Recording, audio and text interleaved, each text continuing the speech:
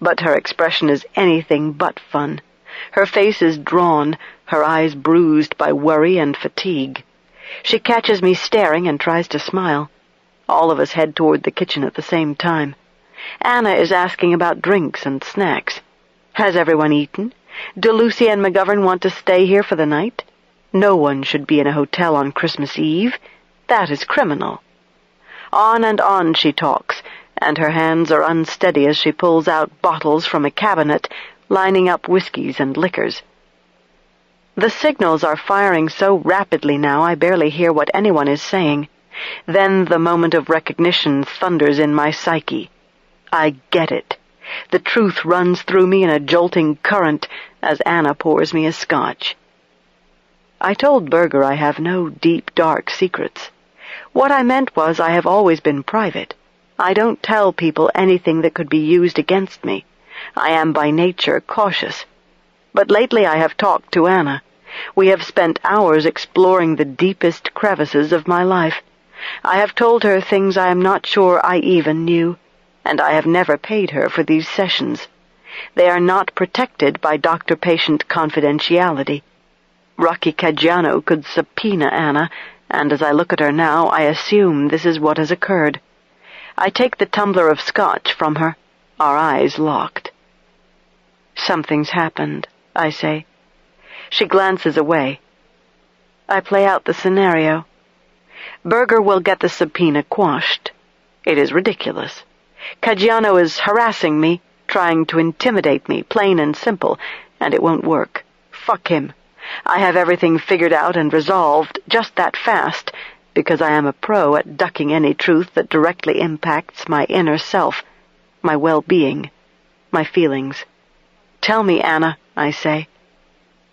Silence fills the kitchen. Lucy and McGovern have stopped talking. Lucy comes over and hugs me. We're here for you, she says. You bet. McGovern gives me a thumbs up. Their efforts to reassure me leave a wake of foreboding as they disappear into the living room. Anna looks at me, and it is the first time I have ever seen even a hint of tears in my stoical Austrian friend. I have done a terrible thing, Kay. She clears her throat and woodenly fills another tumbler with ice from the refrigerator ice maker. She drops an ice cube on the floor, and it slides out of reach behind the trash can. This sheriff's deputy. I could not believe it when the buzzer sounded at my gate this morning. And here is a deputy with a subpoena. To do this to me at home is bad enough. Always I get subpoenas at my office. That is not so unusual. I do get called in as an expert witness from time to time, as you know. I cannot believe he did this to me. I trusted him. Doubt. Denial quakes. The first breath of fear touches my central nervous system. Who did this to you? I say. Rocky? Who? She looks bewildered. Oh, God, I mutter. Oh, God. I lean against the countertop. This isn't about Shandon. It can't be. If Caggiano didn't subpoena Anna, then that leaves only one other possibility, and it isn't Berger. Of course the prosecution would have no reason to talk to Anna. I think of the odd phone call from my bank, the message from AT&T, and of Ryder's behavior and the look on his face when he saw me in Marino's truck last Saturday night. I play through the governor's sudden need to see me, his evasiveness, even Marino's sour moods and the way he has been avoiding me, and I take another look at Jack's sudden loss of hair and fears about being the chief. Everything slips into place and forms an unbelievable composite. I am in trouble. Dear God, I am in serious trouble. My hands begin to shake. Anna is rambling, stuttering, tripping over her words as if she has involuntarily resorted to what she learned first in life, which is not English. She struggles. She confirms what I now am forced to suspect. Anna has been subpoenaed by a special grand jury. A Richmond special grand jury is investigating me to see if there is sufficient evidence to indict me in the murder of Diane Bray.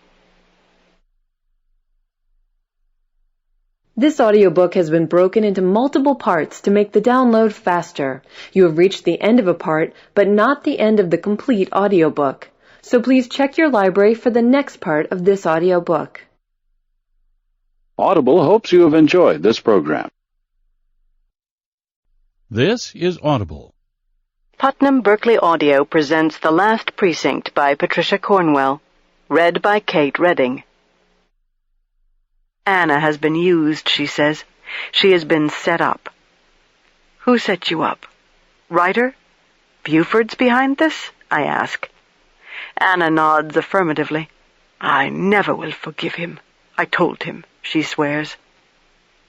We go into the living room where I reach for a cordless phone on an elegant yew wood stand.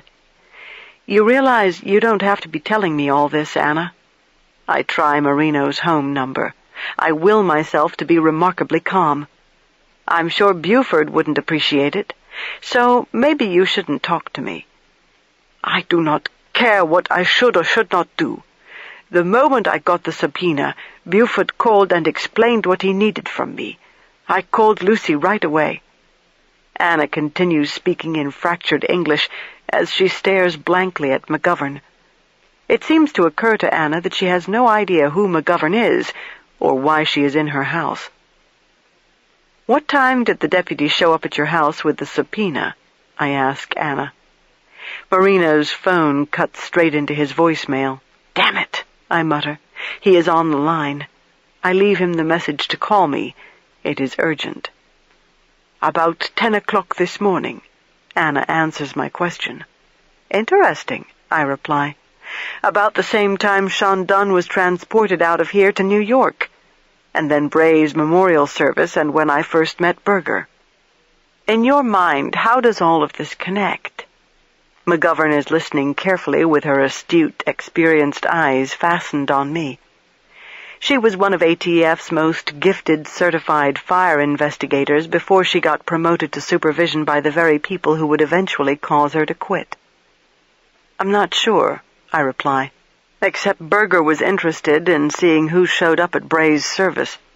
I'm now wondering if she wanted to see if I would, and if that might indicate she knows I'm being investigated and is checking me out on her own. Anna's phone rings. Zenner residence, I answer. What's going on? Marino says loudly over his television. I'm just beginning to figure that out, I reply. He knows instantly by my tone not to ask questions, but to get in his truck and drive over here right now. It is time for truth. No games and no secrets, I tell him. We wait for him in front of the fire in Anna's living room, where a tree is wrapped in white lights and garlands and decorated with glass animals and wooden fruit, with presents underneath. I'm silently going through every word I have said to Anna, trying to remember what she surely will when Ryder asks her under oath about me in front of jurors who have been seated and sworn to decide if I should go on trial for murder. My heart is seized by frigid fingers of raw fear, yet I sound reasonable when I speak. I am outwardly steady as Anna goes into detail about how she has been set up. It began when Ryder contacted her on Tuesday, December 14. She spends a good 15 minutes explaining that Ryder called as a friend, a concerned friend. People were talking about me. He was hearing things that he felt he must check out, and he knew Anna and I are close. This isn't making any sense, Lucy says. Diane Bray hadn't even been murdered yet. Why was Ryder talking to Anna that early on? I don't get it, McGovern agrees. Something really stinks about this. She and Lucy sit on the floor in front of the fire. I'm in my usual rocking chair, and Anna is on the ottoman, sitting rigidly. When Ryder called on the 14th, what exactly did he say to you? I ask Anna. How did he introduce the conversation? She meets my eyes. There was concern about your mental health. That is what he said right off. I simply nod. I am not offended. Although it is true I wobbled badly after Benton was murdered, I have never been mentally ill. I am secure in my sanity and my ability to reason and think. I have been guilty only of running from pain. I know I didn't handle Benton's death well, I admit. How do you handle something like that well? Lucy replies. No, that is not what Buford meant, Anna says. He wasn't calling about how you've managed grief, Kay. He was calling about Diane Bray, about your relationship with her. What relationship? I instantly wonder if Bray called Ryder. Yet one more trap she set for me. I hardly knew her. Anna's eyes are steady on mine, the shadow from the fire wavering on her face. I am startled again by how old she looks, as if she has aged 10 years in a day. You'd had a series of confrontations with her. You told me so, she replies. Instigated by her, I am quick to say. We didn't have a personal relationship, not even a social one. I think when you go to war against someone, that is personal. Even people who hate each other have a personal relationship, if you see what I'm saying. Certainly she had gotten very personal with you, Kay. Starting rumors, lying about you, creating a bogus medical column on the internet that made it appear you were the one writing it, making a fool out of you and getting you into trouble with the Secretary of Public Safety, even with the governor. I was just with the governor. I don't feel I'm in trouble with him at all. I say this and at the same time find it curious. If Mitchell knows I am being investigated by a special grand jury, and I know he must, then why didn't he accept my resignation and thank God to be rid of me and my messy life? She also put Marino's career in jeopardy because he is your sidekick, Anna goes on. The only thought that flashes is Marino would not appreciate being called my sidekick. As if on cue, the intercom blares, announcing that he is at the front gates. Sabotaging your career, in other words. Anna gets up. Correct?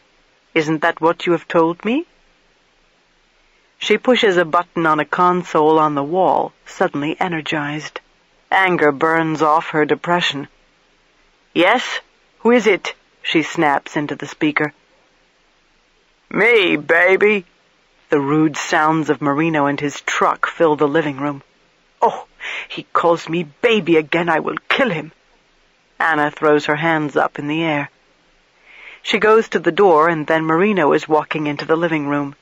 He left his house in such a hurry he didn't bother with a coat, only a gray sweatsuit and tennis shoes. He is dumbstruck when he sees McGovern sitting by the fire, looking up at him from her Indian-style position on the floor. Well, I'll be damned, Marino says. Look what the cat drug in. Great to see you, too, Marino, McGovern replies. Someone want to tell me what the hell's going on? He moves a wing chair closer to the fire and sits, going from one face to the other, trying to read the situation, acting obtuse, as if he doesn't already know. I believe he knows. Oh yes, now it is clear why he has been acting so strange. We get into it. Anna continues to unravel what happened in the days preceding Jamie Berger's coming to Richmond. Berger continues to dominate, as if she is sitting in our midst. I don't trust her. And at the same time I feel my life may very well be in her hands. I try to remember where I was on December 14th, moving backwards from today, December 23rd, until I land on that Tuesday. I was in Lyon, France, at Interpol's headquarters, where I met Jay Talley for the first time. I run through that encounter, reconstructing the two of us alone at a table in Interpol's cafeteria. Marino took an instant dislike to Jay and stalked off. During lunch, I told Jay about Diane Bray, about my problems with her, and that she was doing all she could to persecute Marino, including throwing him back into uniform and on midnight shift. What was it Jay called her? Toxic waste in tight clothes. Apparently the two of them had run-ins when she was with the D.C. police and he was briefly assigned to ATF headquarters. He seemed to know all about her. Can it be coincidence that the very day I discussed her with him, Ryder called Anna and questioned her about my relationship with Bray and made implications about my mental health. I wasn't going to tell you this, Anna continues in a hard voice. I shouldn't tell you this, but now that I am clearly going to be used against you— What do you mean, used against her? Marino butts in. Originally, I was hoping to guide you, to help allay these allegations about your mental health, Anna says to me. I did not believe it, and if I had any doubt, and maybe there was just a slight doubt because I had not seen you in so long, then I wanted to talk to you anyway, out of concern. You are my friend. Buford assured me that anything I could find out was not something he planned to do anything with. Our conversations were supposed to be private, his and mine. He said nothing, absolutely nothing about accusing you. Ryder? Marino scowls. He asked you to be some kind of fucking snitch? Anna shakes her head. A guide, she uses that word again. That fucking figures. The loser. Marino's anger springs forth. He had to know if Kay was mentally stable. Certainly you can see why he needs to know that if she was going to be his star witness. I always thought this was about your being a star witness, not a suspect. Suspect my ass. Marino scowls. He makes no pretenses now. He knows exactly what is going on. Marino, I know you're not supposed to tell me I'm being investigated by a special grand jury for the murder of Diane Bray, I say to him evenly. But out of curiosity, I'm wondering, how long have you known? For example, when you ushered me out of my house on Saturday night, you knew then, didn't you? That's why you watched me like a hawk inside my own house, so I didn't do something sneaky like dispose of evidence or God knows what. That's why you wouldn't let me drive my car, right? Because you guys needed to see if there might be evidence in it. Maybe Diane Bray's blood, fibers, hair, something that would put me at her house the night she was killed. My tone is cool but searing. Jesus fucking Christ, Marino erupts. I know you didn't do nothing. Ryder's the biggest fuckhead, and I told him that. I've been telling him that every day. What did you ever do to him, huh? You want to tell me why the hell he's doing this to you? You know what? I stare hard at him. I'm not going to hear one more time that everything is my fault. I didn't do a damn thing to Ryder. I don't know what's gotten him on this ridiculous kick unless it's Jay planting stuff. And I guess that ain't your fault either, sleeping with him. He's not doing this because I slept with him, I fire back. If he's doing anything, it's because I only slept with him once. McGovern is frowning, leaning against the hearth. She says, Dear old Jay, Mr. Squeaky Clean, pretty boy. Funny, I've never had a good feeling about him. I told Buford that you are definitely not mentally ill. Anna sets her jaw squarely and looks at me fiercely. He wanted to know if I thought you were competent to assist him. If I think you are stable. See, he lied. This was supposed to be about our assisting him in the trial of Shandon. I never imagined. I cannot believe Buford would slither out from under a rock and subpoena me like this. She places a hand on her breast as if her heart is bothering her, and briefly shuts her eyes. Are you all right, Anna? I start to get up. She shakes her head from side to side. I will never be all right again. I would never have talked to you, Kay, if I thought such a thing would happen. Did you tape her? Take notes? McGovern asks. Of course not. Good. But if I am asked, she starts to say. I understand, I reply. Anna, I understand. What's done is done. It is now that I must tell Marino the other news. While we are on such dreadful subjects, he may as well hear it all. Your son, Rocky. I say his name and nothing more. Maybe I am trying to see if Marino already knows this, too. He turns to Stone. What about him? It appears he is representing Shandon, I reply. Marino's face darkens to a deep, scary red. For a moment, no one speaks. He doesn't know. Then Marino says in a flat, hard tone, "He would do something like that. Probably has something to do with what's happening to you, too, if that's possible. Funny thing about it, I halfway wondered if he had something to do with Sean Dunn's ending up here." "Why would you wonder that?" McGovern asks in amazement. "He's a mob boy, that's why. Probably knows big Papa Sean Dunn over there in Paris and would like nothing better than causing me trouble here." "I think it's time you talk about Rocky," I tell him. "You got any bourbon in this house?" Marino asks Anna. She gets up and leaves the room. "Aunt Kay, you can't stay here anymore," Lucy says to me in a quiet, urgent voice. "You can't talk to her anymore, Kay," McGovern adds. I don't answer. Of course they are right. Now, on top of it all, I have lost my friend. "So, did you tell her anything?" Marino says to me in an accusing tone that has become all too familiar. "I told her the world was better off without Diane Bray," I reply. "In other words, I basically said I'm glad she's dead." "So's everybody who knew her," Marino retorts. "And I'll be glad to tell the fucking special grand jury that." "Not a helpful statement, but doesn't mean you murdered anybody," McGovern says to me. "Not helpful is right," Marino mutters. "Damn, I hope Anna don't tell Ryder you're glad Bray was whacked," he says to me. "This is so absurd," is my response. "Well," Marino replies, "yes and no, Doc." "You don't have to talk to me about this," I tell him. "Don't put yourself in a bad spot, Marino." "Oh, fuck it." He waves me off. "I know you didn't kill that damn bitch, but you gotta look at it from the other side. You had problems with her. She was trying to get you fired. You've been acting a little hinky ever since Benton died, or at least that's what people have been saying, right? You have a confrontation with Bray in a parking lot. The theory is you was jealous of this new big-shot police lady.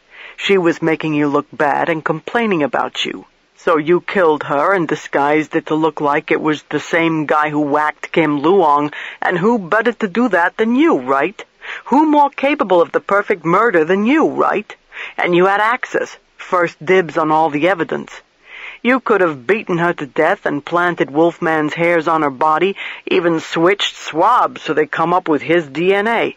And it don't look good that you took that evidence from the Paris morgue and brought it over here either. Or took that water sample. Ryder thinks you're a nutcase, I hate to tell you. And I gotta add that he don't like you personally and never has because he's got the balls of a soprano and don't like powerful women. He don't even like Anna, if the truth be known. The burger thing's kind of the best revenge. He really hates her. Silence. "I wonder if they're going to subpoena me," Lucy says. Chapter 20. "Ryder thinks you're a nutcase, too," Marino tells my niece. "The only point we're in agreement on." "Any chance Rocky's been involved with the Sean Dunn family?" McGovern looks at Marino. "In the past? You're serious when you say you wondered it?" "Huh," Marino snorts. "Rocky's been involved with criminals most of his goddamn life. But do I know details about what he does with his fucking time, day to day, month to month? No, I can't honestly swear to that. I just know what he is. Scum. He was born bad. Bad seed. As far as I'm concerned, he ain't my son." "Well, he is your son," I tell him. "Not in my book. He took after the wrong side of my family," Marino insists. "In New Jersey, we had good Marinos and bad Marinos. I had an uncle who was with the mob, another uncle who was a cop. Two brothers, different as night and day. And then when I turned 14, Uncle Asshole Louie had my other uncle whacked, my other uncle being the cop, also named Pete. I was named after Uncle Pete. Shot down when he was in his own front yard picking up his fucking newspaper. We never could prove Uncle Louie had it done, but everyone in the family believed it. I still believe it." "Where's your Uncle Louie now?" Lucy asks as Anna returns with Marino's drink. I heard he died a couple years back. I didn't keep up with him. Never had nothing to do with him." He takes the glass from Anna. "But Rocky's his spittin' image. Even looked like him when he was growing up, and from day one was bent, warped, just a piece of living shit. Why do you think he took the name Caggiano? Because that's my mother's maiden name, and Rocky knew it would really piss me off if he crapped on my mother's name. There's some people who can't be fixed. There's some just born bad. Don't ask me to explain it, because Doris and I did everything we could for that boy. Even tried sending him off to military school, which was a mistake. He ended up liking it. Liked the hazing part, doing really crappy things to the other boys. Nobody picked on him, not even on the first damn day. He was big like me and just so goddamn mean the other kids didn't dare touch a hair on his head." "This is not right," Anna mutters as she sits back down on the ottoman. "What's Rocky's motive for taking this case?" I know what Berger said, but I want to hear Marino's slant. To spite you? He'll get off on the attention. A case like this will create a circus. Marino doesn't want to say the obvious, that just maybe Rocky wants to humiliate, to best his father. "Does he hate you?" McGovern asks him. Marino snorts again and his pager vibrates. "What eventually happened to him?" I ask. "You sent him off to military school, then what?" "I kicked his ass out. Told him if he couldn't follow the rules of the house, he wasn't living under my roof. That was after his freshman year at the military school. So you know what the little psycho did?" Marino reads the display on his pager and gets up. "He moves up to Jersey, moves in with Uncle Louie, the fucking mafia. Then has the balls to come back here for school, including law school, William and Mary, so yeah, he's smart as shit." "He passed the bar in Virginia?" I ask. "Here, practices all the hell over the place. I ain't seen Rocky in 17 years. Anna, you mind if I make a call? Don't look like I want to be using the cell phone on this one." He glances at me as he walks out of the living room. "It's Stanfield." "What about the ID he called you about earlier?" I ask. "Hopefully what this is about," Marino says. "Another real strange one if it's true." While he is on the phone, Anna vanishes from her own living room. I supposed she was going to the bathroom, but she does not come back, and I can only imagine how she feels. In many ways, I am more worried about her than about me. I now know enough about her life to appreciate her intense vulnerability and realize the terribly barren, scarred spots on her emotional landscape. This isn't fair. I begin to lose my composure. It's not fair to anyone. Everything that has piled up on me begins to unsettle and slide downhill. Someone please tell me how this happened. Did I do something wrong in a former life? I don't deserve this. None of us do. Lucy and McGovern listen to me ventilate. They seem to have their own ideas and plans, but are not inclined to offer them right away. "Well, say something," I tell them. "Go ahead and let it out." Mostly I say this for my niece's benefit. "My life is wrecked. I haven't handled anything the way I should. I'm sorry." Tears threaten. "Right now I want a cigarette. Does anybody have a cigarette?" Marino does, but he's in the kitchen on the phone, and I'll be damned if I'm going to creep in there and interrupt him for a cigarette, as if I need one to begin with. You know, what hurts me most is to be accused of the very thing I'm so against. I don't abuse power, goddammit. I would never murder somebody in cold blood. I talk on and on. I hate death. I hate killing. I hate every goddamn thing I see every goddamn day. And now the world thinks I did something like this? A special grand jury thinks maybe I might have? I let the questions hang. Neither Lucy nor McGovern responds. Marino is loud. His voice is muscular and big like he is, and tends to shove rather than guide, confront rather than fall in stride. "You sure she's his girlfriend?" he is saying over the telephone. I presume he is speaking to Detective Stanfield.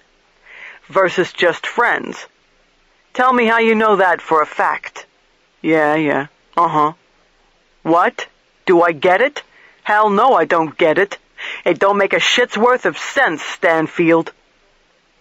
Marino is walking around the kitchen as he talks. He is on the verge of snapping Stanfield's head off. You know what I tell people like you, Stanfield? Marino snaps. I tell them to get out of my fucking way. I don't give a rat's ass who your fucking brother-in-law is, got it? He can kiss my butt and tuck it in bed, tell it a Betty Bye story. Stanfield is obviously trying to get in a word or two, but Marino won't let him. Oh boy, McGovern mutters, returning my attention to the living room, to my own mess. He's the investigator for these two men who were probably tortured and killed? Whoever Marino's talking to? McGovern inquires. I give her a strange look, as an even stranger sensation ripples through me. How do you know about the two men who were killed? I grope for an answer that I must be missing. McGovern has been in New York. I haven't even autopsied the second John Doe yet. Why does everybody seem to be omniscient all of a sudden? I think of Jamie Berger. I think of Governor Mitchell and Representative Dinwiddie and Anna. A strong breath of fear seems to foul the air like Sean Dunn's body odor, and I imagine I smell him, and my central nervous system has an involuntary reaction. I begin to tremble as if I have drunk a pot of strong coffee, or half a dozen of those heavily sugared Cuban espressos called coladas. I realize I am more afraid than I have ever been in my life, and begin to entertain the unthinkable. Maybe Sean Dunn was offering a hint of truth when he persisted in his seemingly absurd claim that he is the victim of some huge political conspiracy. I am paranoid, justifiably. I try to reason with myself. I am, after all, being investigated for the murder of a corrupt policewoman who probably was involved with organized crime.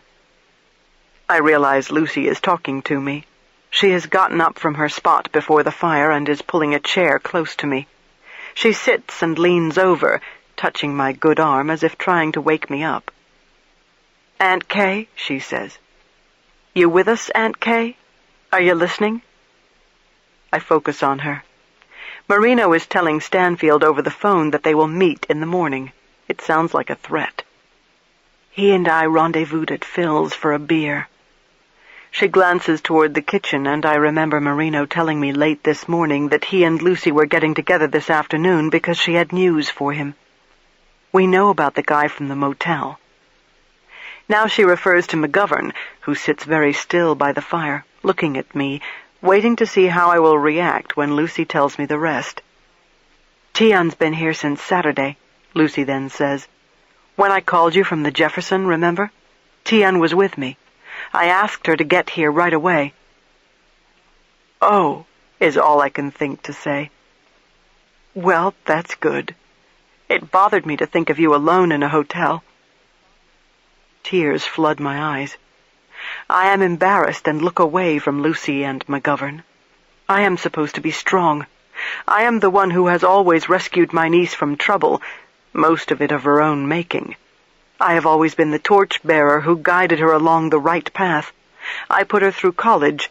I bought her books, her first computer, sent her to any special course she wanted to attend anywhere in the country. I took her to London with me one summer. I have stood up to anyone who tried to interfere with Lucy, including her mother, who has rewarded my efforts with nothing but abuse. "You're supposed to respect me," I say to my niece as I wipe tears with my palm. "How can you any more?" She stands up again and looks down at me. "That's total bullshit," she says with feeling, and now Marino is returning to the living room, another bourbon in hand. "This isn't about my not respecting you," Lucy says.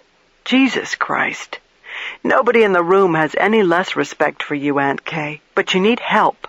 For once you've got to let other people help you. You sure as hell can't deal with this all by yourself, and maybe you need to sit on your pride a little and let us help, you know? It's not like I'm still 10 years old. I'm 28, okay? I'm not a virgin. I've been an FBI agent, an ATF agent, and am fucking rich. I could be any kind of fucking agent I want." Her wounds inflame before my eyes. She does care about being put on administrative leave. Of course she cares. "And now I'm being my own agent, doing things my own way," she goes on. "I resigned tonight," I tell her. A stunned silence follows. "What did you say?" Marino asks me, standing in front of the fire, drinking. "You did what?" "I told the governor," I reply, and an inexplicable calm begins to settle over me. It feels good to consider that I did something instead of everything being done to me. Maybe quitting my job makes me less of a victim, if I am willing to finally admit that I am a victim. I suppose I am one, and the only comeback is to finish what Shandon started, end my life as I have known it, and start all over. What a weird and stunning thought. I tell Marino, McGovern, and Lucy all about my conversation with Mike Mitchell. "Hold on." Marino is sitting on the hearth. It is getting close to midnight, and Anna is so quiet I forgot for a moment that she was in the house. Maybe she has gone to bed. "This mean you can't work cases no more?" Marino says to me. "Not at all," I reply. "I'll be acting chief until the governor decides otherwise." No one asks me what I plan to do with the rest of my life. It really doesn't make sense to worry about some distant future when the present is shot. I am grateful not to be asked, and probably am sending out my usual signals that I don't want to be asked. People sense when to remain silent, or if nothing else, I deflect their interest, and they don't even realize I have just manipulated them into not probing for information that I prefer to keep to myself. I became an expert at this maneuver at a very young age, when I didn't want my classmates asking me about my father, and if he was still sick, or would ever get better, or what it is like to have your father die. I was conditioned not to tell, and I was conditioned not to ask either. The last 3 years of my father's life were spent in absolute avoidance by my entire family, including him, especially him. He was a lot like Marino, both of them macho Italian men who seem to assume their bodies will never part company with them, no matter how ill or out of shape. I envision my father as Lucy, Marino, and McGovern talk about all they plan to do and are already doing to help me, including background checks already in the works, and all sorts of things the Last Precinct has to offer me. I really am not listening. Their voices may as well be the chatter of crows, as I remember the thick Miami grass of my childhood, and dried-out chinch bug husks, and the key lime tree in my small backyard. My father taught me how to crack coconuts on the driveway with a hammer and a screwdriver, and I would spend an inordinate amount of time prying the fleshy, sweet white meat from the hard, hairy shell, and he got a lot of amusement from observing my obsessive labors. The coconut meat would go in the squat white refrigerator, and no one, including me, ever ate it. During blistering summer Saturdays, my father would surprise Dorothy and me now and then by bringing home 2 big blocks of ice from his neighborhood grocery store. We had a small inflatable pool we filled with the hose, and my sister and I would sit on the ice, getting scorched by the sun while we froze our asses off. We would jump in and out of the pool to thaw, then perch on our frigid, slick thrones again like princesses, while my father laughed at us through the living room window, laughed hilariously, and tapped on the glass, playing Fats Waller full blast on the hi-fi. My father was a good man. When he felt halfway decent, he was generous, thoughtful, and full of humor and fun. He was handsome, of medium height, blond and broad-shouldered when he wasn't wasted by cancer. His full name was Kay Marcellus Scarpetta III, and he insisted that his firstborn take this name, which has been in the family since Verona. It didn't matter that I happened to arrive first, a girl.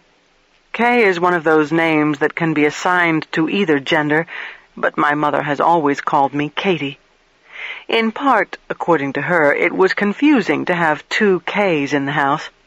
Later, when that was no longer an issue because I was the only Kay left, she still called me Katie, refusing to accept my father's death, to get over it. And she still isn't over it. She won't let him go. My father died more than 30 years ago when I was 12, and my mother has never gone out with another man. She still wears her wedding band. She still calls me Katie. Lucy and McGovern go over plans until past midnight. They have given up trying to include me in their conversations and no longer even seem to notice that I have slipped away to the old country in my mind, staring into the fire, absently massaging my stiff left hand and worming a finger under plaster to scratch my miserable air-starved flesh. Finally, Marino yawns like a bear and pulls himself to his feet.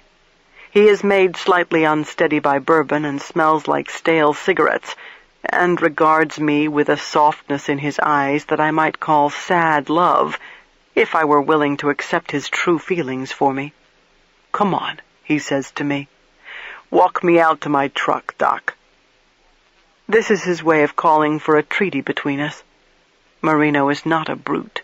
He is feeling bad about the way he has been treating me since I was almost murdered, and he has never seen me so distant and strangely quiet. The night is cold and still, and stars are shy behind vague clouds. From Anna's driveway I take in the glow of her many candles in the windows, and am reminded that tomorrow is Christmas Eve, the last Christmas Eve of the 20th century. Keys disturb the peace as Marino unlocks his truck and hesitates awkwardly before opening the driver's door. "We got a lot to do. I'll meet you at the morgue early." This is not what he really wants to say. He stares up at the dark sky and sighs. "Shit, Doc. Look, I've known for a while, okay? By now you've figured that out. I've known what that son of a bitch writer was up to, and I had to let it run its course." "When were you going to tell me?" I don't ask this accusingly, simply curiously. He shrugs. "I'm glad Anna brought it up first. I know you didn't kill Diane Bray, for God's sake, but I wouldn't blame you if you had, truth be told. She was the biggest fucking bitch ever born. In my book, if you'd done her in, it would have been damn self-defense." Well, it wouldn't have been. I addressed the possibility seriously. It wouldn't have been, Marino, and I didn't kill her. I look closely at his hulking shape in the cast-off of carriage lamps and holiday lights in trees. "You've never really thought." I don't finish the question. Maybe I really don't want to know his answer. "Hell, I'm not sure what I've been thinking lately," he says. "That's the truth. But what am I going to do, Doc?" "Do? About what?" I don't know what he means. He shrugs and gets choked up. I can't believe it. Marino is about to cry. "If you quit." His voice rises, and he clears his throat and fumbles for his lucky strikes. He cups his huge hands around my hand and lights a cigarette for me, his skin rough against mine, the hairs on the back of his wrists whispering against my chin. He smokes, staring off, heartbroken. "Then what? I'm supposed to go down to the fucking morgue and you ain't there anymore? Hell, I wouldn't go down to that stinkhole half as much as I'd do if it wasn't for you being there, Doc. You're the only damn thing that gives any life to that joint. No kidding." I hug him. I barely come up to his chest, and his belly separates the beat of our hearts. He has raised his own barriers in this life, and I'm overwhelmed by an immeasurable compassion and need for him. I pat his broad chest and let him know, "We've been together for a long time, Marino. You're not rid of me yet." Chapter 21. Teeth have their own stories. Your dental habits often reveal more about you than jewelry or designer clothes, and can identify you to the exclusion of all others, providing you have pre-mortem records for comparison. Teeth tell me about your hygiene. They whisper secrets about drug abuse, early childhood antibiotics, disease, injury, and how important your appearance was to you. They confess if your dentist was a crook and billed your insurance company for work that was never done. They tell me, for that matter, if your dentist was competent. Marino meets me at the morgue before daylight the next morning. He has in hand the dental records of a 22-year-old James City County man who went out jogging yesterday near the campus of William and Mary and never returned home. His name is Mitch Barbosa. William and Mary is but a few miles from the Fort James Motel, and when Marino talked to Stanfield last night and was given this latest information, my first thought was, how odd. Marino's shifty attorney's son, Rocky Caggiano, went to William and Mary. Life offers up yet one more eerie coincidence. It is 6:45 when I roll the body out of the X-ray room and over to my station inside the autopsy suite. Again, it is quiet. It is Christmas Eve, and all state offices are closed. Marino is suited up to assist me, and I don't expect another living person, except the forensic dentist, to show up here right now.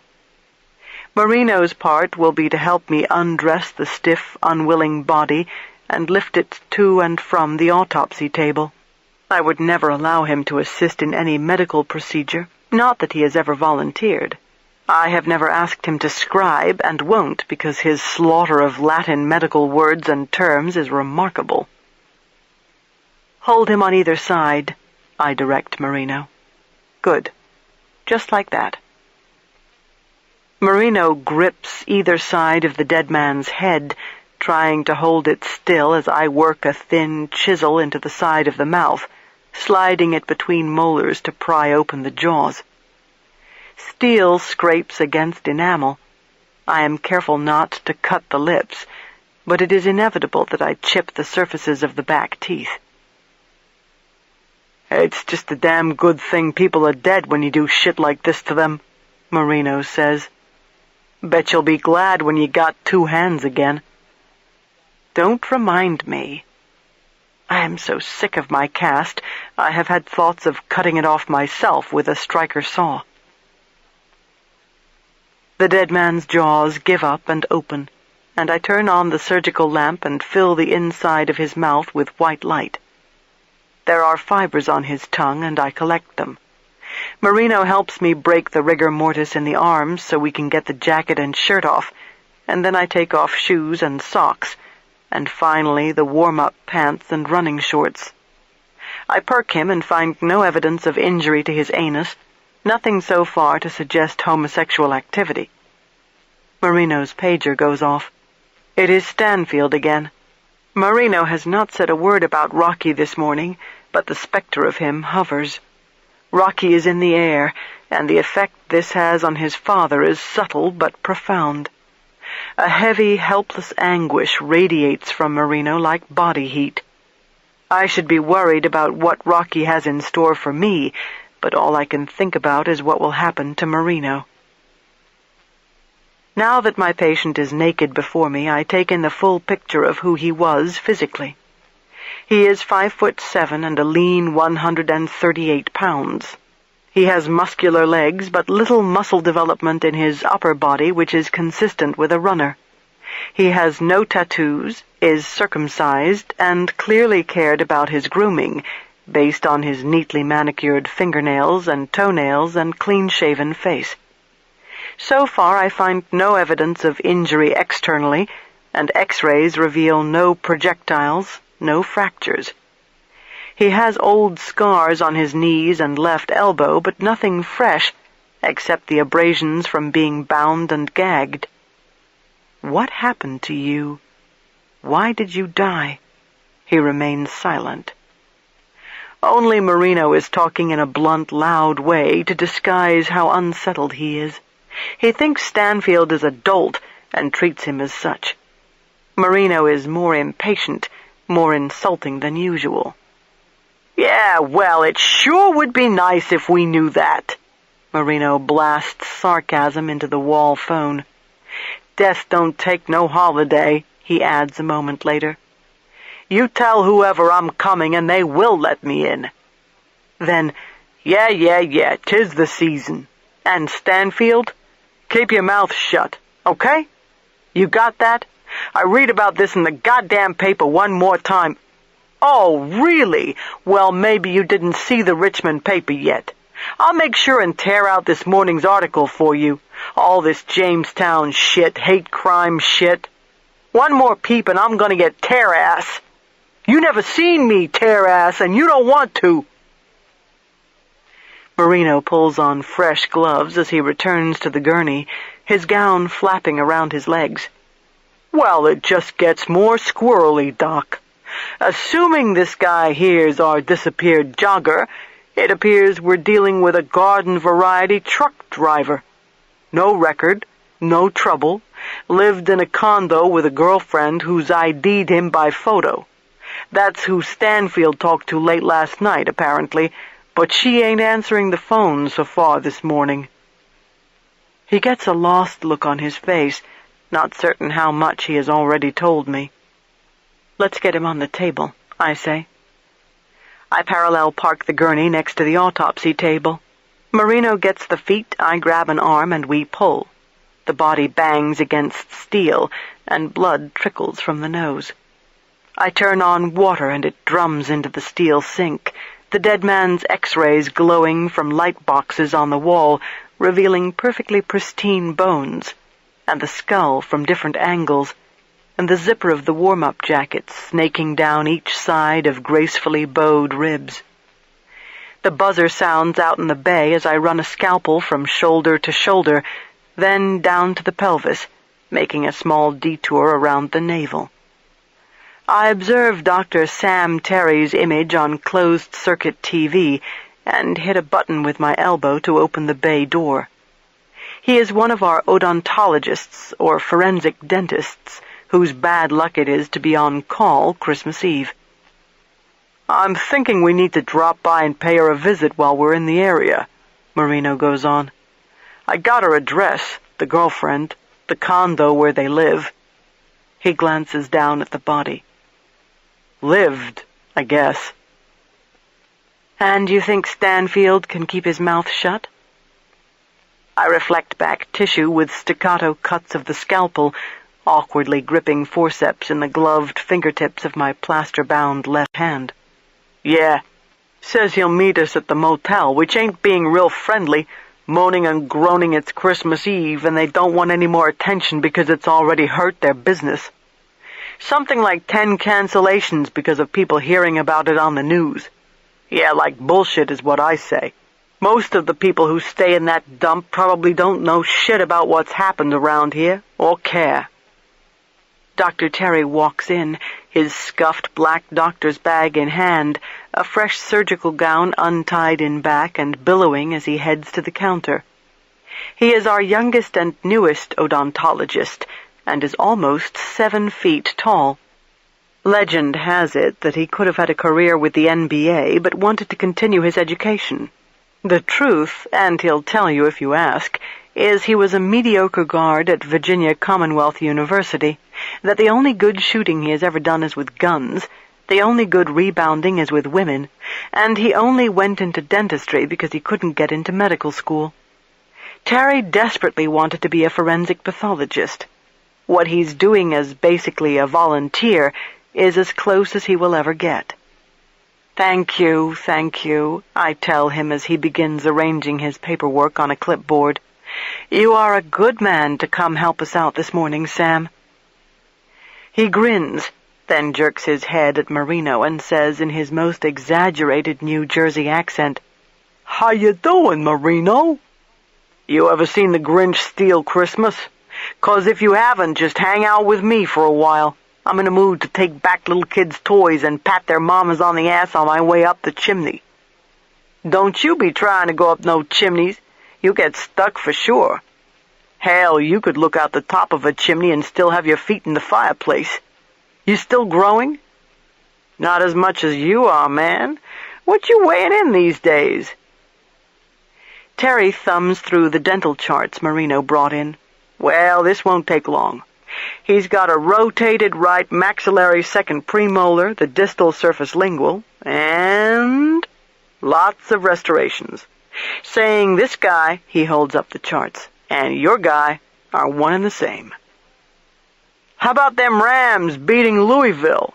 Marino calls out above the drumming of running water. "Were you there?" "Nope, and you wasn't either, Terry, which is why they won." "Probably true." I pluck a surgical knife off the cart as the phone rings. "Sam, you mind getting that?" I ask. He trots to the corner, snaps up the phone, and announces, "Morgue." I cut through the costochondral cartilage junctions, removing a triangle of sternum and parasternal ribs. "Hold on," Terry says to whoever has him on the line. "Dr. Scarpetta, can you talk to Benton Wesley?" The room becomes a vacuum that sucks out all light and sound. I freeze, staring, stunned, the steel surgical knife poised in my bloody, gloved right hand. "What the fuck?" Marino blurts out. He strides over to Terry and snatches the phone from him. "Who the hell is this?" he yells into the mouthpiece. "Shit!" He tosses the receiver back into the cradle on the wall. Obviously the person hung up. Terry looks stricken. He has no idea what just happened. He hasn't known me long. There is no reason for him to know about Benton unless someone else told him, and apparently no one has. "What exactly did the person say to you?" Marino asks Terry. "I hope I didn't do something wrong." No, I find my voice. "You didn't," I reassure him. "Some man," he replies. "All he said is he wanted to speak to you, and he said his name was Benton Wesley." Marino picks up the phone again and swears and fumes because there is no caller ID. We have never had occasion to need caller ID in the morgue. He hits several buttons and listens. He writes down a number and dials it. "Yeah, who's this?" he demands over the line to whoever has picked up. "Where? Okay. You see someone else using this phone just a minute ago? The one you're talking on?" "Uh-huh. Yeah, well, I don't believe you, asshole." He slams down the receiver. "You think it's the same one who just called?" Terry asks him in confusion. "What did you do? Hit star 69? "A payphone. At the Texaco on Midlothian Turnpike. Supposedly. I don't know if it's the same person who called." "What was his voice like?" Marino pins Terry with a stare. "He sort of sounded young, I think. I don't know. Who's Benton Wesley?" "He's dead." I reach for the scalpel, pushing the point down on a cutting board, snapping in a new blade and dropping the old in a bright red biohazard plastic container. He was a friend. A close friend. Some squirrel playing a sick joke. How would anybody know the number down here? Marino is upset. He is furious. He wants to find the caller and pound him, and he is considering that his malevolent son may be behind this. I can read it in Marino's eyes. He is thinking about Rocky. Under state government listings in the phone book, I begin cutting blood vessels, severing the carotids very low at the apex, moving down to the iliac arteries and veins of the pelvis. "Don't tell me it says morgue in the goddamn phone book." Marino starts up his old routine again. He is blaming me. I think it's listed under funeral information. I cut through the thin, flat muscle of the diaphragm, loosening the block of organs, freeing it from the vertebral column. Lungs, liver, heart, kidneys, and spleen shimmer different hues of red as I lay the block on the cutting board and wash off blood with a gentle hosing of cold water. I notice petechial hemorrhages, dark areas of bleeding no bigger than pinpricks scattered over the heart and lungs. I associate this with persons who had difficulty breathing at or about the time of death. Terry carries his black bag over to my station and sets it on the surgical cart. He gets out a dental mirror and goes inside the dead man's mouth. We work in silence, the weight of what has just occurred pressing down hard. I reach for a bigger knife and cut sections of organs, slicing through the heart. The coronary arteries are open and clear, the left ventricle 1 centimeter wide, the valves normal. Other than a few fatty streaks in the aorta, the heart and vessels are healthy. The only thing wrong with it is the obvious. It quit. For some reason, this man's heart stopped. I find no explanation anywhere I look. "Like I said, this one's easy," Terry says as he makes notes on a chart. His voice is nervous. He wishes he had never answered the phone. "He's our guy?" I ask him. "Sure is." The carotid arteries lie like rails in the neck. Between them are the tongue and neck muscles, which I flip down and peel away so I can examine them closely on the cutting board. There are no hemorrhages in deep tissue. The tiny, fragile, U-shaped hyoid bone is intact. He wasn't strangled. When I reflect back his scalp, I find no contusions or fractures hiding underneath. I plug a striker saw into the overhead cord reel and realize I need more than one hand. Terry helps me steady the head as I push the whining, vibrating, semicircular blade through the skull. Hot, bony dust drifts on the air, and the skull cap lifts off with a soft, sucking sound, revealing the convoluted horizon of the brain. On gross examination, there is nothing wrong with it. Slices gleam like creamy agate with gray, ruffled edges as I rinse them on the cutting board. I will save the brain and heart for further special studies, fixing them in formalin and sending them to the Medical College of Virginia. My diagnosis this morning is one of exclusion. Having found no obvious pathological cause of death, I am left with one that is based on whispers. Tiny hemorrhages on heart and lungs, and burns and abrasions from bondage suggest Mitch Barbosa died from stress-induced arrhythmia. I also postulate that at some point he was holding his breath, or his airway was obstructed, or for some reason his breathing was compromised to the extent that he partially asphyxiated. Perhaps the gag, which would have gotten wet from saliva, is to blame. Whatever the truth, I am getting a picture that is simple and ghastly and calls for demonstration. Terry and Marino are handy. First, I cut off several lengths of the thick white twine that we routinely use to suture up Y incisions. I tell Marino to push up the sleeves of his surgical gown and hold out his hands. I tie one segment of twine around one wrist and a second strand around the other, not too tight, but snug. I instruct him to hold his arms up in the air and direct Terry to grab the loose ends of twine and pull up. Terry is tall enough to do this without a chair or footstool. The bindings immediately dig into the underside of Marino's wrists and are angled up toward the knots. We try this in different positions with variations of the arms close together and spread wide, crucifixion style. Of course, Marino's feet remain squarely on the floor. In no instance is he hanging or even dangling. The weight of a body on outstretched arms interferes with exhalation, I explain. You can inhale, but it's difficult exhaling because the intercostal muscles are compromised. Over a period of time, this would lead to asphyxia. You add that to the shock of pain from torture, you add fear and panic, and you could certainly suffer from an arrhythmia. What about the nosebleed?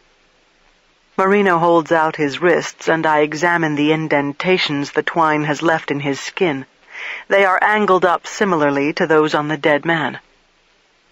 Increased intracranial pressure, I say. In a breath-holding situation, you can get nosebleeds. In the absence of injury, that's a good guess. My question is whether someone meant to kill him? Terry poses. Most people aren't going to string someone up and torture him and then let him go to tell the story, I reply. I'll pend his cause and manner for now until we see what Tox has to say. My eyes light on Marino's. But I believe you best treat this as a homicide. a very awful one. We contemplate this later in the morning as we drive toward James City County. Marino wanted to take his truck, and I suggested we follow Route 5 east along the river, through Charles City County, where 18th century plantations fan out from the roadside in vast fallow fields that lead to the awesome brick mansions and outbuildings of Sherwood Forest, Westover, Berkeley, Shirley, and Bel Air. There isn't a tour bus in sight, no logging trucks or road work, and country stores are closed. It is Christmas Eve. The sun shines through endless arches of old trees.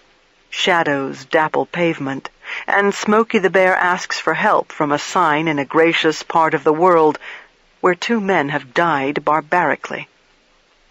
It does not seem that anything so heinous could happen here until we get to the Fort James Motel and Campground. Tucked off Route 5 in the woods, it is a hodgepodge of cabins, trailers, and motel buildings that are rusting and paint-peeled, reminding me of Hogan's Alley at the FBI Academy, cheaply constructed facades where shady people are about to get raided by the law. The rental office is in a small frame house overwhelmed by scrubby pines that have carpeted the roof and earth in brown tags. Soft drink and ice machines in front glow through overgrown bushes. Children's bicycles lie wounded in leaves, and ancient seesaws and swings aren't to be trusted. A homely mixed-breed dog that sags with a history of chronic breeding rises to her old feet and stares at us from the sloping porch. I thought Stanfield was meeting us here. I open my door. Go figure. Marino climbs out of the truck, his eyes moving everywhere. A veil of smoke drifts out the chimney and streams almost horizontally with the wind, and through a window I catch winking, gaudy Christmas lights. I feel eyes on us. A curtain moves, the sounds of a television muted from deep within the house as we wait on the porch and the dog sniffs my hand and licks me. Marino announces our arrival with a fist pounding the door and finally calls out, "Anybody home? Hey!" banging his fist hard. "Police!" I'm coming, an impatient woman's voice sings out. A hard, tired face fills the space of the opening door, the burglar chain still anchored and taut. "You Mrs. Kiffin?" Marino asks her. "Who are you?" she asks him back. "Captain Marino, Richmond PD. This is Dr. Scarpetta." "What you bringing a doctor for?" Brow furrowing, she glances at me from her shadowy crack. A stirring at her feet, and a child peeks out at us and smiles like an imp. "Zach, you go back inside." Small bare arms, hands with dirty nails, wrap around Mama's knee. She shakes him loose. "Go on." He disconnects and is gone. "Going to need you to show us the room where the fire was," Marino tells her. "Detective Stanfield with James City County should be here. You seen him?" "No police been here this morning." She pushes the door shut, and the burglar chain rattles as she removes it. Then the door opens again, this time wide, and she steps out on the porch, pushing her arms into the sleeves of a lumberjack's red plaid coat, a ring of keys jingling in her hand. She yells into the house, "Y'all stay! Zach, don't you get into the cookie dough. I'll be right back." She shuts the door. "Never seen anybody love cookie dough like that boy," she tells us as we go down the steps. "Sometimes I buy the pre-made in rolls, and one day I catch Zach eating one, wrapper peeled down like a banana. Ate half of it by the time I caught him. I told him, 'You know what's in it?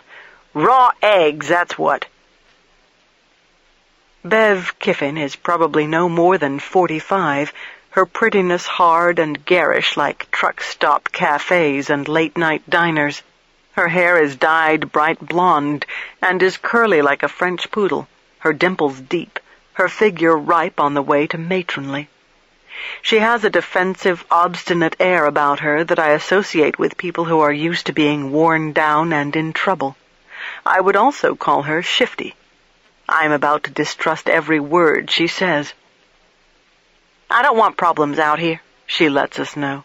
As if I don't have enough going on, especially this time of year, she says as she walks.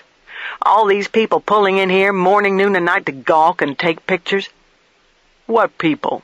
Marino asks her. Just people in cars pulling up in the drive, staring. Some of them getting out and roaming around. Last night I woke up when someone drove through. It was 2 a.m.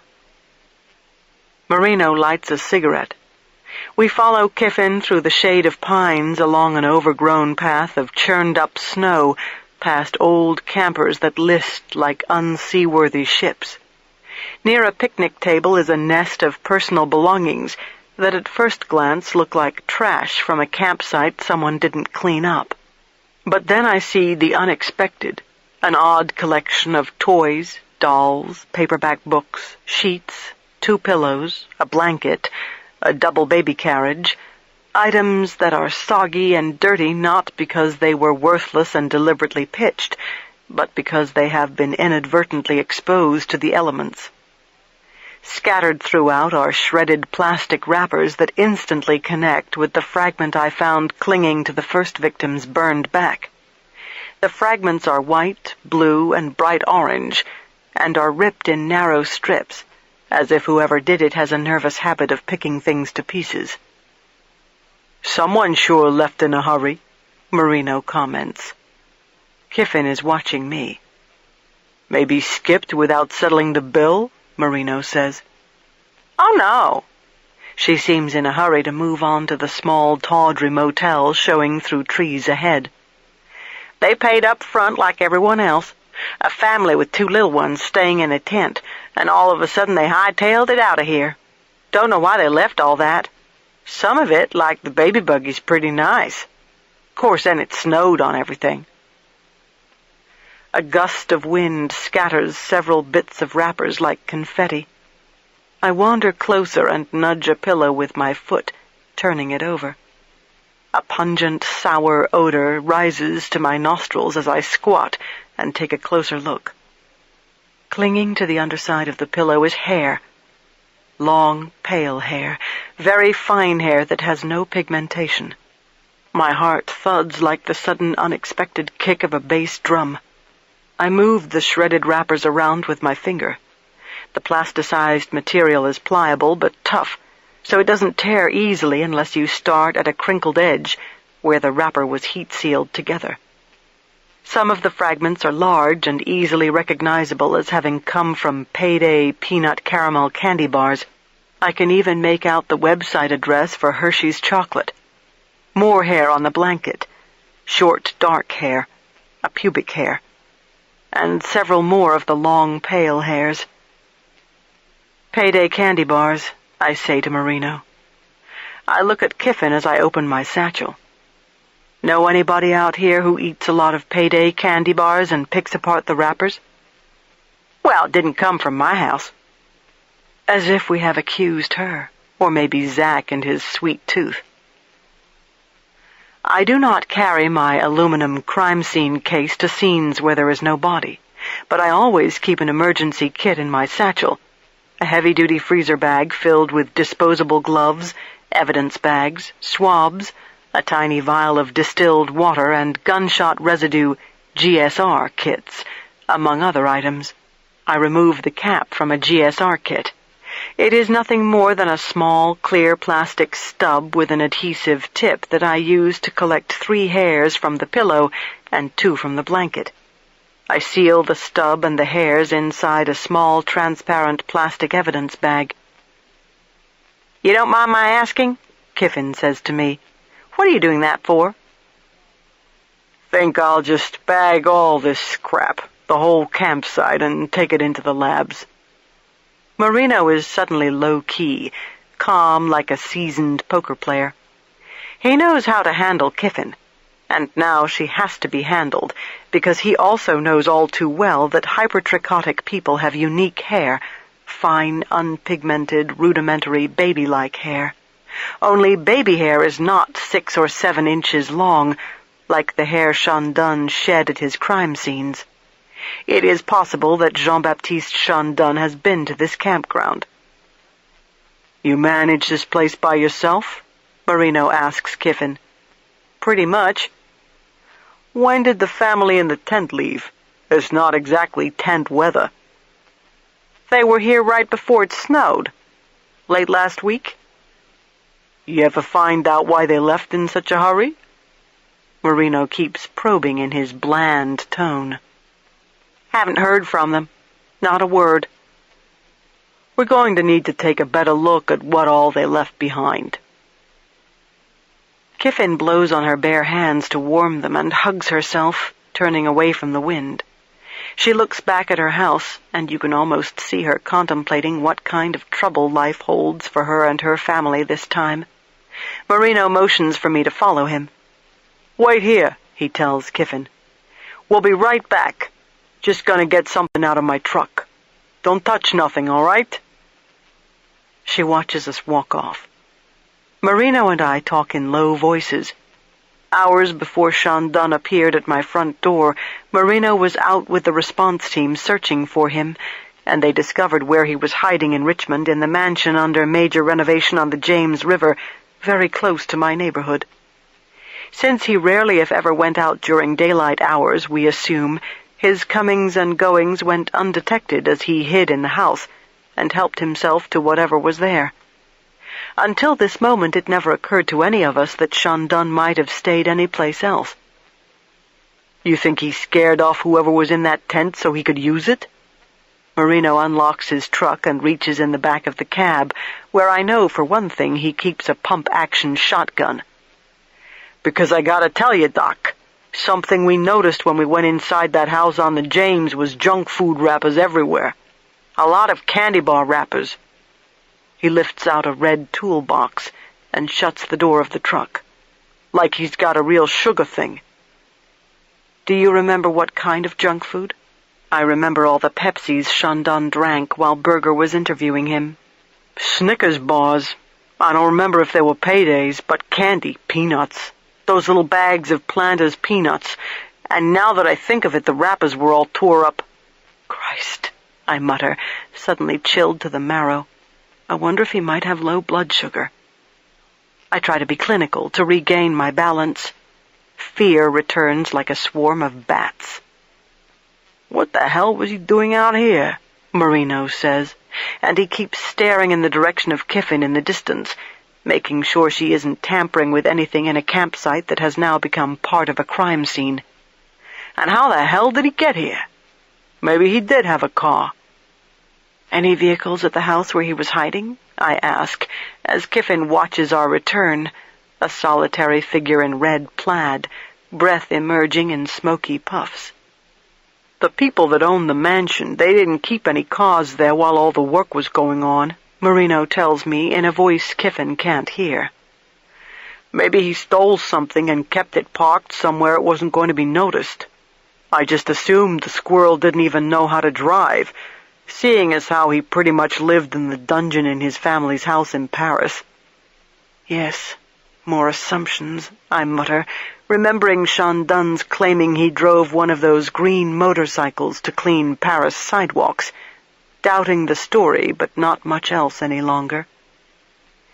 We are back at the picnic table and Marino sets down the toolbox and opens it. He gets out leather work gloves and puts them on, then shakes open several 50-gallon heavy-duty garbage bags, and I hold them open. We fill 3 bags, and he cuts open a 4th and drapes sections of black plastic over the baby carriage and tapes them together. While he is doing this, he explains to Kiffin that it is possible someone scared off the family who was staying in this tent. He suggests that maybe a stranger claimed squatter's rights at this site, even if for only a night. Did she at any point have a sense of anything out of the ordinary, including an unfamiliar vehicle in the area prior to last Saturday? He poses all this as if it would never occur to him that she would tarnish the truth. We know, of course, that Chandon could not have been here after Saturday. He has been in custody since then. Kiffin is no help. She claims she was aware of nothing out of the ordinary except that early one morning she went out for firewood and noticed the tent was gone, but the family's belongings were still here, or at least part of them. She can't swear to it, but the more Marino prods her, the more she believes she noticed the tent gone around 8 a.m. last Friday. Shandon murdered Diane Bray on Thursday night. Did he then flee afterward to James City County to hide? I imagine him appearing at the tent, a couple and their small children inside. One look at him, and it is believable they would have jumped into their car and sped off without bothering to pack. We carry the trash bags to Marino's truck and put them in back. Again, Kiffin awaits our return, hands in the pockets of her jacket, her face rosy from the cold. The motel is straight ahead through pine trees, a small boxy white structure, 2 stories with doors painted the color of evergreens. Behind the motel are more woods, then a wide creek that branches off from the James River. "How many people you got staying here right now?" Marino asks the woman who runs this dreadful tourist trap. "Right now? Maybe 13, depending on whether anybody else is checked out. A lot of people just leave their key in the room, and I don't know they're gone until I go in to clean up. You know, I left my cigarettes in the house," she says to Marino without looking at him. "You mind?" Marino sets down his toolbox on the path. He shakes a cigarette loose from the pack and lights it for her. Her upper lip crinkles like crepe paper when she sucks in smoke, inhaling deeply and blowing out one side of her mouth. My lust for tobacco stirs. My fractured elbow complains about the cold. I can't stop thinking about the family in the tent and their terror, if it is true that Shandon showed up and the family exists. If he did come directly here after murdering Bray, what happened to his clothes? He had to have gotten blood all over himself. Did he leave Bray's house and come out here covered with blood and frighten strangers out of their tent, and no one called the police or said a word to anyone? "How many people were staying here night before last when the fire started?" Marino picks up his toolbox and we start walking again. "I know how many were checked in." She is vague.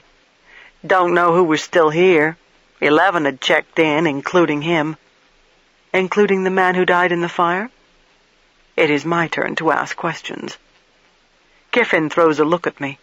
"That's right." "Tell me about his checking in," Marino says to her as we walk and pause to look around, and then walk on. "You just see him drive up like we just did? Appears to me cars just pull right up to the front of your house." She starts shaking her head.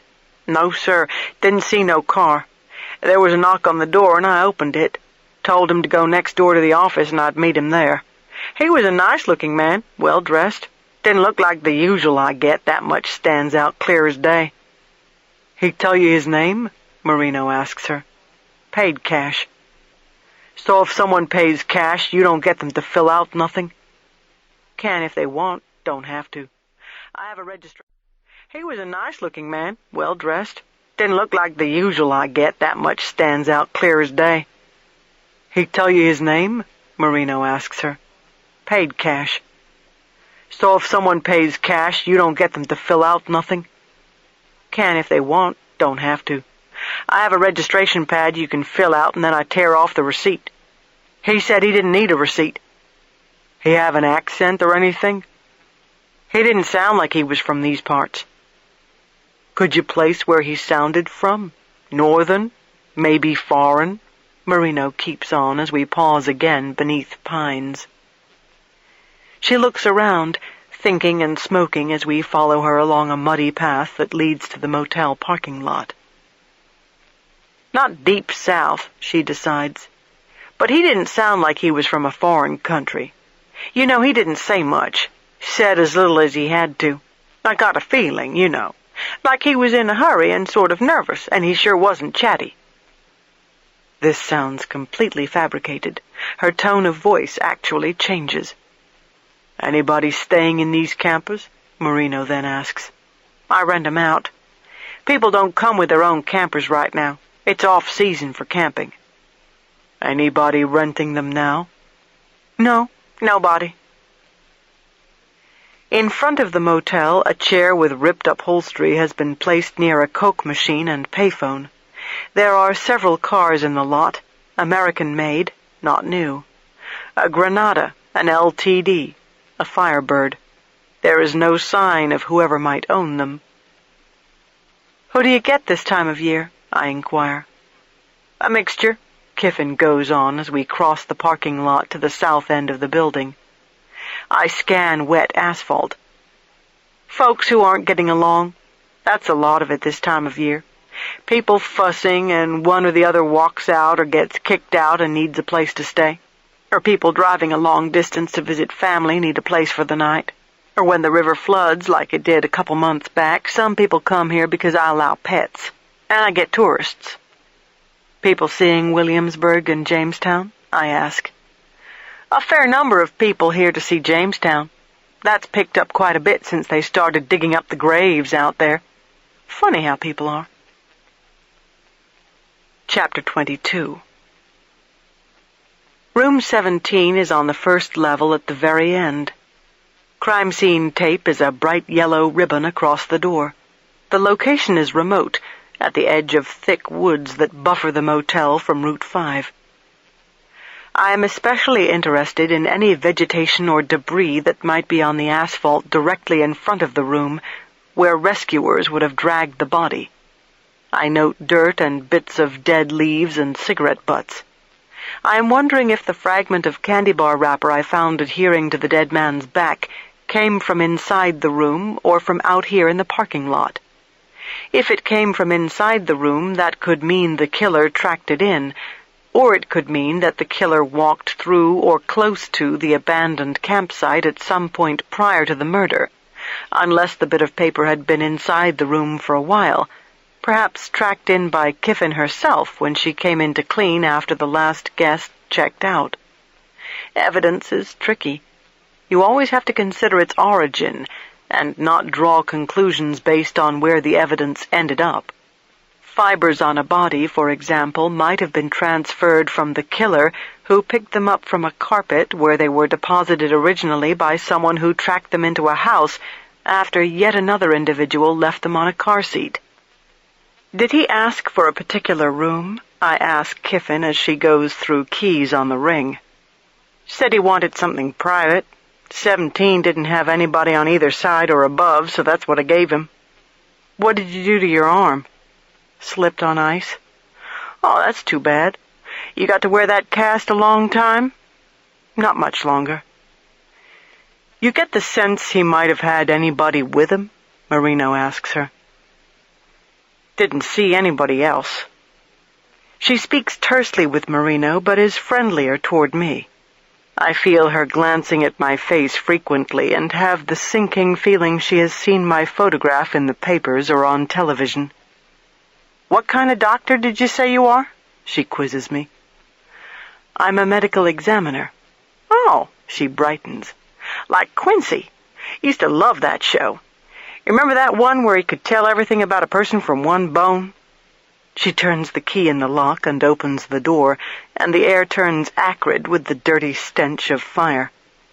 I just thought that was the most amazing thing. Race, gender, even what he did for a living and how big he was, and exactly when and how he died, all from one little bone.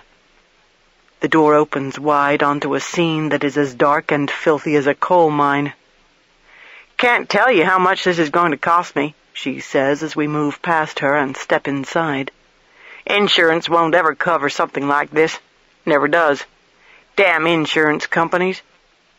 I'm going to need you to wait outside, Marino says to Kiffin. The only light is what spills through the open doorway, and I make out the shape of the double bed.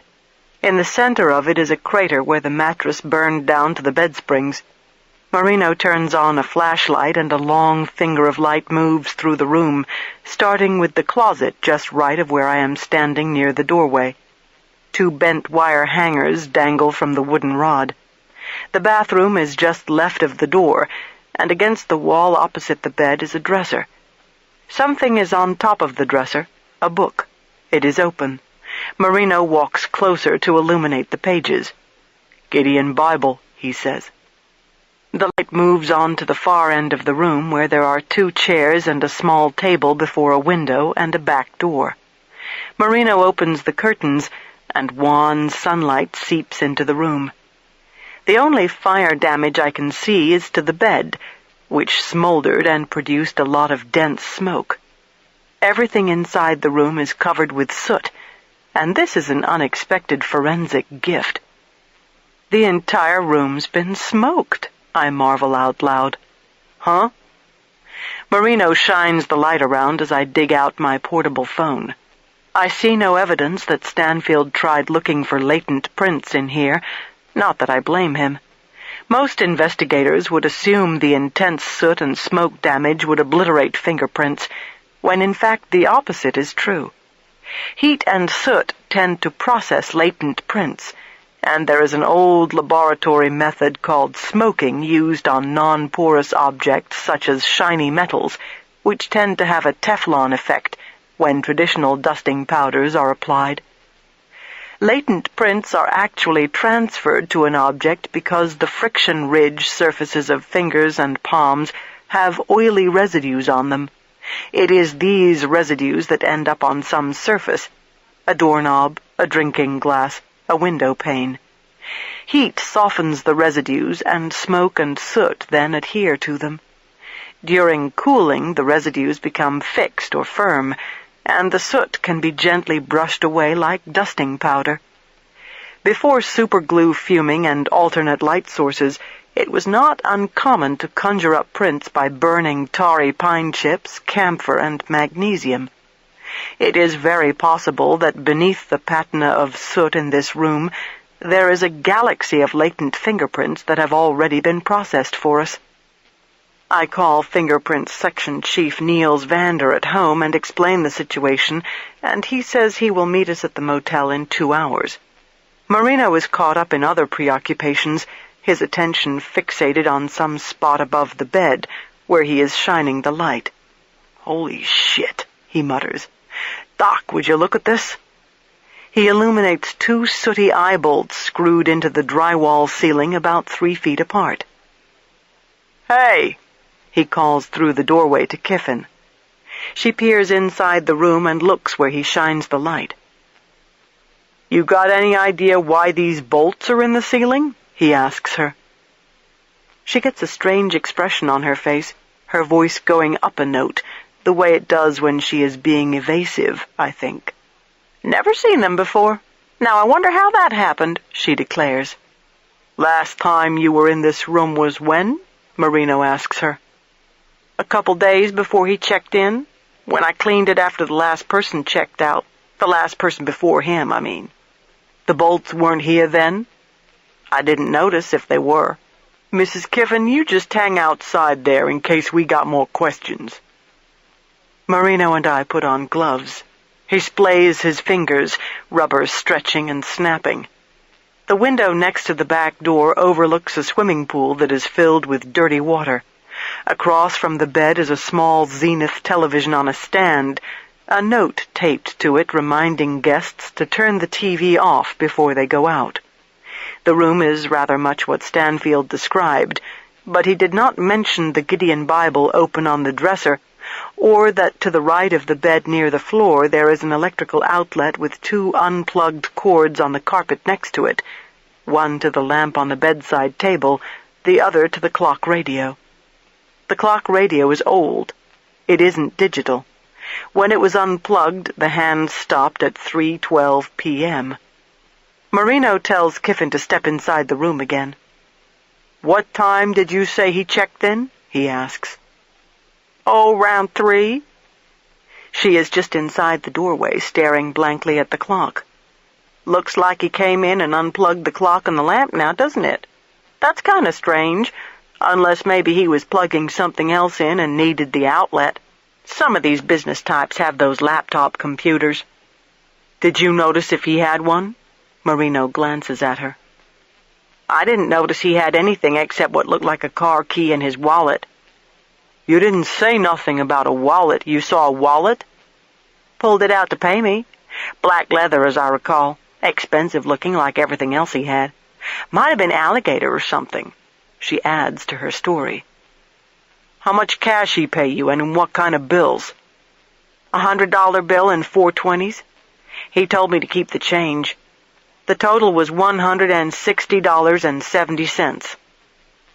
Oh, yeah, the 1607 special, Marino says in a monotone. He doesn't like Kiffin. He certainly doesn't trust her worth a damn, but he keeps it to himself, playing her like a hand of cards. If I didn't know him so well, he might fool even me. You got some kind of stepladder around here? Marino says next. She hesitates. Well, I guess so. She is gone again, the door left standing wide open. Marino gets down to take a closer look at the outlet and unplugged cords. You think they plugged the heat gun in here? He ponders this out loud. It's possible. If we're talking about a heat gun, I remind him. I've used them to thaw my pipes and to get ice off my front steps. Works like a charm. He is looking under the bed with the flashlight. Never had a case where one was used on a person. Jesus. He must have been gagged pretty good for no one to hear anything. Wonder why they unplugged both things, the lamp and the clock. Maybe so it didn't throw the circuit breaker? In a joint like this, yeah, maybe. A heat gun's probably about the same voltage as a blow dryer, 120, 125, and a blow dryer would probably knock out the lights in a dump like this. I move over to the dresser and look at the Bible. It is open to the 6th and 7th chapters of Ecclesiastes, and the exposed pages are sooty, the area of dresser under the Bible spared, indicating this was the position the Bible was in when the fire started. The question is whether the Bible was open like this before the victim checked in, or does it even belong with the room, for that matter? My eyes wander down lines and stop at the first verse of the 7th chapter. A good name is better than precious ointment, and the day of death than the day of one's birth. I read it to Marino. I tell him that this section of Ecclesiastes is about vanity. Kind of fits with the queer thing, don't it? He comments, as aluminum scrapes outside and Kiffin returns with a rush of wintry air. Marino takes a paint-spattered bent ladder from her and opens the legs. He climbs up and shines the flashlight on the bolts. Damn, I think I need new glasses. I can't see nothing, he says as I hold the ladder steady. Want me to look? I offer. Help yourself. He climbs back down. I take a small magnifying lens from my satchel and up I go. He hands me the light and I examine the eye bolts. I can't see any fibers. If there are any, we are not going to have any luck collecting them here.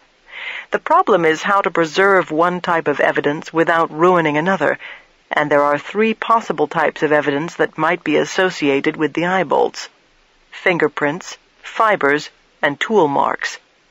If we dust off soot to look for latents, we might lose fibers that could match the ligature that might have been threaded through the eye bolts, which we also can't unscrew without risking the introduction of new tool marks, assuming we use a tool such as pliers. The biggest threat is inadvertently eradicating any possible prints. In fact, the conditions and lighting are so bad that we shouldn't be examining anything here, really. I get an idea. If you can hand me a couple baggies, I tell Marino, and tape. He hands me 2 small, transparent plastic bags.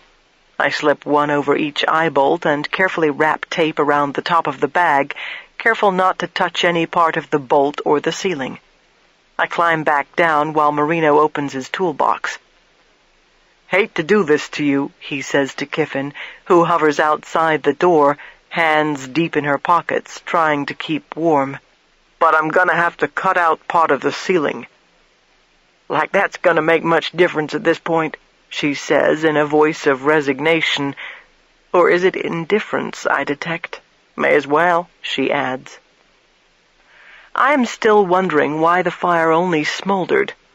This has really got me stuck. I asked Kiffin what type of linens and mattress cover were on the bed. Well, they were green. She seems sure of herself on this point. The bedspread was dark green, sort of like the color the doors are painted. Not that we know what happened to the linens. The sheets were white. Do you have any idea what they were made of? I ask. I'm pretty sure the bedspreads are polyester. Polyester is so combustible that I try to remember never to wear synthetic materials when I fly. If we have a crash landing and there is a fire, the last thing I want against my flesh is polyester. I may as well douse myself with gasoline.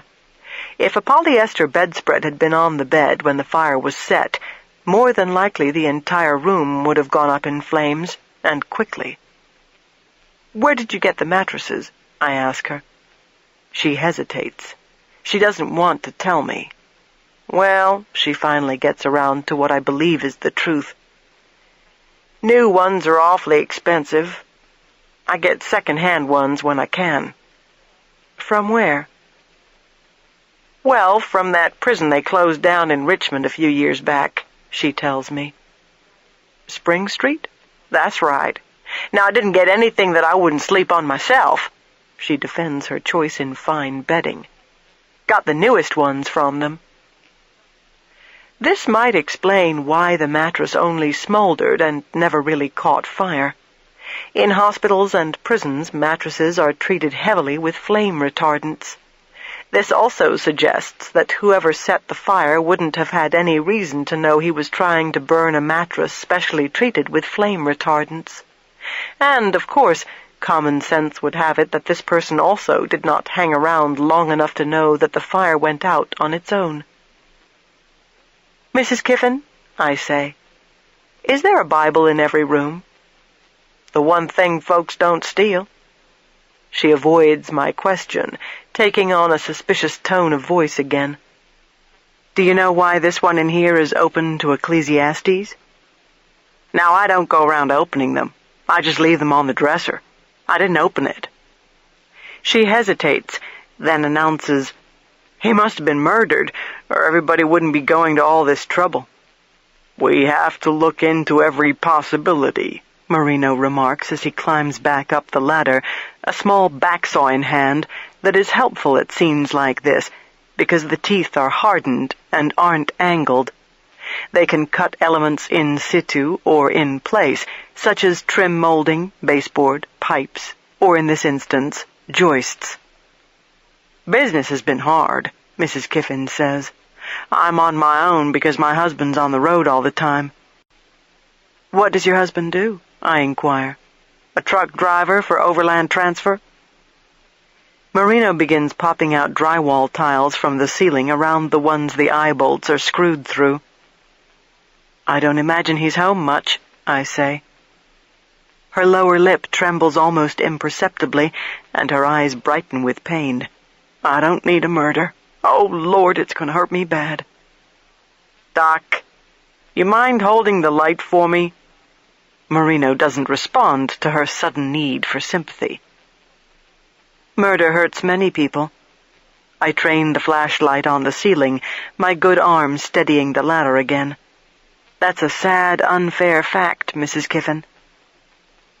Marino starts sawing, wood dust drifting down. I've never had anybody die here, she whines some more.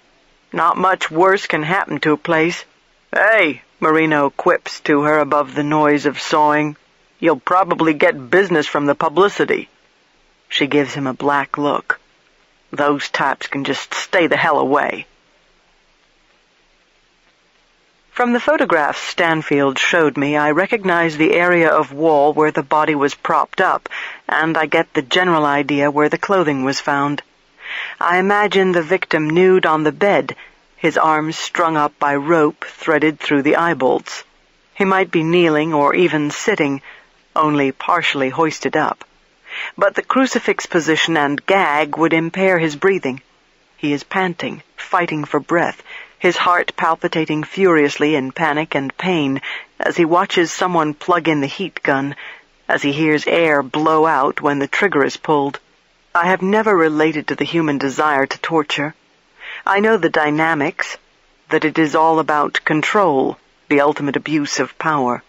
But I can't comprehend deriving satisfaction, vindication, and certainly not sexual pleasure out of causing any living creature pain. My central nervous system spikes and surges, my pulse pounds. I am sweating beneath my coat, even though it is cold enough inside the room to see our breath. "Mrs. Kiffin," I say as Marino strokes the saw. 5 days. A business special? This time of year?" I pause as confusion dances across her face. She is not inside my mind. She does not see what I see. She can't begin to imagine the horror I am reconstructing as I stand inside this cheap motel with its second-hand prison mattresses. Why would he check in for 5 days the week of Christmas? I want to know. Did he say anything at all that might have given you a hint as to why he was here, what he was doing, where he was from, aside from your observation that he didn't sound local? I don't ask. She watches Marino work. Maybe I should. Some people talk a lot and tell you more than you want to know. Some don't want you in their business. What feeling did you get from him? I keep prodding her. Well, Mr. Peanut didn't like him. Who the hell is Mr. Peanut? Marino reaches down with a ceiling tile that is attached by an eye bolt to a 4-inch section of joist. Our dog. You probably noticed her when you came in. I know it's kind of a funny name for a female that's had as many puppies as that one, but Zach named her. Mr. Peanut just barked her head off right when that man showed up at the door. Wouldn't come near him, the fur just standing up on her back. Or maybe your dog was barking and upset because someone else was around. Someone you didn't see, I suggest. Could be. A second ceiling tile drops and the ladder shakes as Marino descends. He goes back into his toolbox for a roll of freezer paper and evidence tape and begins wrapping the ceiling tiles in neat packages as I walk into the bathroom and shine the light around. Everything is institutional white, the top of the counter scarred with yellowish burns, probably from guests parking lit cigarettes while they shave or put on makeup or fix their hair. I see something else Stanfield missed. A single strand of dental floss dangles inside the toilet. It is draped over the edge of the bowl and trapped under the seat. With a gloved hand, I pick it up. It is about 1 foot long, several inches of it wet from toilet water, and the midsection of it pale red, as if someone flossed his teeth and his gums bled. Because this latest find isn't perfectly dry, I don't seal it in plastic. I place it in a square of freezer paper which I fold into a jeweler's envelope. We probably have DNA. The question is, whose? Marino and I return to his truck at 1:30, and Mr. Peanut flies out of the house when Kiffin yanks open the front door to go back inside the house. The dog chases us as we pull out, barking. I watch in the side mirror as Kiffin yells at her dog. "You get here right now!" She angrily claps her hands. "Come here now!" Some asshole take time out from torture to floss his teeth? Marino starts in. Like, what the hell is that about? Or more likely it's been hanging out in the toilet since last Christmas. Mr. Peanut is now right by my door, the truck bumping over the unpaved drive that leads through woods to Route 5. "Come here now!" Kiffin bellows as she comes down the steps, hands smack, smack, smack. "Goddamn dog," Marino complains. "Stop." I'm afraid we are going to run over the poor animal.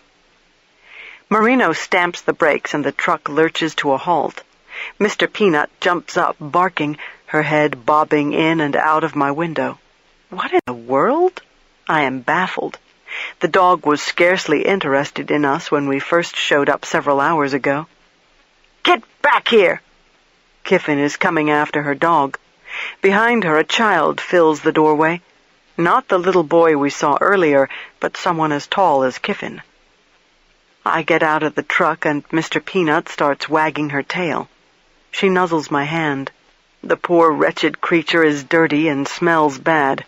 I get her by the collar and tug her in the direction of her family, but she doesn't want to leave the truck. "Come on," I talk to her. "Let's get you home before you get run over." Kiffin strides up, just livid. She pops the dog hard on the top of the head. Mr. Peanut bleats like an injured lamb, tail tucked, cowering. "You learn to mind, you hear me?" Kiffin furiously wags her finger at her dog. "Get in the house!" Mr. Peanut sneaks behind me. "Get!" The dog sits down in the dirt behind me, pressing its trembling body against my legs. The person I saw in the doorway has vanished, but Zach has emerged on the porch. He is dressed in jeans and a sweatshirt that are way too big. "Come here, Peanut," he sings out, snapping his fingers. He sounds as frightened as the dog. "Zach! Don't you make me tell you again to get your butt inside the house!" Zach's mother shouts at him. Cruelty. Leave and the dog will be beaten. Maybe the child will. Bev Kiffin is an out-of-control, frustrated woman.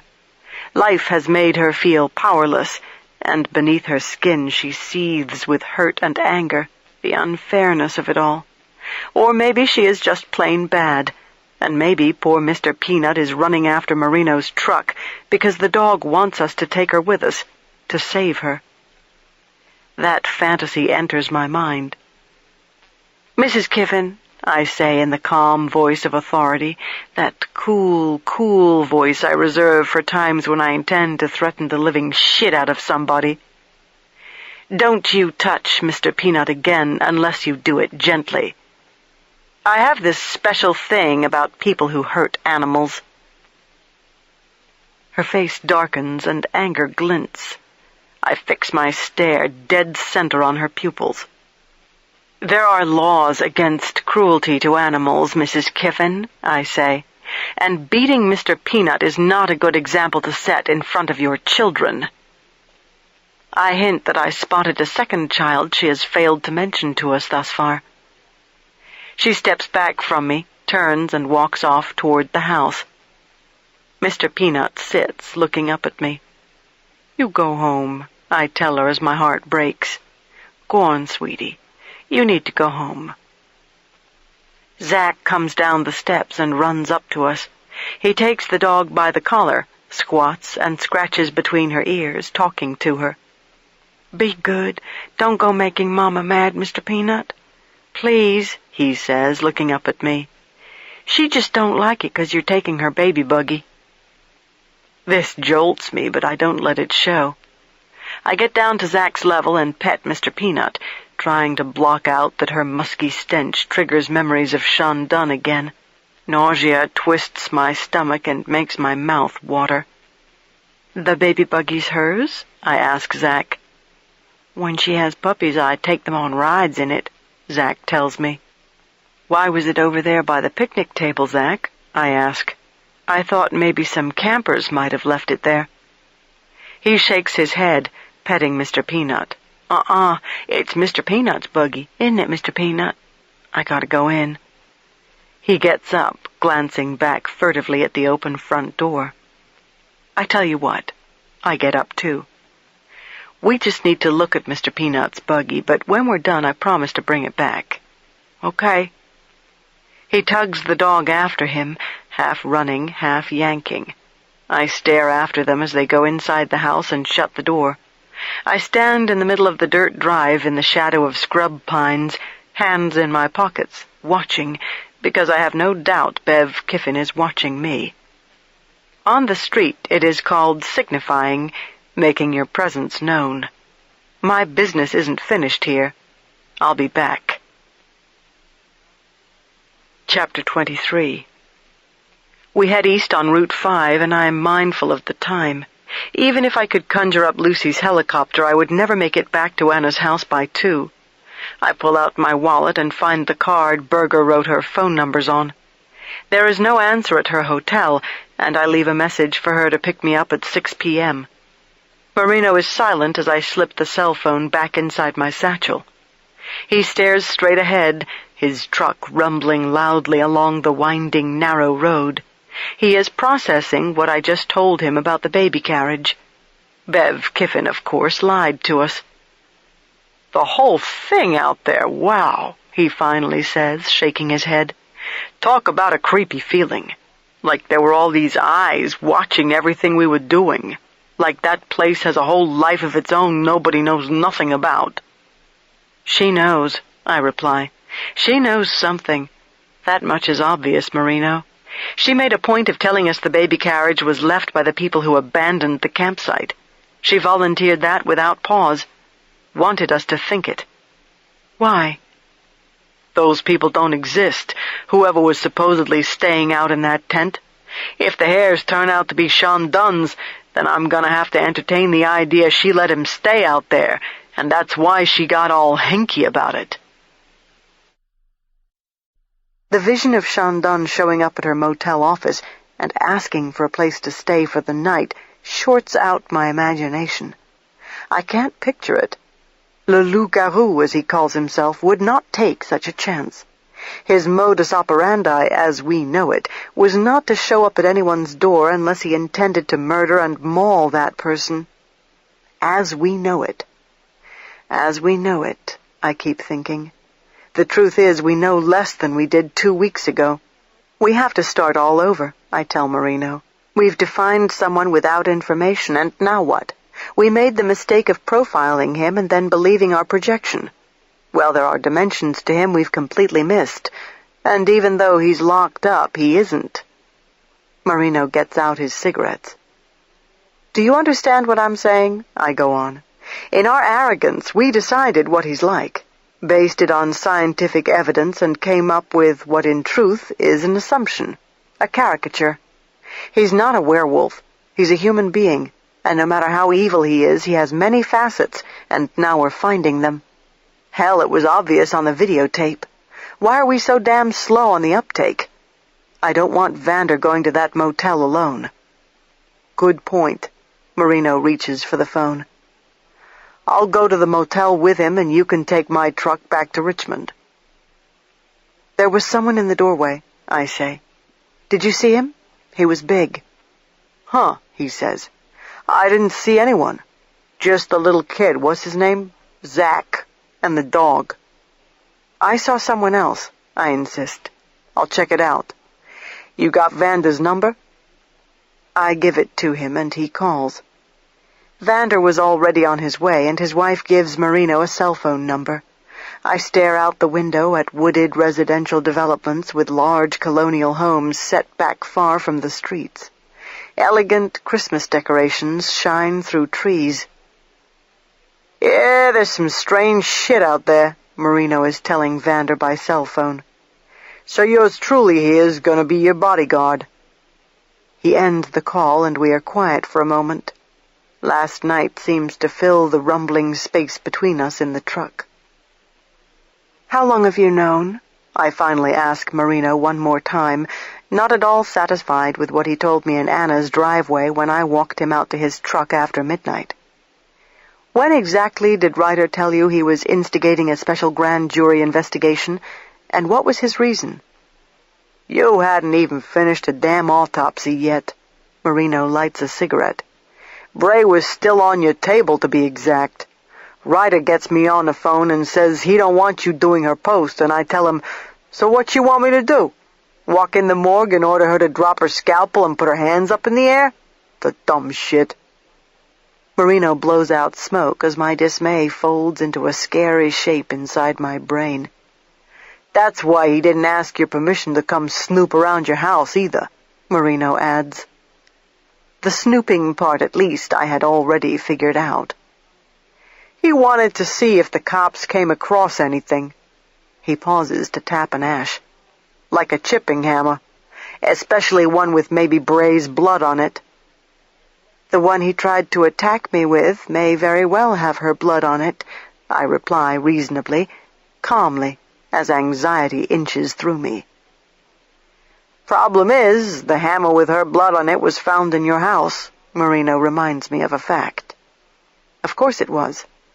He brought it to my house so he could use it on me. "And yeah, it does have her blood on it," Marino keeps talking. They already did the DNA. Never seen the labs move so fast as they are these days, and you can guess why. The governor's got his eye on everything going on, in case his chief medical examiner turns out to be some wacko murderer. He sucks on the cigarette and glances over at me. And another thing, Doc. Don't know if Berger might have mentioned this to you, but the chipping hammer you say you bought at the hardware store, it ain't been found. What? I am incredulous, then furious. So the only one at your house is the one with Bray's blood on it. One hammer, found at your house, and it's got Bray's blood. He makes his point, not without some reluctance. You know why I bought that hammer, I reply, as if my argument is with him. I wanted to see if it matched up with the pattern of her injuries, and it was definitely in my house. If it wasn't there when you guys went through everything, then either you overlooked it or someone took it. You remember where you had it last? I used it in the kitchen on chicken to see what the injuries looked like, and also what kind of pattern the coiled handle would leave if I put something on it and pressed the handle against paper. Yeah, we found pounded-up chicken in the garbage, and a pillowcase with barbecue sauce on it, like maybe from your rolling the handle around. He doesn't think such an experimentation is odd. He knows I engage in a lot of unusual research when I'm trying to figure out what happened to somebody. But no chipping hammer. We didn't find that. Not with or without barbecue sauce, Marino goes on. So I'm wondering if asshole Tally swiped it. Maybe you ought to get Lucy and Tian to turn their secret squirrel organization on him and see what they find out, huh? The Last Precinct's first big investigation. I'd like to run a credit check on the bastard and see where he gets all his money from, for starters. I keep glancing at my watch, timing our drive. The subdivision where Mitch Barbosa lived is 10 minutes from the Fort James Motel. Taupe-clapboard townhouses are new, and there is no vegetation, just raw earth sprinkled with dead young grass and patched with snow. I recognize unmarked police vehicles in the lot when we pull in, 3 Ford Crown Victorias and a Chevrolet Lumina parked in a row. It doesn't escape my attention or Marino's that 2 of these vehicles have Washington, D.C. plates. Oh, shit, Marino says. I smell the feds. Oh, boy, he says to me as we park. This ain't good. I notice a curious detail as Marino and I follow the brick walkway to the townhouse where Barbosa lived with his alleged girlfriend. Through an upstairs window I see a fishing rod. It leans against the glass, and I don't know why it strikes me as out of place, except that this isn't the time of year for fishing, just as it isn't the time of year for camping. Again I think of the mysterious, if not mythical, people who fled the campground, leaving behind many of their possessions. I return to Bev Kiffin's lie, and feel I am moving deeper into a dangerous airspace where there are forces I can't see or understand, moving at incredible speeds. Marino and I wait at the front door of Townhouse D, and he rings the bell again. Detective Stanfield answers and greets us distractedly, his eyes darting everywhere. Tension between him and Marino is a wall between them. "Sorry I didn't make it by the motel," he announces curtly as he steps aside to let us in. "Something's come up. You'll see that in a minute," he promises. He is in gray corduroys and a heavy wool sweater, and he won't meet my eyes either. I'm not sure if this is because he knows how I feel about his leaking information to his brother-in-law, Representative Dinwiddie, or if there is some other reason. It flashes across my thoughts that he might know I am being investigated for murder. I try not to think about that reality. It serves no good purpose to worry right now.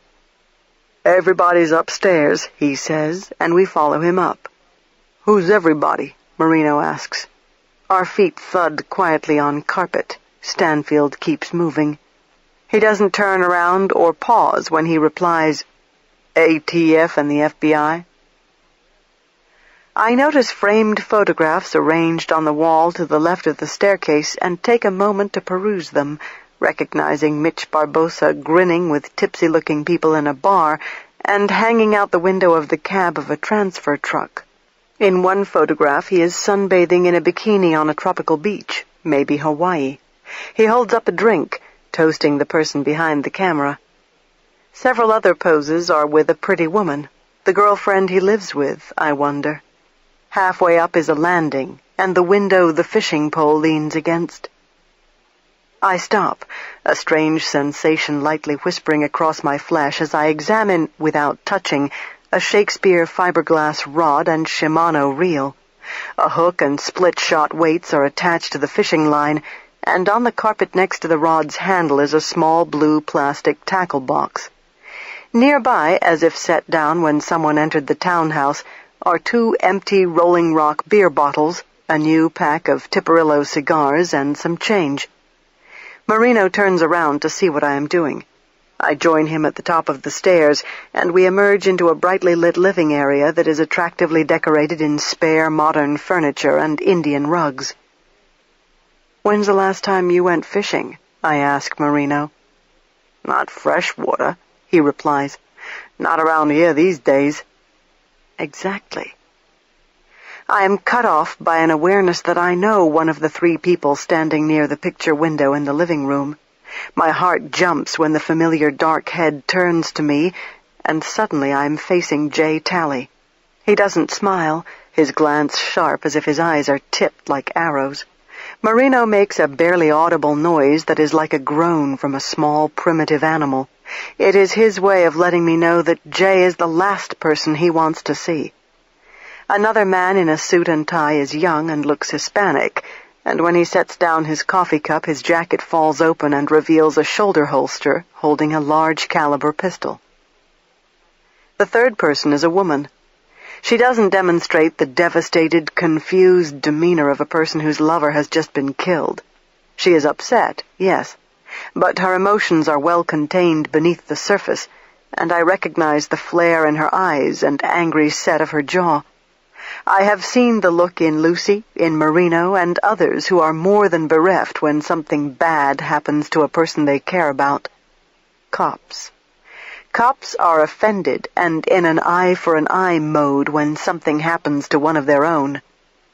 Mitch Barbosa's girlfriend, I suspect right away, is law enforcement, probably undercover. In a matter of minutes, the scenario has dramatically shifted. "This is Bunk Pruitt, FBI. Stanfield makes introductions. "Jay Talley, ATF. Jay shakes my hand as if we have never met. "And Jillison McIntyre."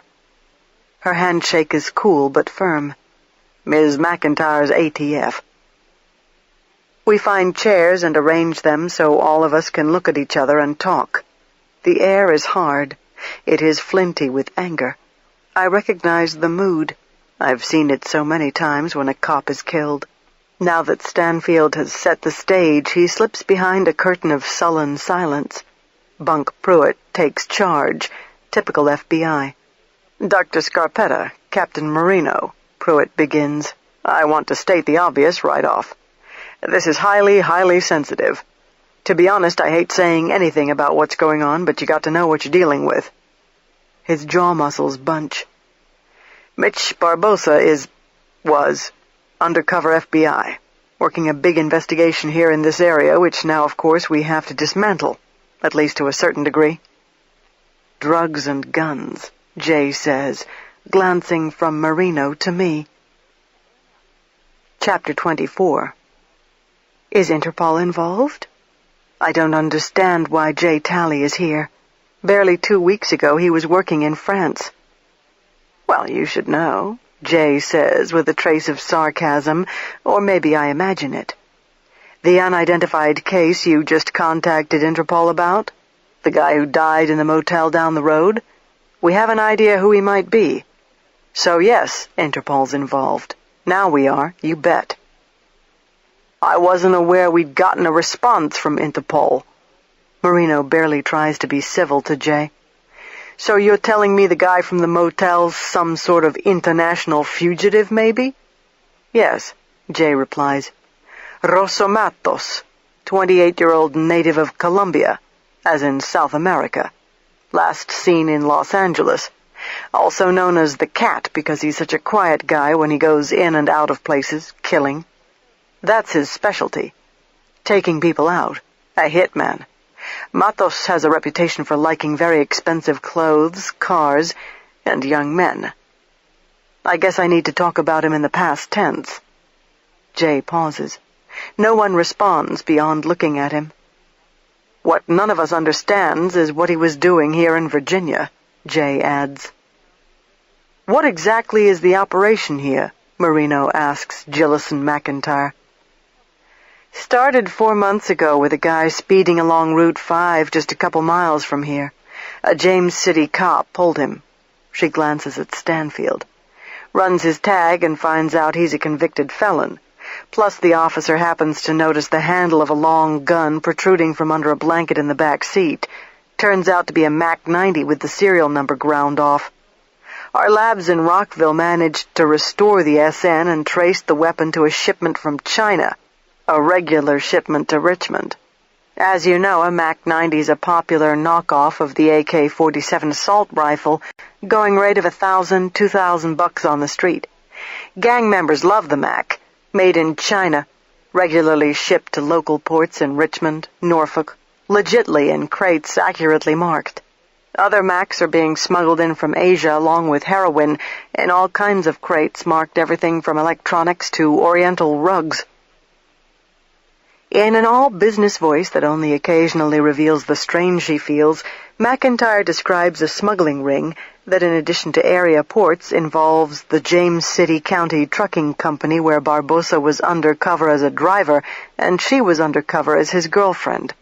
He got her a job in the company's office, where bills of lading and invoices were falsified to disguise a very lucrative operation that also involves cigarettes en route from Virginia to New York and other destinations in the Northeast. Some weapons are being sold through a dirty gun dealer in this area, but a lot of them end up in backroom sales at gun shows, and we all know how many gun shows Virginia has, McIntyre says. What's the name of the trucking company? Marino asks. Overland. Marino's eyes dart to me. He runs his fingers through his thinning hair. Christ, he says to everyone.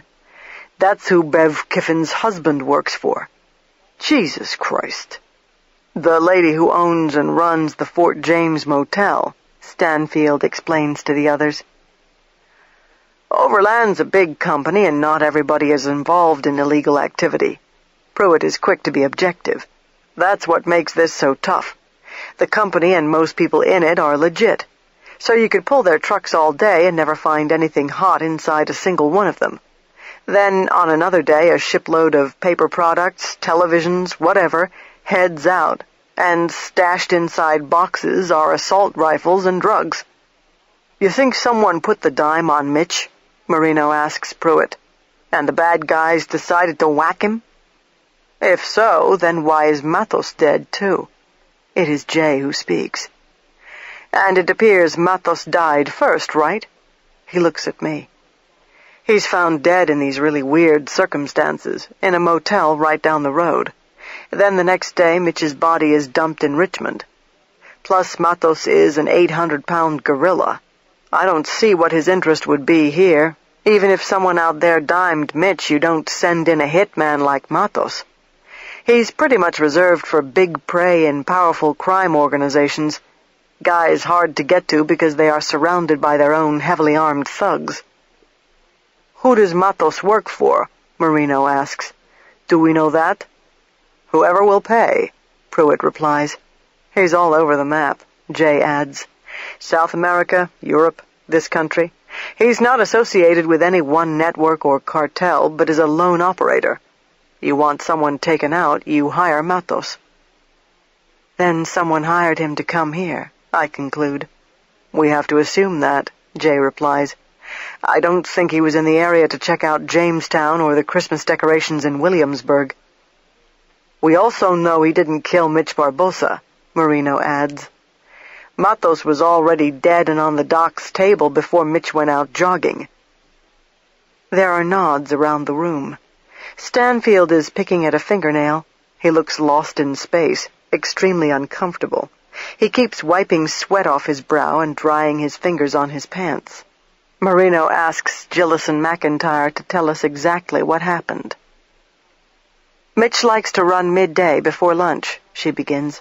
He went out close to noon and didn't come back. This was yesterday. I went out in the car looking for him around 2 o'clock, and when there was still no sign, I called the police and, of course, our guys, ATF and FBI. Agents came in from the field and started looking, too. Nothing. We know he was spotted in the area of the law school. Marshall with? I inquire, taking notes.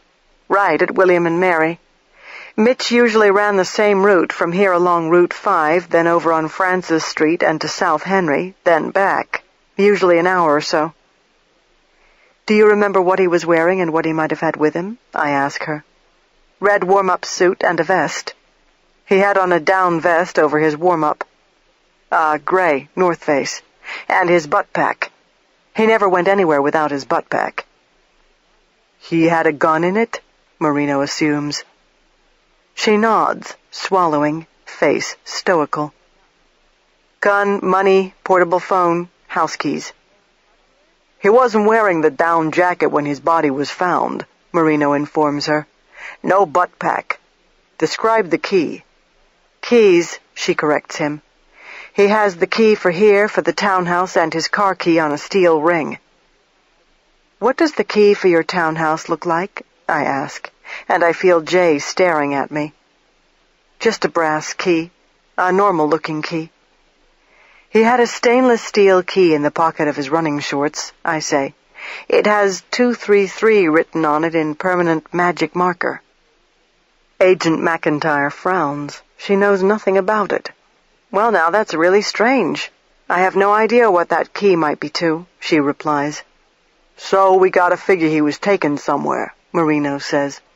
He was tied up, gagged, tortured, then driven to Richmond and dumped in the street in one of our lovely projects, Mosby Court. Hot drug trafficking area? Pruitt asks him. Oh, yeah. The project's big into economic development. Guns and drugs. You bet. Marino knows his turf. But the other nice thing about places like Mosby Court is people don't see nothing. You want to dump a body? Don't matter if 50 people were standing right there. They get temporary blindness, amnesia. Someone familiar with Richmond, then. Stanfield finally offers an opinion. McIntyre's eyes are wide. She has a stricken expression on her face. I didn't know about torture, she says to me. Her professional resolve shivers like a tree about to fall. I describe Barbossa's burns and go into detail about the burns Matos had as well. I talk about the evidence of ligatures and gags, and then Marino talks about the eye bolts in the motel room ceiling. All present get the picture. Everyone can envision what was done to these two men. We have to suspect the same person or persons are involved in their deaths. But this doesn't begin to tell us who or why.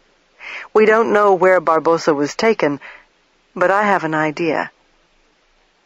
When you go back there with Vander, I say to Marino, maybe you ought to check out the other rooms, see if another one has eye bolts in the ceiling. Will do. Got to go back there anyway. He glances at his watch. Today? Jay asks him. Yup. You got any reason to think Mitch was drugged like the first guy? Pruitt asks me. I didn't find any needle marks, I reply, but we'll see what comes up on his tox results. Jesus, McIntyre mutters. And both of them wet their pants? Stanfield says. Doesn't that happen when people die? They lose control of their bladders and wet their pants? Just a natural thing, in other words? I can't say losing urine is rare, but the first man, Matos, took his clothes off. He was nude. It appears he wet his pants and then disrobed. So that was before he got burned, Stanfield says. I would assume so. He wasn't burned through his clothing, I reply. It's very possible both victims lost control of their bladders due to fear. Panic. You get scared badly enough, you wet your pants.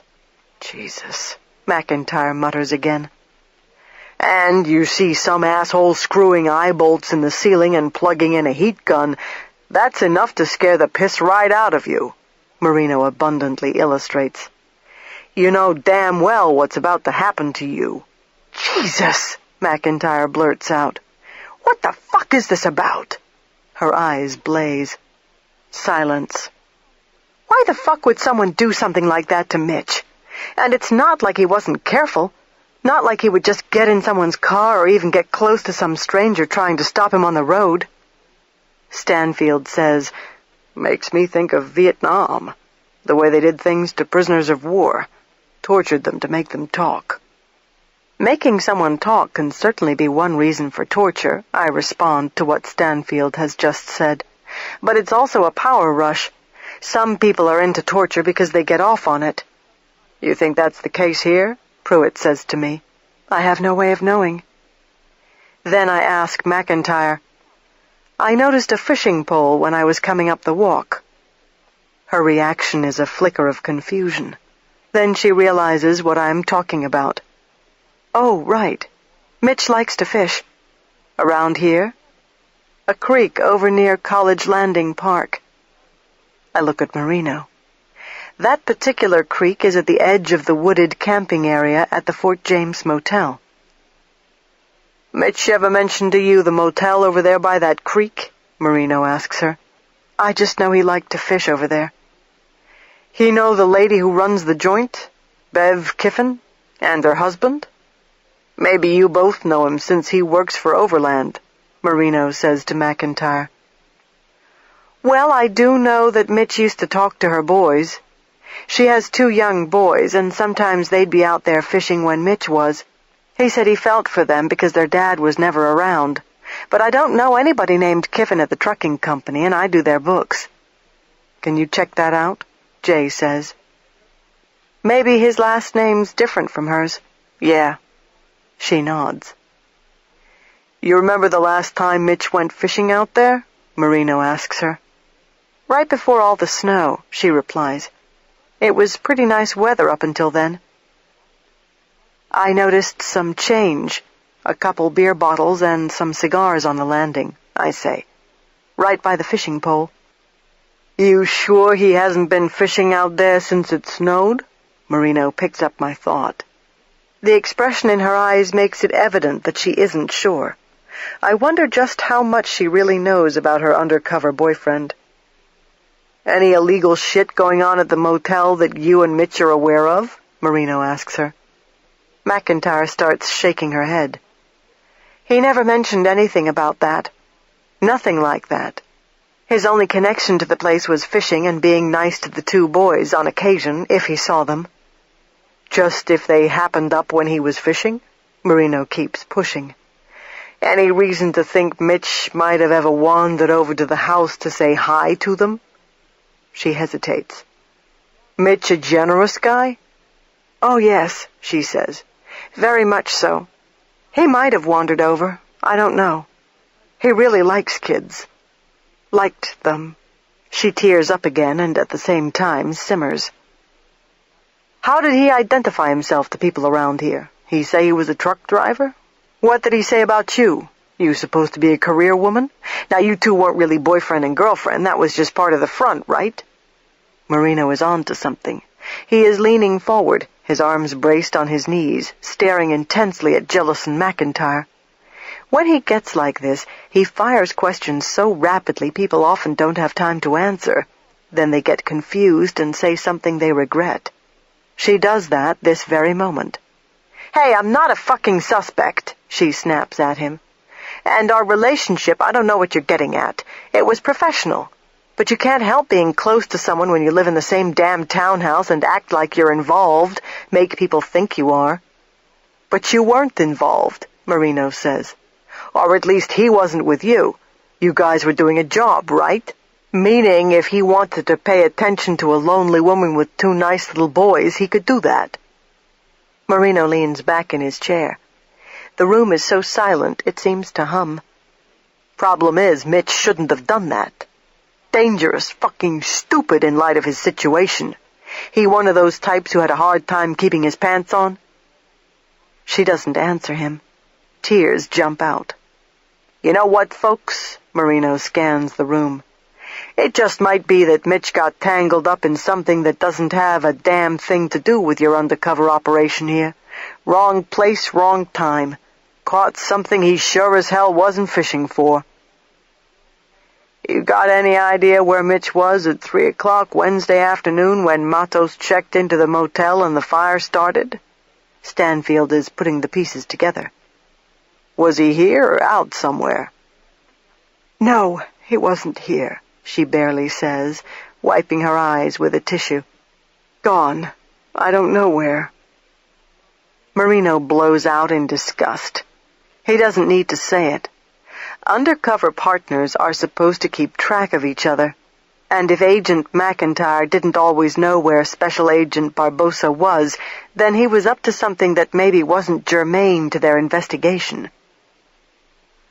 I know you don't even want to think it, Jillison, Marino goes on in a milder tone.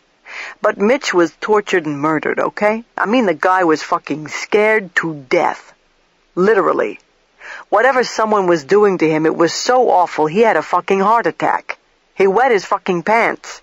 He was taken somewhere and strung up, gagged, and then has a weirdo key put in his pocket. Planted. What for? Why? He into anything we ought to know about, Jillison? He fishing for more than bass out there in that creek by the playground? Tears are rolling down McIntyre's face. She wipes them away roughly with the tissue and sniffles loudly. He liked drinking and women, she barely says. Okay? He ever go out at night, bar hopping and that sort of thing? Pruitt asks her. She nods. It was part of his cover. You saw, her eyes jump to me. You saw him, his dyed hair, the earring, all the rest. Mitch played the role of a sort of, wild party guy, and he did like the women. He never pretended to be, faithful to me, to his so-called girlfriend. It was part of his cover. But it was also him. Yeah, I worried about it, okay? But that was Mitch. He was a good agent. I don't think he did anything dishonest, if that's what you're asking. But he didn't tell me everything either. If he got onto something going on at the playground, for example, he might have started poking around. He might have. Without letting you know, Marino confirms. She nods again. And I was out doing my thing, too. It's not like I was here every minute waiting for him. I was working in the office at Overland, part-time anyway, so we didn't always know what the other was up to every hour of every day. I'll tell you this much, Marino decides. Mitch stumbled onto something, and I'm just wondering if he wasn't out at the motel around the time Matos showed up, and maybe whatever Matos was into, Mitch had the misfortune of being spotted in the area. Maybe it's just that simple. Somebody thinks he saw something, knew something, and next thing he gets picked up and gets the treatment. No one argues. Marino's theory actually is the only one so far that makes any sense. Which brings us back to what Matos was doing here to begin with, Pruitt comments. I look at Stanfield. He has wandered out of the conversation. His face is wan. He is a nervous wreck. His eyes drift to me and quickly move away. He wets his lips and coughs several times. Detective Stanfield, I feel compelled to say to him in front of everyone, for God's sake, don't tell any of this to your brother-in-law. Anger sparks in his eyes. I have humiliated him and don't care. Please, I add. You want to know the truth? He angrily retorts. I don't want nothing to do with any of this. He slowly draws himself to his feet and looks around the room, blinking, his eyes glazing over. I don't know what this is all about, but I don't want no part of it. You feds are in it already up to your eyeballs, so you can just have it. I quit. He nods. You heard me right. I quit. Detective Stanfield, to our amazement, collapses. He falls so hard the room shakes. I spring up. Thank God he is breathing. His pulse is running wild, but he is not in the grips of a cardiac arrest or anything life-threatening. He simply has fainted. I check his head to make sure he hasn't injured himself. He is all right. He comes to. Marino and I help him to his feet and get him on the couch. I make him lie down and prop several pillows under his neck. Most of all, he is embarrassed, acutely so. "Detective Stanfield, are you diabetic?" I ask. "Do you have a heart condition?" "If you just got a Coke or something, that would be good," he says weakly. I get up and head into the kitchen. "Let me see what I can do," I say, as if I live here. Inside the refrigerator, I get out orange juice. I find peanut butter in a cabinet and scoop out a big spoonful. It is while I am looking for paper towels that I notice a prescription bottle by the toaster oven. Mitch Barbossa's name is on the label. He was taking the antidepressant Prozac. When I return to the living room, I say something about this to McIntyre, and she tells us that Barbossa went on Prozac several months ago because he was suffering anxiety and depression, which he blamed on the undercover assignment, on stress, she adds. "That's interesting," is all Marino has to say about it. "You said you're going back to the motel when you leave here?" Jay asks Marino. "Yeah, Vander's going to see if we might have any luck with Prince." "Prince?" Stanfield murmurs from his sickbed. "Jesus, Stanfield," Marino blurts out in exasperation. "They teach you anything in detective school? Or did you get sent ahead several grades because of your goddamn brother-in-law?" "He is a goddamn brother-in-law, you want to know the truth." He says this so pitifully and with such candor that everybody laughs. Stanfield perks up a little bit. He sits higher against the pillows. "And you're right." He meets my eyes. "I shouldn't have told him one peep about this case, and I won't tell him nothing else. Not a word, because it's all politicking to that one. It wasn't me who dragged in this whole Jamestown thing, just so you know." Pruitt frowns. "What Jamestown thing?" "Oh, you know, the dig out there and the big celebration the state's planning. Well, thing is, if the truth be known, Dinwiddie got no more Indian blood in him than I do. All this horse crap about him being a descendant of Chief Powhatan. Pshaw!" Stanfield's eyes dance with resentment that I doubt he rarely touches. He probably hates his brother-in-law. "Mitch has Indian blood," McIntyre says somberly. "He's half Native American." "Well, for Christ's sake, let's hope the newspapers don't find that out," Marino mutters to Stanfield, not buying for 1 second that Stanfield is going to keep his mouth shut. "We got a gay guy and now an Indian. Oh boy, Marino shakes his head. "We got to keep this out of politics, out of circulation, and I mean it." He stares right at Stanfield, then at Jay. "Because guess what? We can't talk about what we think is really going on, now can we? About the big undercover operation? About Mitch being undercover FBI? And that maybe, in some Fruit Loop way, Sean Dunn is all wrapped around whatever the shit's going on out here. So if people get all caught up in this hate crime shit, how do we turn that around when we can't tell the truth?" "I don't agree," Jay says to him. "I'm not ready to say what these murders are about. I'm not prepared to accept, for example, that Matos and now Barbossa aren't related to gun smuggling. I do think without a doubt their murders are connected. No one disagrees. The modi operandi are too similar for the deaths not to be related, and in fact committed by the same person or persons. I'm also not prepared to totally ignore the idea that they're hate crimes," Jay goes on. "A gay male? A Native American?" He shrugs. "Torture's pretty damn hateful. Any injuries to their genitalia?" He turns to me. "No." I hold his gaze.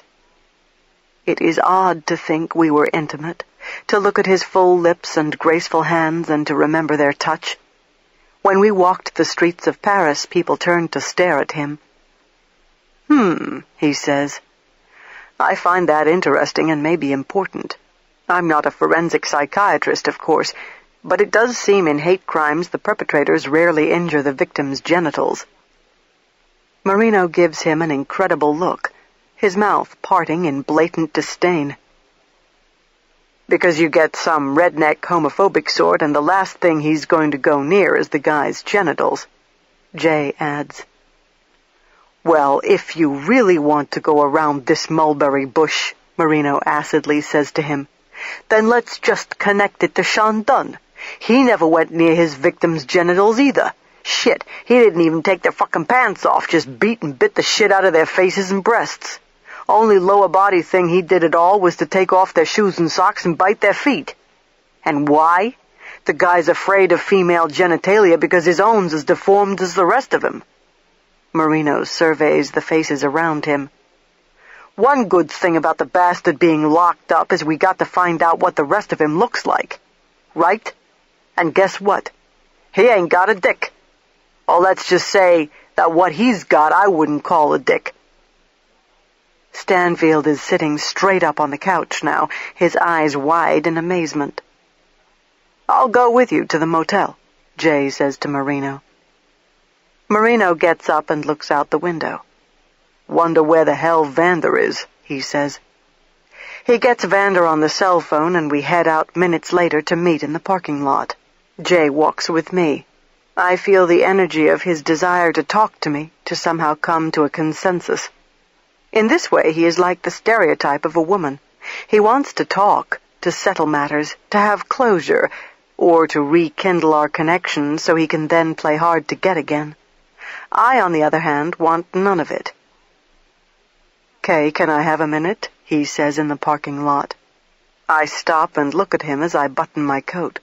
I notice Marino glancing our way as he gets the trash bags and baby carriage out of the back of his truck and loads them into Vander's car.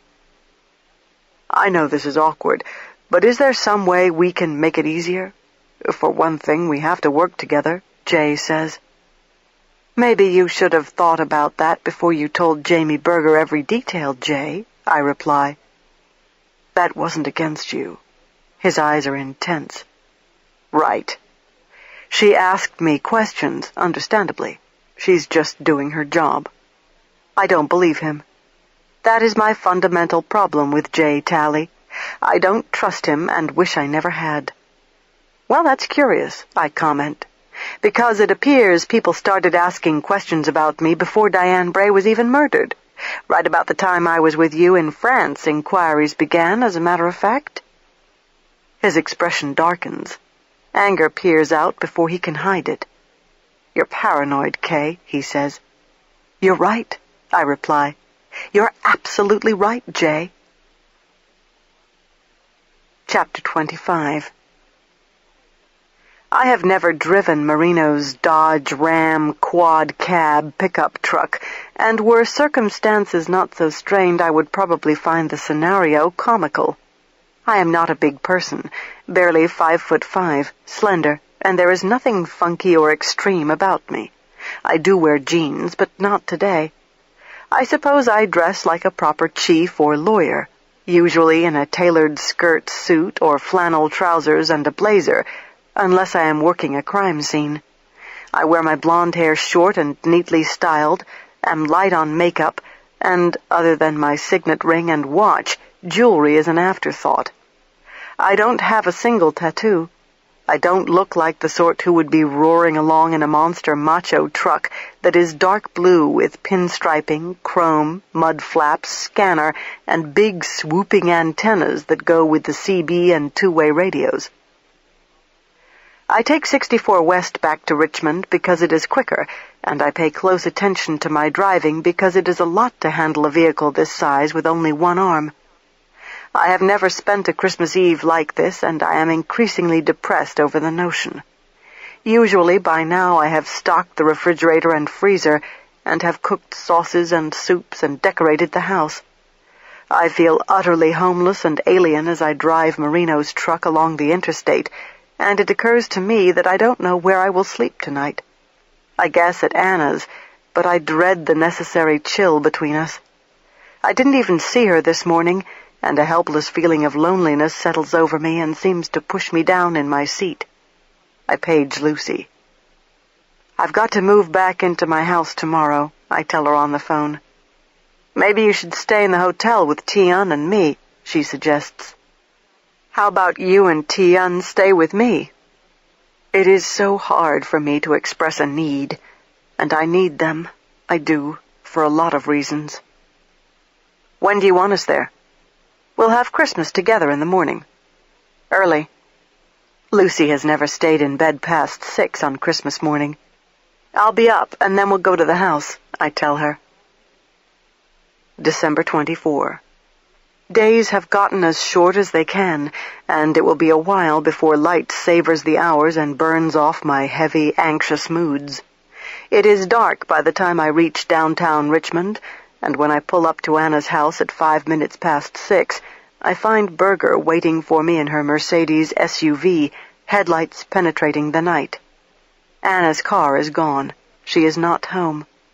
I don't know why this unsettles me so completely, unless it is that I am suspicious she somehow knows Berger is meeting me and chose not to be here. Considering such a possibility reminds me that Anna has talked to people and may one day be forced to reveal what I have told her during my most vulnerable hours in her home. Berger climbs out as I open the truck door, and if she is taken aback by my transportation, she makes no indication of it. Do you need anything from inside the house before we go? She asks. Give me just a minute, I tell her. Was Dr. Zenner here when you arrived? I feel her stiffen a little. I got here just a few minutes before you did. Evasion, I think, as I climb the front steps. I unlock the door and turn off the burglar alarm. The foyer is dark, the great chandelier and Christmas tree lights off. I write Anna a note and thank her for her friendship and hospitality. I need to return to my own home. Evasion, I think, as I climb the front steps. I unlock the door and turn off the burglar alarm. The foyer is dark, the great chandelier and Christmas tree lights off. I write Anna a note and thank her for her friendship and hospitality. I need to return to my own home tomorrow, and know she will understand why I must. Mostly I want her to believe I am not upset with her, that I realize she is as victimized by circumstances as I am. I say circumstances because I am no longer sure who is holding a gun to Anna's head and ordering her to divulge confidences about me. Rocky Caggiano may be next in line unless I am indicted. If that should happen, I will be no factor in Shandun's trial, not hardly. I leave the note on Anna's immaculately made Biedermeier bed.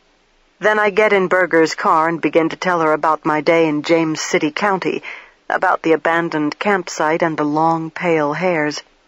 She listens intently, driving, knowing where she is going as if she has lived in Richmond all of her life.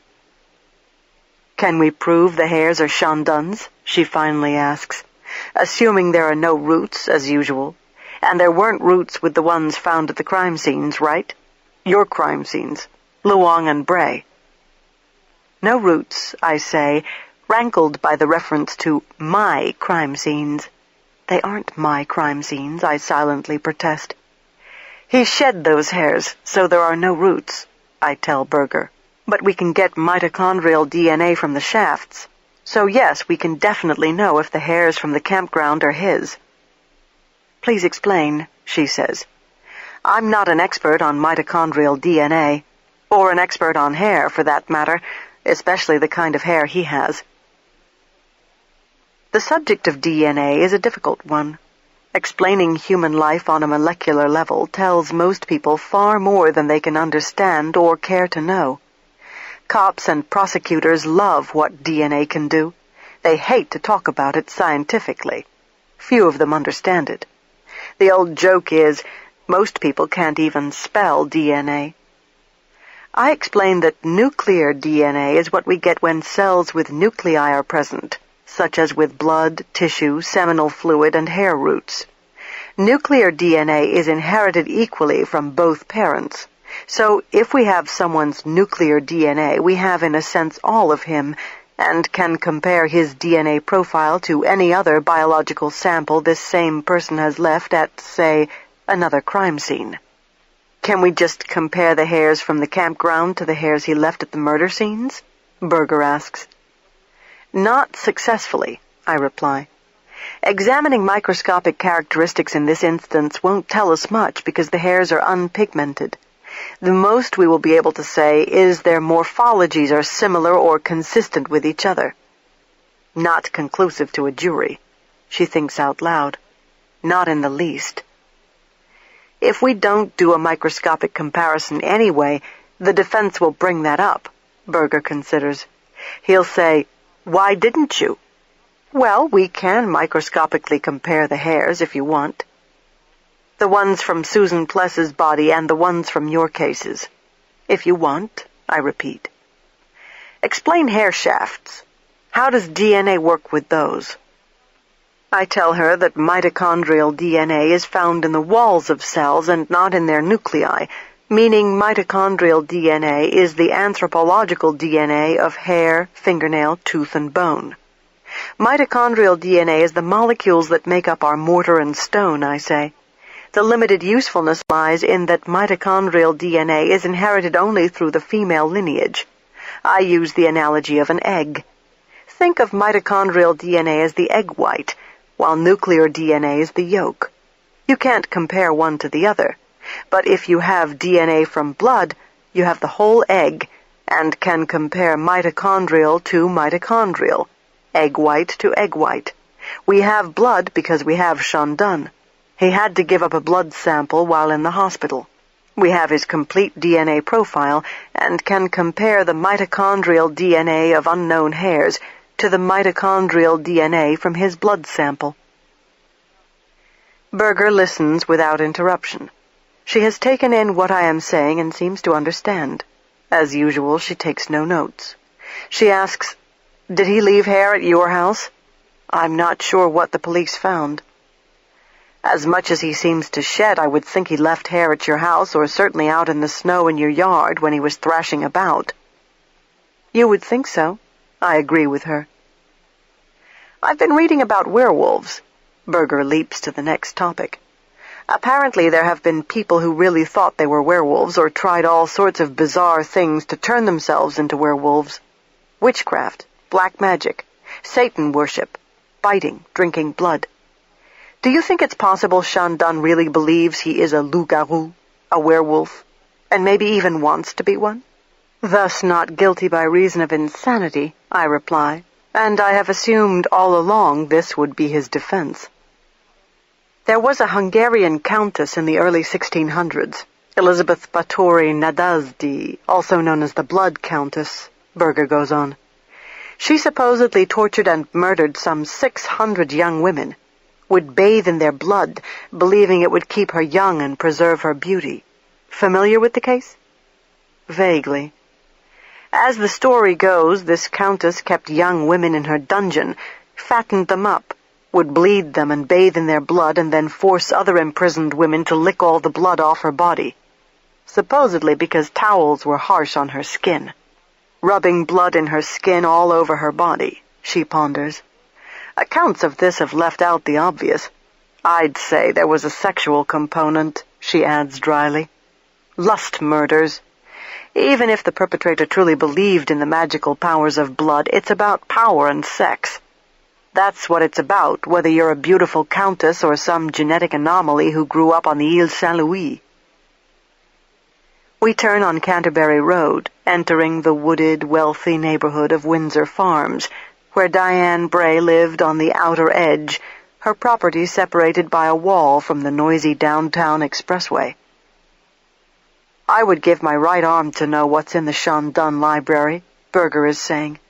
Or better put, what sorts of things Shandun's been reading over the years, aside from the histories and other erudite materials he says his father gave him, yada yada yada. For example, does he know about the Blood Countess? Was he rubbing blood all over his body in hopes it might magically heal him of his affliction?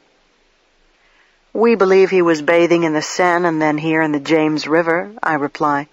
Possibly for that reason, to be magically healed. Sort of a biblical thing. Maybe. He might read the Bible, too, she offers. Was he influenced by the French serial killer Gilles Garnier, who killed little boys and ate them and bayed at the moon? There were a lot of so-called werewolves in France during the Middle Ages. Some 30,000 people charged with it. Can you imagine? Berger has been doing a lot of research. This is evident. And there's the other weird idea, she goes on. In werewolf folklore, it was believed if you were bitten by a werewolf, you would turn into one. Possible Sean Dunn was trying to turn his victims into werewolves? Maybe so he could find a bride of Frankenstein, a mate just like him? These unusual considerations begin to form a composite that is far more matter-of-fact and pedestrian than it might seem. Berger is simply anticipating what the defense is going to do in her case, and an obvious ploy is to distract the jury from the heinous nature of the crimes by preoccupying them with Sean Dunn's physical deformity and alleged mental illness and downright bizarreness. If the argument can be successfully made that he believes he is a paranormal creature, a werewolf, a monster, then it is highly unlikely the jury will find him guilty and sentence him to life in prison. It occurs to me that some people might even feel sorry for him. The silver bullet defense. Berger alludes to the superstition that only a silver bullet can kill a werewolf. We have a mountain of evidence, but then so did the prosecution in the O.J. case. The silver bullet for the defense will be that Sean Dunn is deranged and pitiful. Diane Bray's house is a white Cape Cod with a gambrel roof, and although the police have secured and cleared the scene, the property has not returned to life. Not even Berger can enter without permission of the owner, or in this case the person acting as custodian. We sit in the driveway and wait for Eric Bray, the brother, to appear with a key. You may have seen him at the memorial service. Berger reminds me that Eric Bray was the man carrying the urn containing his sister's remains. Tell me how you think Sean Dunn got an experienced policewoman to open the door. Berger's attention flows far away from monsters in medieval France to the very real slaughterhouse before our eyes. That's a little wide of my boundaries, Ms. Berger. Maybe it's better if you restrict your questions to the bodies and what my findings are. There are no boundaries right now, only questions. Is this because you assume I may never be in court, at least not in New York, because I'm tainted? I go ahead and open that door. In fact, they don't get much more tainted than I am right this minute. I pause to see if she knows. When she says nothing, I confront her. Has Ryder given you a hint that I may not prove very helpful to you? That I'm being investigated by a grand jury because he has this cockeyed notion that I had something to do with Bray's death? I've been given more than a hint, she quietly replies, as she stares out at Bray's dark house. Marino and I have talked about it, too. So much for secret proceedings, I sardonically say. Well, the rule is nothing that goes on inside the grand jury room can be discussed. Nothing's gone on yet. All that's happening is Ryder is using a special grand jury as a tool for gaining access to everything he can. About you. Your phone bills, your bank statements, what people have to say. You know how it works. I'm sure you've testified in your share of grand jury hearings. She says all this as if it is routine. My indignation rises and spills over in words. You know, I do have feelings, I say. Maybe murder indictments are everyday matters to you, but they aren't to me. My integrity is the one thing I've got that I can't afford to lose. It's everything to me, and of all people to accuse of such a crime, of all people, to even consider that I would do the very thing I fight against every waking minute of my life? Never. I don't abuse power. Never. I don't deliberately hurt people. Never. And I don't take this bullshit in stride, Ms. Berger. Nothing worse could happen to me. Nothing. Do you want my recommendation? She looks at me. I'm always open for suggestions. First, the media's going to find out. You know that. I'd beat them to the draw and have a press conference. Right away. The good news is you haven't been fired. You haven't lost the support of the people who have power over your professional life. A fucking miracle. Politicians are usually quick to run for cover, but the governor has a very high opinion of you. He doesn't believe you killed Diane Bray. If he makes a statement to that effect, then you should be all right, providing the special grand jury doesn't come back with a true bill, an indictment. Have you discussed any of this with Governor Mitchell? I ask her. We've had contact in the past. We're acquainted. We worked a case together when he was AG.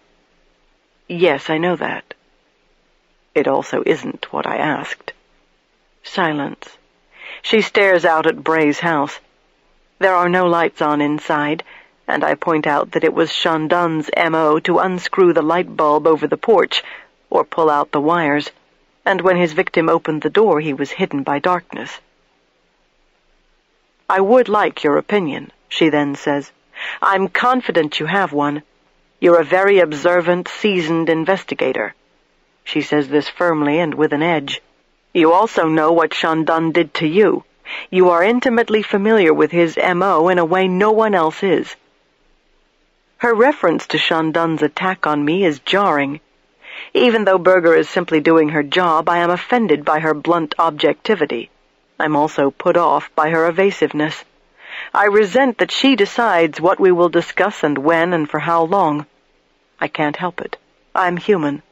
I want her to show at least a hint of compassion toward me and what I have endured. Someone called the morgue this morning and identified himself as Benton Wesley. I dropped that one on her. You heard from Rocky Marino Caggiano yet? What's he up to? Anger and fear sharpened my voice. We won't hear from him for a while, she says as if she knows. Not his style. But it sure wouldn't surprise me if he's up to his old tricks. Harassment, hurting, terrorizing, going for the sensitive spots as a warning if nothing else. My guess is you'll have no direct contact with him or even catch a whiff of him until closer to the trial, if you ever see him at all. He's like that, the son of a bitch, behind the scenes all the way. Neither of us speaks for a moment. She is waiting for me to lower the gate.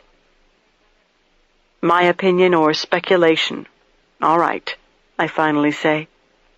That's what you want? Fine. That's what I want. You'd make a pretty good second seat. A reference to a second DA who would be her co-counsel, her partner during a trial. Either she has just paid me a compliment, or she is being ironical. Diane Bray had a friend who came over quite often. I take my first step out of bounds. I begin deducing. Detective Anderson. She was obsessed with Bray. Bray seriously teased her, so it appears. I think it's possible Chandon watched Bray and gathered intelligence. He observed Anderson come and go. On the night of the murder, he waited until Anderson left Bray's house. I stare out at it, and immediately went up to it, unscrewed the porch light, then knocked on the door. Bray assumed it was Anderson returning to resume their argument or make up or whatever. Because they'd been fighting, they fought a lot. Berger carries along the narrative. By all appearances, it was a tempestuous relationship. I keep heading deeper into restricted airspace. I am not supposed to enter this part of an investigation, but I keep going. Anderson had stormed off and come back in the past, I add. You sat in on the interview with Anderson after the body was found. Berger knows this. Someone has told her. Marino, probably. Yes, I did. And the story of what happened that night while Anderson was eating pizza and drinking beer at Bray's house? They got into an argument. This is according to Anderson. So Anderson left angry, and soon after there is a knock on the door. The same pattern of knocking that Anderson always did. He imitated the way she knocked, just as he imitated the police when he came to my house. Show me. Berger looks at me.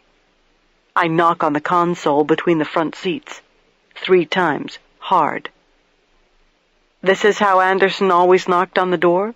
She didn't use the doorbell? Berger asks. You've been around cops enough to know that they hardly ever ring doorbells. They're used to neighborhoods where doorbells don't work, if they exist.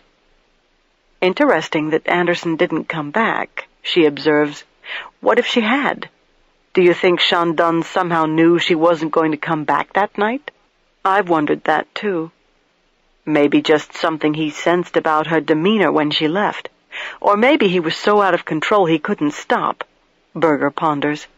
Or maybe his lust was stronger than his fear that he might be interrupted. He may have observed one other important thing, I say. Anderson didn't have a key to Bray's house. Bray always let her in. Yes, but the door wasn't locked when Anderson came back the next morning and found the body, right? Doesn't mean it wasn't locked when he was inside attacking Bray. He hung out a closed sign and locked the convenience store while he was killing Kim Luong. But we don't know for a fact that he locked the door behind him when he entered Bray's house, Berger reiterates. I certainly don't know it for a fact. And he might not have locked up. Berger is into it. He might have shoved his way in and the chase begins. The door is unlocked the entire time he is mutilating her body in the bedroom. That would suggest he was out of control and taking big risks, I point out. I don't want to go down the road of out of control. Berger seems to talk to herself. Out of control isn't at all the same thing as insane, I remind her. All people who murder except out of self-defense are out of control. Ah, touché, she nods. So Bray opens the door and the light is out and there he is in the dark. This is also what he did to Dr. Estvan in Paris, I tell Berger. Women were being murdered over there, same M.O., and in several cases Shandon left notes at the crime scenes. That's where the name Loup Garou comes from, Berger interjects. He also wrote that name on a box inside the cargo container where the body was found, the body of his brother Thomas. But yes, I say, he apparently began leaving notes referring to himself as a werewolf when he began murdering over there in Paris. One night he showed up at Dr. Estvan's door, not realizing that her husband was homesick. He works at night as a chef, but on this particular occasion he was home unexpectedly, thank God. Dr. Estvan opens the door, and when Shandon hears her husband call out from another room, he flees. She get a good look at him? I don't think so. I conjure up what Dr. Estvan told me. It was dark. It was her impression that he was dressed neatly in a long, dark coat, a scarf, his hands in his pockets. He spoke well, was gentlemanly, using the ruse that his car had broken down and he needed a phone. Then he realized she wasn't alone and ran like hell. Anything else she remembered about him? His smell. He had a musky smell like a wet dog. Berger makes a strange sound at that comment. I am becoming familiar with her subtle mannerisms, and when a detail is especially weird or disgusting, she sucks the inside of her cheek and emits a quiet rasping squeak like a bird. So he goes after the chief medical examiner there, and then goes after the one here. You, she adds for emphasis. Why? She has turned halfway around in her seat and is resting an elbow on the steering wheel, facing me. Why? I repeat, as if it is a question I can't possibly answer, as if it is a question she shouldn't ask me. Maybe someone should tell me that. Again I feel the heat of anger rise. Premeditation, she replies.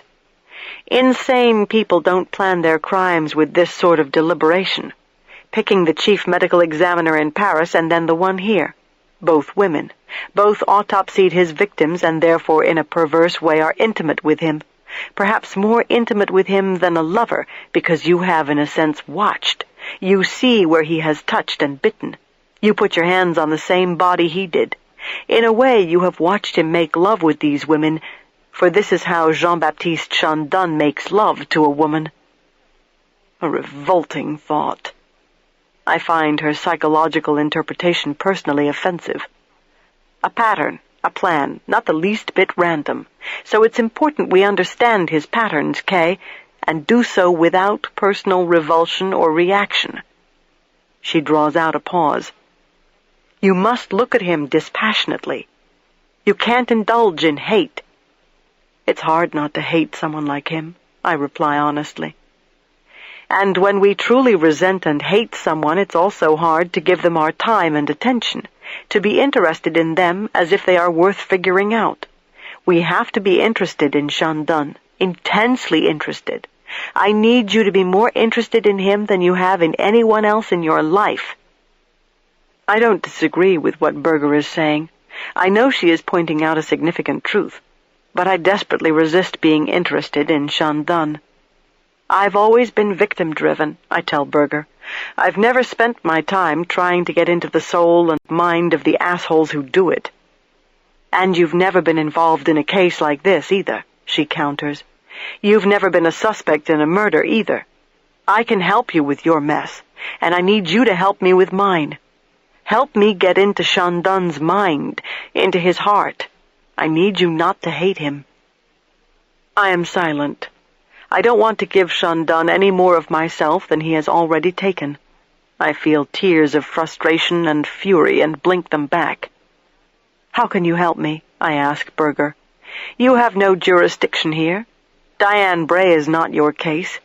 You can drag her into your Molyneux motion in Susan Pless's murder, but I'm left hanging out to dry when it comes to a Richmond special grand jury, especially if certain people are trying to make it appear that I killed her, killed Bray, that I'm deranged. I take a deep breath. My heart races. The key to your clearing your name is my same key, she replies. Susan Pless. How could you possibly have had anything to do with that death? How could you have tampered with that evidence? She waits for my answer, as if I have one. The thought numbs me. Of course, I had nothing to do with Susan Pless's murder. My question is this, Berger goes on. If the DNA from Susan's case matches your cases here and possibly the DNA in the Paris cases, doesn't that mean it has to be the same person who killed all these people? I guess jurors don't have to believe it beyond a reasonable doubt. All they need is probable cause, I reply, playing devil's advocate in my own dilemma.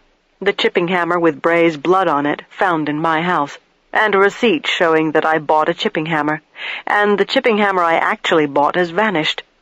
All sort of sticks out like a smoking gun, Ms. Berger, don't you think? She touches my shoulder. Answer me this, she says. Did you do it? No, I reply. No, I didn't do it. Good. Because I can't afford for you to have done it, she says. I need you. They need you.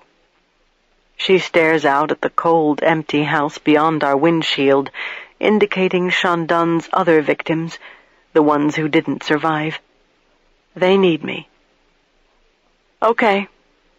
She returns us to why we are waiting in this driveway. She returns us to Diane Bray. So he comes through her front door. There's no sign of a struggle, and he doesn't attack her until they are all the way to the other end of the house in her bedroom. It doesn't appear she attempted to escape or defend herself in any way. She never went for her gun. She's a policewoman. Where's her gun? I know when he forced his way into my house, I reply, he tried to throw his coat over my head. I am trying to do what she wants. I act as if I am talking about someone else. Then maybe he nets Bray with a coat or something else he threw over her head and forced her back to the bedroom. Maybe. The police never found Bray's gun. Not that I know of, I reply. Huh. Wonder what he did with that, Berger muses. Headlights shine in the rearview mirror and I turn around. A station wagon slows at the driveway. There was also money missing from her house, I add. $2,500. Drug money Anderson had just brought over earlier that evening, according to her, to Anderson. The station wagon pulls up behind us. From the sale of prescription pills, if Anderson's telling the truth. Do you think she was telling the truth? Berger asks. The whole truth? I don't know, I reply.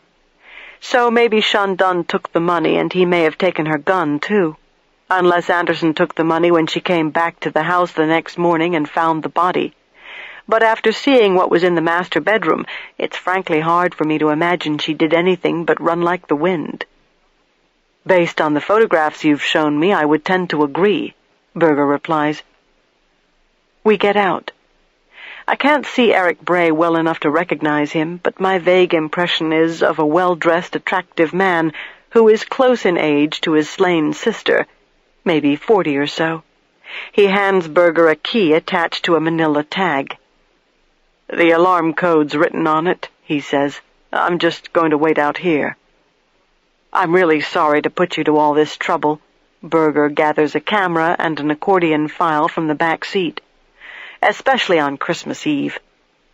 "I know you people have to do your job," he says in a dull, flat tone. "Have you been inside?" He hesitates and stares off at the house. "Can't do it." His voice rises with emotion and tears cut him off. He shakes his head and climbs back inside his car. "I don't know how any of us—" "Well," he clears his throat, talking to us through the open car door, the interior light on, the bell dinging. "How we're ever going to go in and deal with her things." He focuses on me, and Berger introduces us. I have no doubt he already knows very well who I am.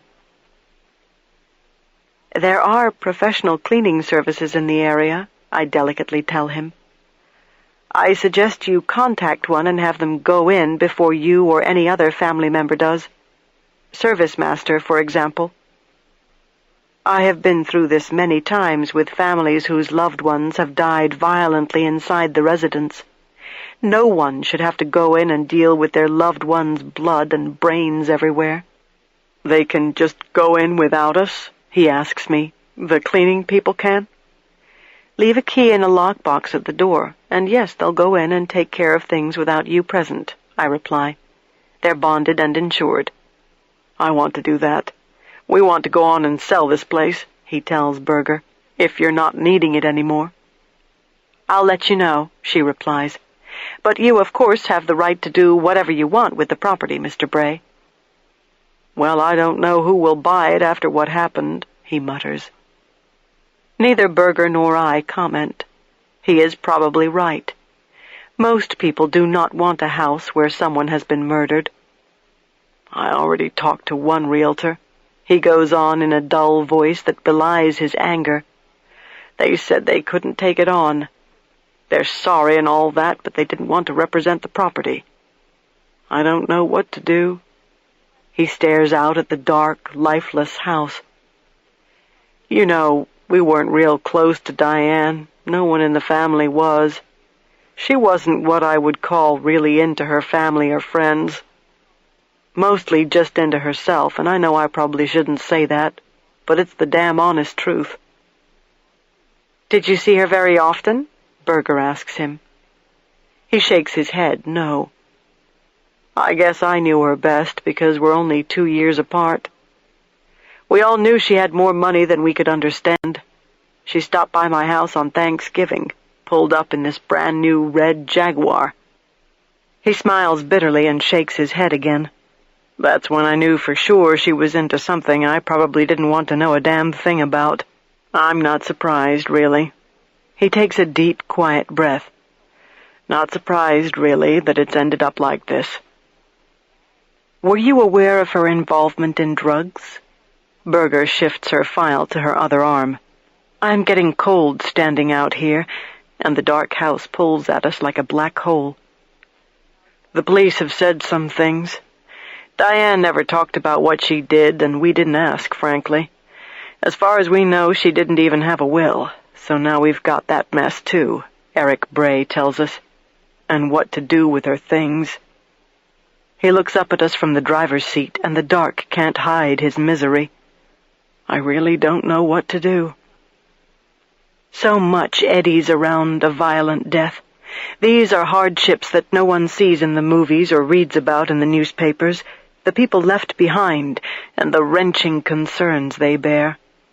I give Eric Bray my business card and tell him to call my office if he has any further questions.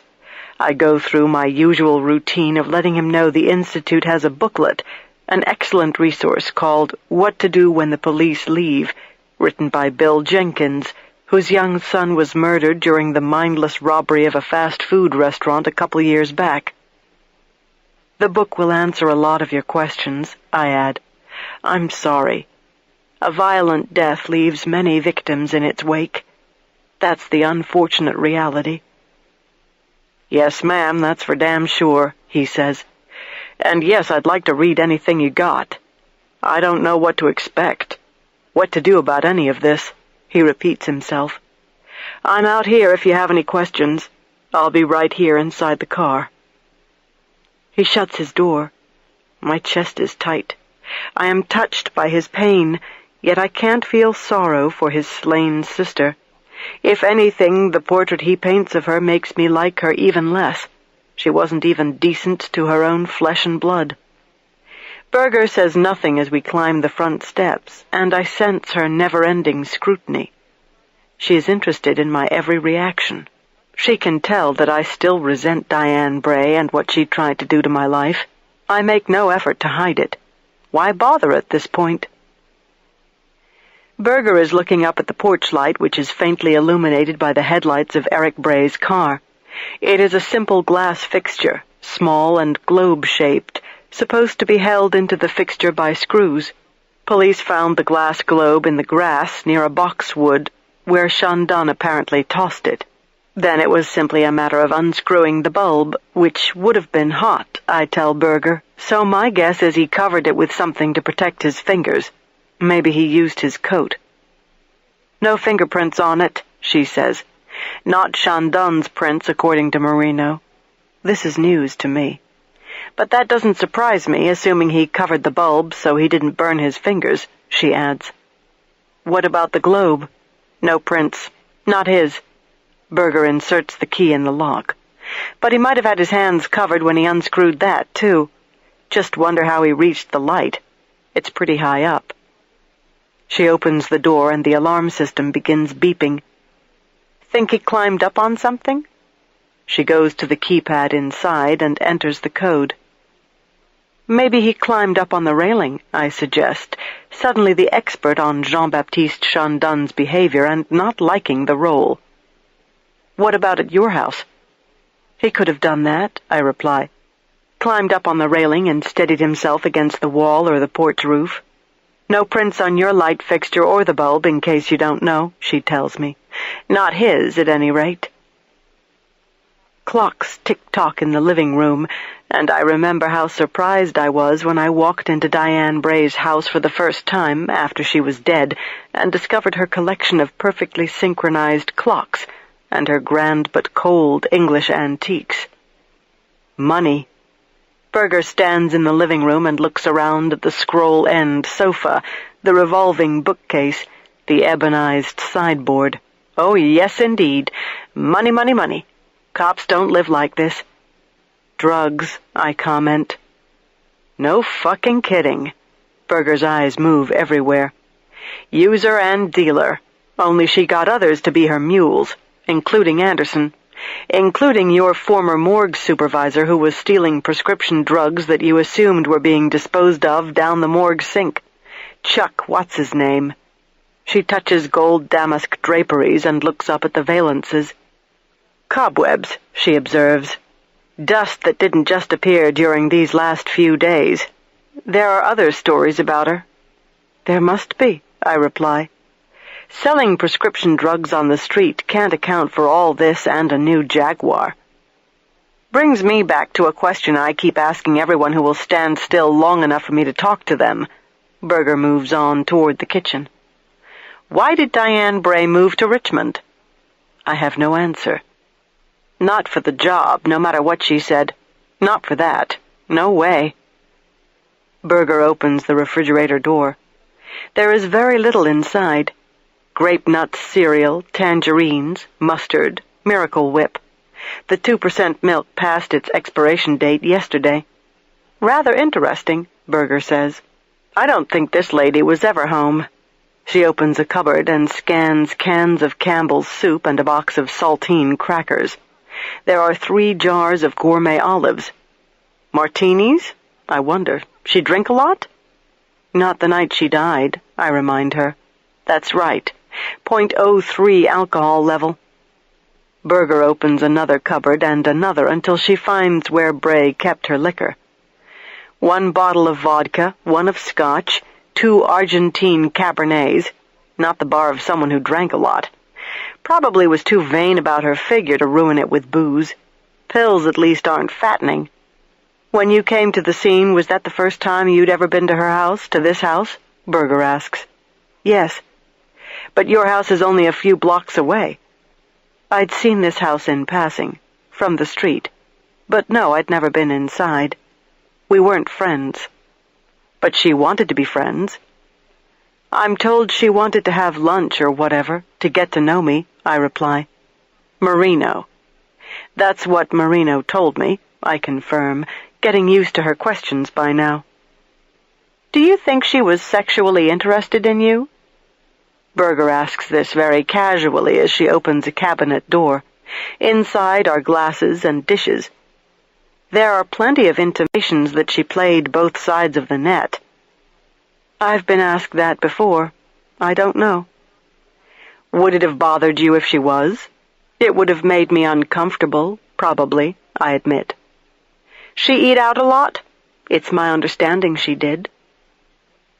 I am noting that Berger asks questions I suspect she already has answered. She wants to hear what I have to say and weigh my perceptions against those of others. Some of what she explores carries the echo of what Anna asked me during our fireside confessionals. I wonder if it is remotely possible that Berger has talked to Anna, too. Reminds me of a store that's a front for some illegal business, Berger says as she checks out what's beneath the sink. A few cleansers and several dried sponges. Don't worry, she seems to read my mind. I'm not going to let anyone ask you these sorts of things in court, about your sex life or whatever. Nothing about her personal life either. I realize that's not supposed to be your area of expertise. Not supposed to be? It seems an odd comment.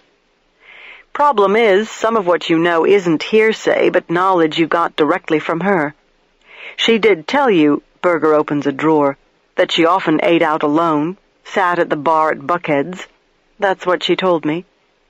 The night you met her there in the parking lot and confronted her. The night I tried to prove that she was in collusion with my morgue assistant, Chuck. And she was. Unfortunately, she certainly was, I reply. And you confronted her. I did. Well, good old Chuck's in lockup where he belongs. Berger walks out of the kitchen. And if it's not hearsay, she returns to that topic, then Rocky Caggiano is going to ask you, and I can't object. Or I can, but it will get me nowhere. You need to realize that, and how it makes you look. Right now, I'm more worried about how everything makes me look to a special grand jury, I pointedly answer her. She stops in the doorway. At the end of it, the master bedroom is behind a door that is carelessly ajar, adding to the ambiance of neglect and indifference that chills this place. Berger meets my eyes. I don't know you personally, she says. No one seated on that special grand jury is going to know you personally. It's your word against a murdered policewoman's that it was she who harassed you and not the other way around, and that you had nothing to do with her murder, even though you seem to think the world is better off without her. Did you get that from Anna or Ryder? I bitterly ask her. She starts down the hallway. Pretty soon, Dr. Kay Scarpetta, you're going to get a thick skin, she says. I'm making that my mission. Chapter 26. Blood is life. It behaves like a living creature. When the circulatory system is breached, the blood vessel contracts in a panic, making itself smaller in an attempt to diminish the blood flowing through it and out of the tear or cut. Platelets immediately rally to plug the hole. There are 13 clotting factors, and together they instigate their alchemy to stop blood loss. I have always thought that blood is bright red for a reason, too. It is the color of alarm, of emergency, of danger and distress. If blood were a clear fluid like sweat, we might not notice when we are injured or when someone else is. Bright red boasts of blood's importance, and it is the siren that sounds when the greatest of all violations has occurred, when another person has maimed or taken a life. Diane Bray's blood cries out in drips and droplets, splashes and smears, It tattles on who did what and how, and in some instances, why. The severity of a beating affects the velocity and volume of blood flying through the air. Cast-off blood from the backswing of a weapon tells the number of blows, which in this case were at least 56. That is as precisely as we can calculate, because some blood spatters overlay other spatters, and sorting out how many might be on top of each other is like trying to figure out how many times a hammer struck a nail to drive it into a tree. The number of blows mapped in this room is consistent with what Bray's body told me. But again, so many fractures overlaid others, and so much bone was utterly crushed that I too lost count. Hate, incredible lust and rage. There has been no attempt to clean up what happened in the master bedroom, and what Berger and I find contrasts profoundly with the stillness and sterility of the rest of the house. First, there is what looks like a massive bright pink web spun by crime scene technicians who have used a method called stringing to find the trajectories of blood droplets that are simply everywhere. The objective is to determine distance, velocity, and angle, to conjure up through a mathematical model the exact position of Bray's body when each blow was struck. The results look like a strange modern art design, a weird fuchsia geometry that leads the eye to walls, ceiling, floor, antique furniture, and the 4 ornate mirrors where Bray once admired her spectacular sensual beauty. Coagulated puddles of blood on the floor are now hard and thick, like dried molasses, and the king-size bed where Bray's body was so crudely displayed looks as if someone dashed cans of black paint across the bare mattress. I feel Berger's reaction as she stares. She is silent as she absorbs what is ghastly, truly incomprehensible. She becomes charged with a peculiar energy that only people, especially women, who battle violence for a living can really understand. Where are the bed linens? Berger opened the accordion file. Were they turned into the labs? We never found them, I reply, and I'm reminded of the motel room at the campground. Those bed linens are missing, too. Shandon claims bed linens disappeared from his apartment in Paris, I recall his saying. Removed before or after she was killed? Berger slips photographs out of an envelope. Before. That's apparent from the bloody transfers on the bare mattress. I step inside the room, moving around strings that point accusingly at Shandon's crime like long, slender fingers.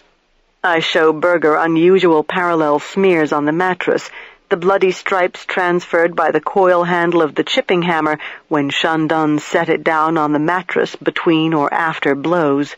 Berger doesn't see the pattern at first. She stares, slightly frowning, as I decipher a chaos of dark stains that are handprints and smears where I believe Shandon's knees may have been as he was straddling the body and acting out his horrific sexual fantasies. These patterns wouldn't have been transferred to the mattress if there were linens on the bed at the time of the attack, I explain. Berger studies a photograph of Bray on her back, sprawled across the middle of the mattress, black corduroy pants and belt on, but no shoes and socks, naked from the waist up, a smashed gold watch on her left wrist. A gold ring on her battered right hand is driven into the bone of her finger. So either there were no linens on the bed at the time, or he removed them for some reason, I add. I'm trying to envision that. Berger scans the mattress. He's in the house. He's forcing her down the hallway back to this area, to the bedroom.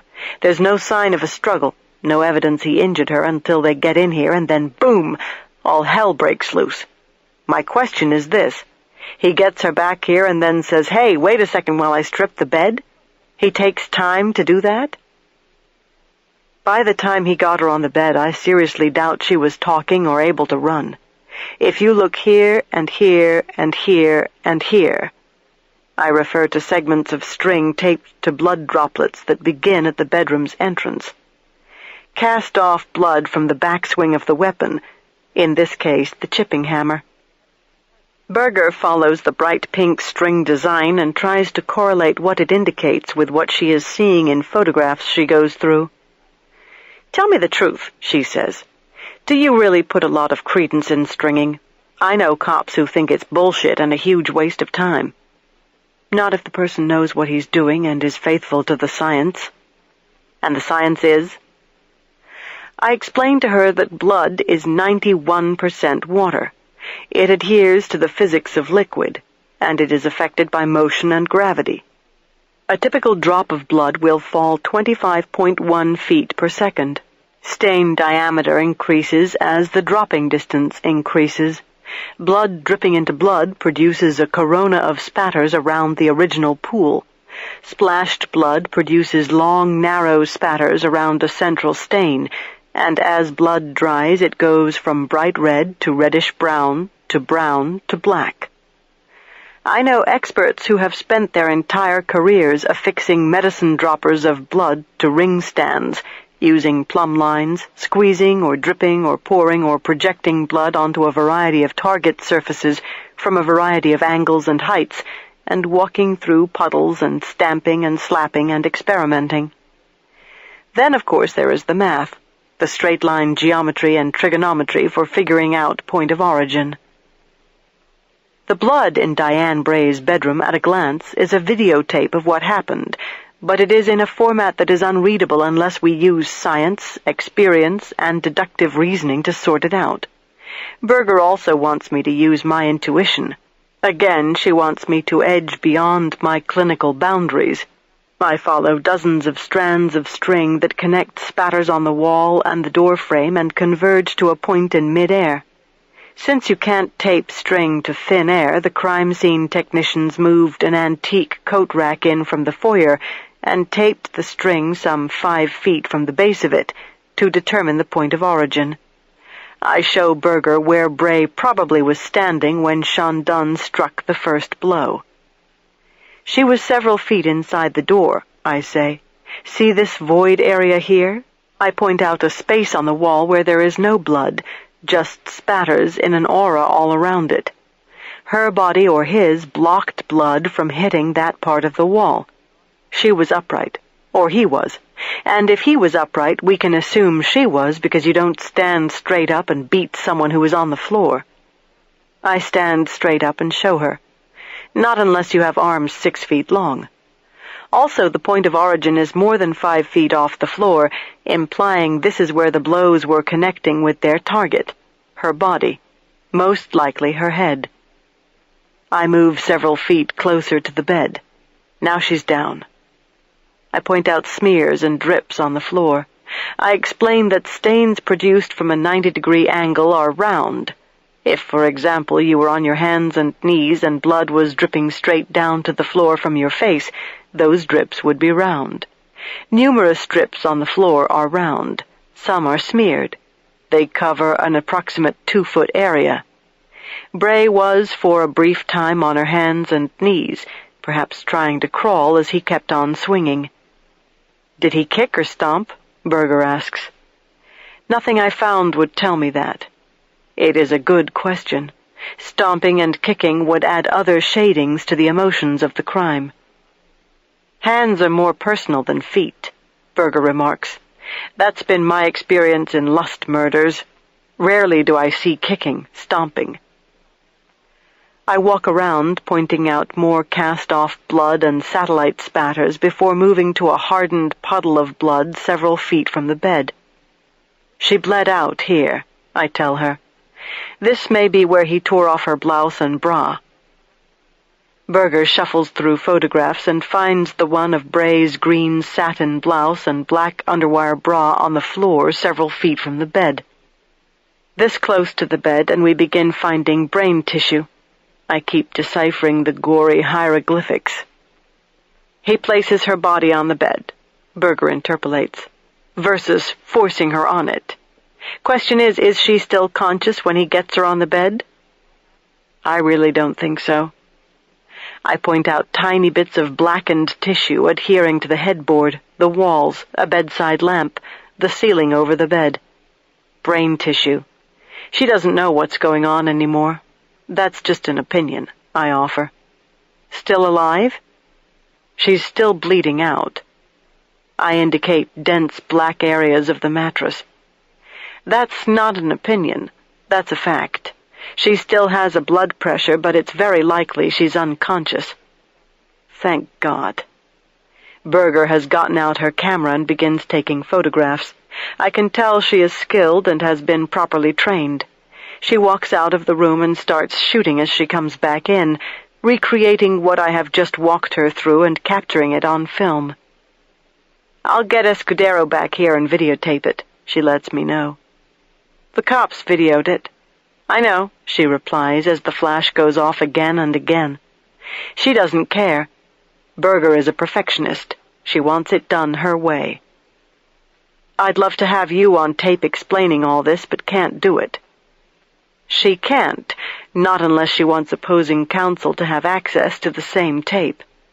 Based on the resounding absence of note-taking, I am certain that she doesn't want Rocky Caggiano to have access to a single word, written or spoken, that goes beyond what is on my standard reports. Her caution is extreme. I am shaded by suspicions that I have a hard time taking seriously. It really hasn't penetrated that anyone might seriously think I murdered the woman whose blood is all around us and under our feet. Berger and I finish with the bedroom. Next, we explore other areas of the house that I paid little if any attention to when I was working the scene. I did go through the medicine cabinet in the master bedroom. I always do that. What people keep to alleviate bodily discomforts tells quite a story. I know who has migraines or mental illnesses or is obsessive about health. I know that Bray's chemicals of choice, for example, were Valium and Ativan. I found hundreds of pills that she had put in Nuprin and Tylenol PM bottles. She had a small amount of Buspar, too. Bray liked sedatives. She craved soothing. Berger and I explore a guest bedroom down the hall. It is a room I have never stepped inside, and unsurprisingly, it is unlived in. It isn't even furnished, but instead is cluttered with boxes that Bray apparently never unpacked. Are you getting the sensation that she wasn't planning on staying here long? Berger is beginning to talk to me as if I am part of her prosecution team, her second seat in the trial. Because I sure am. And you don't take on a major position in a police department without assuming you're going to stick it out for at least a few years, even if the job is nothing but a stepping stone. I look around inside the bathroom and note there is no toilet paper, no tissues, not even soap. But what I find inside the medicine cabinet surprises me. X-Lax, I announce. At least a dozen boxes. Berger appears in the doorway. Well, I'll be damned, she says. Maybe our vain friend had an eating disorder. It is not uncommon with people who suffer from bulimia to use laxatives to purge themselves after binging. I lift the toilet seat and find evidence of vomit that has splashed up on the inside of the rim and the bowl. It is a reddish color. Bray supposedly ate pizza before she died, and I recall that she had very little stomach contents, traces of ground meat and vegetables. If someone threw up after eating and then died maybe a half hour or hour later, would you expect his stomach to be totally empty? Berger follows what I am piecing together. There would still be traces of food clinging to the stomach lining. I lower the toilet seat. A stomach isn't totally empty or clean unless the person has drunk huge amounts of water and purged, like a lavage or a repeated infusion of water to wash out a poison, let's say. Another section of footage plays before my eyes. This room was Bray's dirty, shameful secret. It is closed off from the regular flow of the house, and no one but Bray ever came back here, so there was no fear of discovery, and I know enough about eating disorders and addictions to be very aware of the person's desperate need to hide his shameful ritual from others. Bray was determined that no one would ever catch even the slightest hint that she was binging and purging, and perhaps her problem explains why she kept so little food in the house. Perhaps the medications helped control the anxiety that is inevitably part of any compulsion. Maybe this is one of the reasons she was so quick to run Anderson off after eating, Berger conjectures. Bray wanted to get rid of the food and wanted privacy. That would be at least one reason, I reply. People with this affliction are so overwhelmed by the impulse, it tends to override anything else that might be going on. So yes, she might have wanted to be alone to take care of her problem, and she might have been back here in this bathroom when Shandun showed up, thus adding to her vulnerability. Berger takes photographs of the X-lax inside the medicine cabinet. Yes, she would have been alarmed and paranoid if she was in the middle of her ritual, and her first thought would have been about what she was doing, not about any imminent danger. Distracted. Berger bends over and photographs the toilet bowl, extremely distracted. So she hurries to finish what she's doing, vomiting, Berger reconstructs. She rushes out of here and shuts the door and goes to the front door. She's assuming it's Anderson who's out there, knocking 3 times. Very possibly Bray's rattled and annoyed and might even start saying something angry as she opens the door, and... Berger steps back out in the hallway, her mouth grimly set. She's dead. She lets this scenario hang pregnantly as we seek out the laundry room. She knows I can relate to the distraction and mind-searing horror of opening the front door and having Shandun suddenly rush in from the darkness like a creature out of hell. Berger opens hall closet doors, then finds a door that leads to the basement. The laundry area is down here, and I feel strangely unsettled and unnerved as we walk about in the harsh glare of naked overhead light bulbs that are turned on by tugging strings. I have never been in this part of the house either. I have never seen the bright red Jaguar I've heard so much about. It is absurdly out of place in this dark, cluttered, dismal space. The car is gorgeously bold, and an on-the-nose symbol of the power Bray craved and flaunted. I am reminded of what Anderson angrily said about her being Bray's gopher. I seriously doubt Bray ever drove to the car wash herself.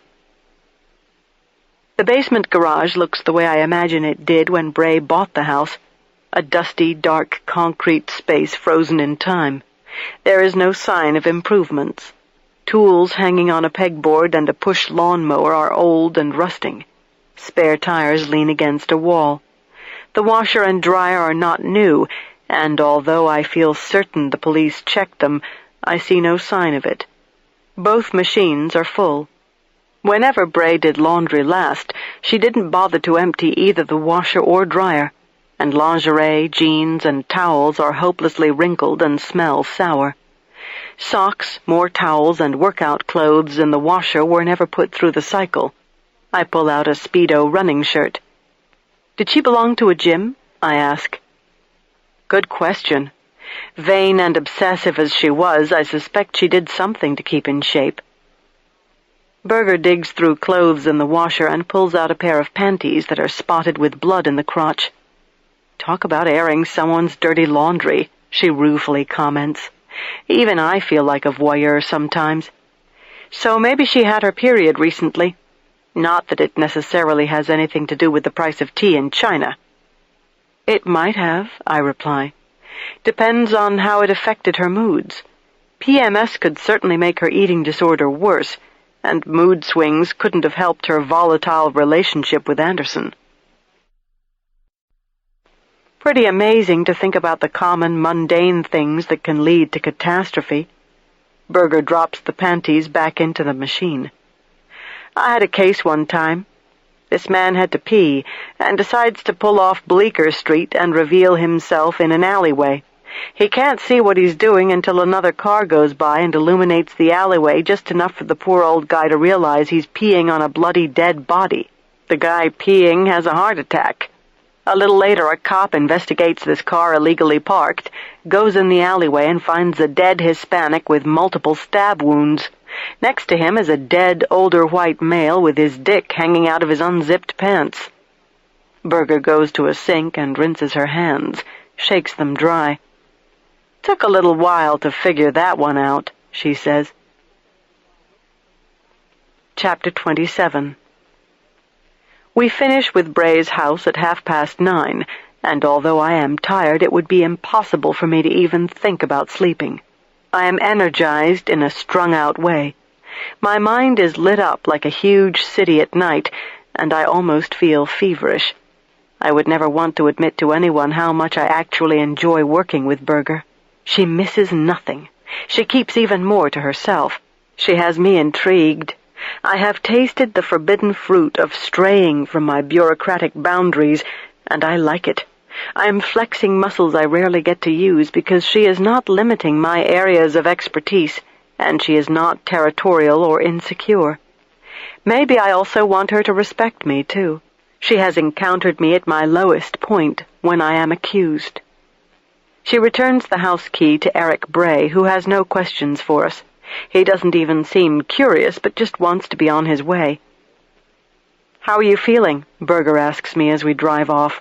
"Holding up?" "Holding up," I affirm. She turns on an overhead light and squints at a post-it on the dash. She dials a number on her car phone, leaving it on speaker. Her own recorded announcement comes on, and she hits a code to see how many messages she has. 8. And she picks up the handset so I can't hear them. This seems odd.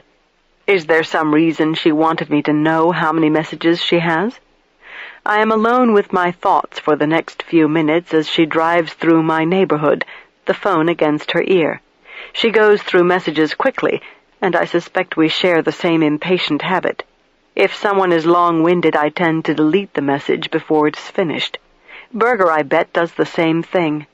We follow Sulgrave Road through the heart of Windsor Farms, passing the Virginia House and Agecroft Hall, ancient Tudor mansions that were dismantled and crated in England and shipped over here by wealthy Richmonders back in an era when this part of the city was one huge estate.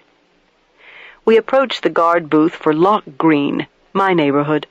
Rita steps out of the booth, and I know instantly by her bland expression that she has seen this Mercedes SUV and its driver before. "Hi," Berger says to her.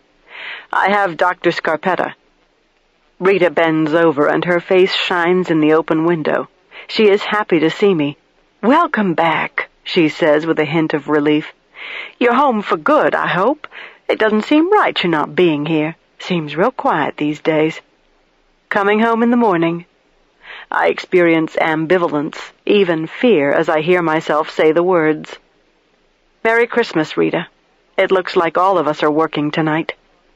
"Gotta do what you gotta do." Guilt pinches my heart as we drive off. This will be the first Christmas when I haven't remembered the guards in some way.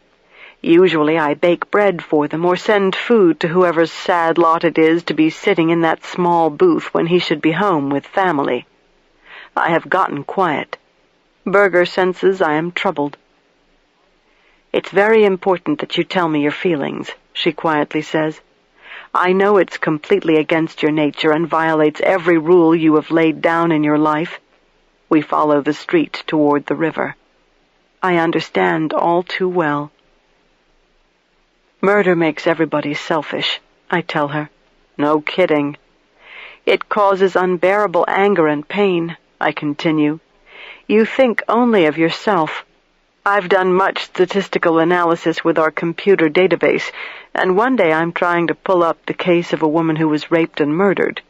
I hit on 3 cases with the same last name and discover the rest of her family. A brother who died of a drug overdose some years after the murder, then the father who committed suicide several years after that, the mother who got killed in a car accident. We've begun an ambitious study at the Institute, doing an analysis of what happens to the people left behind. They get divorced. They become substance abusers, are treated for mental illness, lose their jobs, move. "Violence certainly poisons the lake," Berger rather banally replies. "I'm tired of being selfish. That's what I'm feeling," I say. "Christmas Eve, and what have I done for anybody? Not even for Rita. Here she's working past midnight, has several jobs because she has children. Well, I hate this. He's hurt so many people. He continues to hurt people. We've had 2 off-the-wall murders that I believe are related. Torture, international connections, guns, drugs, bed covers missing. I look over at Berger. When the hell is it going to stop? She turns into my driveway, making no pretense that she doesn't know exactly which one it is. The reality is, not soon enough, she answers me. Like Bray's house, mine is completely dark. Someone has turned off all the lights, including the floodlights that are politely hidden in trees or in eaves and pointed down at the ground so they don't light up my property like a baseball park and completely offend my neighbors. I don't feel welcome. I dread walking inside and facing what Shandun, what the police have done to my private world. I sit for a moment and stare out my window as my heart sinks lower. Anger. Pain. I am deeply offended. "What are you feeling?" Berger asks as she stares out at my house. "What am I feeling?" I bitterly repeat. So much for più si spende e peggio si mangia. I get out and angrily shut the car door. Loosely translated, the Italian proverb means the more you pay, the worse you eat. Italian country life is supposed to be simple and sweet. It is supposed to be uncomplicated. The best food is made of fresh ingredients, and people don't rush away from the table or care about matters that really aren't important. To my neighbors, my sturdy house is a fortress with every security system known to the human race. To me, what I build is a casa colonica, a quaint farmhouse of varying shades of creamy gray stone, with brown shutters that warm me with reassuring, gentle thoughts of the people I come from. I only wish I had roofed my house with coppi, or curved terracotta tiles instead of slate, but I didn't want a red dragon's back on top of rustic stone. If I couldn't reasonably find materials that were old, at least I chose ones that blend with the earth. The essence of who I am is ruined. The simple beauty and safety of my life is sullied. I tremble inside. My vision blurs with tears as I climb the front steps and stand beneath the overhead lamp that Shandun unscrewed. The night air bites, and clouds have absorbed the moon. It feels like it might snow again. I blink and take in several breaths of cold air in an effort to calm myself and shove down overwhelming emotion. Berger at least has the good grace to give me a moment of peace. She has dropped back as I insert my key into the deadbolt lock. I step inside the dark, cool foyer and enter the alarm code as an awareness raises the hair on the back of my neck. I flip on lights and blink at the steel Medico key in my hand, and my pulse picks up. This is crazy. It can't be. No way. Berger is quietly coming through the door behind me. She looks around at the stucco walls and vaulted ceilings. Paintings are crooked. Rich Persian rugs are rumpled and disturbed and filthy. Nothing has been restored to its original order. It seems contemptuous that no one bothered to clean up dusting powder and tracked in mud, but this isn't why I have a look on my face that pins Berger's complete attention. "What is it?" she says, her hands poised to open her fur coat. "I need to make a quick phone call," I tell her. I don't tell Berger what I am thinking. I don't let on what I fear. I don't divulge that when I stepped back outside the house to use my cell phone in private, I called Marino and asked him to come here right now. "Everything all right?" Berger asks when I return and shut the front door. I don't answer her. Of course everything isn't all right. "Where do you want me to start?" I remind her we have work to do.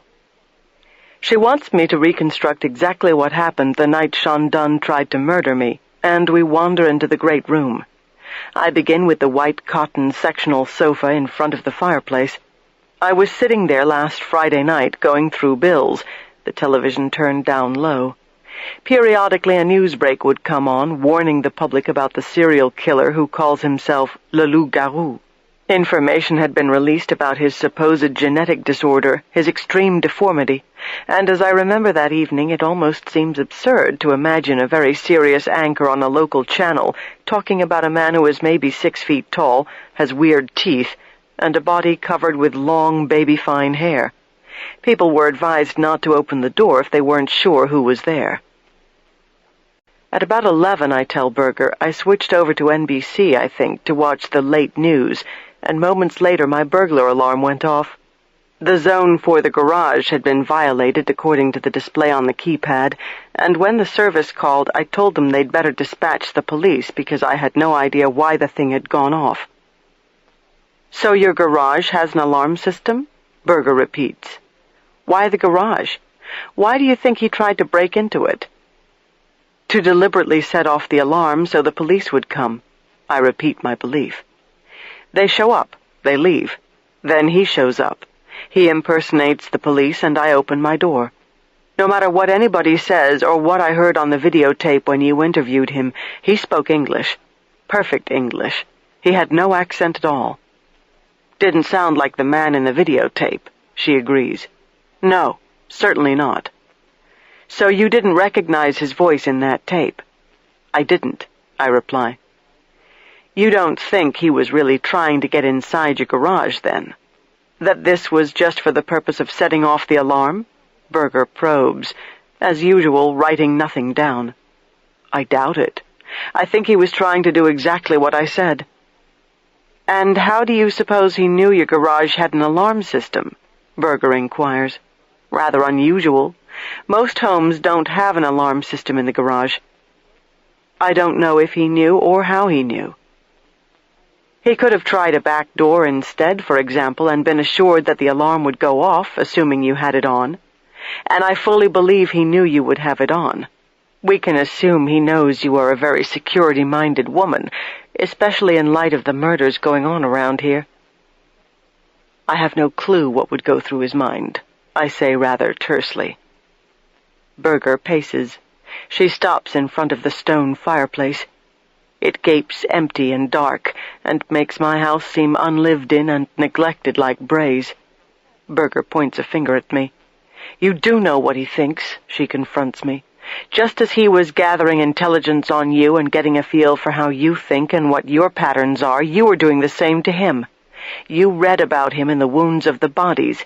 You were communicating with him through his victims, through the crime scenes, through everything you learned in France. Chapter 28. My traditional Italian white sofa is stained pink from formalin.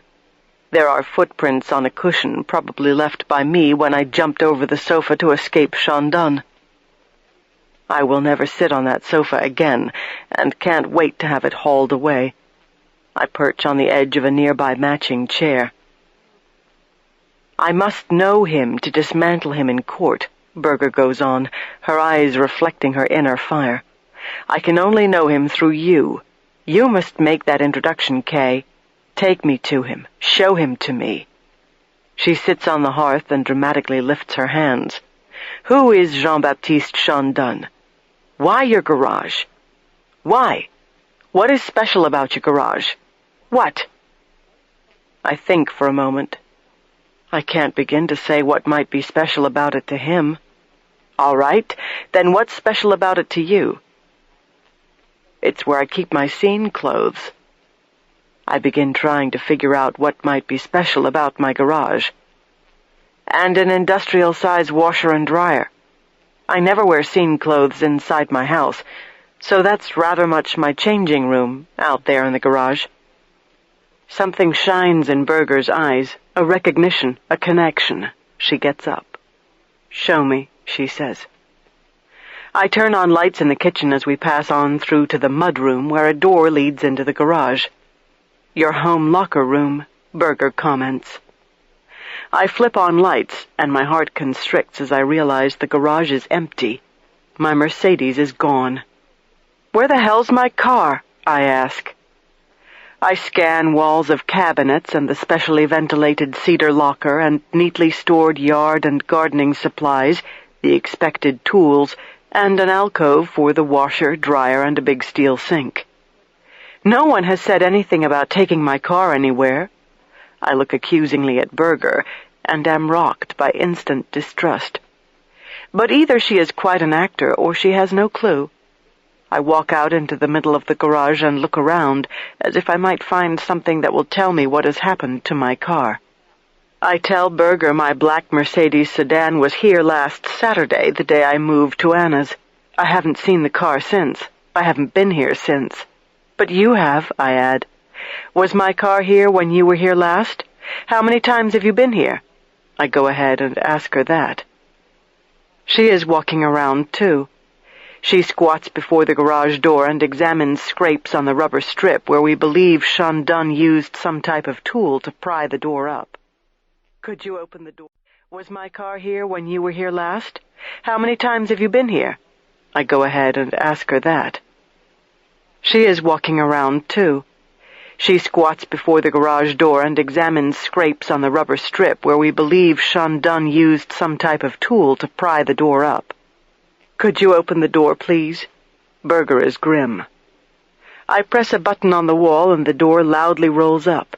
The temperature inside the garage instantly drops. No, your car wasn't here when I was. Berger straightens up. I've never seen it. In light of circumstances, I suspect you do know where it is, she adds. The night fills the large empty space and I walk over to where Berger is standing. Probably impounded, I say. Jesus Christ. She nods. We'll get to the bottom of it. She turns to me, and there is something in her eyes I've never before seen. Doubt. Berger is uneasy. Maybe it is wishful thinking on my part, but I sense she feels bad for me. So now what? I mutter, looking around my garage as if I have never seen it before. What am I supposed to drive? Your alarm went off around 11 o'clock Friday night. Berger is all business again. She is firm and no nonsense again. She returns to our mission of retracing Sean Dunn's steps. The cops arrive. You take them in here and find the door open about 8 inches. Obviously, she has seen the incident report of the attempted breaking and entering. It was snowing and you found footprints on the other side of the door. She steps outside and I follow. The footprints were covered with a dusting of snow, but you could tell they led around the side of the house up to the street. We stand on my driveway in the raw air, both of us without coats. I stare up at the murky sky, and a few flakes of snow coldly touch my face. It has started again. Winter has become a hemophiliac. It can't seem to stop precipitating. Lights from my neighbor's house shine through magnolias and bare trees, and I wonder how much peace of mind the people of Loch Green have left. Sean Dunn has tainted life for them, too. I wouldn't be surprised if some people move. Can you remember where the footprints were? Berger asks. I show her. I follow my driveway around the side of the house and cut through the yard, straight out to the street. Which way did he go? Berger looks up and down the dark, empty street. Don't know, I reply. The snow was churned up and it was snowing again. We couldn't tell which way he went. But I didn't stay out here looking either. I guess you'll have to ask the police. I think about Marino. I wish he would hurry up and get here, and I am reminded of why I called him. Fear and bewilderment crackle up my spine. I look around at my neighbors' houses. I have learned to read where I live, and can tell, by windows lit up, by cars in the driveway and newspaper deliveries, when people are home, which really isn't often. So much of the population here is retired and wintering in Florida and spending hot summer months on the water somewhere. It occurs to me that I have never really had friends in my neighborhood, only people who wave when we pass each other in our cars. Berger walks back toward the garage, hugging herself to keep warm, the moisture in her breath freezing and puffing out white. I remember Lucy as a child coming to visit from Miami. Her only exposure to the cold was Richmond, and she would roll up notebook paper and stand out on the patio pretending to smoke, tapping imaginary ashes, not knowing I was watching through a window. Let's back up, Berger is saying as she walks, to Monday, December 6th, the day the body was found in the container at the Richmond port. The body that we believe was Thomas Sean Dunn, allegedly murdered by his brother Jean-Baptiste. Tell me exactly what happened that Monday. I was notified about the body, I begin. By whom? Marino. Then minutes later my Deputy Chief Jack Fielding called. I said I would respond to the scene, I begin. But you didn't have to, she interrupts. You're the chief. We have a stinky, nasty, decomposing body on an unseasonably warm morning. You could have let, Fielding or whoever respond. I could have. Why didn't you? It was clearly going to be a complicated case. The ship was out of Belgium, and we had to entertain the possibility that the body originated in Belgium, thus adding international difficulties. I tend to take the hard cases, the ones that will get a lot of publicity. Because you like the publicity? Because I don't like it. We are inside my garage now, and both of us are thoroughly chilled. I shut the door. And maybe you wanted to take this case because you'd had an upsetting morning? Berger walks over to the large cedar locker. You mind? I tell her to help herself, as I marvel again at the details she seems to know about me. Black Monday. That morning, Senator Frank Lord, chairman of the Judiciary Committee and an old, dear friend, came to see me. In his possession was a letter Benton had written to me. I knew nothing about this letter. It would never occur to me that while Benton was on vacation at Lake Michigan some years ago, he had written me a letter and instructed Senator Lord to give it to me should he, Benton, die. I remember recognizing the penmanship when Senator Lord delivered the letter to me. I will never forget the shock. I was devastated. Grief finally caught up with me and seized my soul, and this was precisely what Benton had intended. He was the brilliant profiler to the end. He knew exactly how I would react should something happen to him, and he was forcing me out of my workaholic denial. How do you know about the letter? I numbly ask Berger. She is looking inside the locker at jumpsuits, rubber boots, waders, heavy leather gloves, long underwear, socks, tennis shoes. Please bear with me, she says almost gently. Just answer my questions for now. I'll answer yours later. Later isn't good enough. Why does the letter matter? I'm not sure, but let's start with state of mind. She lets that sink in. My state of mind is the bullseye of Caggiano's target should I end up in New York. More immediately, it is what everyone else seems to be questioning. Let's assume if I know something, the opposing counsel does too, she adds. I nod. You get this letter out of the blue, from Benton. She pauses, and emotion flickers across her face. Let me just say, she looks away from me. That would have undone me, too. Totally. I'm sorry for what you've been through. She meets my eyes. Another ploy to make me trust her, bond with her. Benton is reminding you a year after his death that you've probably not dealt with his loss. You've run like hell from the pain. You can't have seen the letter. I'm stunned and outraged. It's locked in a safe. How do you know what it says? You showed it to other people, she reasonably replies. I realize with the little bit of objectivity I have left that if Berger hasn't talked to everyone around me, including Lucy and Marino, she will. It is her duty. She would be foolish and negligent if she didn't. December the 6th, she resumes. He wrote the letter on December the 6th, 1996, and instructed Senator Lord to deliver it to you on December the 6th, following Benton's death. Why was that date special to Benton? I hesitate. Thick skin, Kay, she reminds me. Thick skin. I don't know the significance of December the 6th exactly, except Benton mentioned in the letter that he knew Christmas is hard for me, he replied. He wanted me to get the letter close to Christmas.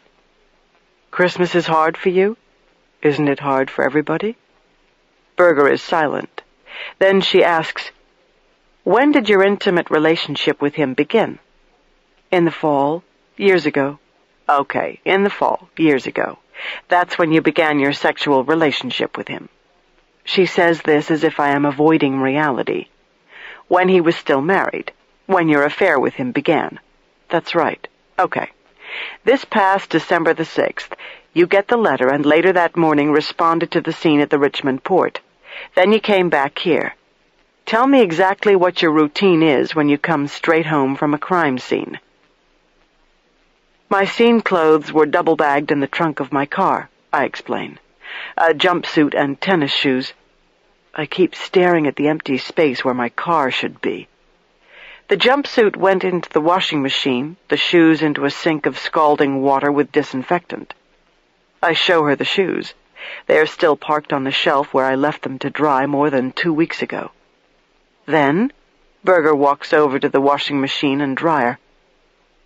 Then I stripped, I tell her. I took off everything and put it in the washing machine, started it up, and went inside the house. Naked, yes. I went back to my bedroom, to the shower, without stopping. That's how I disinfect if I come straight home from a scene, I conclude. Berger is fascinated. She has a theory going, and whatever it is, I am feeling increasingly uncomfortable and exposed. I just wonder, she muses. Just wonder if he somehow knew. Somehow knew? And I really would like to go inside if it's all right with you, I say. I'm freezing. Somehow knew your routine, she persists. If he was interested in your garage because of your routine, it was more than setting off the alarm.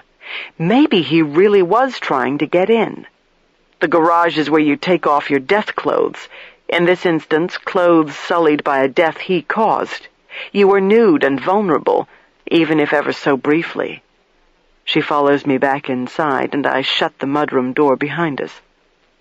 He might have a real sexual fantasy about that. I can't see how he could know a damn thing about my routine. I resist her hypothesis. He didn't witness what I did that day. She raises an eyebrow as she looks at me. Can you say that as fact? Any possibility he followed you home? We know he was at the port at some point because that's how he got to Richmond, aboard the Sirius, where he'd covered himself with a white uniform, shaved visible areas of his body, and stayed in the galley most of the time, working as the cook and keeping to himself. Isn't that the theory? I certainly don't buy what he said when I interviewed him, that he stole a passport and wallet and flew coach. It's a theory that he arrived at the same time his brother's body showed up, I reply. So Jean-Baptiste, caring guy that he is, probably hung around in the ship and watched all you people scurrying around when the body was found. Greatest show on earth. These assholes love to watch us work their crimes. How could he have followed me? I get back to that outrageous thought. How? He had a car? Maybe he did, she says. I'm getting around to entertaining the possibility that Chandon wasn't the lone wretched creature who just happened upon your city because it was convenient or even random. I'm no longer sure what his connections are, and I'm beginning to wonder if perhaps he might have been part of a grander scheme that has to do with the family business. Perhaps even with Bray herself, since she clearly was involved in an underworld of crime. And now we have other murders. One of the victims clearly involved in organized crime, an assassin, and an undercover FBI agent working a gun smuggling case, and the hares at the campground that might be Chandon's. This is all adding up to something more than a man who killed his brother, took his place on a ship bound for Richmond, all to get out of Paris because his nasty little habit of murdering and mutilating women was becoming increasingly inconvenient to his powerful criminal family. Then he starts killing here because he can't control himself? Well, Berger leans against the kitchen counter. There are just too many coincidences. And how did he get to the campground if he didn't have a car? Assuming those hares turn out to be his, she repeats. I sit down at the table. There are no windows inside my garage, but there are small windows in the garage door. I consider the possibility that Chandon did follow me home and peeped through the garage door at me while I was cleaning up and undressing. Maybe he had help finding the abandoned house on the river, too. Maybe Berger is right. Maybe he isn't alone and never has been. It is almost midnight, almost Christmas, and Marino still isn't here, and Berger's demeanor tells me she could keep going until dawn. Alarm goes off. She resumes. Cops come and go. You return to the great room. She motions me to follow her there. You're sitting where? On the sofa. Right. TV on, going through bills, and around midnight. What? There's a knock on the front door, I reply. Describe the knock. A rapping with something hard. I try to remember every detail. Like a flashlight or tactical baton, the way police knock. I get up and ask who's there. Or I think I ask. I'm not sure, but a male voice identifies himself as police. He says a prowler has been spotted on my property and asks if everything's okay. And that makes sense because we know a prowler was there about an hour earlier when someone tried to force open your garage door. Exactly. I nod. I turn off the alarm and open the door, and he is there. I add, as if I am talking about nothing more threatening than trick-or-treaters. Show me, Berger says. I walk through the great room, past the dining room, and to the entrance hall. I open the door, and just the act of recreating a scenario that almost cost me my life causes a visceral reaction. I feel sick. My hands begin to tremble. My front porch light is still out because the police removed the bulb and fixture and submitted them to the labs to be processed for fingerprints. No one has replaced them. Exposed wires dangle from the porch ceiling. Berger is waiting patiently for me to continue. He rushes inside, I say, and back kicks the door shut behind him. I shut the door. He has this black coat and he tries to put it over my head. Coat on or off when he came in? On. He was grabbing it off as he came through the door. I'm standing still. And he tried to touch me. Tried to touch you? Berger frowns. With the chipping hammer? With his hand. He reached out his hand and touched my cheek. Or tried to touch it. You stood there while he did that? Just stood there? It all happened so fast, I say. So fast, I repeat. I'm not sure. I just know he tried to do that and was snatching off his coat and trying to throw it over my head, and I ran. What about the chipping hammer? He had it out. I'm not sure, or he got it out. But I know he had it out when he was chasing me into the great room. Not out at first? He didn't have the chipping hammer out at first, you sure? She presses me on this point. I try to remember, to envision it. No, not at first, I decide. He tried to touch me first with his hand, then net me. Then he pulled out the chipping hammer. Can you show me what you did next? She asks. Run? Yes, run. Not like that, I say. I'd have to have the same adrenaline rush, the same panic to run like that. Kay, walk me through it, please. I move out of the entrance hall, past the dining room, and back into the great room. Straight ahead is the yellow Jarrah coffee table I discovered at that wonderful shop in Katona, New York. What was the name? Antipodes? The rich blonde wood glows like honey, and I try not to notice the dusting powder all over it, or that somebody left a 7-Eleven coffee cup on it. The jar of formalin was here on this corner of the table, I tell Berger. And it was there because of the tattoo in it. The tattoo I'd removed from the back of the body that we believe is Thomas Shandon. The defense is going to want to know why you brought human skin to your house, Kay. Of course. Everyone's been asking me that. I feel a rush of annoyance. The tattoo is important and created many, many questions because we just couldn't figure out what it was. Not only was the body badly decomposed, thus making it very difficult to even see the tattoo, but then it turned out that it was a cover-up tattoo. One tattoo covering up another, and it was crucial especially that we determine what the original tattoo was. 2 gold dots that were covered up with an owl, Berger says. Every member of the Shandong cartel has 2 gold dots tattooed on him. That's what Interpol told me, yes, I say, and by now I have accepted that she and Jay Talley have spent a lot of quality time together. Brother Thomas was screwing his family, had his own side business, was diverting ships, falsifying bills of lading, running his own guns and drugs. And the theory is the family caught on.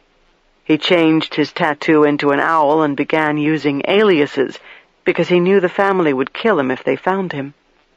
I recite what I have been told, what Jay told me in Lyon. Interesting. She touches a finger to her lips, looking around. And it appears the family did kill him. The other son did. The jar of formalin. Why did you bring it home? Tell me again. It wasn't really deliberate. I went to a tattoo parlor in Petersburg to have the tattoo from the body looked at by someone who's an expert, a tattoo artist. I came straight home from there and left the tattoo in my office here. It was just a chance situation that the night he came here, Jean-Baptiste Chandon, yes. The night he came here I had carried the jar in here in the great room and was looking at it while I was doing other things. I set it down. He pushes his way into my house and I run. By now he has the chipping hammer out and has it raised to strike me. It was just a panicked reflex that I see the jar and grab it. I jump over the back of the sofa and unscrew the lid and throw the formalin in his face. A reflex because you know very well how caustic formalin is. You can't smell it every day and not know. It's accepted in my profession that exposure to formalin is a chronic danger, and all of us fear being splashed, I explain, realizing how my story may sound to a special grand jury. Contrived, unbelievable, grotesquely bizarre. Have you ever gotten it in your eyes? Berger asks me. Ever splashed yourself with formalin? No, thank God. So you dashed it in his face. Then what? I ran out of the house. On my way, I grabbed my Glock pistol off the dining room table where I'd left it earlier. I go outside, slip on the icy steps, and fracture my arm. I hold up my cast. And what's he doing? He came out after me. Instantly? It seems like it. Berger moves around to the back of the sofa and stands at the area of antique French oak flooring where formalin has eaten off the finish. She follows the lighter areas of hardwood. The formalin apparently splashed almost to the entrance of the kitchen. This is something I didn't realize until this moment. I only remember his shrieks, his howls of pain as he grabbed at his eyes. Berger stands in the doorway, staring in at my kitchen. I go to her, wondering what has caught her interest. I have to stray off subject and say I don't think I've ever seen a kitchen quite like this, she comments. The kitchen is the heart of my house. Copper pots and pans shine like gold from racks around the huge Thirode stove that is central to the room and includes 2 grills, a hot water bath, a griddle, 2 hot plates, gas tops, a charbroiler, and an oversized burner for the huge pots of soup I love to make. Appliances are stainless steel, including the Sub-Zero refrigerator and freezer. Racks of spices line the walls, and there is a butcher block the size of a twin bed. The oak floor is bare, and there is an upright wine cooler in a corner and a small table by the window that offers a distant view of a rocky bend in the James River. Industrial, Berger mutters as she walks around the kitchen that, yes, I must admit, fills me with pride. Someone who comes in here to work, but loves the finer things in life. I've heard you're an amazing cook. I love to cook, I tell her. It gets my mind off everything else. Where do you get your money? She boldly asks. I'm smart with it, I reply coolly, never one to discuss money. I've been lucky with investments over the years. Very lucky. You're a smart businesswoman, Berger says. Try to be. And then when Benton died, he left his Hilton Head condo to me. I pause. I sold it. Couldn't stay there anymore. I pause again. Got 600 and something thousand for it. I see. And what's this? She points out the Milano-Italian sandwich maker. I explain. "Well, when this is all over, you'll have to cook for me sometime," she says rather presumptuously. "And rumor has it that you cook Italian, your specialty." "Yes, mostly Italian." There is no rumor involved. Berger knows more about me than I do.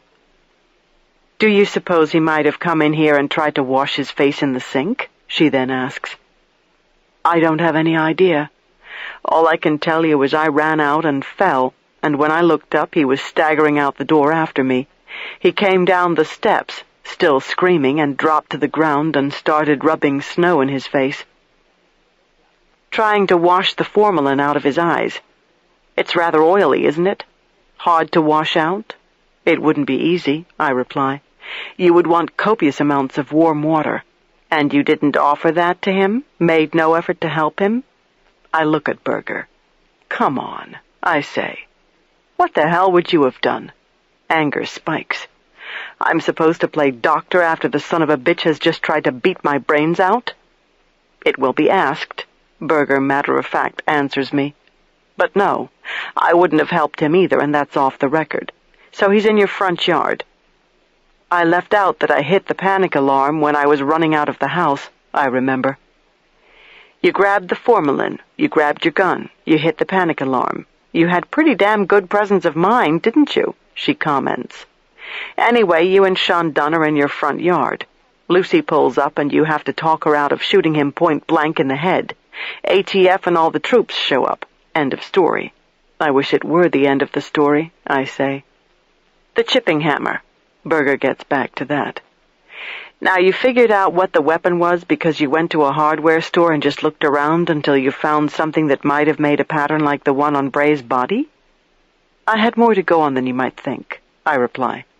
"I knew Bray was struck with something that had two different surfaces, one rather pointed, the other more square. Actual punched-out areas of her skull clearly showed the shape of what struck her, and then the pattern on the mattress that I knew was made when he set down something bloody, which most likely was the weapon. A hammer or pickaxe type of weapon of some sort, but unusual. You look around, you ask people. And then, of course, when he came to your house, he had this chipping hammer inside his coat or whatever and tried to use it on you." She says this dispassionately, objectively. "Yes. So there were two chipping hammers at your house. The one you bought in the hardware store after Bray had already been murdered, and a second hammer, the one he brought with him." "Yes." I'm stunned by what she has just indicated. "Good God," I mutter. "That's right. I bought the hammer after she was murdered, not before. I am so confused by what has passed, by the days, by all of it. What am I thinking? The date on the receipt—" My voice fades.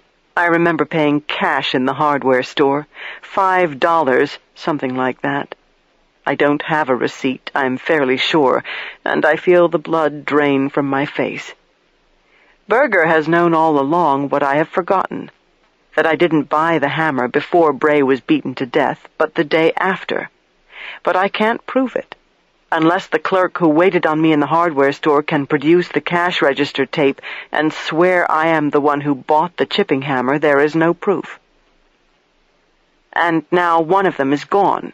The chipping hammer you bought is gone, Berger is saying as my mind reels. I tell her I am not privy to what the police found. "But you were there when they were searching your house. Were you not in your house while the police were?" she asks me. I showed them whatever they wanted to see. I answered their questions. I was there on Saturday and left early that evening, but I can't say I saw everything they did or what they took, nor were they finished when I left. Frankly, I don't even know how long they were in my house or how many times. I am touched by anger as I explain all this, and Berger senses it. Christ, I didn't have a chipping hammer when Bray was murdered. I've been confused because I bought it the day her body was found, not the day she died. She was murdered the night before, her body found the next day. I'm rambling now. "What exactly is a chipping hammer used for?" Berger next asks. And by the way, hate to tell you, but no matter when you say you bought the chipping hammer, Kay, there remains the minor problem that the only one found at your house happened to have Bray's blood on it. They're used for masonry. There's a lot of slate work in this area and stonework. So probably used by roofers. And the theory is that Shandun found a chipping hammer at the house he had broken into. The place under construction where he was staying? Bray is relentless. I believe that's the theory, I reply. Your house is made of stone and has a slate roof, she says. Did you closely supervise when it was being built? Because you seem the sort who would, a perfectionist. You're foolish not to supervise if you're building. I'm just wondering if you might have ever seen a chipping hammer while your house was being built. Maybe at the construction site or in a workman's tool belt? Not that I recall, but I can't be sure. And you never owned one prior to your shopping expedition at Pleasant's Hardware on the night of December 17th, 2 weeks ago exactly and almost 24 hours after Bray was murdered? Not before that night. No, I never owned one before then. Not that I am aware of, I tell her. What time was it when you bought the chipping hammer? Berger asks as I hear the deep thunder of Marino's truck parking in front of my house. Sometime around 7. I don't know exactly. Maybe between 6:30 and 7 that Friday night, the night of December 17th, I reply. I am not thinking clearly now. Berger is wearing me down, and I can't imagine how any lie could stand up to her long. The problem is knowing what is a lie and what isn't, and I'm not convinced she believes me. And you went home right after the hardware store? She goes on. Tell me what you did the rest of the night. The doorbell rings. I glance at the iPhone on the wall in the great room and see Marino's face looming in the video screen. Berger has just asked the question. She has just tested the alchemy that I am sure Ryder will use to turn my life to shit. She wants to know my alibi. She wants to know where I was at the exact time Bray was murdered on Thursday night, December 16th. I'd just come in from Paris that morning, I reply. Ran errands, got home around 6 p.m. Later that night, around 10, I drove to MCV to check on Jo, Lucy's former girlfriend, the one who got in the shooting with her in Miami. I wanted to see if I could help out in that situation because the parents were interfering. My doorbell rings again, and I wanted to know where Lucy was, and Jo told me Lucy was at a bar in Greenwich Village. I start walking toward the door. Berger is staring at me. In New York. Lucy was in New York. I came home and called her. She was drunk. Marino rings the bell again and pounds on the door. So to answer your question, Ms. Berger, I have no alibi for where I was between 6 and maybe 10:30 Thursday night, because I was either in my home or in my car, alone. Absolutely alone. No one saw me. No one talked to me. I have no witnesses to the fact that where I wasn't between 7:30 and 10:30 was at Diane Bray's house, beating her to death with a goddamn chipping hammer. I open the door. I can feel Berger's eyes burning into my back. Marino looks as if he is about to fly apart. I can't tell if he is furious or scared to death. Maybe both. What the hell? He asks, his eyes going from me to her. What the shit's going on? I'm sorry for making you stand out in the cold, I tell Marino. Please come in. Chapter 29. Marino took so long getting here because he had stopped by the property room at headquarters. I had asked him to pick up the stainless steel key I found in the pocket of Mitch Barbossa's running shorts. Marino tells Berger and me that he rooted around for quite some time inside that small room behind wire mesh, where space-saver shelves are crowded with bar-coded bags, some of which hold items the police took from my house last Saturday. I have been in the property room before. I can picture it. Portable phones ring from inside those bags. Pagers go off as unwitting people keep trying to call associates who are either locked up or dead. There are also locked refrigerators for the storage of physical evidence recovery kits and any other evidence that might be perishable, such as the raw chicken I pounded with the chipping hammer. Now, why did you pound raw chicken with a chipping hammer? Berger wants further clarification on this part of my rather odd story. To see if the injuries correlated to the ones on Bray's body, I reply. Well, the chicken's still inside the evidence refrigerator, Marino says. Gotta say, you sure beat the hell out of it. Describe in detail exactly what you did to the chicken, Berger prods me, as if I am on the witness stand. I face her and Marino inside my entrance hallway and explain that I placed raw chicken breasts on a cutting board and beat them with every side and edge of the chipping hammer to note the pattern of injuries.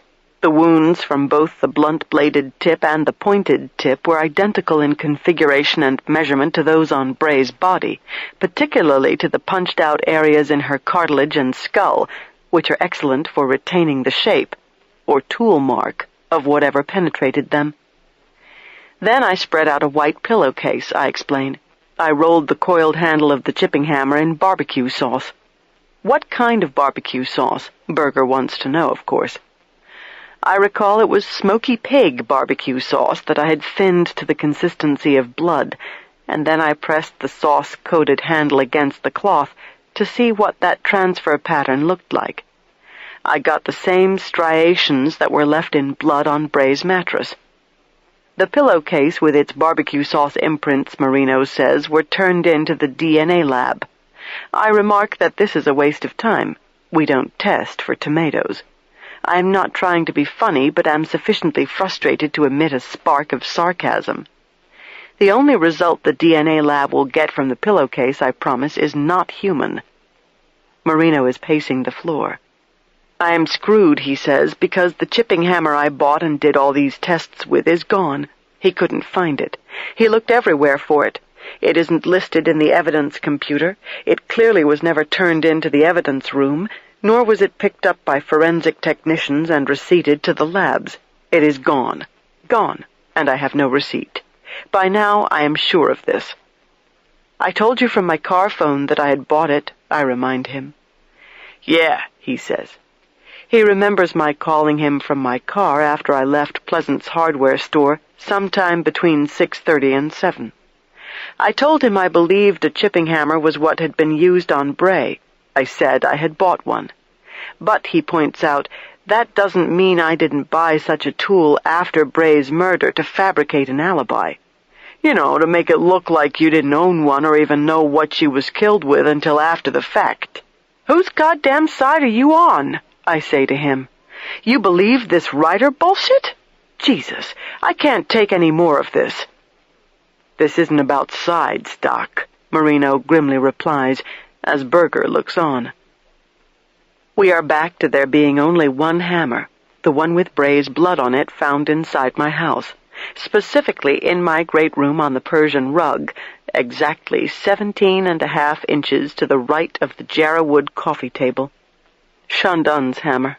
Not my hammer, I keep saying, as I imagine cheap brown paper bags with a voucher number and barcode that represents Scarpetta. Me. Behind wire mesh on space-saver shelves. I lean against the wall inside my entry hallway and feel lightheaded. It is as if I am having an out-of-body experience, looking down on myself after something terrible and final has happened. My undoing. My destruction. I am dead like other people whose brown paper bags end up in that evidence room. I am not dead, but maybe it is worse to be the accused. I hate even to suggest the next stage of my undoing. It is overkill. Marino, I say, try the key in my door. He hesitates, frowning. Then he slips the clear plastic evidence bag out of the inner pocket of his old leather jacket with its balding fleece lining. Cold wind punches into the house as he opens the front door and slides the steel key, easily slides it, into the lock, and clicks the lock, and the deadbolt slides open and shut. The number written on it, I quietly tell Marino and Berger. 233. That's my burglar alarm code. What? Berger, for once, is almost speechless. The three of us go into my great room. This time I perch on the cold hearth like Cinderella. Berger and Marino avoid sitting on the ruined couch, but situate themselves near me, looking at me, waiting for any possible explanation. There is but one, and I think it is rather obvious. Police and God knows who else have been in and out of my house since Saturday, I begin. A drawer in the kitchen. In it are keys to everything. My house, my car, my office, file cabinets, whatever. So it's not like someone didn't have easy access to a spare key to my house. And you guys had my burglar alarm code, right? I look at Marino. I mean, you weren't leaving my house unarmed after you left it. And the alarm was on when we came in a little while ago. We need a list of everybody who's been inside this house, Berger grimly decides. I can tell you everybody I know about, Marino answers, but I haven't been here every time somebody else has, so I can't say I know who everybody is. I sigh and lean my back against the fireplace. I start naming cops I saw with my own eyes, including Jay Talley, including Marino. And Ryder's been in here, I add. As have I, Berger replies, but I certainly didn't let myself in. I had no idea what your code is. Who let you in? I ask. Her answer is to look at Marino. It bothers me that Marino never told me he was Berger's tour guide. It is irrational for me to feel stung. After all, who better than Marino? Who do I trust more than him? Marino is visibly agitated. He gets up and strolls through the doorway leading into my kitchen. I hear him open the drawer where I keep the keys. Then he opens the refrigerator. Well, I was with you when you found that key in Mitch Barbossa's pocket. Berger starts to think out loud. You couldn't have put it there, couldn't have planted it. She is working this out. Because you weren't at the scene, and you didn't touch the body unwitnessed. I mean, Marino and I were right there when you unzipped the pouch. She blows out in frustration. And Marino? He wouldn't. I cut her off with a weary wave of my hand. No way. And based on his account at the crime scene, he never saw Barbossa's body. It was already being loaded into the ambulance when he pulled up on Mosby Court. So either one of the cops at the scene did it. Or more likely, I finish her thought, the key was placed in Barbossa's pocket when he was killed, at the crime scene, not where he was dumped. Marino walks in drinking a bottle of Spaten beer that Lucy must have bought. I don't remember buying it. Nothing about my house seems to belong to me anymore, and Anna's story comes to mind. I am beginning to understand the way she must have felt when Nazis occupied her family home. I realize suddenly that people can be pushed beyond anger, beyond tears, beyond protest, beyond even grief. Finally, you just sink into a dark mire of acceptance. What is, and what was is past. I can't live here anymore, I tell Berger and Marino. You got that right, Marino fires back, in the aggressive, angry tone he seems to wear like his own skin these days. Look, I say to him, don't bark at me any more, Marino. We're all angry, frustrated, worn out. I don't understand what's happening, but it's clear someone connected to us is also involved in the murder of these two recent victims, these men who were tortured. And I guess whoever planted my key on Barbossa's body wants to either implicate me in those crimes as well, or more likely is sending me a warning. I think it's a warning, Marino says. And where's Rocky these days? I almost ask him. Your dear son Rocky, Berger says it for me. Marino takes a slug of beer and wipes his mouth with the back of his hand. He doesn't respond. Berger glances at her watch and looks up at us. Well, she says. Merry Christmas, I guess. Chapter 30. Anna's house is dark and still when I come in at nearly 3 a.m. She has thoughtfully left on a light in the hallway and one in the kitchen near a crystal tumbler and the bottle of Glenmorangie just in case I need a sedative. At this hour I decline. A part of me wishes Anna were awake. I'm halfway tempted to rattle around in hopes she will wander in and sit down with me. I have become oddly addicted to our sessions, even if I am now supposed to wish they had never taken place. I make my way to the guest wing and start thinking about transference, and wonder if I am experiencing this with Anna. Or maybe I just feel lonely and gloomy because it is Christmas, and I'm wide awake and frazzled in someone else's house, after investigating violent death all day, including one I am accused of committing.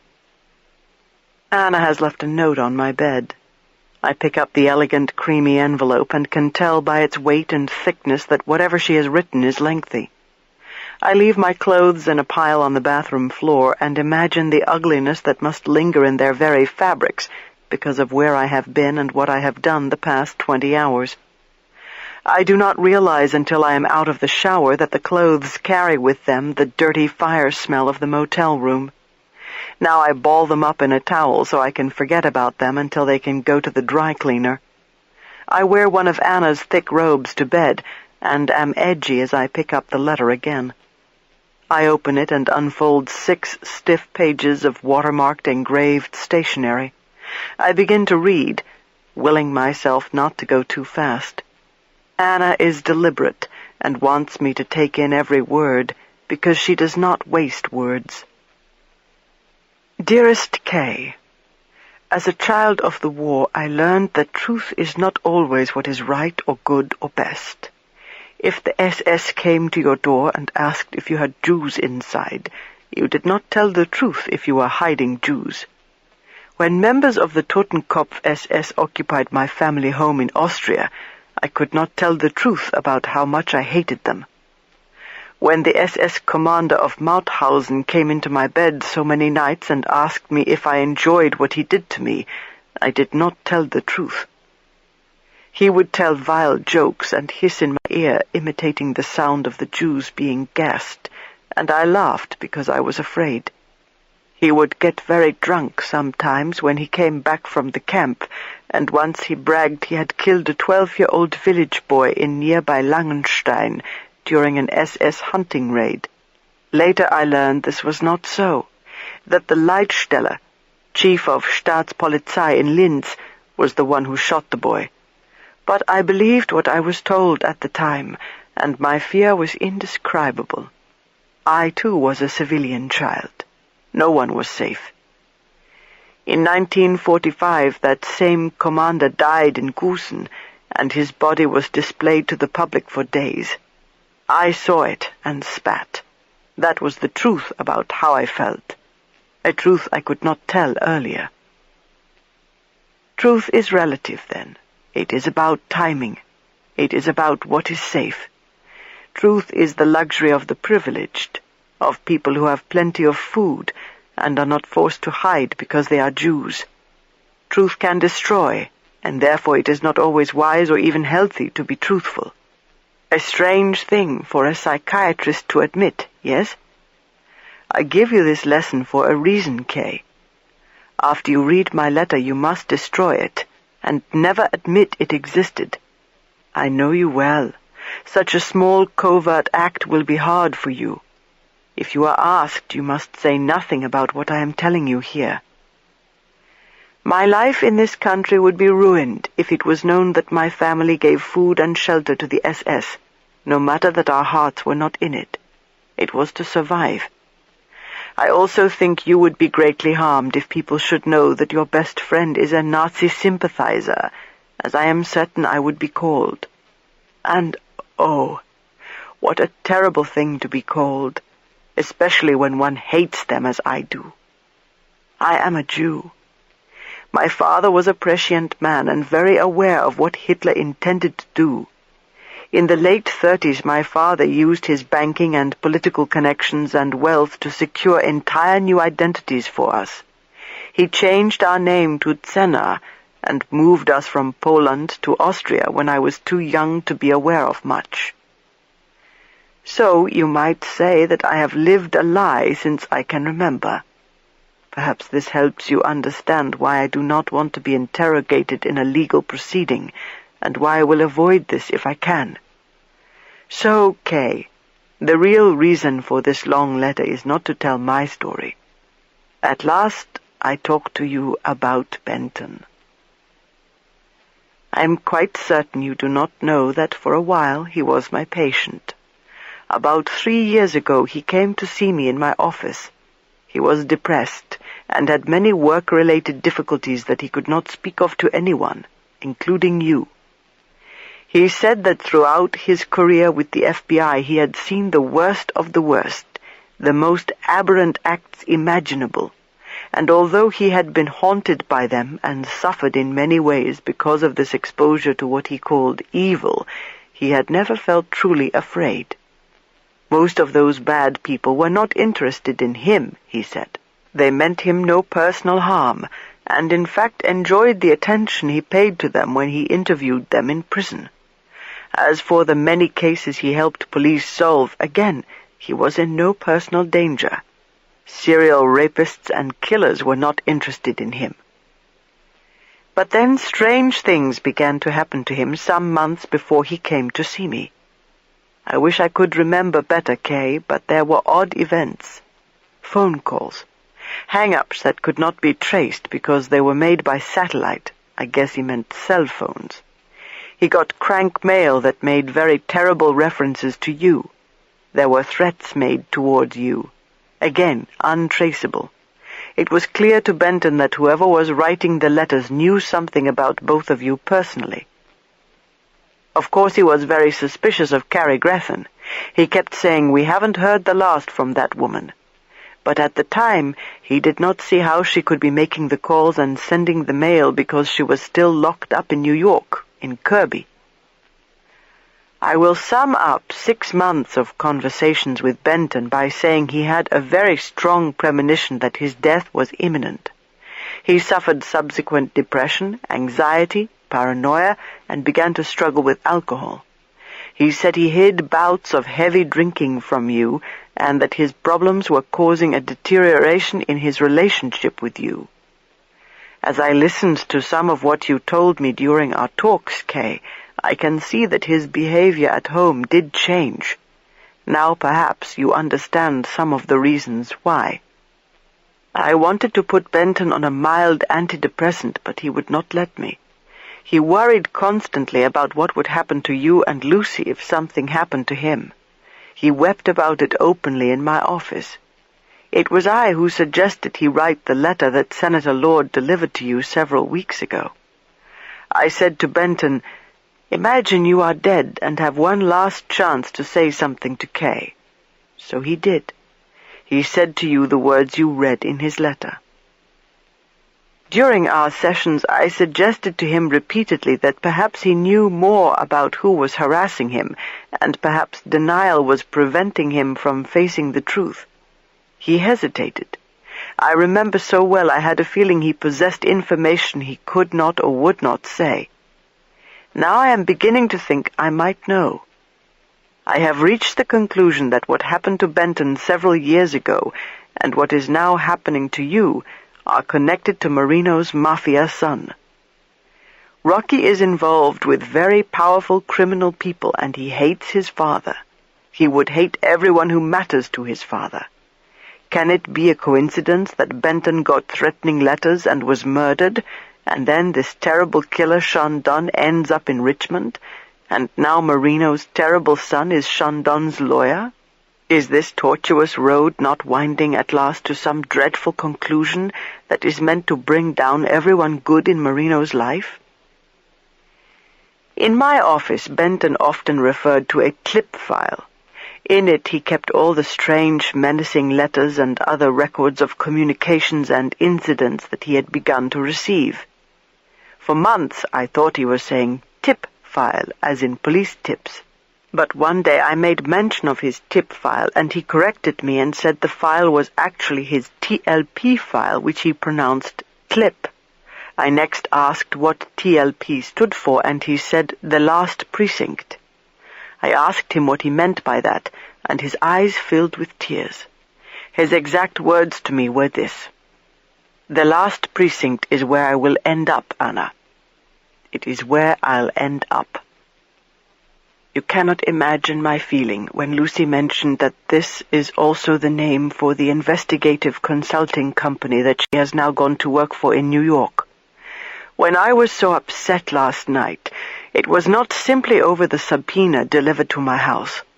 What happened was the following. I got the subpoena. I called Lucy because I thought she should know what was happening to you. She said her new boss, Tian McGovern, was in town and mentioned the Last Precinct. I was shocked. I still am shocked and do not understand what all this means. Does Lucy perhaps know about Benton's file? Again, can this be coincidence, Kay? Did she just happen to think up the same name that Benton called his secret file? Can all these connections be coincidences? Now there is something called the Last Precinct, and it is located in New York, and Lucy is moving to New York. The trial of Shandon has moved to New York because he killed in New York 2 years ago, while Carrie Grethen was still incarcerated in New York. And Carrie's former murderous partner Temple Galt was killed by you in New York, and Marino began his police career in New York, and Rocky lives in New York. Let me close by telling you I feel so badly over any hand I might have in making your current situation worse, although you can be sure I intend to say nothing that can be twisted. Never. I am too old for this. Tomorrow, on Christmas Day, I will leave for my house in Hilton Head, where I will stay until it is all right to return to Richmond. I do this for several reasons. I do not intend to make it easy for Buford or anyone else to get to me. Most important, you need some place to stay. Do not go back to your house, Kay. Your devoted friend, Anna. I read and reread. I feel sick as I imagine Anna growing up in the poisonous air of Malthausen and knowing what went on there. I feel the deepest sorrow that all her life she has listened to references to Jews and bad jokes about Jews and learned more of the atrocities committed against Jews, all the while knowing she is a Jew. No matter how she rationalizes it, what her father did was cowardly and wrong. I suspect he also knew Anna was being raped by the SS commander he wined and dined, and Anna's father did nothing about that either. Not one thing. I realize it is now almost 5 o'clock in the morning. My eyelids are heavy, my nerves buzzing. There is no point in trying to sleep. I get up and go into the kitchen to make coffee. For a while I sit before the dark window looking out toward a river I can't see, and contemplate everything Anna has revealed to me. So much about Benton's last years now makes sense. I think of days when he claimed to have a tension headache, and I thought he looked hungover, and now I suspect he probably was. He was increasingly depressed and distant and frustrated. In a way, I understand his not telling me about the letters, the phone calls, the clip file, as he referred to it. But I don't agree with him. He should have told me. I have no recollection of having come across such a file when I was going through his belongings after his death. But then there is so much I don't remember about that time. It was as if I were living under the earth, moving ever so heavily and slowly, and unable to see where I was going or where I had been. After Benton's death, Anna helped me sort through his personal effects. She cleaned out his closets and went through his drawers while I was in and out of rooms like a crazed insect, helping 1 minute, ranting and weeping the next. I wonder if she came across that file. I know I must find it, if it still exists. The first morning light is a hint of deep blue as I fix coffee for Anna and carry it back to her bedroom. I listen outside her door to see if I hear any sign of her being awake. All is still. I quietly open her door and carry her coffee in. I set it down on the oval table by her bed. Anna likes nightlights. Her suite is lit up like a runway, lights inserted in almost every receptacle. When I first became aware of this, I thought it odd. Now I begin to understand. Perhaps she associates utter darkness with being alone and terrified in her bedroom, waiting for a drunken, stinking Nazi to come in and overpower her young body. No wonder she has spent her life dealing with damaged people. She understands damaged people. She is as much a student of her past tragedies as she has said I am of mine. "Anna," I whisper. I see her stir. "Anna, it's me. I've brought you coffee." She sits up with a start, squinting, her white hair in her face and sticking up in places. "Merry Christmas," I start to say. I tell her Happy Holidays instead. "All these years I celebrate Christmas while I am secretly Jewish." She reaches for her coffee. "I am not known for a sweet disposition early in the morning," she says. I squeeze her hand, and in the dark she seems suddenly so old and delicate. "I read your letter. I'm not sure what to say, but I can't destroy it, and we must talk about it," I tell her. For an instant she pauses. I think I catch relief in her silence. Then she gets stubborn again and waves me off, as if by a mere gesture she can dismiss her entire history and what she has told me about my own life. Nightlights cast exaggerated deep shadows of Biedermeier furniture and antique lamps and oil paintings in her large, gorgeous bedroom. Thick silk draperies are drawn. "I probably should not have written any of that to you," she says firmly. "I wish you'd written it to me sooner, Anna." She sips her coffee and pulls the covers up to her shoulders. "What happened to you as a child isn't your fault," I say to her. "The choices were made by your father, not you. He protected you in one way and didn't protect you at all. Maybe there was no choice." She shakes her head. "You do not know. You cannot know." I am not about to argue with that. There are no monsters to compare with them. My family had no choice. My father drank a lot of schnapps. He was drunk most of the time on schnapps, and they would get drunk with him. To this day I cannot smell schnapps. She clutches the coffee mug in both hands. They all got drunk. It did not matter. When Reichsminister Spier and his entourage visited installations at Gusen and Ebensee, they came to our Schloss, oh yes, our quaint little castle. My parents had this sumptuous banquet with musicians from Vienna and the finest champagne and food, and everyone was drunk. I remember I hid in my bedroom, so afraid of who would come next. I hid under the bed all night, and several times there were footsteps in my room, and once someone yanked the covers back and swore. I stayed on the floor under the bed all night, dreaming of the music, and of one young man who made such sweetness flow from his violin. He looked at me often and made me blush, and as I hid under my bed later that night I thought of him. No one who made such beauty could be unkind. All night I thought of him. "The violinist from Vienna?" I asked. "The one you later—" No. Anna shakes her head in the shadows. "This was many years before Rudy. But I think it is when I fell in love with Rudy in advance, having never met him. I saw the musicians in their black cutaways and was mesmerized by the magic they made, and I wanted them to steal me from the horror. I imagined myself soaring on their notes into a pure place. For a moment I was returned to Austria before the quarry and the crematorium, when life was simple, the people decent and fun, and had perfect gardens and such pride in their homes. On sunny spring days we would hang our goose-down duvets out windows to be scrubbed by the sweetest air I have ever breathed. And we would play in rolling fields of grass that seemed to lead right up to the sky, while Father would hunt in the woods for boar and Mother would sew and bake." She pauses, her face touched by sweet sadness. "That a string quartet could transform the most dreadful of nights. And then later my magical thinking carries me into the arms of a man with a violin, an American. And I'm here. I am here. I escaped. But I have never escaped, Kay.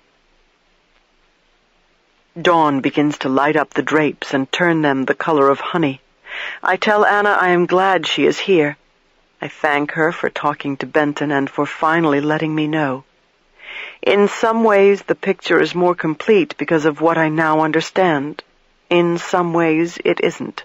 I can't sharply outline the progression of moods and changes that preceded Benton's murder, but I do know that about the time he was seeing Anna, Carrie Grethen was looking for a new partner to replace Temple Galt. Carrie had worked in computers earlier in her life. She was brilliant and incredibly manipulative, and talked her way into gaining access to a computer at the Forensic Psychiatric Hospital, Kirby. This was how she cast her web back out into the world. She linked up with a new partner, another psychopathic killer named Newton Joyce. She did this through the Internet, and he helped her escape from Kirby. Perhaps she met certain other people through the Internet, too, Anna suggests. Marino's son, Rocky, I say. I am thinking it. Anna, do you have any idea what happened to Benton's file? The clip file, as he called it? I have never seen it. She sits up straighter, deciding it is time to get out of bed, and the covers settle around her waist. Her bare arms look pitifully thin and wrinkled, as if someone has let the air out of them. Her bosom sags low and loose beneath dark silk. When I helped you sort through his clothing and other personal belongings, I did not see a file, but I did not touch his office. I remember so little. No. She pulls back the covers and lowers her feet to the floor. I would not. That was not something I would go into. His professional files. She is up now and slips on a robe. I just assumed you would have gone through those. She looks at me. You have, yes? What about his office at Quantico? He had already retired, so I suppose he had cleaned that out already? That was cleaned out, yes. We walked down the hallway toward the kitchen. Case files would have stayed there. Unlike some of his compatriots who retire from the FBI, Benton didn't believe cases he worked belonged to him, I add ruefully. So I know he didn't take any case files away from Quantico when he retired. What I don't know is if he would have left the clip file with the Bureau. If so, I'll never see it. That was his file, Anna points out. Correspondence to him. When he spoke about it to me, he never referred to what was happening to him as bureau business. He seemed to take the threats, the crank calls, as something personal, and I'm not aware that he ever shared these things with other agents. He was so paranoid, mostly because some of the threats involved you. I was led to believe I am the only person he told. I know this. I said to him many times that I believed he should tell the FBI. She shook her head. He would not, she says again. I empty the coffee filter into the trash and feel a spike of old resentment. Benton kept so much from me. A shame, I reply. Maybe if he'd told some of the other agents, none of this would have happened. Would you like more coffee? I am reminded that I did not go to bed last night. I guess I'd better, I reply. Some Viennese coffee, Anna decides, opening the refrigerator and picking through bags of coffee. Since I am feeling nostalgic for Austria this morning. She says this with a hint of sarcasm, as if she is silently berating herself for divulging details of her past. She pours beans into the grinder, and the kitchen is filled briefly with noise. Benton got disillusioned with the Bureau in the end, I think out loud. I'm not sure he trusted people around him anymore. Competitiveness. He was the unit chief and knew everybody was going to fight over his job the minute he even mentioned he was ready to retire. Knowing him, he handled his problems in total isolation, the same way he worked his cases. If nothing else, Benton was a master of discretion. I am running through every possibility. Where would Benton have kept the file? Where might it be? He had his own room in my house where he stored his belongings and plugged in his laptop. He had file drawers, but I have been through those and never saw anything even similar to what Anna has described. Then I think of something else. When Benton was murdered in Philadelphia, he was checked into a hotel. Several bags of his personal effects were returned to me, including his briefcase, which I opened. I went through it just as the police had. I know I didn't see anything like this clip file, but if it is true Benton was suspicious that Cary Grethen might have had something to do with the crank calls and notes he was getting, might he not have carried the clip file with him when he was working new cases possibly connected to her? Wouldn't he have brought the file to Philadelphia? I go to the phone and call Marino. "Merry Christmas," I say. "It's me." "What?" he blurts out, half asleep. "Oh, shit. What time is it?" "A few minutes past 7. "7?" Groan. "Hell, Santa ain't even come yet. What you calling me so early for?" "Marino, this is important. When the police went through Benton's personal effects in the hotel room in Philadelphia, did you go through them?" A big yawn, and he blows out loudly. "Damn, I gotta quit staying up so late. My lungs are killing me. Got to quit smoking. Me and some of the guys in Wild Turkey hung out last night." Another yawn. "Hold on, I'm coming to. Let me switch channels. 1 minute it's Christmas. Next you're asking about Philadelphia?" "That's right. The stuff you guys found in Benton's hotel room?" "Yeah. Hell yeah, I went through it." "Did you take anything? Anything, for example, that might have been in his briefcase? A file, for example, that might have had letters in it?" "He had a couple files in there. Why do you want to know?" I am getting excited. My synapses are firing, clearing my head and pumping energy into my cells. "Where are these files now?" I ask him. "Yeah, I remember some letters. Weirdo shit that I thought I should pay some attention to. Then Lucy blew Cary and Joyce out of the air and turned them into fish chum, and that exceptionally cleared the case, I guess you could say. Shit. I still can't believe she had a fucking AR-15 in the damn helicopter, and—" "Where are the files?" I ask him again, and I can't keep the urgency out of my voice. My heart is pounding. I need to see a file that had the weird letters. Benton called it his clip file, TLP, as in the Last Precinct. Maybe where Lucy got the idea for the name. The Last Precinct? You mean where Lucy's going to work? McGovern's place in New York? What the hell's that got to do with some file in Benton's briefcase? Good question, I tell him. Okay, it's somewhere. I gotta find it, and I'll be over. Anna has gone back to her bedroom, and I occupy myself with thinking about our holiday meal as I wait for Lucy and McGovern to get here. I start pulling food out of the refrigerator as I replay what Lucy told me about McGovern's new company in New York. Lucy said the name The Last Precinct started out as a joke, where you go when there is nowhere left. And in Anna's letter, she said Benton told her the Last Precinct is where he would end up. Cryptic. Riddles. Benton believed his future was somehow connected to what he was putting in that file. The Last Precinct was death, I then consider. Where was Benton going to end up? He was going to end up dead. Is this what he meant? Where else might he have ended up? Days ago I promised Anna I would cook Christmas dinner if she did not mind an Italian in her kitchen who does not go near a turkey or what people stuff in turkeys during the holidays. Anna has made a valiant effort at shopping. She even has cold-pressed olive oil and fresh buffalo mozzarella. I fill a large pot with water and go back to Anna's bedroom to tell her she can't go to Hilton Head or anywhere else until she has eaten a little Kay Scarpetta and sampled a little wine. This is a family day, I tell her as she brushes her teeth. I don't care about special grand juries or prosecutors or anything else until after dinner. Why doesn't she make something Austrian? At this, she almost spits out toothpaste. Never, she says. If both of us were in the kitchen at the same time, we would kill each other.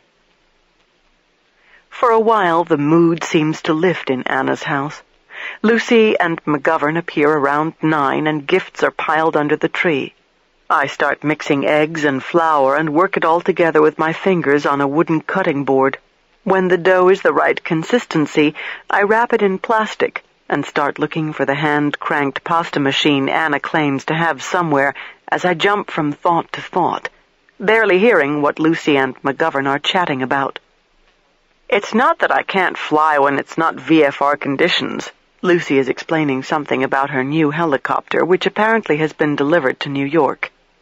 I have my instrument rating, but I'm not interested in having an instrument-rated single-engine helicopter because with only one engine I want to see the ground at all times, so I don't want to be flying above the clouds on crappy days. Sounds dangerous, McGovern comments. It's not in the least. The engines never quit in these things, but it pays to always consider worst-case scenario. I begin kneading the dough. It is my favorite part of making pasta, and I always refrain from using pasta machines or food processors because the warmth of the human touch gives a texture to fresh pasta that is unlike anything agitating steel blades can effect. I get into a rhythm, pushing down, folding over, giving half-turns, pressing hard with the heel of my good hand as I, too, think of worst-case scenarios. What might Benton have believed was the worst-case scenario for him?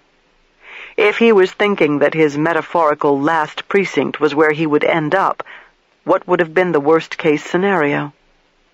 This is when I decide he didn't mean death when he said he would end up in the Last Precinct.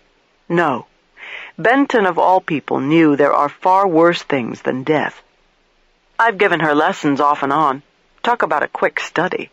But people who use their hands have an advantage, Lucy is saying to McGovern, talking about me.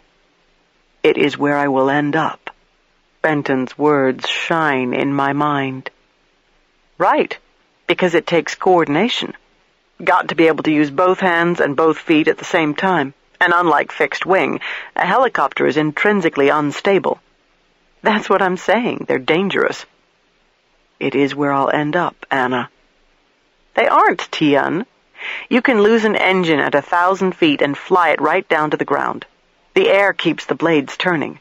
Ever heard of auto-rotating? You land in a parking lot or someone's yard. You can't do that with a plane. What did you mean, Benton? God damn it, what did you mean? I knead and knead, always turning the ball of dough in the same direction, clockwise because I am leading with my right hand, avoiding my cast. Thought you said you never lose an engine. I want some eggnog. Is Marino making his famous eggnog this morning? McGovern says. That's his New Year's Eve thing. What, it's against the law on Christmas? I don't know how she does that. Stubborn, that's how. No kidding. And we're just standing here doing nothing. She won't let you help. No one touches her dough. Trust me. Aunt Kay, isn't that making your elbow hurt? My eyes focus as I look up. I am kneading with my right hand and the fingertips of my left. I glance at the clock over the sink and realize I have lost track of time and have been kneading for almost 10 minutes. God, what world were you just in? Lucy's light spirit turns to lead as she searches my face. Don't let all this eat you alive. It's going to be all right. I sink and realize I have lost track of time and have been kneading for almost 10 minutes. God, what world were you just in? Lucy's light spirit turns to lead as she searches my face. Don't let all this eat you alive. It's going to be all right. She thinks I am worrying about the special grand jury, when ironically I am not thinking about that at all this morning.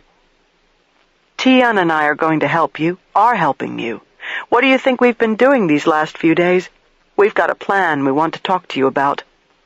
After eggnog, McGovern says with a kind smile. Did Benton ever talk to you about the Last Precinct?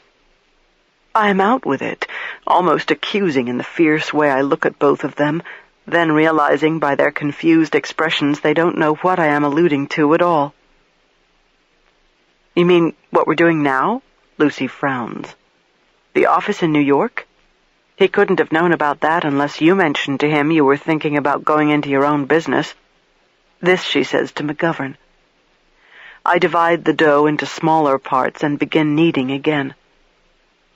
"I've always thought about going private," McGovern replies, "but I never said anything about it to Benton. We were pretty consumed with the cases up there in Pennsylvania." "Understatement of the century," Lucy adds blackly. "Right." McGovern sighs and shakes her head. "If Benton didn't have a clue about the private enterprise you planned to start," I then say, "is it possible he'd heard you mention the Last Precinct, the concept, the thing you say you used to joke about? I'm trying to figure out why he would label a file with that name." "What file?" Lucy asks. "Marino's bringing it over." I finish kneading one portion of dough and wrap it tightly in plastic. "It was in Benton's briefcase in Philadelphia." I explain to them what Anna told me in her letter, and Lucy helps clarify at least one point. She feels certain she mentioned the philosophy of the Last Precinct to Benton.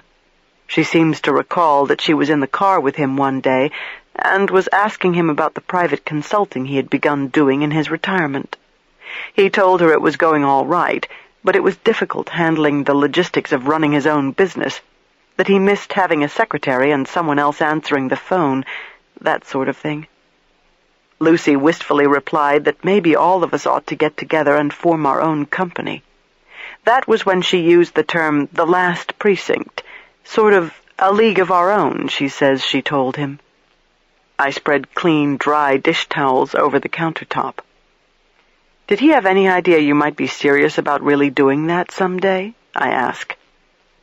"I told him if I ever got enough money I was going to quit working for the fucking government," Lucy replies. "Well," I fit thinning rollers in the pasta machine and set them at the largest opening. "Anybody who knows you would figure it was only a matter of time before you made money doing something. Benton always said you were too much of a maverick to last in a bureaucracy forever. He wouldn't be the least bit surprised over what's happening to you now, Lucy. In fact, it had already started happening to you from the start," McGovern points out to my niece, "which is why he didn't last with the FBI." Lucy isn't insulted. She has at least accepted that she made mistakes early on, the worst one being her affair with Carrie Grethen. She no longer blames the FBI for backing away from her until she finally quit. I flatten a piece of dough with my palm and crank it through the machine. "I'm wondering if Benton used your concept as the name of his mysterious file because he somehow knew the Last Precinct, meaning us, would investigate his case someday," I offer. "That we are where he would end up, because whatever was begun with those harassing letters and all the rest of it wasn't going to stop, even with his death." I turn the dough back through the machine again and again until I have a perfect strip of pasta to lay flat over a towel. He knew. Somehow he did. Somehow he always knew everything. Lucy's face is touched by deep sadness. Benton is in the kitchen. We feel him as I make Christmas pasta, and we talk about the way his mind worked. He was very intuitive. He always thought far ahead of where he was. I can imagine him projecting himself into a future after his death and imagining how we might react to everything, including a file we might find in his briefcase. Benton would know for a fact that if something happened to him, and he clearly feared something would, then I most certainly would go through his briefcase, which I did. What he may not have anticipated was that Marino would go through the briefcase first and remove a file that I would not learn about until now. By noon, Anna has her car packed for the beach, and her kitchen countertops are covered with lasagna noodles. Tomato sauce simmers on the stove. Parmesan Reggiano and aged Asiago cheeses are grated in bowls, and fresh mozzarella rests in a towel and surrenders some of its moisture. The house smells like garlic and wood smoke, and Christmas lights glow while smoke drifts out the chimney. And when Marino arrives with all his typical noise and gaucheness, he finds more happiness than he has seen from any of us for a while. He is dressed in jeans and a denim shirt, and laden with gifts and a bottle of Virginia Lightning moonshine. I catch the edge of a file folder peeking out from behind wrapped packages in a bag, and my heart skips. Ho, ho, ho, he bellows. Merry fucking Christmas. It is his standard holiday line, but his heart isn't into it. I have a feeling he didn't spend the past few hours merely looking for the clipped file. He has been through it. I need a drink, he announces to the house. Chapter 31. In the kitchen, I set the oven and cook pasta. I mix grated cheeses with ricotta and begin layering it and meat sauce between noodles in a deep dish. Anna stuffs dates with cream cheese and fills a bowl with salted nuts, while Marino, Lucy, and McGovern pour beer and wine, or mix whatever holiday potion they want, which in Marino's case is a spicy Bloody Mary made with his moonshine. He is in a weird mood and well on his way to getting drunk. The clip file is a black hole, still in the bag of presents, ironically under the Christmas tree. Marino knows what's in that file, but I don't ask him. Nobody does. Lucy begins getting out ingredients for chocolate chip cookies and 2 pies, one peanut butter, the other key lime, as if we are feeding the entire city. McGovern uncorks a Chambertin Grand Cru red burgundy while Anna sets the table, and the file pulls silently and with great force. It is as if all of us have made an unspoken agreement to at least drink a toast and get dinner going before we start talking about murder. Anybody else want a bloody? Marino talks loudly and hangs out in the kitchen doing nothing helpful. Hey, Doc, how about I mix up a pitcher? He yanks open the refrigerator and grabs a handful of spicy hot V8 juices and starts popping open the small cans. I wonder how much Marino had to drink before he got here, and the safety comes off my anger. In the first place, I am insulted that he put the file under the tree, as if this is his idea of a tasteless, morbid joke. What is he implying? This is my Christmas present? Or is he so callous it didn't even occur to him that when he rather unceremoniously stuck the bag under the tree, the file was still in it? He bumps past me and starts pressing lemon halves into the electric juicer and tosses the rinds in the sink. Well, I guess nobody's going to help me, so I'll just help myself, he mutters. Hey, he calls out as if we aren't in the same room with him. Anybody think to buy horseradish? Anna glances at me. A collective bad mood begins to settle in. The kitchen seems to get darker and chillier, and my anger itches. I am going to fire at Marino any minute, and I am trying so hard to hold back. It is Christmas, I keep telling myself. It is Christmas. Marino grabs a long wooden spoon and makes a big production of stirring his pitcher of Bloody Marys as he slops in an appalling amount of moonshine. Gag. Lucy shakes her head.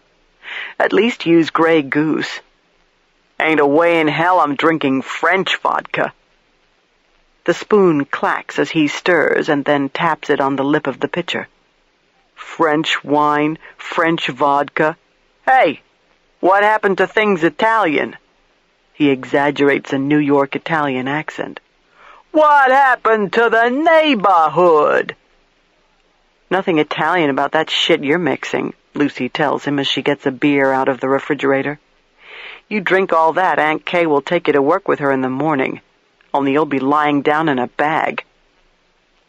Marino chugs a glass of his dangerous concoction. That reminds me, he says to no one in particular. I die, she ain't cutting on me.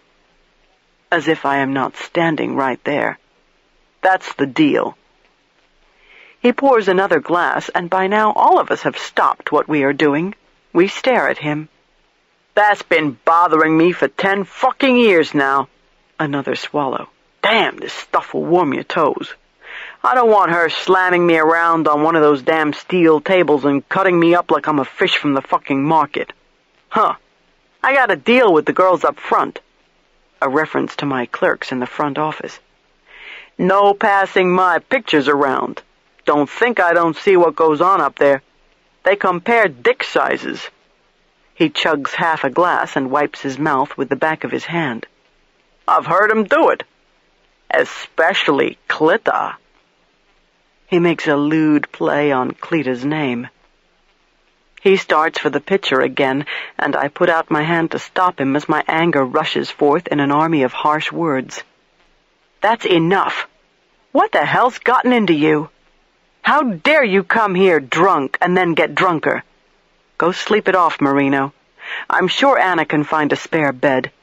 You're not driving anywhere, and none of us care to be subjected to you right now.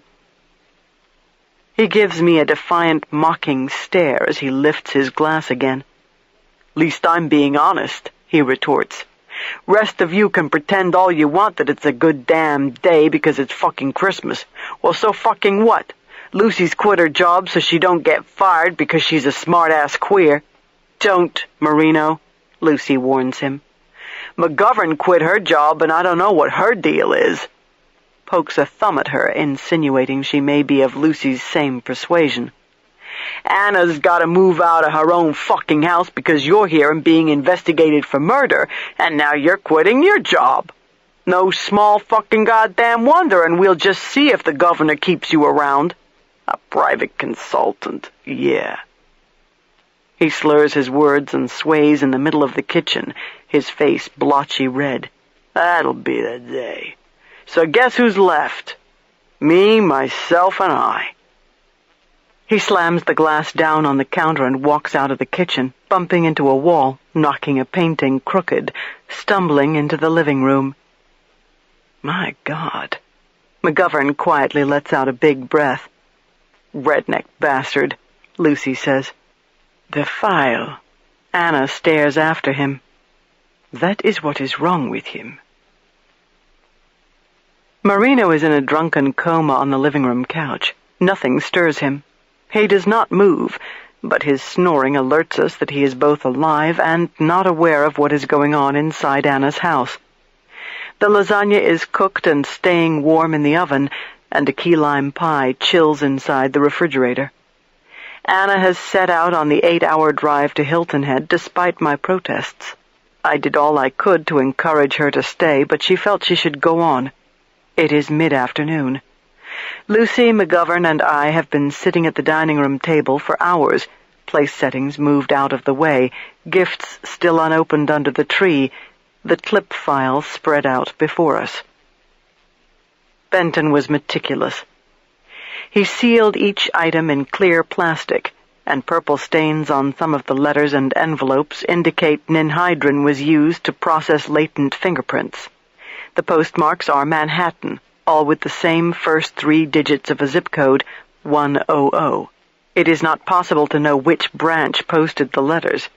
All a 3-digit prefix indicates is which city, and that the mail wasn't processed through a home or business postage meter machine or at some rural station. In those instances, the postmark would be 5 digits. There is a table of contents in the front of the clip file, and it lists a total of 63 items dating from the spring of 1996, about 6 months before Benton wrote the letter he wanted delivered to me after his death, to the fall of 1998, mere days before Carrie Grethen escaped from Kirby.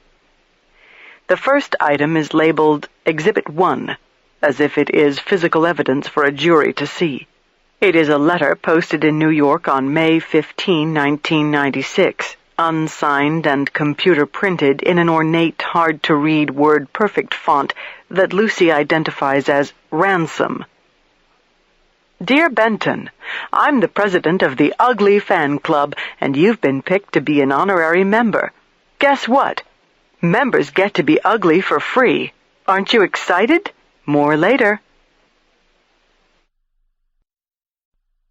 This was followed by 5 more letters, all within weeks of each other, all making the same references to an ugly fan club and Benton's becoming the newest member. The paper was plain, same Ransom font, no signature, same New York zip code, clearly the same author for all. And a very clever one until this person mailed the 6th letter and made a mistake. A rather obvious one to the investigative eye, which is why I am baffled that Benton didn't seem to catch it. On the back of the plain white envelope are writing impressions that are noticeable when I tilt the envelope and catch light at different angles. I get a pair of latex gloves out of my satchel and put them on as I wander into the kitchen to find a flashlight. Anna keeps one on the counter by the toaster. Back in the dining room, I slip the envelope out of its plastic cover, hold it up by the corners, and shine the flashlight on the paper obliquely. I catch the shadow of the indented word postmaster, and it becomes instantly clear to me what the author of this letter did. Franklin D. I make out more words. Is there a Franklin D. Roosevelt post office in New York? Because this definitely says NYNY. Yes, the one in my neighborhood, McGovern says, her eyes getting wild. She comes over to my side of the table to get a closer look. I've had cases where people try to create alibis, I say, shining the light from different angles. An obvious shop-worn one is you were in a different, very distant location at the time of the murder and therefore couldn't have done it. An easy way to do that is have mail posted from some remote location at or around the time the murder happens, thereby making it seem the killer couldn't be you because you can't be in two places at once. 3rd Avenue, McGovern says. That's where the FDR post office is. We've got part of a street address. Some of it's obliterated by the flap. 9-something 3AV. Yes, 3rd Avenue. What you do is address the letter, put on the appropriate postage, then enclose it in another envelope addressed to the postmaster of whatever post office you want your letter mailed from. The postmaster is obliged to mail your letter for you, postmarked in that city. So what this person did was tuck this letter inside another envelope, and when he addressed that outer envelope, the impressions of what he wrote were left on the envelope underneath. Lucy has come behind me, too, and is leaning close to see. Susan Pless's neighborhood, she says. Not only that, but the letter, which is by far the most vile, is dated December 3, 1997, the same day Susan Pless was murdered. Hey, Benton. How are you, soon-to-be ugly boy? Just wondering, got any idea what it's like to look in the mirror and want to commit suicide? No? Will soon. Will soon. Gonna carve you up like a Christmas turkey. And same goes for the chief cunt you screw when you got time off from trying to figure out people like me and you. Can't tell you how much I'm a-gonna, to quote Southerners, like using my big blade to open her seams. Quid pro quo, right? When you gonna learn to mind your own business? I imagine Benton receiving these sick, crude missives. I imagine him in his room at my house, sitting at the desk with laptop opened and plugged into a modem line, his briefcase nearby, coffee within reach. His notes indicate he determined the font was ransom and then contemplated the significance. To obtain release by paying a price. To buy back. To deliver from sin. I read his scribbles. I might have been down the hallway in my study or in the kitchen at the very moment he was reading this letter and looking up ransom in the dictionary, and he never said a word. Lucy volunteers that Benton wouldn't have wanted to burden me, and nothing helpful would have come from my knowing. I couldn't have done anything about it, she adds. Cactus, lilies, tulips. McGovern goes through pages of the file. So someone was anonymously sending him flower arrangements at Quantico. I start picking through dozens of message slips that simply have "hang up" written on them and the date and time. The calls were made to his direct line at the Behavioral Science Unit, all tracing back to out of area on caller ID, meaning they were probably made on a cell phone. Benton's only observation was pauses on the line before hanging up. McGovern informs us that flower orders were placed with a Lexington Avenue florist that Benton apparently checked out, and Lucy calls directory assistance to see if that same florist is still in business. It is. He makes a note here about payment. It is so hard for me to look at Benton's small, snarled penmanship. Mail. The orders were placed by mail. Cash. He has the word cash. So it sounds like the person sent cash and a written order. I flip back to the table of contents. Sure enough, Exhibits 51 through 55 are the actual orders received by the florist. I turn to those pages.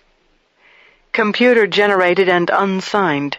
One small arrangement of tulips for $25 with instructions to send it to Benton's Quantico address.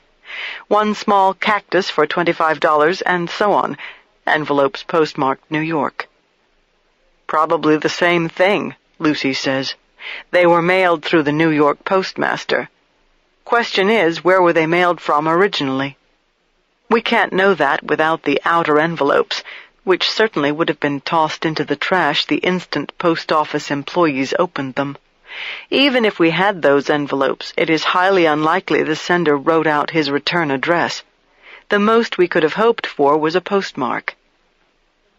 Guess the florist just assumed he was dealing with some nutcase who doesn't believe in charge cards, McGovern comments. Or someone having an affair. Or an inmate. I am, of course, thinking of Carrie Grethen. I can imagine her sending out communications from Kirby. By slipping the letters in an outer envelope addressed to a postmaster, at the very least she prevented the hospital staff from seeing who she was sending the letters to, whether it was to a florist or to Benton directly. Using a New York post office makes sense, too. She would have had access to various office branches through the telephone directory, and in my gut I don't think Carrie was concerned about anyone supposing the mail originated in the same city where she was incarcerated. She simply didn't want to alert Kirby's staff, and she was also the most manipulative person on this planet. Everything she did had its reason. She was just as busy profiling Benton as he was her. If it's Carrie, McGovern somberly remarks, then you do have to wonder if she in any form or fashion was at least privy to Sean Dunn and his killings. She would get off on it, I reply with anger as I push back from the table.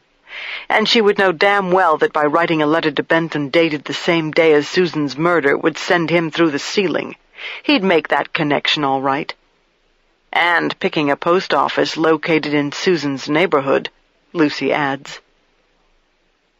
We speculate, postulate, and go on until late afternoon, when we decide it is time for Christmas dinner. After rousing Marino, we tell him what we have discovered and continue to talk as we eat greens, sweet onions, and tomatoes drenched in sweet red vinegar and cold-pressed olive oil.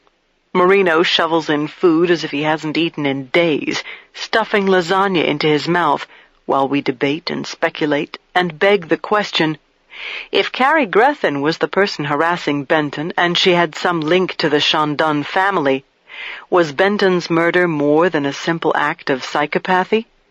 Was his slaying an organized crime hit disguised to seem personal, senseless, deranged, with Carrie the lieutenant who was more than eager to carry it out? In other words, Marino says to me with his mouth full, was his death like what you're accused of? The table falls silent. None of us quite get his meaning, but then I do. You're saying if there was a real motive for his murder, but it was disguised to look like a serial killing. He shrugs. Just like you being accused of murdering Bray and disguising it to look like Wolfman did it. Maybe why Interpol got so hot and bothered, Lucy considers. Marino helps himself to excellent French wine he gulps down like Gatorade. Yeah, Interpol. Maybe Benton got all tangled up with the cartels somehow, and because of Sean Dunn, I interrupt, as my focus sharpens, and I think I am on the trail that might just lead to the truth. Jamie Berger has been our uninvited Christmas guest. She has shaded my thoughts all afternoon. I can't stop thinking about one of the first things she asked when we met in my conference room. She wanted to know if anyone had profiled Sean Dunn's Richmond murders. She was so quick to bring that up and so clearly believes profiling is important. Certainly she would have had someone profile Susan Pless's murder, and I'm increasingly suspicious that Benton very well may have known about that case. I get up from the table. Please be home, I say out loud to Berger, and I experience a growing sense of desperation as I dig in my satchel for her business card. On it is her home number, and I call from Anna's kitchen where no one can hear what I say. A part of me is embarrassed. I'm also frightened and mad. If I am wrong, I will sound foolish. If I am right, then she should have been more open with me, damn it. Damn her. Hello? A woman answers. Miss Berger, I say. Hold on, the person calls out. Mom, for you. The minute Berger gets on the line, I say, what else don't I know about you? Because it's becoming patently clear that I don't know much. Oh, Jill. She must mean the person who answered the phone. Actually, they're from Greg's first marriage, 2 teenagers, and today I'd sell them to the first bidder. Hell, I'd pay someone to take them. No, you wouldn't, Jill says in the background and laughs. Let me get to a quieter spot. Berger talks as she moves into some other area of wherever it is she lives with a husband and 2 children she has never mentioned to me, even after all the hours we spent together. My resentment simmers. What's up, Kay? Did you know Benton? I ask her straight up. Nothing. Are you there? I speak again. I'm here, she says, and her tone has gotten quiet and serious. I'm thinking how best to answer you. Why not start with the truth, for once? I've always told you the truth, she replies. That's ridiculous. I've heard even the best of you lie when you're trying to manipulate someone, suggesting lie detectors or the big needle truth serum to get people to fess up, and there's also such a thing as lying by omission. The whole truth, I demand it. For God's sake, did Benton have something to do with the Susan Pless case? Yes, Berger replies. Absolutely yes, Kay. Talk to me, Ms. Berger. I've just spent the entire afternoon going through letters and other weird things he received before he was murdered. They were processed in the post office located in Susan's neighborhood. A pause. I'd met Benton numerous times, and my office has certainly availed itself of the services the behavioral science unit has to offer. Back then, at least. We actually have a forensic psychiatrist we use now, someone here in New York. I'd worked with Benton on other cases over the years, that's my point. And the minute I learned about Susan's murder and went to the scene, I called him and got him up here.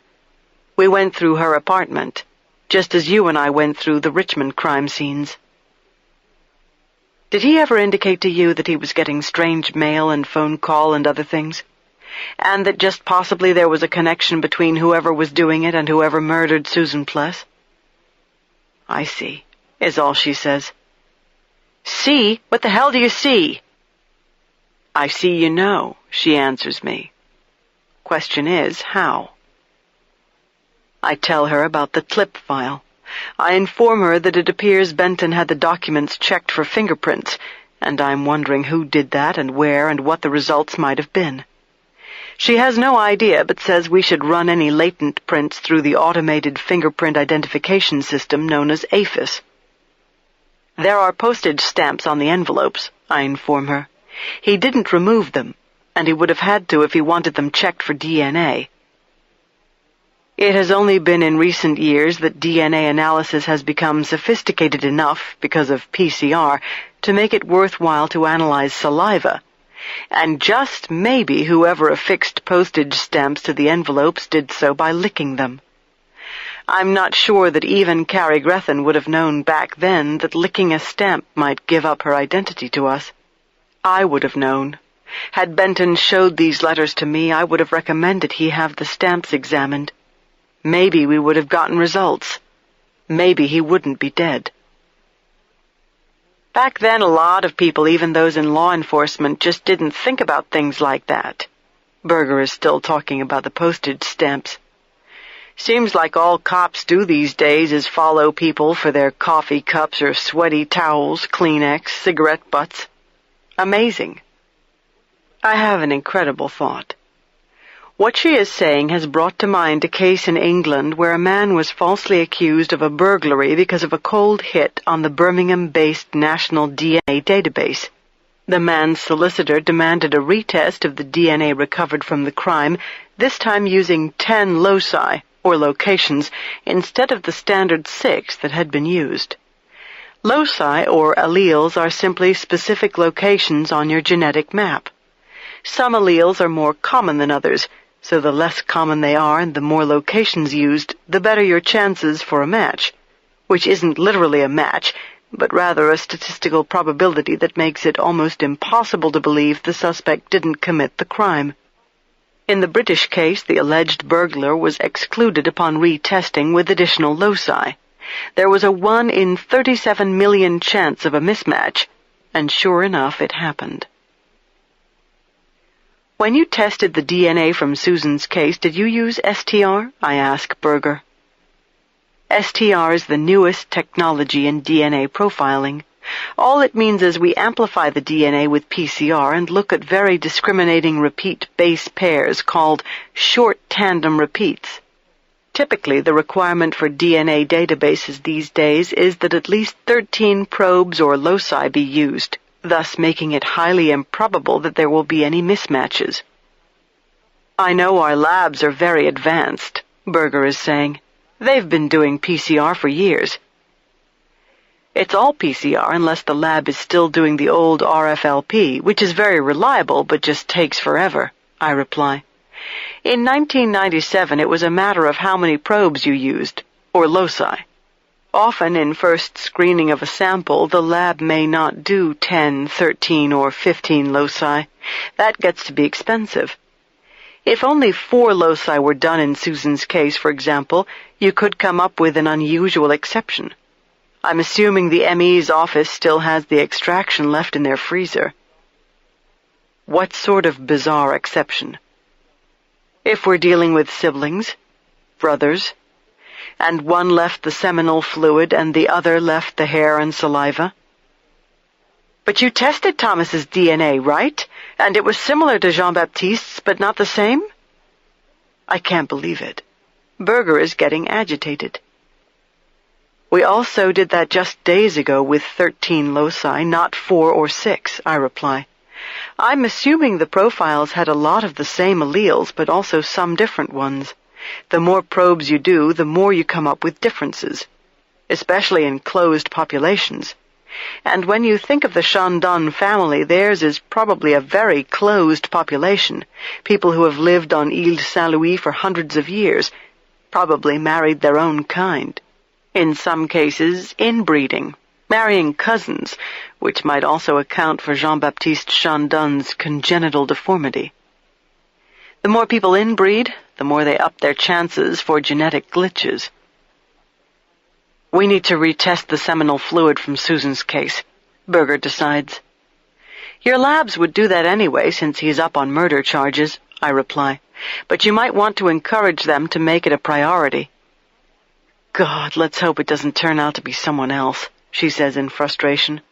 Jesus, that would be awful if the DNA doesn't match when they do the retest. Talk about really screwing up my case. She is right. It certainly would. Even Berger might have a hard time making a jury believe that Chandon killed Susan if his DNA doesn't match the DNA of the seminal fluid recovered from her body.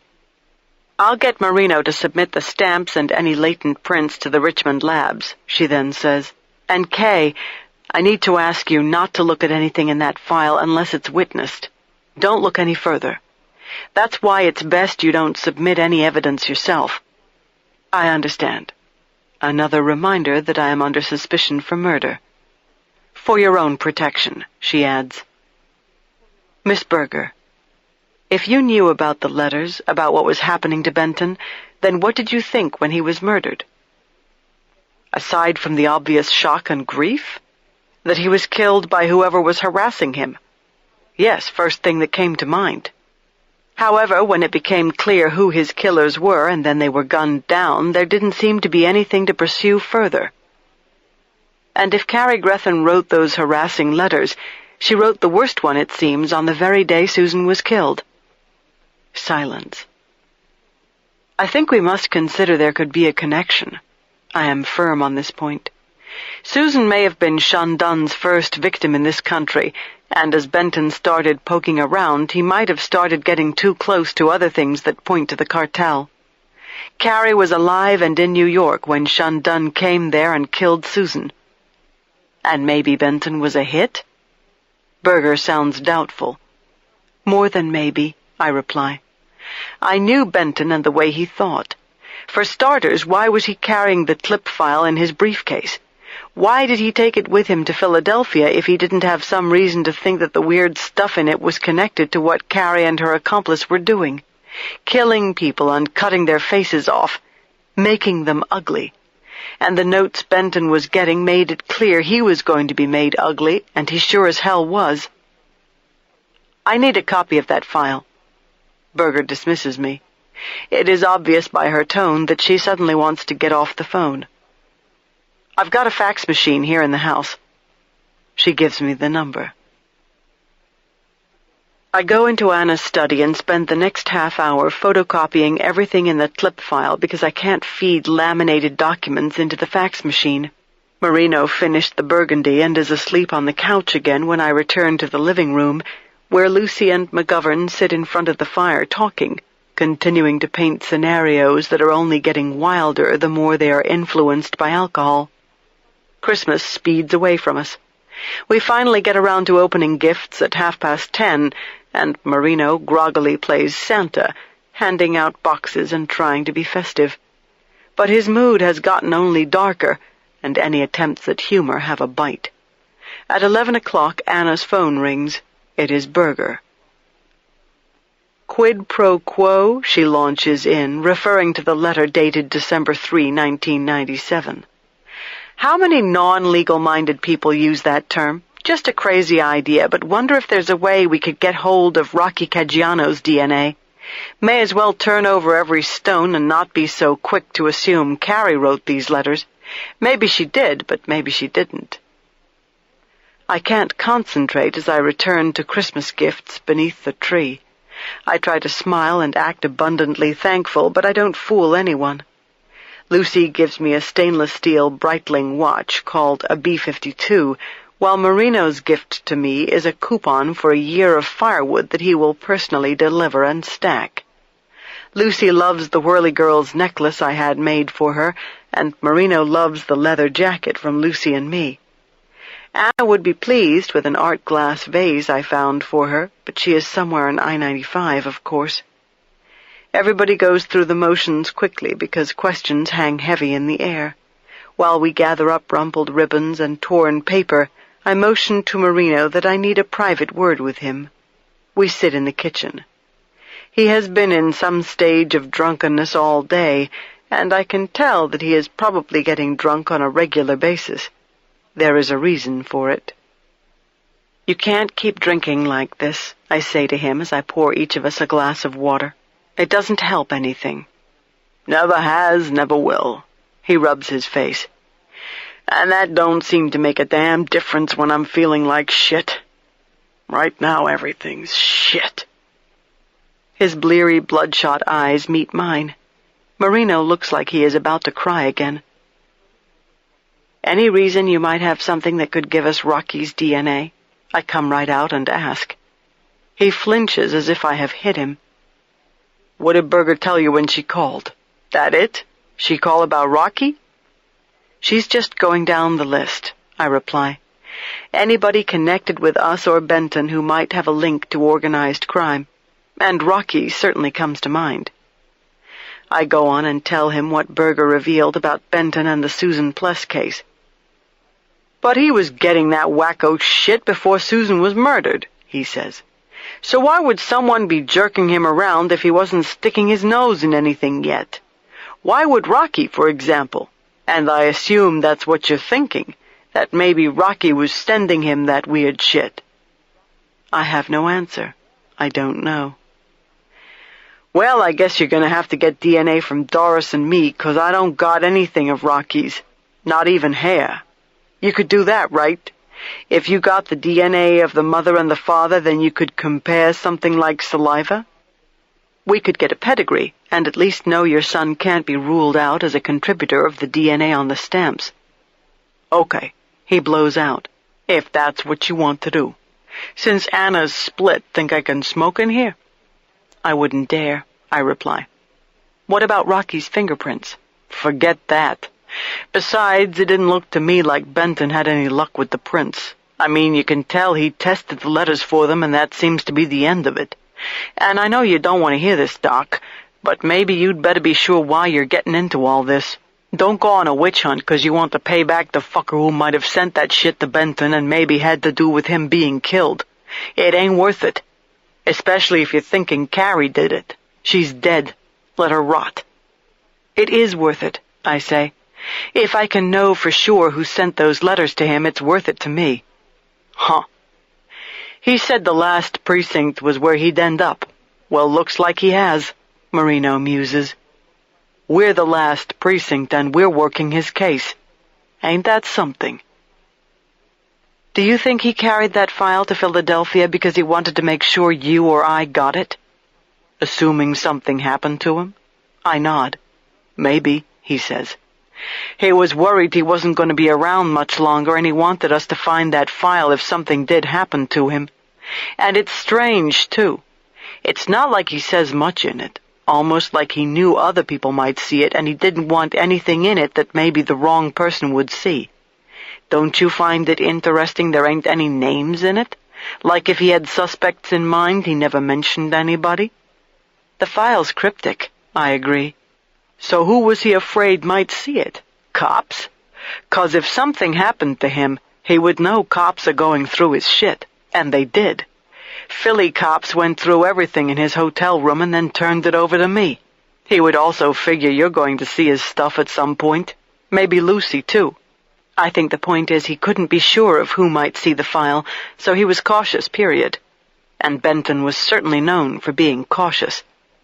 Not to mention," Marino goes on, "he was up there helping out ATF. So he might have thought ATF would see the file, right? Lucy's ATF, McGovern's ATF, and was in charge of the response team working the fires Carrie and her asshole sidekick were setting to disguise the fact they had this nasty little hobby of cutting people's faces off, right?" Marino's eyes narrow. "Tally's ATF," he says. "Maybe we ought to get his DNA, the son of a bitch. Too bad." He gets that look again. I don't think Marino will ever forgive me for sleeping with Jay Tally. You probably had his fucking DNA, no pun intended, in Paris. I don't guess you got a stain you maybe forgot to wash out. "Shut up, Marino," I say softly. I'm getting withdrawal. He gets up and goes to the liquor cabinet. Now it's time for bourbon. He pours Booker's into a glass and comes back to the table. Wouldn't that just be something if it turns out Tally's involved in everything from soup to nuts? Maybe that's why he wanted you at Interpol. He wanted to pick your brain to see if you knew maybe what Benton knew. 'Cause guess what? Maybe when Benton was poking around after Susan's murder, he started figuring out shit that started pulling him too close to a truth Tally can't afford for nobody to know. "What are you two talking about?" Lucy is in the kitchen. I didn't hear her walk in. "Sounds like a job for you." Marino gives her his puffy eyes as he swills bourbon in his glass. "Why don't you and Tion investigate Tally and find out how dirty he is? 'Cause I believe with all my little heart they don't come no dirtier. And by the way," this to me, "in case you didn't hear, he's one of the guys who drove Sean Dunn up to New York. Now ain't that interesting? He sits in on Berger's interview. He spends 6 hours in the car with him. Hey, they're probably drinking buddies by now. Or maybe they already was." Lucy stares out the kitchen window, her hands in the pockets of her jeans, obviously put off by Marino and embarrassed by him. He is sweating and profane, and unsteady on his feet, and filled with hate and spite 1 minute, sullen the next. "You know what I can't stand?" Marino keeps at it. "I can't stand bad cops who get away with it because everybody's too damn chicken to go after them. And nobody wants to touch Tally or even try because he speaks all these languages and went to Harvard and is a big-shot golden boy. You really don't know what you're talking about, Lucy says to Marino, and by now McGovern has wandered into the kitchen. You're wrong. Jay's not off limits, and you're not the only person on this planet who has doubts about him. Serious doubts, McGovern echoes. Marino shuts up and leans against the counter. I can tell you what we know so far, Lucy says to me. She is reluctant and soft-spoken because nobody really is quite sure how I feel about Jay. I kind of hate to because there's nothing definitive, but it's not looking good so far. She looks at me as if in search of a cue. Good, I tell her. Let's hear it.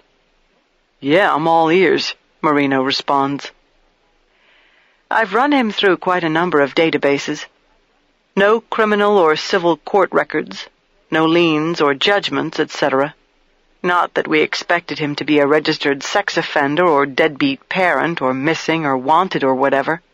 And there's no evidence that the FBI, CIA, or even ATF has a file of him in their systems of records. But doing a simple search of real estate records raised a red flag. First of all, he has a condo in New York where he's let certain select friends stay, including high-ranking people in law enforcement, she says to Marino and me. A $3 million-plus place full of antiques on Central Park. Jay has bragged that the condo is his. Well, it's not. Comes back to a corporate name. It's not uncommon for wealthy people to have property in separate corporate names for privacy reasons and also to protect various assets from litigation, I point out. I know. But this corporation isn't Jay's, Lucy replies. Not unless he owns an air freight company. Kind of eerie, right? McGovern adds, considering how much shipping the Chandon family is involved in. So maybe there's a connection. It's way too soon to say. No big surprise, Marino mutters, but his eyes light up. Yeah, how well I remember him playing the big rich Harvard act, right, Doc? Remember I wondered why we was suddenly on a Learjet, and next thing we're on the Concorde going to France? I knew Interpol didn't pay for all that shit. He never should have bragged about that condo, Lucy remarks. Obviously he's got the same Achilles heel other assholes do. Ego. She looks at me. He wanted to impress you, so he flies you out supersonic. Says he got the tickets comped because they were for law enforcement. And sure, we know the airlines do that sort of thing on occasion. But we're tracking that, too, to see who made those reservations and what the story was. My big question, McGovern goes on, is obviously whether or not that condo might be owned by the Chandon family. And you can only imagine how many layers you'd have to go through to get to them. Hell, they probably own the whole fucking building, Marino says, and half of Manhattan to go along with it. What about corporate officers? I ask. Any interesting names come up? We've got names, but they don't mean anything significant yet, Lucy replies. These paper cases take a lot of time. We run them, and then everything and everybody they connect with, on and on it goes. And where do Mitch Barbosa and Rosso Matos fit in? I ask. Or do they? Because somebody took a key out of my house and put it in Barbosa's pocket. Do you think Jay did? Marino snorts and takes a swallow of bourbon. Gets my vote, he retorts. That and swiping your chipping hammer. Can't think of anybody else who'd do it. I know every guy who went in there, in your house. Unless Ryder did it, and he's too chicken, and I really don't think he's dirty. It isn't that Jay's shadow hasn't crossed our thoughts numerous times before. We know he was in my house. We know he is bitter toward me. We all have considerable questions about his character, but if he did plant the key or steal it from my house and pass it off to someone else, then this directly implicates him in Barbosa's torture homicide, and most likely in Matos's as well. Where's Jay right now? Anybody know? I searched their faces. Well, he was in New York. That was Wednesday. Then we saw him yesterday afternoon in James City County. Got no idea right this very minute. Marino answers. There are a couple other things you might want to know. Lucy addresses this to me. One in particular is real odd, but I can't make head or tails of it yet. On the credits search, I got hits on 2 J tallies with different addresses and different Social Security numbers. One J tally was issued his Social Security number in Phoenix between 1960 and 1961, which couldn't be J unless he's in his 40s, and he's what, not much older than me? Early 30s at the most? A second J tally I got a hit on was issued his Social Security number between 1936 and 37. No DOB, but he'd have to be one of the early-timers who got a number shortly after the Social Security Act of 1935, so God knows how old he already was when this particular J tally got his number. He'd have to be at least in his 70s, and he sure moves around a lot and uses post office boxes instead of physical addresses. He's also bought a lot of cars, sometimes changing vehicles a couple times a year. Did Tally ever tell you where he was born? Marino asks me. He said he spent most of his childhood in Paris and then his family moved to L.A., I reply. You were sitting in the cafeteria when he said that, at Interpol. No record of either J. Tally ever living in L.A., Lucy says. And speaking of Interpol, Marino says, wouldn't they check him out before letting him work there? Obviously they might have checked into him, but not extensively, Lucy replies.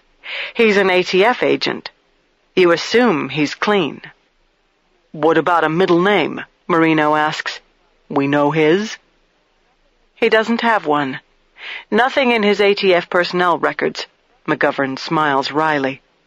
And neither does the J. Tally who got his Social Security number back before the Great Flood. That alone is unusual. Most people have middle names.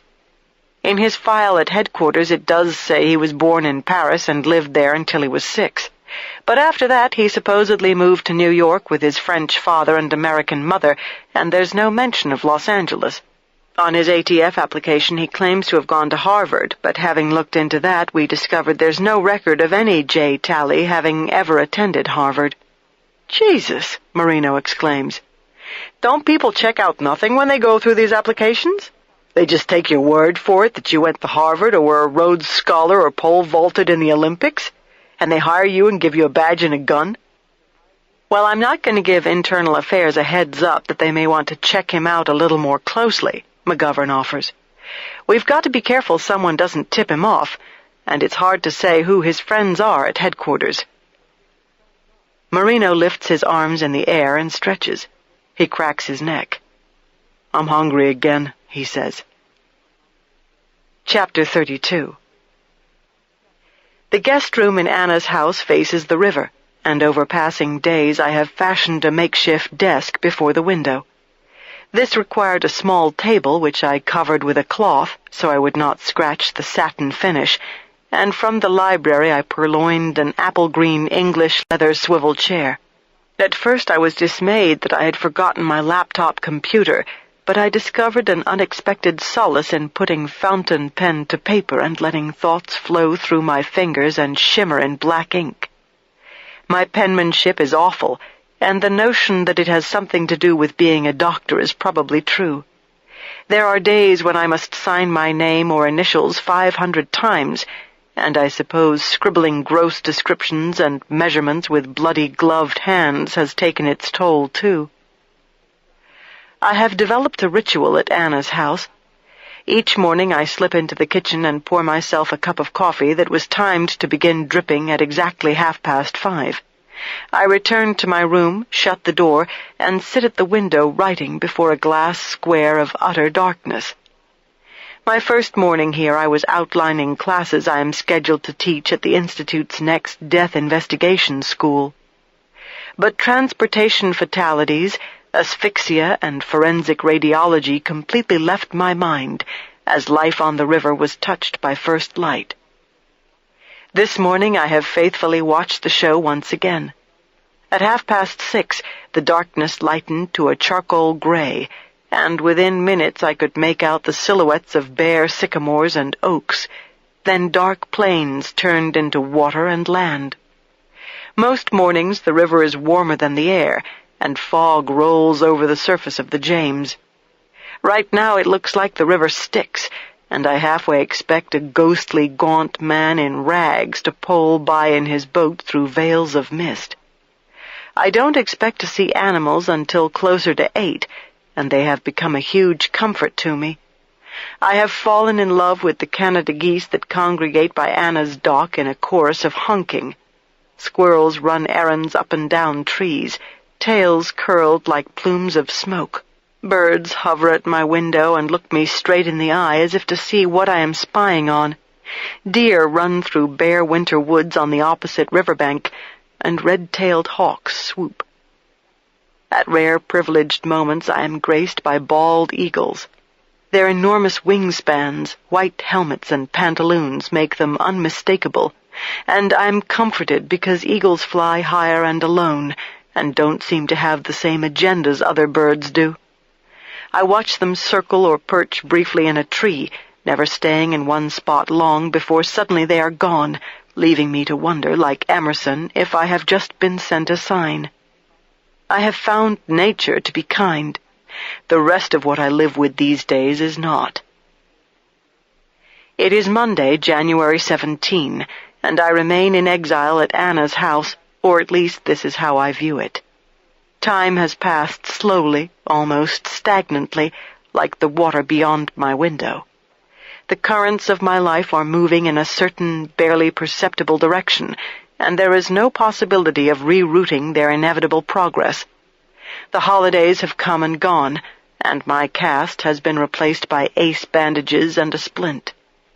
I'm driving a rental car because my Mercedes is being held for further investigation at Hull Street and Commerce Road, at the impound lot, which is not attended by police 24 hours a day, and there is no guard dog.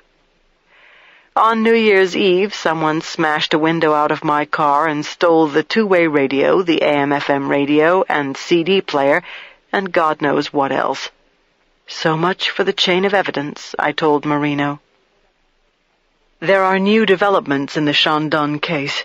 As I suspected when the seminal fluid in Susan Pless's case was originally tested in 1997, only 4 probes were used. The New York Medical Examiner's Office still uses 4 probes for the first screening because they are developed in-house, and therefore it is more economical to resort to them first. The frozen extraction was retested using 15 loci, and the result is a non-match. Jean-Baptiste Chandon was not the donor of the seminal fluid, nor was his brother Thomas. But there are so many alleles in common, the DNA profiles are so incredibly close, that we can only assume there is a third brother, and it is this brother who had sex with Susan. We are baffled. Berger is on her head. DNA has told the truth and fucked us, Berger told me over the phone. Chandon's dentition matches the bite marks, and his saliva and hair were on the bloody body, but he did not have vaginal sex with Susan Pless right before she died. That may not be enough for a jury in this day of DNA. A New York grand jury will have to decide if it is enough for an indictment, and it struck me as incredibly ironic when Berger said this. It doesn't seem to require much to accuse me of murder. Nothing more than rumor and alleged intent, and the fact that I conducted experiments with a chipping hammer and barbecue sauce. For weeks I have waited for the subpoena. Yesterday it arrived, and the sheriff's deputy was his usual cheerful self when he showed up at my office, not realizing, I suppose, that the case this time involves me as a defendant, and not an expert witness. I have been asked to appear in room 302 of the John Marshall Courts building to testify before the special grand jury. The hearing is set for Tuesday, February 1, at 2 p.m. At a few minutes past 7, I stand inside the closet, pushing through suits and blouses as I run through all I need to do this day. I already know from Jack Fielding that we have 6 cases and 2 of the doctors are in court. I also have a 10 o'clock telephone conference with Governor Mitchell. I pick out a black pantsuit with blue pinstripes and a blue blouse with French cuffs. I wander into the kitchen for another cup of coffee and a bowl of high-protein cereal that Lucy brought over. I have to smile as I practically break my teeth on her healthy, crunchy gift. My niece is determined that I will emerge from my smoldering life a fit phoenix. I rinse dishes and finish getting dressed and am heading out the door when my pager vibrates. Marino's number shows up on the video display and is followed by 911. Parked in Anna's driveway is the latest change in my life, the rental car. It is a midnight blue Ford Explorer that smells like ancient cigarettes and will always smell like ancient cigarettes unless I do what Marino suggested and stick an air freshener on the dash. I plug my cell phone into the cigarette lighter and call him. "Where are you?" he asks right off. "Heading out the driveway." I turn on the heater and Anna's gates open to let me out. I don't even stop to pick up the newspaper, which Marino next tells me I need to see, because clearly I haven't read it yet, or I would have called him right away. "Too late," I tell him. "I'm already on Cherokee." I harden myself like a little kid flexing his stomach muscles when he dares someone to sock him in the gut. "So go on and tell me. What's in the paper?" I am expecting that the special grand jury investigation has been leaked to the press, and I am right. I drive along Cherokee as recent winter weather continues to dissolve in drips and puddles, and slushy snow sluggishly slides off roofs. "Chief Medical Examiner suspected in grisly slaying," Marino reads the banner headline on the front page. "It's got a picture of you, too," he adds. "Looks like one maybe that bitch took out in front of your house. The lady that fell on the ice, remember? It shows you climbing in my truck. Pretty good of my truck. Not so hot of you. Just tell me what it says," I interrupt him. He reads the highlights as I hug the hard curves of Cherokee Road. A Richmond special grand jury is investigating me in the murder of Deputy Police Chief Diane Bray, the newspaper says. The revelation is described as shocking and bizarre and has local law enforcement reeling. Although Commonwealth's attorney Buford Ryder refused comment, unnamed sources say Ryder instigated the investigation with great heartache after witnesses came forth with statements and police produced evidence that was impossible to ignore. Additional unnamed sources claim I was in a heated clash with Bray, who believed I was incompetent and no longer fit to be Chief Medical Examiner of Virginia. Bray was trying to have me removed from office and told people before her murder that I had confronted her on several occasions and had bullied and threatened her. Sources say there are indicators pointing to the possibility that I staged Bray's murder to look like the brutal murder of Kim Luong, and on and on and on. By now I am on Huguenot Road in the thick of rush-hour traffic. I tell Marino to stop. I have heard quite enough. "It goes on forever," he says. I'm sure it does. "They must have been working on it all during the holidays, 'cause it's got all kinds of shit about you and your background."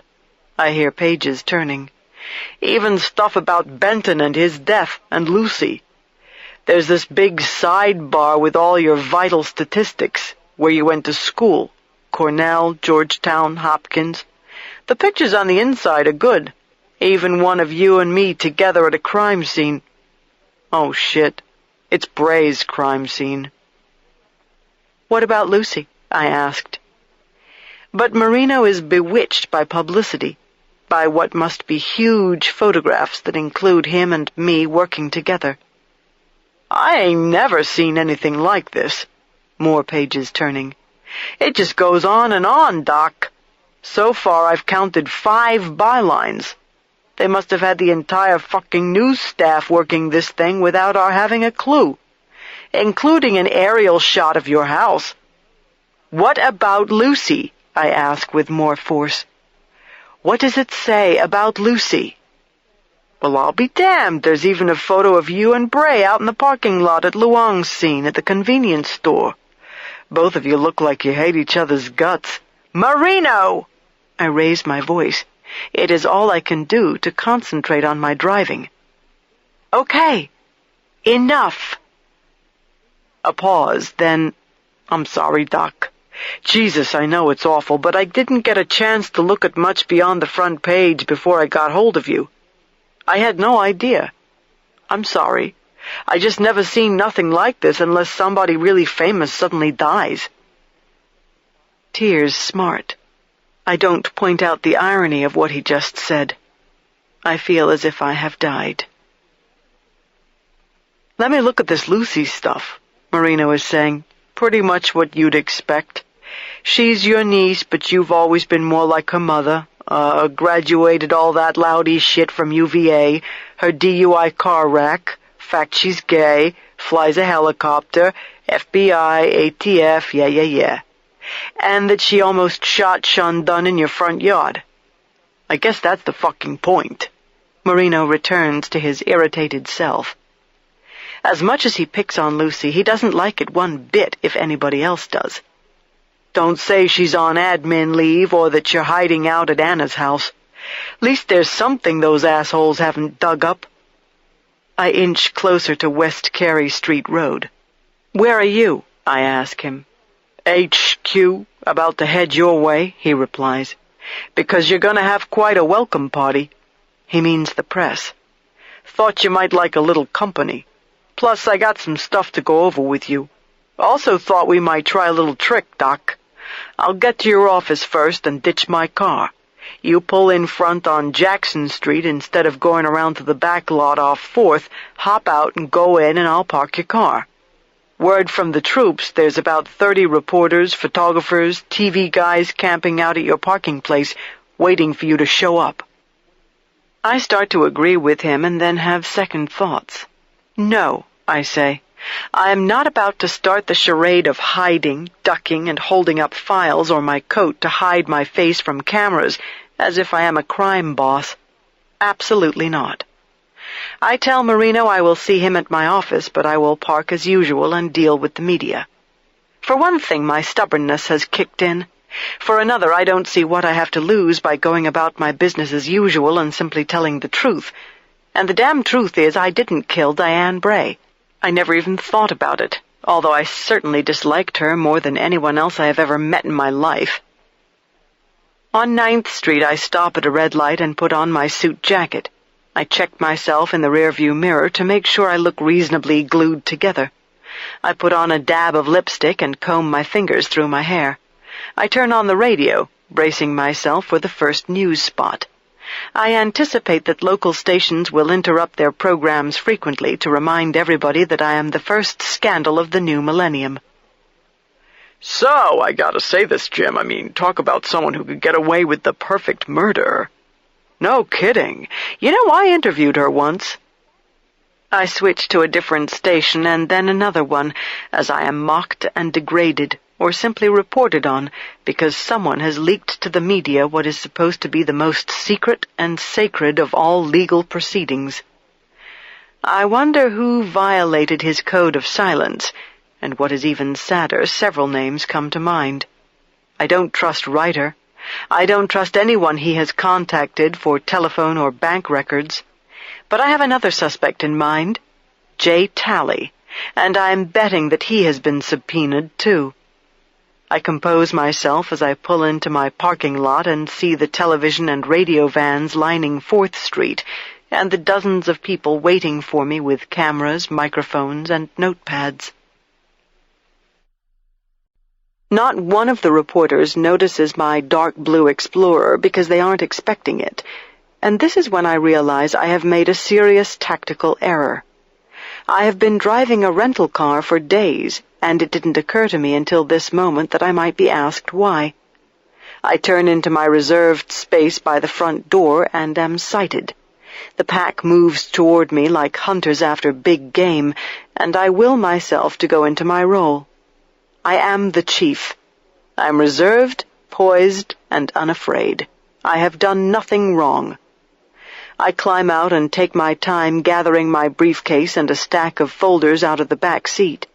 My elbow aches beneath layers of elasticized wrappings, and cameras click and microphones point at me like guns cocking and finding their mark. Dr. Scarpetta, can you comment about Dr. Scarpetta? When did you find out a special grand jury is investigating you? Isn't it true you and Diane Bray were at odds? Where's your car? Can you confirm that you've basically been run out of your home and don't even have your own car right now? Will you resign? I face them on the sidewalk. I am silent but steady as I wait for them to get quiet. When they realize I intend to address their questions, I catch surprised looks, and their aggression quickly settles down. I recognize many faces but can't remember names. I am not sure I have ever known the names of the media's real troops who gather the news behind the scenes. I remind myself they are simply doing their jobs, and there is no reason for me to take any of this personally. That's right, nothing personal. Rude, inhumane, inappropriate, insensitive, and largely inaccurate, but not personal. I've no prepared statement, I start to say. Where were you the night Diane Bray was murdered, please? I interrupt them. Like you, I've recently learned there is a special grand jury investigation into her murder, and I ask you to honor the very necessary confidentiality of such a proceeding. Please understand why I'm not at liberty to discuss it with you. But isn't it true you aren't driving your own car because the police have it? Questions and accusations rip the morning air like shrapnel as I walk toward my building. I have nothing more to say. I am the chief. I am poised and calm and unafraid. I did nothing wrong. There is one reporter whom I do remember, because how could I forget a tall, white-haired, chisel-featured African-American whose name is Washington George. He wears a long leather trench coat and presses behind me as I struggle to open the glass door leading inside the building. "Can I just ask you one thing?" he says. "You remember me? That's not my question." A smile. "I'm Washington George. I work for the AP. I remember you. Here, let me help you with that." He holds the door and we go inside the lobby where the security guard looks at me, and I know that look now. My notoriety is reflected in people's eyes. My heart sinks. "Good morning, Jeff," I say as I walk past the console. A nod. I pass my plastic ID over the electronic eye, and the door leading into my side of the building unlocks. Washington George is still with me, and he is saying something about information he has that he thinks I need to know, but I am not listening. A woman sits in my reception area. She huddles in a chair and seems sad and small amid polished granite and glass blocks. This is not a good place to be. I always ache for anyone who finds himself in my reception area. "Is someone helping you?" I ask her. She is dressed in a black skirt and nurse's shoes, a dark raincoat pulled tightly around her. She hugs her pocketbook as if someone might steal it. "I'm just waiting," she says in a hushed voice. "Who are you here to see?" "Well, I don't rightly know," she stammers, her eyes swimming in tears. Sobs well up inside her and her nose begins to run.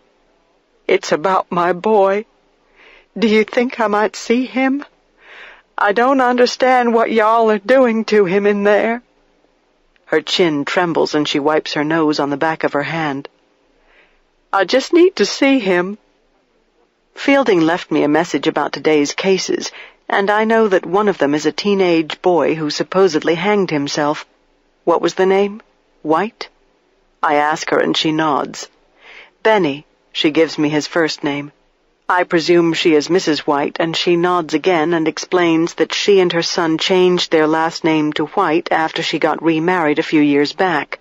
I tell her to come on with me, and now she is crying hard, and we will find out what is going on with Benny. Whatever Washington George has to tell me will have to wait. "I don't think you're going to want it to wait," he replies. All right. Come on in with me and I'll get to you as soon as I can." I'm saying this as I let us into my office with another pass of my ID key. Cleta is entering cases into our computer, and she instantly blushes when she sees me. "Good morning." She tries to be her usual cheerful self. But she has that look in her eye, the look I've grown to hate and fear. I can only imagine what my staff has been saying among themselves this morning, and it doesn't escape my attention that the newspaper is folded on top of Cleta's desk, and she has tried to cover it with her sweater. Cleta has put on weight over the holidays and has dark circles under her eyes. I am making everybody miserable. "Who's taking care of Benny White?" I ask her. "I think Dr. Fielding is." She looks at Mrs. White and gets up from her workstation. "Can I take your coat? What about some coffee?"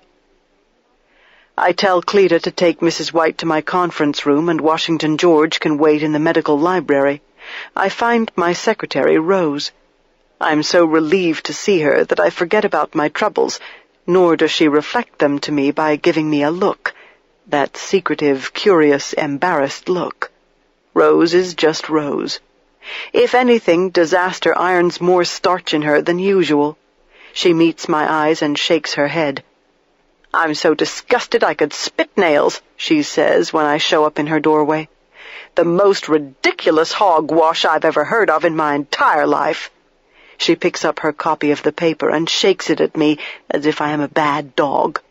"Don't you let this bother you, Dr. Scarpetta," as if it is that simple. "More chicken crap than Kentucky Fried, that damn Buford writer. He can't come out and just tell you to your face, can he? So you have to find out this way?" Shaking the paper again.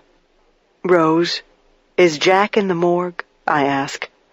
"Oh, God, working on that poor kid." Rose gets off the subject of me, and her indignation turns to pity. "Lord, Lord, have you seen him? I just got here. Looks like a little choir boy. Just the most beautiful blue-eyed blonde. Lord, Lord, if that was my child." I interrupt Rose by putting a finger to my lips as I hear Cleta coming up the hallway with the boy's poor mother. I mouth, "Him? I just got here. Looks like a little choir boy. Just the most beautiful blue-eyed blonde. Lord, Lord, if that was my child." I interrupt Rose by putting a finger to my lips as I hear Cleta coming up the hallway with the boy's poor mother. I mouth, "His mother," to Rose, and she gets quiet. Her eyes linger on mine.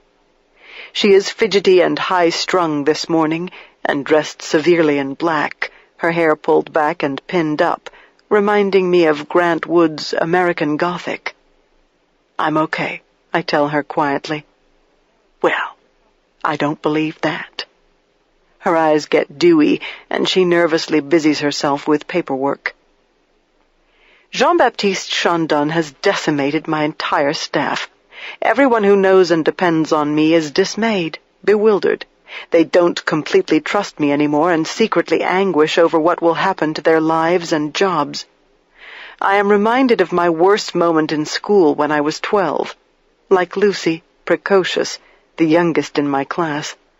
My father died that school year on December 23, and the only thing good I can find in his waiting until 2 days before Christmas is at least the neighbors were winding down from work, most of them home and cooking and baking. In the good Italian Catholic tradition, my father's life was celebrated with abundance. For several days our house was filled with laughter, tears, food, drink, and song. When I returned to school after the new year, I became even more relentless in my cerebral conquests and explorations. Making perfect scores on tests was no longer enough. I was desperate for attention, desperate to please, and begged the nuns for special projects. Any project, I didn't care what. Eventually, I was hanging around the parochial school all afternoon, beating chalkboard erasers on the school steps, helping the teachers grade tests, putting together bulletin boards. I got very good with scissors and staplers. When there was a need to cut out letters of the alphabet or numbers and exactly assemble them into words, sentences, calendars, the nuns came looking for me.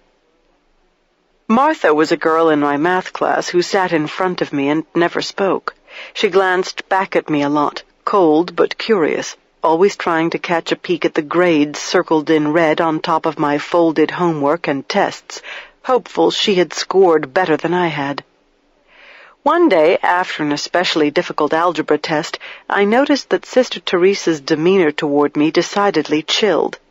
She waited until I was cleaning erasers again, squatting outside on stucco steps, pounding, creating clouds of chalk dust in the winter tropical sun, and I looked up. There she was in her habit, towering over me like a giant frowning Antarctic bird wearing a crucifix. Someone had accused me of cheating on my algebra test, and although Sister Teresa did not identify the source of this lie, I had no doubt of the culprit, Martha. The only way I could prove my innocence was to take the test again and make another perfect score. Sister Teresa watched me closely after that. I dared never let my eyes stray from what I was doing at my desk. Several days passed. I was emptying the trash baskets, just the two of us alone in the classroom, and she told me I must pray constantly that God would keep me free of sin. I must thank our Heavenly Father for the great gifts I have, and look to Him to keep me honest, because I was so smart I could get away with a lot of things. God knows everything, Sister Teresa said. I can't fool God. I protested that I was honest and not trying to fool God, and she could ask God herself. I began to cry. I am not a cheater, I sobbed. I want my daddy. When I was at Johns Hopkins in my first year of medical school, I wrote Sister Teresa a letter and recounted that wrenching, unfair incident. I reiterated my innocence, still bothered, still furious that I had been falsely accused, and the nuns didn't defend me and never seemed quite as sure of me afterwards. As I stand in Rose's office now, more than 20 years later, I think about what Jamie Berger said the first time we met. She promised that the hurt had only begun. Of course, she was right. Before everybody leaves today, I say to my secretary, I'd like to talk to them. If you'd pass that along, Rose, we'll see how the day goes and find a time. I'm going to check on Benny White. Please make sure his mother is all right, and I'll be in shortly to talk to her. I head down the hallway past the break room and find Washington George in the medical library. I just have a minute, I tell him in a distracted way. He is scanning books on a shelf, notepad down by his side like a gun he might use. I heard a rumor, he says. If you know it's true, maybe you can verify it. If you don't know, well, maybe you should. Buford Ryder's not going to be the prosecutor in your special grand jury hearing. I know nothing about it, I reply, masking the indignation I always feel when the press knows details before I do. But we've worked a lot of cases together, I add. I wouldn't expect him to want to deal with this himself. I guess so. And what I understand is a special prosecutor has been appointed. That's the part I'm getting to. You aware of this? He tries to read my face. No. I'm trying to read his face, too, hoping to catch a foreshadowing that might prevent me from being broadsided. No one's indicated to you that Jamie Berger's been appointed to get you indicted, Dr. Scarpetta? He stares me in the eye. From what I understand, that's one of the reasons she came to town. You've been going through the Luong and Bray cases with her and all that, but I have it from a very good source. It's a setup. She's been undercover, I guess you would say. Ryder set it up before Shandon allegedly showed up at your house. I understand Berger's been in the picture for weeks. All I can think to say is, allegedly? I am shocked. Well, Washington George says, I assume by your reaction that you haven't heard any of this. I don't guess you can tell me who your reliable source is, I respond. No. He smiles a little, somewhat sheepishly. So you can't confirm? Of course I can't, I say, as I gather my wits about me. Look, I'm going to keep digging, but I want you to know I like you, and you've always been nice enough to me. He goes on. I am barely hearing a word of it. All I can think of is Berger spending hours with me in the dark, in her car, in my house, in Bray's house, and all along she was making mental notes to use against me in the special grand jury hearing. God, no wonder she seems to know so much about my life. She has probably been through my phone records, bank statements, credit reports, and interviewed everyone who knows me.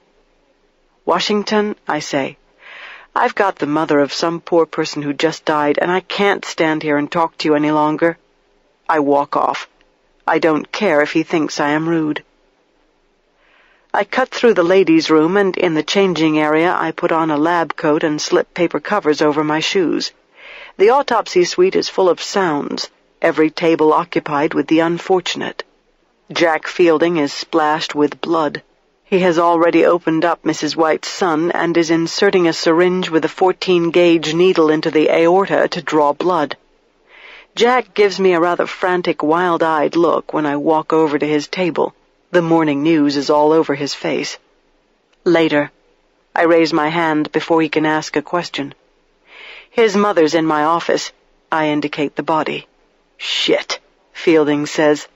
Shit is all I gotta say about this entire fucking world. She wants to see him. I take a rag from a bag on a gurney and wipe the boy's delicately pretty face. His hair is the color of hay, and except for his suffused face, his skin is like rose milk. He has fuzz on his upper lip and the first hint of pubic hair, his hormones just beginning to stir, preparing for an adult life he was not destined to have. A narrow, dark furrow around the neck angles up to the right ear where the rope was knotted. Otherwise, his strong young body bears no evidence of violence, no hint that he should have had any reason in the world not to live. Suicides can be very challenging. Contrary to popular belief, people rarely leave notes. People don't always talk about their feelings in life, and sometimes their dead bodies don't have much to say either. God damn, Jack mutters. What do we know about this? I ask him. Just that he started acting weird at school right about Christmas. Jack picks up the hose and rinses out the chest cavity until it gleams like the inside of a tulip. Dad died of lung cancer a few years ago. Water slaps. That damn Stanfield, Jesus Christ. What we got out there? Some kind of special? 3 fucking cases from him in 4 fucking weeks. Jack rinses off the block of organs. They shimmer in deep hues on the cutting board, waiting for their ultimate violation.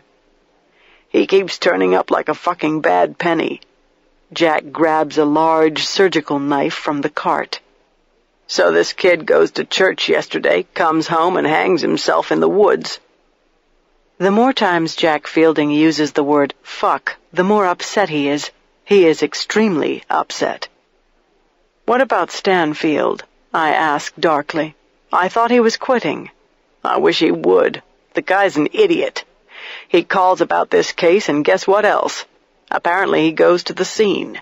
The kid's hanging from a tree, and Stanfield cuts him down. I have a feeling I know what's coming. He cuts through the knot. I was right. He took photographs first, let's hope. Over there. He nods at the counter on the other side of the room. I go to look at the photographs. They are painful. It appears Benny didn't even stop to change clothes when he came home from church, but went straight into the woods, threw a nylon rope over a tree branch, looped one end, and threaded the other end through it. Then he made another loop with a simple slip knot and put it over his head. In the photographs he is dressed in a navy blue suit and a white shirt. A red and blue striped clip-on tie is on the ground, either dislodged by the rope or maybe he took it off first. He is kneeling, arms dangling by his sides, his head bent, a typical position for suicidal hangings. I don't have many cases where people are fully suspended, their feet up off the ground. The point is to put enough compression on the blood vessels of the neck so that insufficient oxygenated blood reaches the brain. It takes only 4.4 pounds of pressure to compress the jugular veins, and a little more than twice that to occlude the carotids. The weight of the head against the noose is enough. Unconsciousness is quick. Death takes minutes. Let's do this. I get back to Jack. Cover him up. We'll put some plasticized sheets over him so blood won't soak through. And let's give his mother a viewing before you do anything else to him." He takes a deep breath and tosses his scalpel back on the cart. "I'll go talk to her and see what else we can find out." I walk off. "Buzz Rose when you're ready." "Thanks, Jack." I pause to meet his eyes. "We'll talk later? We've never had that cup of coffee. We never even wished each other Merry Christmas." I find Mrs. White in my conference room. She has stopped crying and is in a deep, depressed space, staring without blinking, lifeless. She barely focuses on me when I walk in and shut the door. I tell her I just looked at Benny and am going to give her a chance to see him in a few minutes. Her eyes fill with tears again, and she wants to know if he suffered. I tell her he would have slipped into unconsciousness rapidly. She wants to know if he died because he couldn't breathe. I reply that we don't know all the answers right now, but it is unlikely that his airway was obstructed. Benny may have died from hypoxic brain damage, but I am more inclined to suspect that the compression of blood vessels caused a vasovagal response. In other words, his heart slowed down and he died. When I mention he was kneeling, she suggests that maybe he was praying for the Lord to take him home. "Maybe," I reply. "He very well could have been praying." I comfort Mrs. White as best I can. She informs me that a hunter was looking for a deer he shot earlier and found her son's body, and Benny couldn't have been dead very long because he disappeared right after church, about 12:30, and the police came by her house around 5. They told her the hunter found Benny at around 2.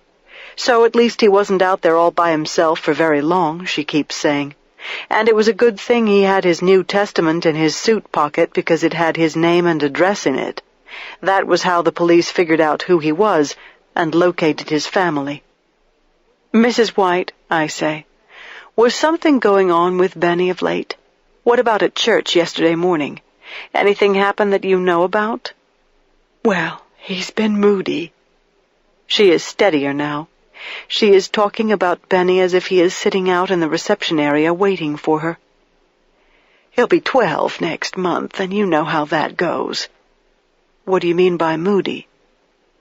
"He would go in his room a lot and shut the door, stay in there listening to music with the headphones on. He gets a smart mouth now and then, and he didn't used to be that way. I've been concerned." Her voice catches. She blinks, suddenly remembering where she is and why. "I just don't know why he had to do something like that." Tears seem to spurt out of her eyes. "I know there are some boys at church he's been having a hard time with. They tease him a lot, calling him pretty boy." "Did anyone tease him yesterday?" I ask. "That very well could be. They're all in Sunday school together. And there's been a lot of talk, about those killings in the area." She pauses again. She doesn't want to continue down a path that leads to a subject both foreign and aberrant to her. "The 2 men killed right before Christmas?" "Uh-huh. The ones they say were cursed because that's not how America started, with people doing things like that." "Cursed? Who says they were cursed?" "It's the talk. A lot of talk," she goes on, taking a deep breath. "With Jamestown being just down the road, there's always been stories about people seeing ghosts of John Smith and Pocahontas and all the rest of it. Then these men are murdered right near there, near Jamestown Island, and all this talk about them being, being unnatural, which is why someone killed them, I guess, or at least that's what I hear." "Did you and Benny talk about all this?" My heart is getting heavier by the moment. "Some. Everybody's been talking about those men killed and burned and tortured. People have been locking their doors more than usual. It's been spooky, I must admit. So Benny and I have discussed it, yes we have. To tell you the truth, he's been a lot moodier since all that happened. So maybe that's what had him upset." Silence. She stares at the tabletop. She can't decide which tense to use when she talks about her dead son. "That and the other boys calling him pretty. Benny hated that, and I don't blame him. I'm always telling him, just wait until you grow up and are handsomer than all the rest, and the girls are just lining up. That'll teach 'em." She smiles a little and starts crying again. "He's real touchy about it, and you know how children can tease." "Possibly he got teased a lot yesterday at church." I guide her along. "Do you think maybe the boys made comments about so-called hate crimes, about gays, and maybe implied—" "Well," she blurts out, "well, yes. About curses against people who are unnatural and wicked. The Bible makes itself very clear. 'God gave them up to their own lust,'" she quotes. "Any possibility Benny's been worried about his sexuality, Mrs. White?" I am very gentle but firm. That's pretty normal for kids entering adolescence. A lot of sexual identity confusion, that sort of thing, especially these days. The world's a complicated place, much more complicated than it used to be. The phone rings. "Excuse me a minute." Jack is on the line. Benny is ready to be viewed. "And Marino's in here looking for you. Says he's got important information." "Tell him where I am." I hang up. "Benny did ask me if those men had those awful things done to them because they're—" "He used the word queer," Mrs. White is saying. "I said that very well may have been God's punishment." "How did he react to that?" I ask her. "I don't remember him saying anything." "When was this?" "Maybe 3 weeks ago. Right after they found that second body and all the news came out about them being hate crimes." I wonder if Stanfield has any idea how much damage he has caused by leaking investigative details to his goddamn brother-in-law. Mrs. White is chattering nervously as dread builds with her every step down the hallway. I escort her to the front of the office and through a door that takes us into the small viewing room. Inside are a couch and table. There is a painting of a peaceful English countryside on the wall. Opposite the sitting area is a wall of glass. It is covered with a curtain. On the other side is the walk-in refrigerator. "Why don't you just sit and make yourself comfortable?" I tell Mrs. White, and touch her shoulder. She is tense, frightened, her eyes riveted to the drawn blue curtain. She perches on the edge of the couch, her hands tightly clasped in her lap. I open the curtain, and Benny is swathed in blue, a blue sheet tucked under his chin to hide the ligature mark. His wet hair is combed back, eyes shut. His mother is frozen on the edge of the couch. She doesn't seem to breathe. She stares blankly, without comprehension. She frowns. "How come his face is all red like that?" she asks almost accusingly. "The rope prevented the blood from flowing back to his heart," I explain. "So his face is congested." She gets up and moves closer to the window. "Oh, my baby," she whispers. "My sweet child. You're in heaven now, in Jesus' arms in paradise. Look, his hair's all wet like he's just been baptized. You must have given him a bath. I just need to know he didn't suffer." I can't tell her that. I imagine when he first tightened the noose around his neck, the roaring pressure in his head was very frightening. He had begun the process of terminating his own life, and he was awake and alert long enough to feel it coming. Yes, he suffered. Not long, is what I say. He didn't suffer long, Mrs. White. She covers her face with her hands and weeps. I draw the curtain and lead her out. "What will you do to him now?" she asks as she woodenly follows me out. "We'll finish looking at him and do some tests, just to see if there's anything else we need to know." She nods. "Would you like to sit for a while? Can we get you anything?" No, I'll just go on." "I'm very sorry about your son, Mrs. White. I can't tell you how sorry. If you have any questions, just call. If I'm not available, someone here will help you. It's going to be hard, and you'll go through a lot of things. So please call if we can help." She stops in the hallway and grabs my hand. She looks intensely into my eyes. "You're sure someone didn't do this to him? How do we know for a fact he did it to himself?" "Right now there's nothing to make us think someone else did this," I assure her. "But we'll investigate every possibility. We're not finished yet. Some of these tests take weeks." "You won't keep him here for weeks?" "No, he'll be ready to go in a few hours. The funeral home can come for him." We are in the front office, and I escort her through a glass door back into the lobby. She hesitates, as if not quite sure what to do next. "Thank you," she says. "You've been very kind." It isn't often I'm thanked. My thoughts are so heavy as I return to my office that I almost run into Marino before I notice him. He is waiting for me just inside my doorway and has paperwork in hand, his face radiating excitement. "You aren't going to fucking believe this," he says.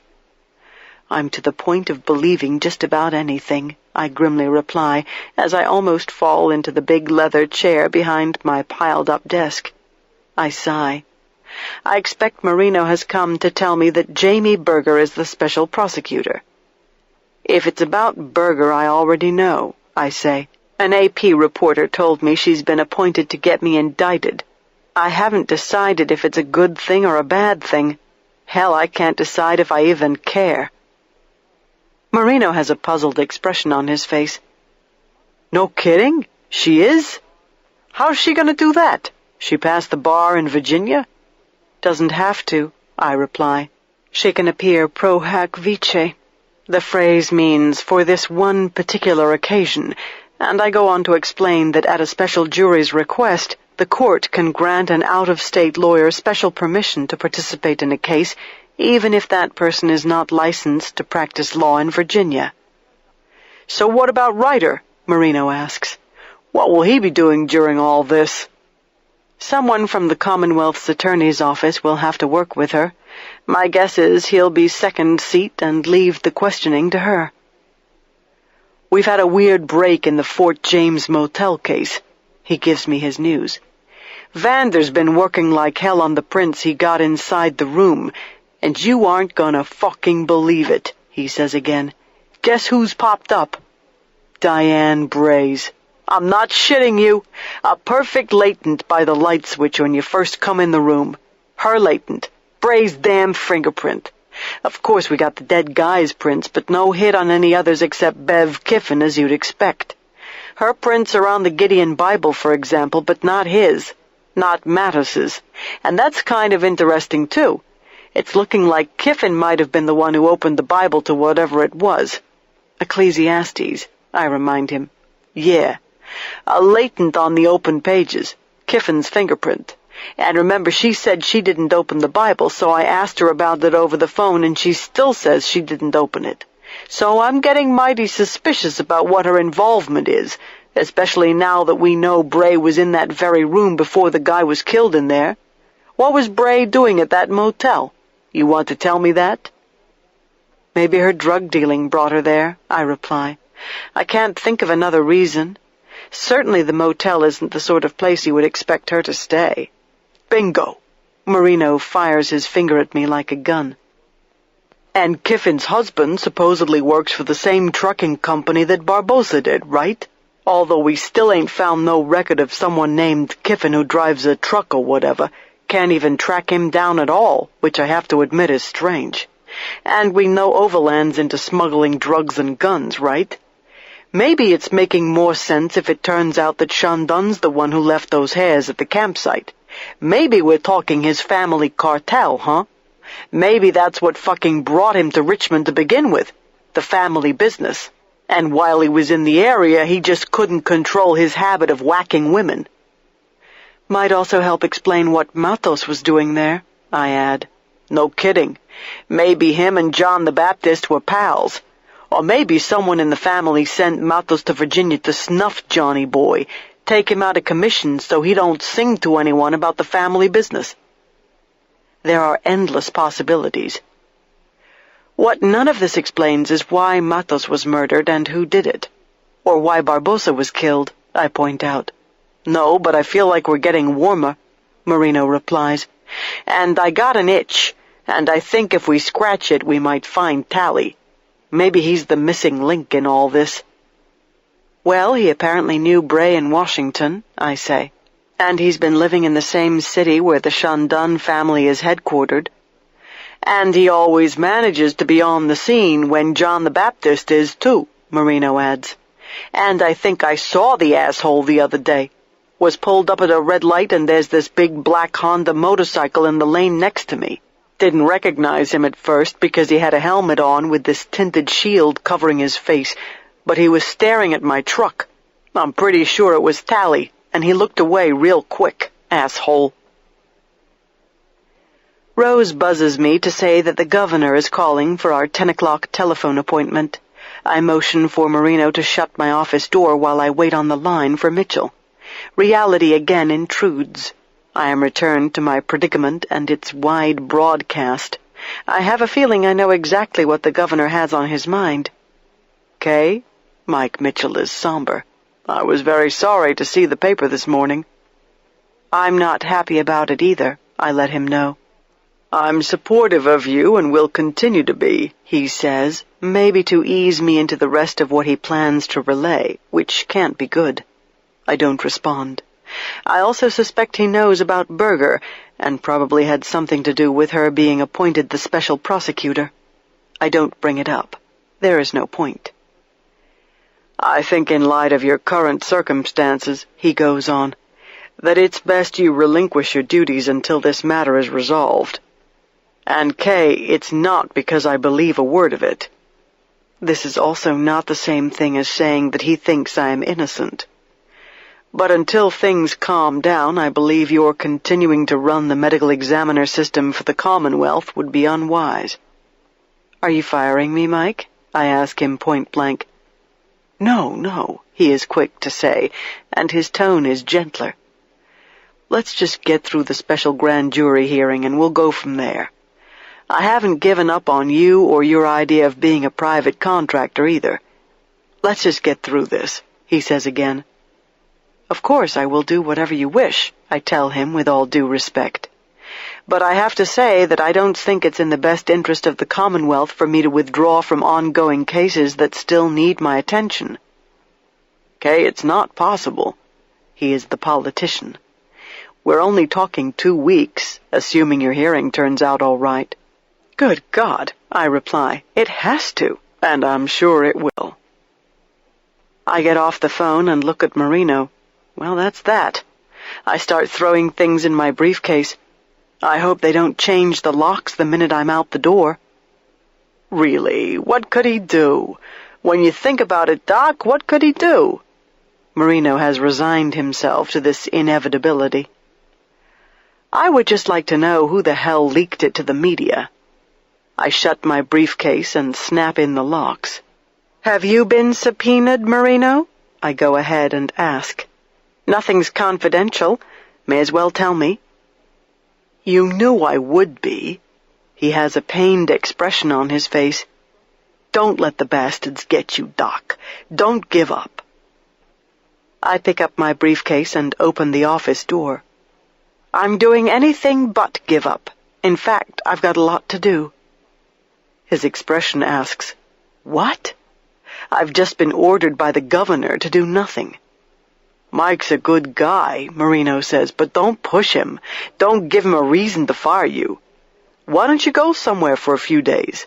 Maybe go see Lucy in New York. Didn't she head on up to New York, her and Tian? Just get the hell out of here until the hearing. I wish you would so I don't have to worry about you every other minute. I don't even like you being out there in Anna's house all by yourself. I take a deep breath and try to tuck in my fury and hurt.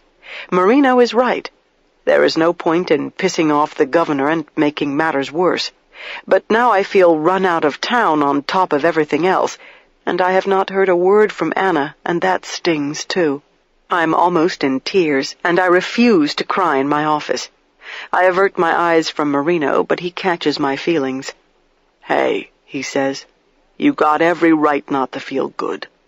All of this sucks, Doc. I cross the hallway and cut through the ladies' room on my way to the morgue. Turk is sewing up Benny White, and Jack is sitting at the counter doing paperwork. I pull out a chair next to my assistant chief and pluck several stray hairs off his scrubs. "You got to quit shedding," I say, trying to hide my upset. "You going to tell me why your hair keeps falling out?" I have been meaning to ask him for weeks. As usual, so much has happened, and Jack and I have not talked. "All you got to do is read the paper," he says, putting down his pen.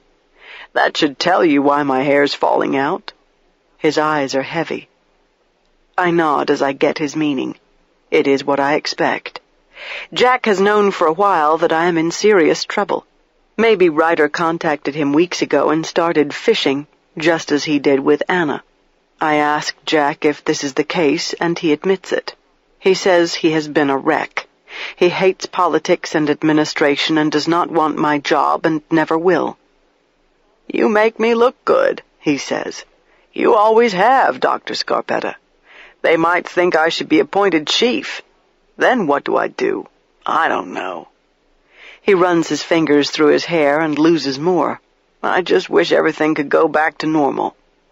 "Believe me, so do I say, as the phone rings, and Turk answers it. "That reminds me," Jack says. "We're getting weird phone calls down here. I tell you about that?" "I was down here when we got one," I reply. "Someone claiming to be Benton." "Sick," he says in disgust. "That's the only one I'm aware of," I add. "Dr. Scarpetta?" Turk calls out.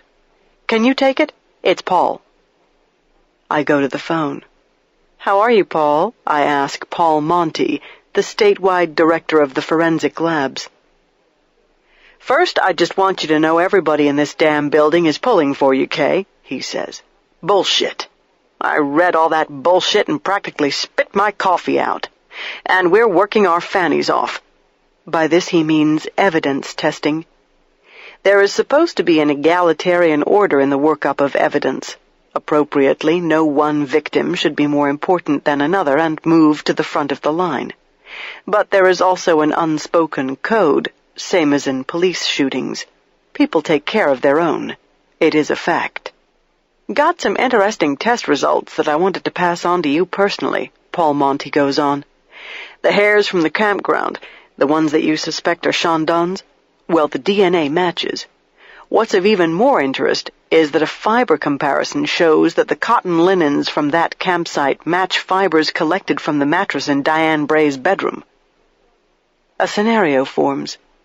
Chandon took Diane Bray's linens after her murder and fled to the campground.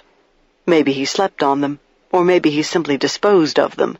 But either way, we can definitely place Chandon at the Fort James Motel.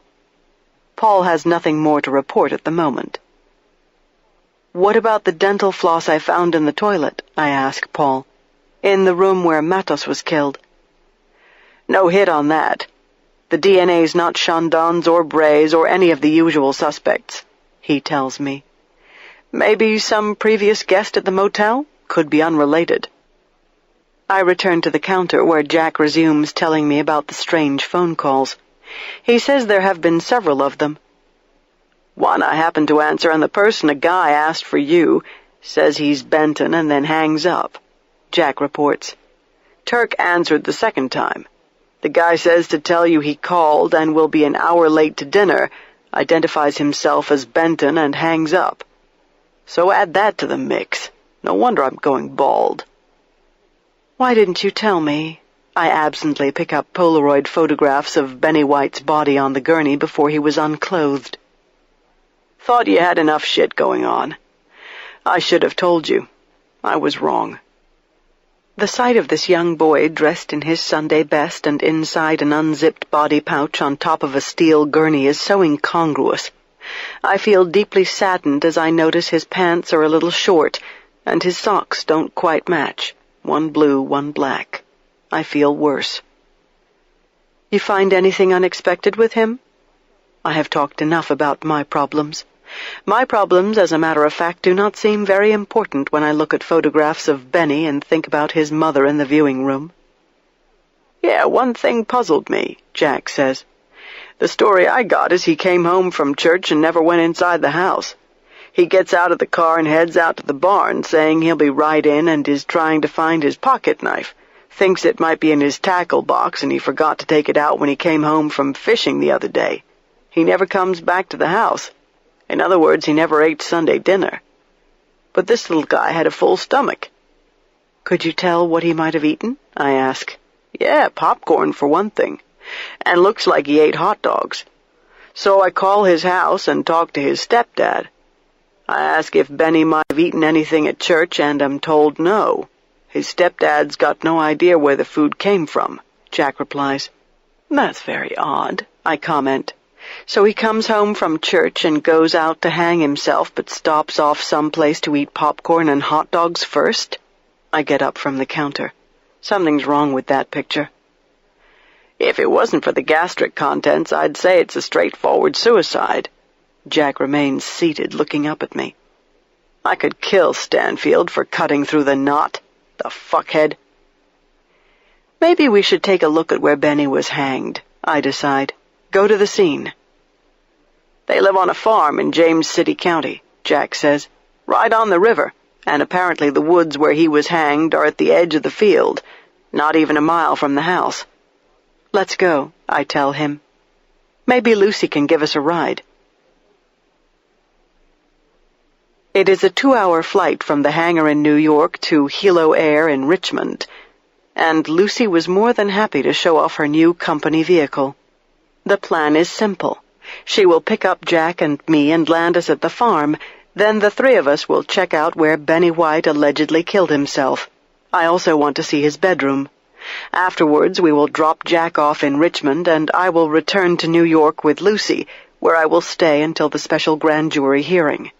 This is all planned for tomorrow morning, and Detective Stanfield has no interest in meeting us at the scene.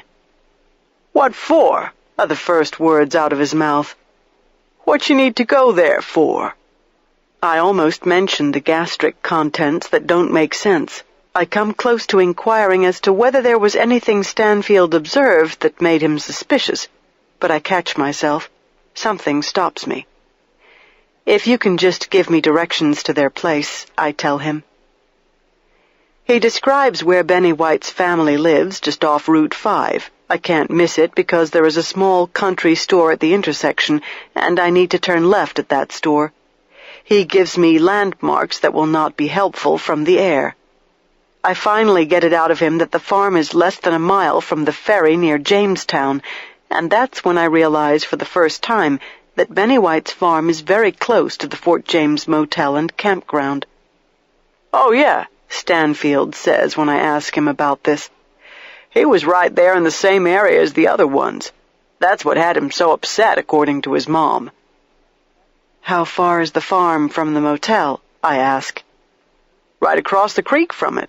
It's not much of a farm." Detective Stanfield, is there any possibility Benny knew Bev Kiffin's children, her 2 boys? I understand Benny liked to fish. I envisioned the fishing pole leaning against the upstairs window in Mitch Barbossa's townhouse. "Now, I know the story about him supposedly getting his pocket knife out of his tackle box, but I don't think that's what he did. I think he just wanted an excuse to get away from everybody," Stanfield replies. Do we know where he got the rope? I push aside his annoying assumptions. "His stepdaddy says there's all kinds of rope in the barn," Stanfield replies. "Well, they call it a barn, but it's where they just keep junk. I asked him what was in there, and he said just junk. You know, I got a hunch Benny might have run into Barbossa out there, fishing, and we know Barbossa was nice to kids. That sure would help explain it. And his mama did say the boy had been having nightmares and was mighty upset by the killings. Was scared to death is the way she put it. Now what you're going to want to do is go straight to the creek. You'll see the barn at the edge of the field, and then the woods right off to the left. There's an overgrown footpath, and where he hung himself is maybe 50 feet down that path where a deer stand is. You can't miss it.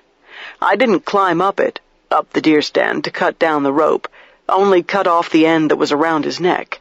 So it should still be right where it was. The rope should be right there where it was." I refrain from showing my complete disgust with Stanfield's sloppy policing. I don't probe any further or suggest to him he ought to do exactly what he threatened. Quit. I call Mrs. White to let her know my plans. Her voice is small and wounded. She is dazed and can't seem to comprehend that we want to land a helicopter on her farm. We need a clearing, a level field, an area where there are no telephone lines or a lot of trees, I explain. We don't have a runway. She says this several times. Finally, she puts her husband on the phone. His name is Marcus. He tells me they have a soybean field between their house and Route 5, and there's a silo painted dark green, too. There isn't another silo in that area, not one painted dark green, he adds. It is fine with him if we land in his field. The rest of my day is long. I work at the office and catch my staff before they head home. I explain to them what is happening in my life and assure each person that his job is not in jeopardy.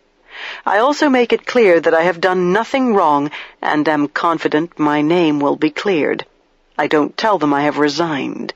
They have suffered enough tremors and don't need an earthquake. I don't pack items in my office or head out with anything other than my briefcase, as if all is well and I'll see everybody in the morning as usual. Now it is 9 p.m. I sit in Anna's kitchen, picking at a thick slice of cheddar cheese and sipping a glass of red wine, going easy, unwilling to cloud my thinking and simply finding it almost impossible to swallow solid food. I have lost weight. I don't know how much. I have no appetite and have developed a wretched routine of going outside periodically to smoke. Every half hour or so I try to contact Marina with no success. And I keep thinking about the clip file. It has hardly been out of my mind since I looked at it on Christmas Day. The telephone rings at close to midnight, and I assume it is Marino finally returning my page. Scarpetta, I answer. It's Jamie. Berger's distinctive, confident voice sounds over the line. I pause in surprise, but then I remember Berger seems to have no hesitation in talking to people she intends to send to jail, doesn't matter the hour. I've been on the phone with Marino, she starts off, so I realize you know my situation, or I guess I should say our situation. And actually you ought to feel all right about it, Kay. I'm not going to coach you, but let me say this. Just talk to the jury the same way you do to me, and try not to worry. I think I'm beyond worrying, I reply. Mainly I'm calling to pass on some information. We got DNA on the stamps. The stamps from the letters in the clip file, she informs me, as if she is in my mind again. So now the Richmond labs are dealing directly with her, it occurs to me. It appears Diane Bray was all over the map, Kay. At least she licked those stamps, and I will assume she wrote the letters and was smart enough not to leave her prints on them. The prints that were left on several of the letters are Benton's, probably from when he opened them before he realized what they were. I assume he knew they were his prints. Don't know why he didn't make a note of it. I'm just wondering if Benton ever mentioned Bray to you. Any reason to think they knew each other? I don't remember him mentioning her, I reply. My thoughts are locked. I can't believe what Berger has just said. Well, he certainly could have known her, Berger goes on. She was in D.C., he was a few miles down the road in Quantico. I don't know. But it baffles me that she would send this stuff to him, and I'm wondering if she wanted it posted in New York so he would go down the path of believing the crank mail was from Carrie Grethen. And we know he did go down that path, I remind her. Then we also have to wonder if Bray possibly, just possibly, had anything to do with his murder. Berger adds the final touch. It flashes in my mind that she is testing me again. What is she hoping? That I will blurt out something incriminating? Good. Bray got what was coming to her. Or she got what she deserved. At the same time, I don't know. Maybe it is my paranoia speaking and not reality. Maybe Berger is simply saying what is on her mind, nothing more. I don't guess she ever mentioned Benton to you, Berger is saying. Not that I recall, I reply. I don't remember Bray ever saying a word about Benton. What I just can't get, Berger goes on, is this Chandon thing. If we consider that Jean-Baptiste Chandon knew Bray, saying they were in business together, then why would he kill her? And in the manner he killed her? That strikes me as a non-fit. It doesn't profile right. What do you think? Maybe you should Mirandize me before you ask me what I think about Bray's murderer, is what I say. Or maybe you should save your questions for the hearing. You haven't been arrested, she replies, and I can't believe it. She has a smile in her tone. I have amused her. You don't need to be Mirandized. She gets serious. I'm not toying with you, Kay. I'm asking for your help. You should be goddamn glad it will be me in that room interviewing witnesses and not Ryder. I'm just sorry anyone will be in that room. No one should be. Not on my account, I tell her. Well, there are two key pieces that we've got to figure out. She is impervious and has more to tell me. The seminal fluid in Susan Pless's case isn't Chandon's, and now we have this newest information about Diane Bray. It's just instinct. But I don't think Chandon knew Diane Bray. Not personally. Not at all. I think all of his victims are people he had experienced only from a distance. He watched and stalked and fantasized. And that, by the way, was Benton's opinion, too, when he profiled Susan's case. Was it his opinion that the person who murdered her also left the seminal fluid? I ask. He never thought more than one person was involved, Berger concedes. Until your case is in Richmond, we were still looking for that well-dressed, good-looking guy who ate with her in Lumi. We sure weren't looking for some self-proclaimed werewolf with a genetic disorder. Not back then we weren't. As if I am supposed to sleep well after all this. I don't. I fade in and out, now and then picking up the alarm clock to check the time. Hours advance imperceptibly and weightily, like glaciers. I dream I am in my house and have a puppy, an adorable female yellow Labrador retriever with long, heavy ears and huge feet, and the sweetest face imaginable. She reminds me of gunned stuffed animals in F.A.O. Schwartz, that wonderful toy store in New York where I used to pick up surprises for Lucy when she was a child. In my dream, this wounded fiction I spin in my semi-conscious state, I am playing with the puppy, tickling her, and she is licking me, her tail wagging furiously. Then somehow I am walking into my house again, and it is dark and chilled, and I sense nobody home, no life, absolute silence. I call out to the puppy, I can't remember her name, and frantically search every room for her. I wake up in Anna's guest room, crying, sobbing, just bawling. Chapter 33. Morning comes and haze drifts like smoke as we fly low over trees. Lucy and I are alone in her new machine because Jack woke up with aches and chills. He stayed home, and I have a suspicion that his illness is self-induced. I think he is hungover, and I fear that the unbearable stress I have brought upon the office has encouraged bad habits in him. He was perfectly satisfied with his life. Now everything has changed. The Bell 407 is black with bright stripes. It smells like a new car and moves with the smooth strength of heavy silk as we fly east, 800 feet above the ground. I am preoccupied with the sectional map in my lap, trying to match depictions of power lines, roads, and railroad tracks with those we pass over. It isn't that we don't know exactly where we are, because Lucy's helicopter has enough navigational equipment to pilot the Concorde. But whenever I feel the way I do right now, I tend to obsess over a task, any task. 2 antennas about 1 o'clock, I show her on the map. 530 feet above sea level. Shouldn't be a factor, but don't see them yet. I'm looking, she says. The antennas will be well below horizon, meaning they aren't a danger even if we get close. But I have a special phobia of obstructions, and there are more of them going up all the time in this world of constant communication. Richmond Air Traffic Control comes over the air, telling us radar service is terminated, and we can squawk VFR. I change the frequency to 1200 on the transponder as I barely make out the antennas several miles ahead. They don't have high-intensity strobes, and are nothing more than ghostly, straight pencil lines in thick gray haze. I point them out. "Got 'em," Lucy replies. "Hate those things."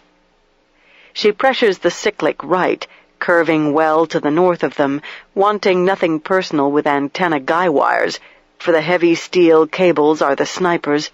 They will get you first. "The governor going to be pissed at you if he finds out you're doing this?" Lucy's question sounds inside my headset. "He told me to take a vacation from the office," I reply. "I'm out of the office." "So you'll come to New York with me?" she says. "You can stay in my apartment. I'm really glad you're leaving the job, giving up being chief, striking out on your own. Maybe you'll end up in New York working with Tian and me." I don't want to hurt her feelings. I don't tell her I am not glad. I want to be here. I want to be in my home and working my job as usual, and that will never be possible. I feel like a fugitive, I tell my niece, whose attention is outside the cockpit, eyes never straying from what she is doing. Talking to someone who is piloting a helicopter is like being on the phone. The person really doesn't see you. There is no gesturing or touching. The sun is getting brighter, the haze thinning the farther east we fly. Below us, creeks glisten like entrails of the earth, and the James River shines white like snow.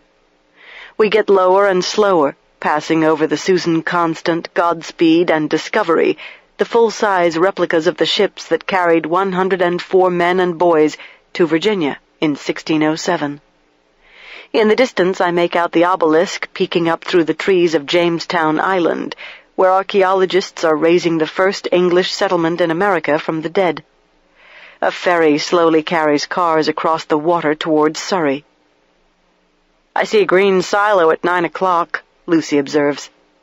"Think that's it?" I follow her eyes to a small farm that backs up to a creek. On the other side of the narrow, muddy lick of water, rooftops and old campers peeking out of thick pines become the Fort James Motel and Campground. Lucy circles the farm at 500 feet, making sure there are no hazards such as power lines. She sizes up the area and seems satisfied as she lowers the collective and reins us back to 60 knots. We begin our approach to a clearing between woods and the small brick house where Benny White spent his 12 short years. Dead grass storms as Lucy gently sets us down, subtly feeling for the ground, making sure it is level. Mrs. White comes out of the house. She stares at us, a hand shielding her eyes from the sun, and then a tall man in a suit joins her. They stay on the porch while we go through the 2-minute shutdown. As we climb out and walk toward the house, I realize that Benny's parents have dressed up for us. They look as if they have just come from church. "Never thought something like that would land on my farm." Mr. White gazes off at the helicopter, a heavy expression on his face. "Do come in," Mrs. White says. "Can I get you some coffee or something?" We chat about our flight, make small talk, anxiety thick. The Whites know I am here because I must be entertaining ominous scenarios about what really happened to their son. They seem to assume Lucy is part of the investigation and address both of us whenever they speak. The house is very neat and pleasantly furnished with big, comfortable chairs, braided rugs, and brass lamps. The floor is wide heart of pine, and wooden walls are whitewashed and hung with watercolors of Civil War scenes. By the fireplace in the living room are shelves that are full of cannonballs, minié balls, a mess kit, old bottles, and all sorts of artifacts that probably are from the Civil War.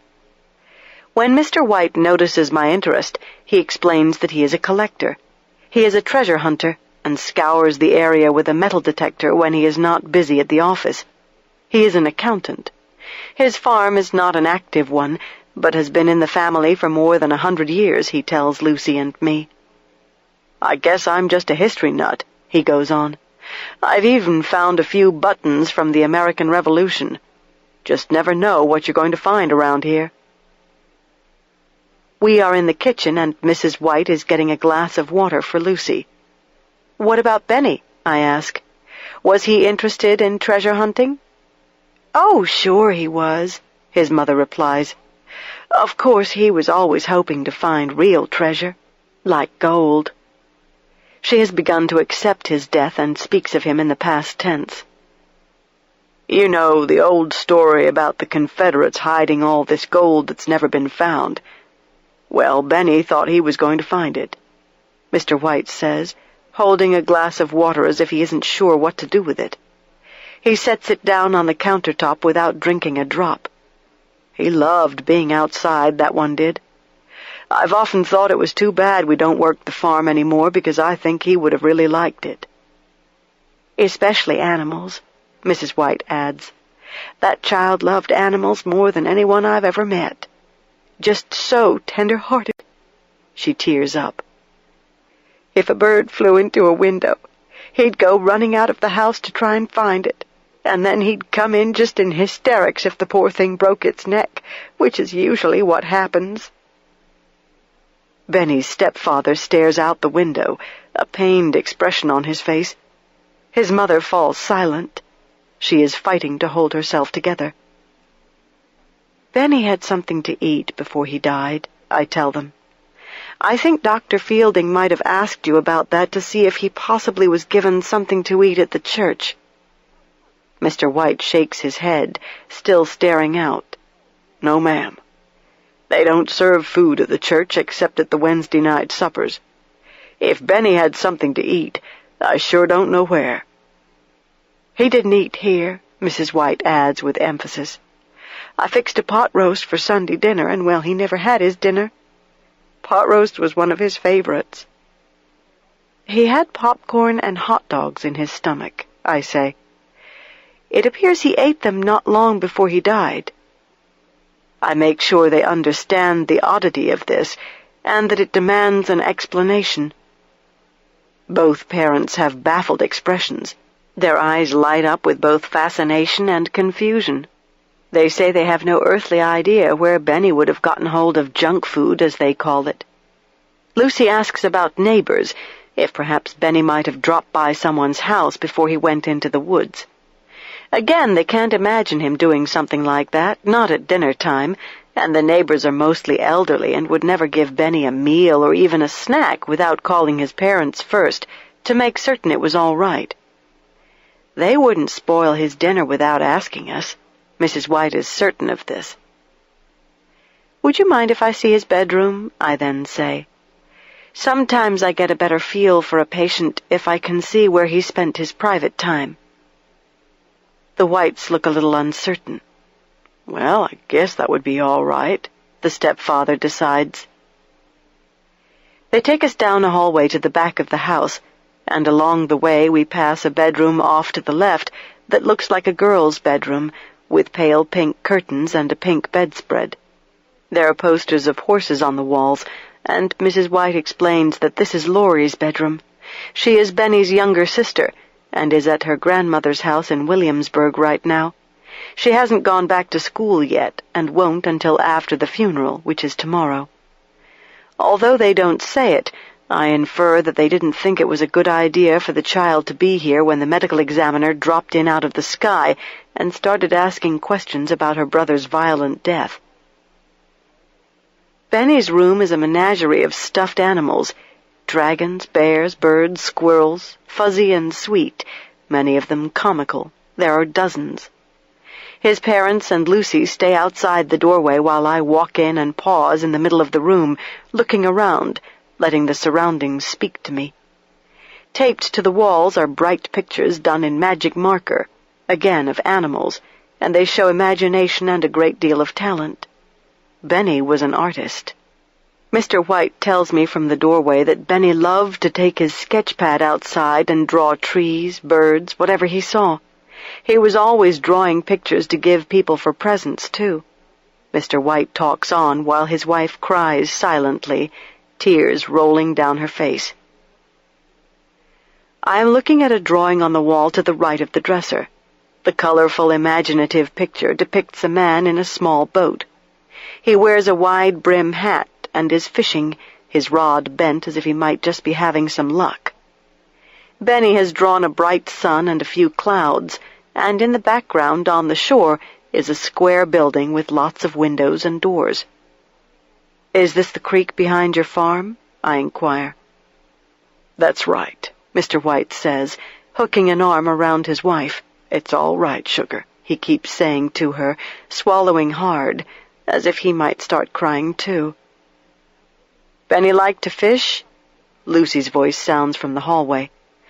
"I'm just wondering because some people who are big animal lovers don't like to fish, or else they let everything go."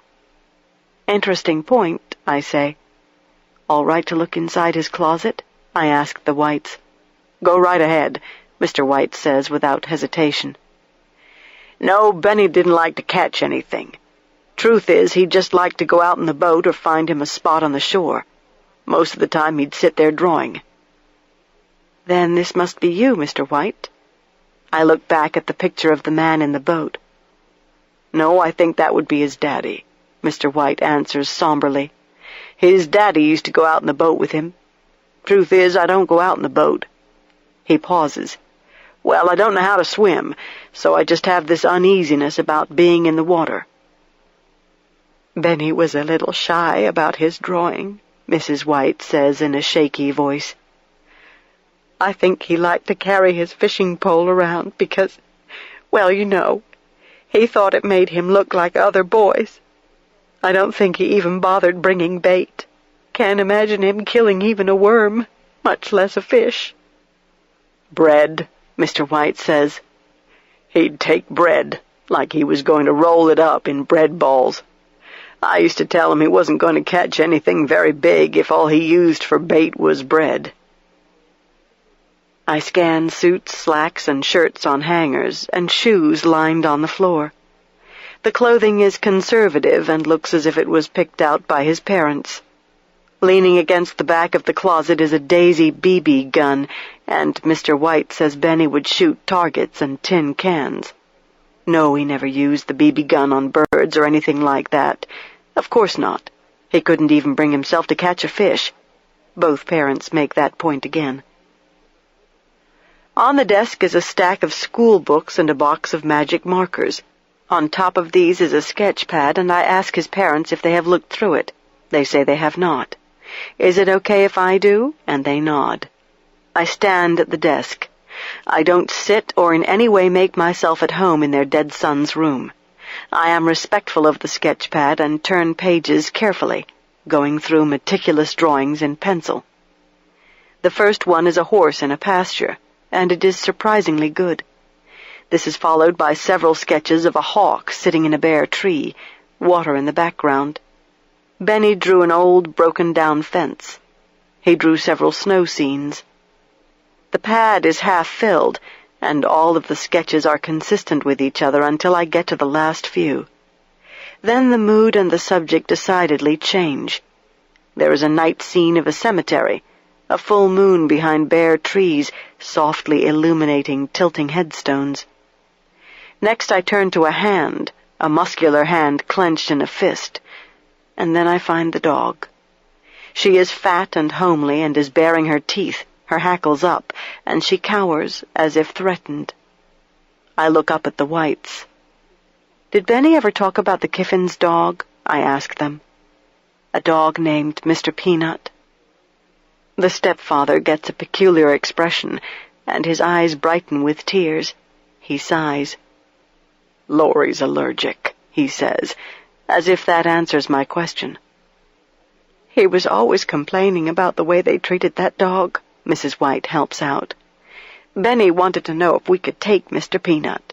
He wanted the dog and said he thought the Kiffins would give it up, but we couldn't. Because of Laurie, I infer. It was an old dog, too," Mrs. White adds. "Was?" I ask.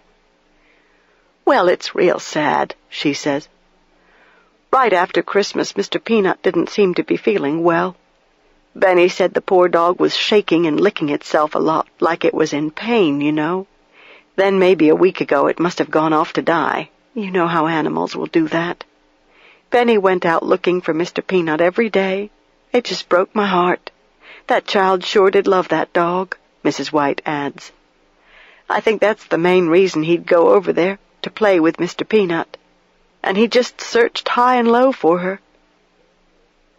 "Was this when his behavior started changing?" I suggest. "After Mr. Peanut disappeared?" "It was about that time," Mr. White replies, "and neither parent seems able to bear stepping inside Benny's room. They cling to the doorway as if holding up the walls." "You don't think he did something like that because of a dog, do you?" He is almost pitiful when he asks. Maybe 15 minutes later, Lucy and I head out to the woods together, leaving the parents at the house. They have not been to the deer stand where Benny was hanged. Mr. White told me he knew about the stand and has seen it many times when he has been out with his metal detector, but neither he nor his wife can bring themselves to go out there right now. I asked them if they thought other people knew the spot where Benny died. I'm worried about the curious having tramped around out there, but the parents don't think anybody knows exactly where Benny's body was found. Not unless the detective told people around here, Mr. White adds. The field where we landed is between the house and the creek, a barren acre that doesn't appear to have seen a plow in many years. To the east are miles of woods, the silo almost at the shore and jutting up rusty and dark, like a tired, thick lighthouse that seems to look out across the water at the Fort James Motel and Campground. As I imagine Benny visiting the Kiffins, I wonder how he got there. There is no bridge across the creek, which is about 100 feet wide and has no outlet. Lucy and I followed the footpath through the woods, scanning everywhere we step. Tangled fishing line is caught in trees close to the water, and I note a few old shotgun shells and soft drink cans. We have walked no more than 5 minutes when we come upon the deer blind. It looks like a decapitated treehouse that someone threw up in a hurry, with wooden rungs nailed up the trunk. A severed yellow nylon rope dangles from a crossbeam and stirs in a light, cold breeze that blows off the water and whispers through trees. We stop and are silent as we look around. I don't see any trash, no bags or popcorn containers or any sign that Benny might have eaten out here. I get closer to the rope.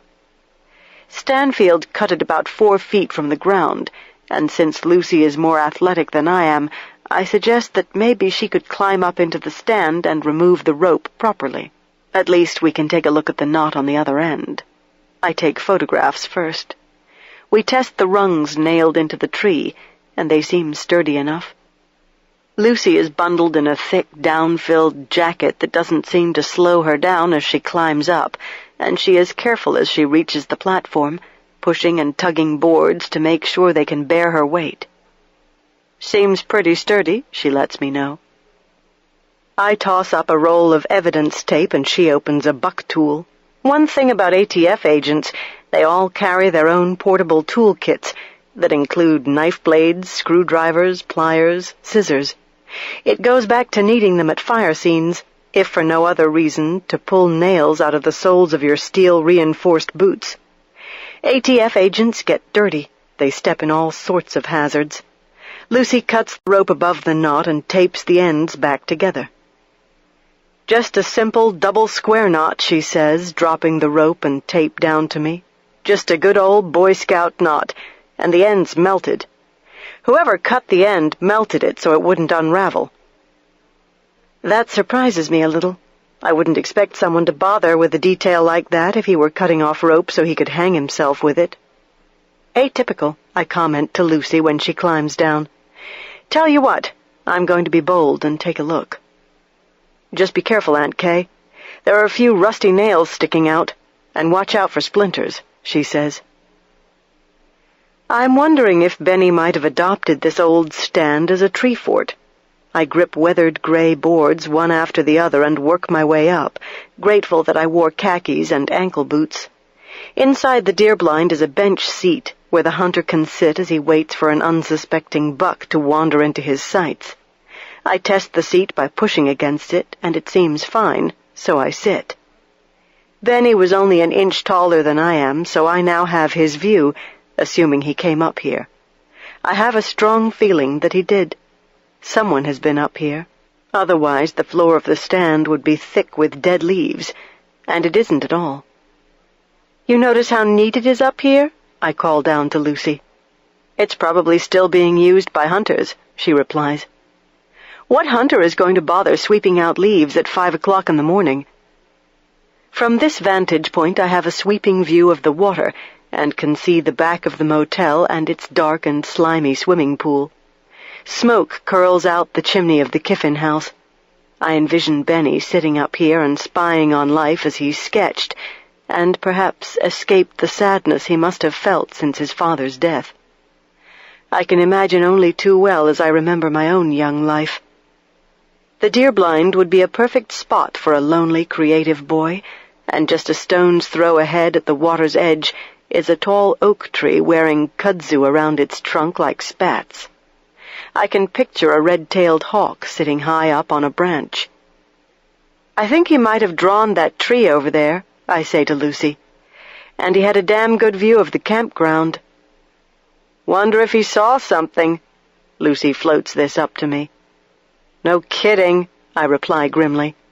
"And someone might have been looking back," I add. "This time of year with no leaves on the trees, he might have been visible up here, especially if someone had binoculars and a reason to be looking over this way." Even as I say this, it occurs to me that someone might be looking at us right now. A chill touches my flesh as I climb back down. "You got your gun in that butt pack, don't you?" I say to Lucy when my feet are on the ground. "I'd like to follow this path and see where it goes." I pick up the rope, coil it, and tuck it inside a plastic bag, which I then shove into a coat pocket. The evidence tape goes inside my satchel. Lucy and I start out on the path. We find more shotgun shells and even an arrow from bow season. Deeper into the woods we walk, the path bending around the creek, no sound but trees groaning when the wind gusts and the snap of twigs beneath our feet. I want to see if the path might take us all the way around to the other side of the creek, and it does. It is a mere 15-minute hike to the Fort James Motel, and we end up in woods between the motel and Route 5. Benny certainly could have walked over here after church. There are half a dozen cars in the motel parking lot, some of them rentals, and a big Honda touring motorcycle is near the Coke machine. Lucy and I walk toward the Kiffin house. I point out the campsite where we found the bed linens and baby carriage, and experience a combination of anger and sadness about Mr. Peanut. I don't trust the story about the dogs supposedly going off to die. I worry that Bev Kiffin did something cruel, maybe even poisoned her, and I intend to ask her what happened along with a number of other questions. I don't care how Bev Kiffin reacts. After today, I am grounded, out of commission, suspended from my profession. I can't know for a fact I will ever practice forensic medicine again. I might be fired and branded for life. Hell, I might end up in prison. I feel eyes on us as we climb the Kiffins' front porch steps. "Creepy place," Lucy says under her breath. A face peeks out from behind curtains and then ducks out of sight when Bev Kiffin's older son catches me looking back at him. I ring the bell, and the boy answers the door, the same boy I saw when I was here. He is big and heavy-set and has a cruel face speckled with acne. I can't tell how old he is, but I place him at 12, maybe 14. "You're the lady who was out here the other day," he says to me with a hard look. "That's right," I reply. "Can you tell your mother that Dr. Scarpetta is here and I need a word with her?" He smiles as if he knows a mean secret that he thinks is funny. He stifles a laugh. "She ain't in here right now. She's busy." His eyes get harder and wander in the direction of the motel. "What's your name?" Lucy asks him. "Sonny." "Sonny, what happened to Mr. Peanut?" I casually ask. "That dumb dog," he says. "All we can figure is somebody stole her." I find it impossible to believe that anyone would have stolen that old, worn-out dog. In the first place, she wasn't friendly to strangers. If anything, I might have expected her to get hit by a car. "Oh, yeah? That's too bad," Lucy answers Sonny. "What makes you think somebody stole her?" Sonny gets caught on this. He gets a vapid look in his eyes and starts to tell several lies and keeps interrupting himself. If anything, I might have expected her to get hit by a car." "Oh, yeah? That's too bad," Lucy answers Sonny. "What makes you think somebody stole her?" Sonny gets caught on this. He gets a vapid look in his eyes and starts to tell several lies and keeps interrupting himself. Some car pulled in at night. I heard it, and a door shut and she was barking, and then that was it. She was gone. Zach's all tore up about it." "She disappeared when?" I want to know. "Oh, I don't know." A shrug. "Last week." "Well, Benny was pretty torn up about it, too," I comment, watching for his reaction. That cold look in his eyes again. "The kids at school called him a sissy. And he was one, too. That's why he killed himself." "Everybody says so," Sonny replies with stunning callousness. "I thought the two of you were friends." Lucy is getting aggressive with him. "He bugged me," Sonny answers. "Always coming over here to play with the dang dog. He wasn't my friend. He was Zach and Mr. Peanut's friend. I don't hang out with no sissies." A motorcycle engine roars and rumbles to life. Zach's face pops up in the window to the right of the front door, and he is crying. "Did Benny come over here last Sunday?" I come right out and ask Sonny. "After church? Maybe 12:30, 1 o'clock? Did he eat hot dogs with you?" Sonny is caught again. He wasn't expecting the detail about hot dogs, and now he is in a bind. His curiosity overwhelms his untruthfulness, and he says, "How'd you know we had hot dogs?" He frowns as the motorcycle we saw a few minutes ago rumbles and bumps along the dirt path that leads from the motel to the Kiffin house. Whoever is on it heads right toward us, dressed in red and black leather, his face obscured by a dark helmet with a tinted face shield. Yet there is something familiar about the person. The realization stuns me. Jay Talley stops and gets off his motorcycle, nimbly swinging a leg over the big saddle seat. "Sonny, get in the house," Jay orders. "Now." He says this with cool ease, as if he knows the boy very well. Sonny steps back inside the house and the door shuts. Zach has vanished from the window. Jay takes off his helmet. "What are you doing out here?" Lucy asks him, and in the distance I spot Bev Kiffin walking this way, carrying a shotgun, coming from the direction of the motel, where I can only assume she has been with Jay. Red flags are popping up all over the place inside my head, and neither Lucy nor I make the connection fast enough. Jay is unzipping his thick leather jacket, and almost instantly he has a gun in his hand, a black pistol relaxed by his side. "Christ," Lucy says. "For God's sake, Jay." "I really wish you hadn't come here," he says to me in a calm, cold way. "I really wish you hadn't." He motions the gun toward the motel. "Come on. We're going to have a little talk." Run. But there is no place to run. He might shoot Lucy if I run. He might shoot me in the back. He raises the pistol and points it at Lucy's chest as he unfastens her butt-pack. He, of all people, knows what is in it. He takes my satchel and pats me down, making sure he explores my body intimately, to degrade me, to put me in my place, to enjoy the fury that dances across Lucy's face as she has to watch. "Don't," I quietly say to him. "Jay, you can stop now." He smiles, and dark rage sparks in a face that could be Greek. It could be Italian. It could be French. Bev Kiffin reaches us, and her eyes narrow as they fix on me. She wears the same red lumberman's jacket she had on the other week, and her hair is tousled as if she has just gotten out of bed. "Well, well," she says. "Some folks just never get the message they aren't welcome. Isn't that right?" Her eyes slide to Jay and linger. I know without being told that they have been sleeping together, and every word Jay has ever told me turns to fable. Now I understand why Agent Gillison McIntyre was perplexed when I said that Bev Kiffin's husband was a truck driver for Overland. McIntyre was undercover. She did the company's books. She would be aware of it if there was an employee named Kiffin. The only connection to that criminal-infested trucking company is Bev Kiffin herself, and the gun and drug smuggling that goes on is connected to the Shandun cartel. Answers. I have them, and now it is too late. Lucy walks close to me, her face concrete. She shows no reaction as we are walked at gunpoint past rusty campers that I suspect are unoccupied for a reason. Drug labs, I say to Jay. You making designer drugs out here, too?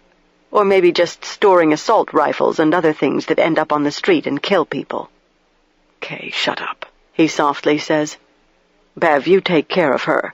He indicates Lucy. Find her a nice room and make sure she's comfortable. Kiffin smiles a little. She taps the back of Lucy's leg with the shotgun. We are at the motel now, and I scan parked cars and find no sign of another human being. Benton flashes in my mind. My heart pounds, and the realization roars through my brain. Bonnie and Clyde. We used to refer to Cary Greffin and Newton Joyce as Bonnie and Clyde, the killing couple. All along we have been so certain they were responsible for Benton's murder. Yet we have never known for a fact who he was meeting that afternoon in Philadelphia. Why did he go off alone and not tell any of us? He was smarter than that. He never would have agreed to meet Cary Greffin or Newton Joyce or even a stranger with information, because he would never have trusted a stranger with so-called information when he was in the city trying to track down a cunning, evil serial killer like Cary. I stop in the parking lot as Kiffin opens a door and waits for Lucy to walk ahead of her into one of those rooms. Room 14. Lucy doesn't look back at me, and the door shuts after her and Kiffin. You killed Benton, didn't you, Jay? I state it as a fact. He lays a hand on my back, the pistol pointed and touching me as he pauses behind me and says for me to open the door. We enter room 15, the same room Kiffin showed me when I wanted to see what kind of mattresses and linens she used in this dump. You and Bray, I say to Jay. That's why she sent letters from New York, trying to make it seem they were from Cary, to make Benton assume they were written from up there where she was locked up in Kirby. Jay shuts the door and waves the gun almost wearily, as if I am tiresome and he is not enjoying this. Sit down. My eyes wander up to the ceiling, looking for eye bolts. I wonder where the heat gun is, and if it is part of my fate. I keep standing where I am, near the dresser with its Gideon Bible, this one not opened to any special chapter about vanity or anything else. I just want to know if I slept with the person who killed Benton. I am looking right at Jay. You're going to kill me? Go ahead. But you already did that when you killed him. So I guess you can kill me twice, Jay. It is odd. I feel no fear, only resignation. My pain, my anguish is over my niece, and I wait for the sound of a shotgun to rock these walls. Can't you just leave her out of it? I ask anyway, and Jay knows I mean Lucy. I didn't kill Benton, he says, and he has the livid face of people who walk up and shoot a president. Pale, no expression, a zombie. Cary and her asshole friend did that. I made the call. The call? Called him to meet. That wasn't too hard. I'm an agent, he enjoys reminding me. Cary handled it from there. Cary and that wacko Scarface she got hooked up with. So you set him up, I say simply. Probably helped Cary escape, too. She didn't need much help. Just some, he replies with no inflection. She was like a lot of people in this business. They get into the goods and fuck up an already fucked up brain. She started doing her own thing years ago. If you guys hadn't solved the problem, we would have. She was at the end of her usefulness. Involved in the family business, Jay? My eyes pin his. The gun is by his side, and he leans against the door. He has no fear of me. I am like a bowstring wound too tightly, about to snap, waiting, listening for any sound next door. All these women murdered. How many of them did you sleep with first? Like Susan Pless. I shake my head. I just want to know if you helped out Sean Dunn, or did he follow you and help himself to what you left behind? Jay's eyes focus more sharply on me. I have probed the truth. You know, you're much too young to be Jay Talley, whoever he was, I say next. Jay Talley with no middle name. And you didn't go to Harvard, and I doubt you ever lived in Los Angeles, not as a child. He's your brother, isn't he, Jay? That horrible deformity who calls himself a werewolf? He's your brother, and your DNA is so close that on a routine screening you could be identical twins. Did you know your DNA is the same as his on a routine screening? At a 4-probe level, the two of you are exactly the same. Anger flashes. Vain, beautiful Jay would never want to think that his DNA was even similar to someone's as ugly and hideous as Jean-Baptiste Chandon. And the body in the cargo container, the one you helped us believe is the brother, Thomas. His DNA had many points in common, too, but not as many as yours does. Yours from the seminal fluid you left in Susan Pless's body before she was brutalized. Thomas a relative? Not a brother. What, a cousin? You kill him, too? You drown him in Antwerp, or did Jean-Baptiste do that? And then you lure me over to Interpol, not because you need my help with the case, because you want to see what I know. You want to make sure I don't know what Benton was probably starting to figure out. That you are a Chandon, I say, and Jay does not react. You probably mastermind the business for your father, and that's why you got into law enforcement, to be an undercover asshole, a spy. God knows how much business you've diverted, knowing everything the good guys are doing and then turning it against them behind their backs. I shake my head. Let Lucy go, I tell him. I'll do what you want. Just let her go. Can't. He doesn't even begin to argue with what I have said. Jay glances at the wall, as if he can see through it. I can tell he is wondering what is going on next door, why it is so quiet. My nerves wind tighter. Please, God, please, God, please. Or make it quick at least. Don't let her suffer. Jay pushes the lock in and fastens the burglar chain. Take your clothes off, he says, no longer using my name. It is easier to kill people you have depersonalized. Don't worry, he bizarrely adds. I'm not going to do anything. I just have to make it look like something else. I glance up at the ceiling. He knows what I'm thinking. He is pale and sweating as he opens a dresser drawer and pulls out several eye bolts and a heat gun. A red heat gun. Why? I ask him. Why them? I refer to the two men I now believe Jay murdered. You're going to screw these into the ceiling for me, Jay tells me. Up there in the crossbeam.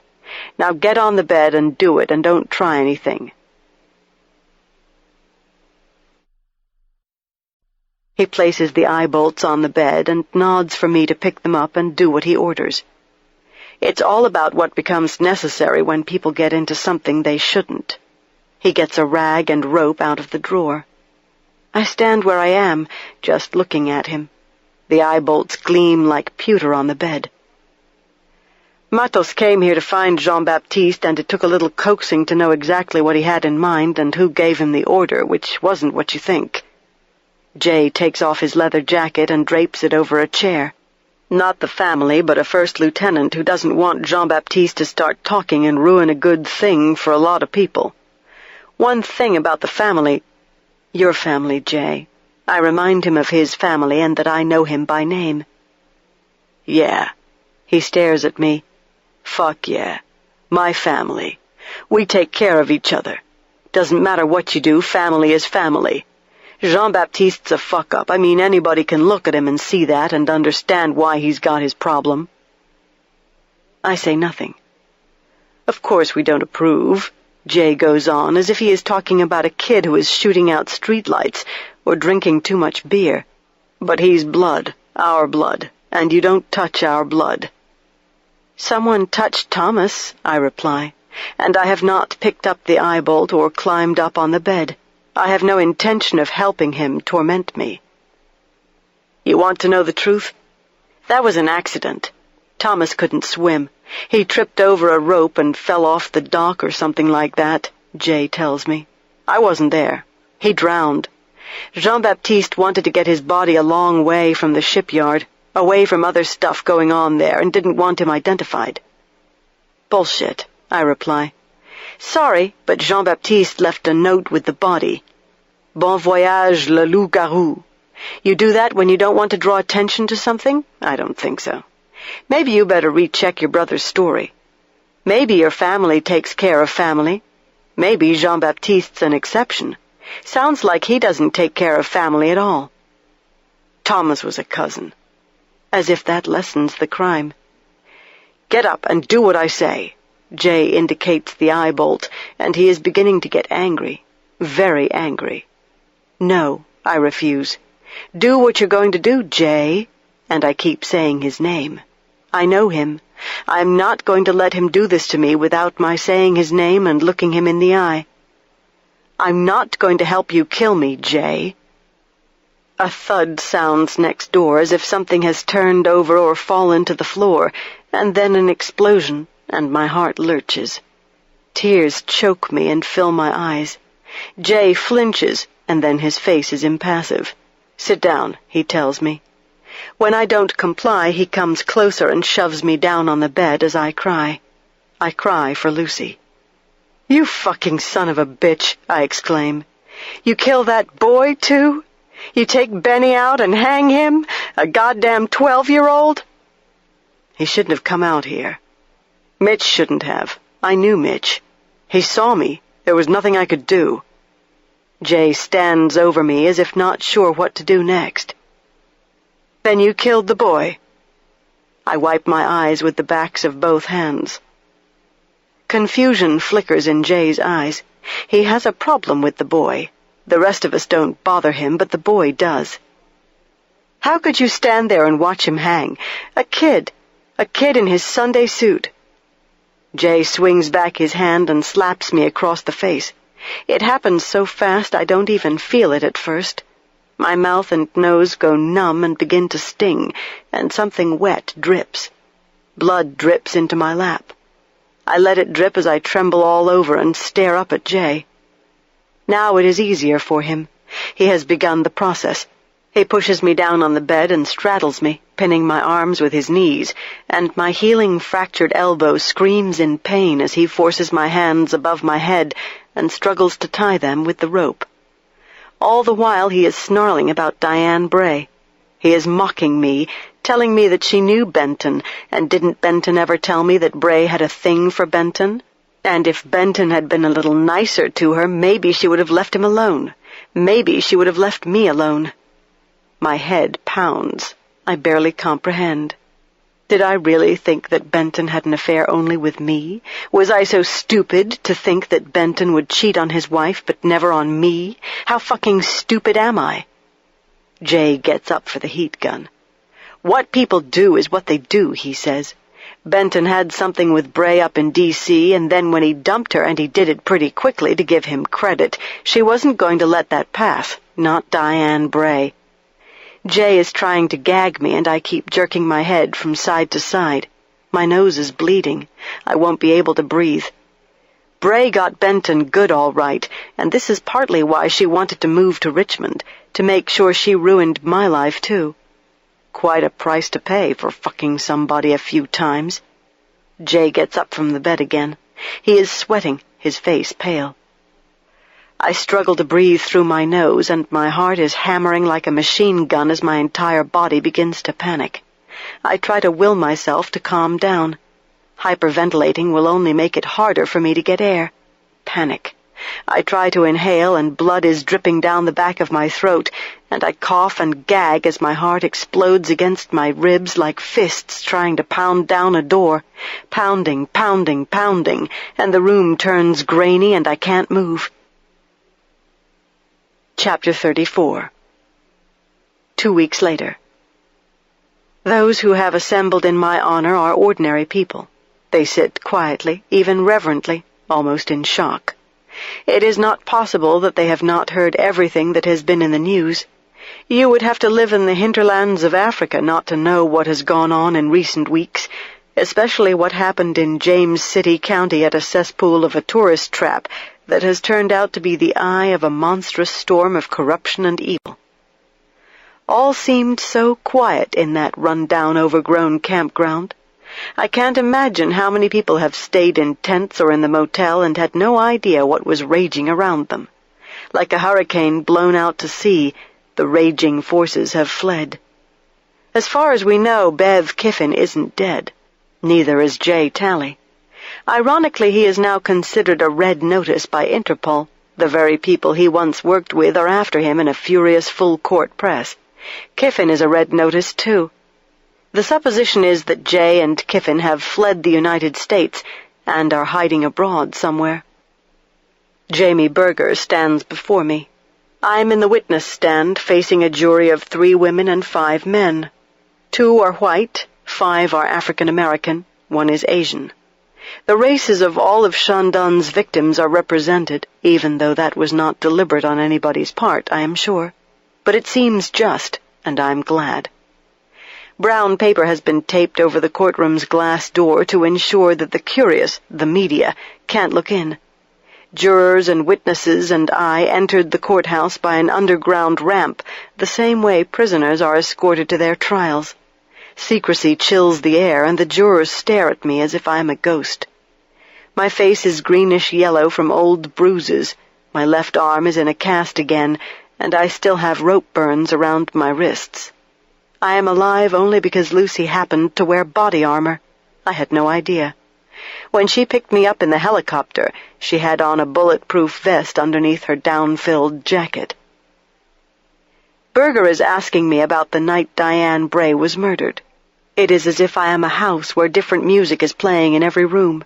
I am answering her questions, and yet I am thinking other thoughts and other images are coming to me, and I hear other sounds in different areas of my psyche. Somehow I am able to concentrate on my testimony. The cash register tape for the chipping hammer I purchased is mentioned. Then Berger reads from the actual lab report that was turned over to the court as a matter of record, just as the autopsy protocol, the toxicology, and all other reports have been. Berger describes the chipping hammer to the jurors and asks me to explain how the hammer's surfaces correlate with Bray's horrendous injuries. This goes on for a while, and I look at the faces of those here to judge me. Expressions range from passive to intrigued to horrified. One woman gets visibly queasy when I describe punched-out areas of skull and an eyeball that was virtually avulsed or hanging out of the socket. Berger points out that according to the lab report, the chipping hammer recovered from my house had rust on it.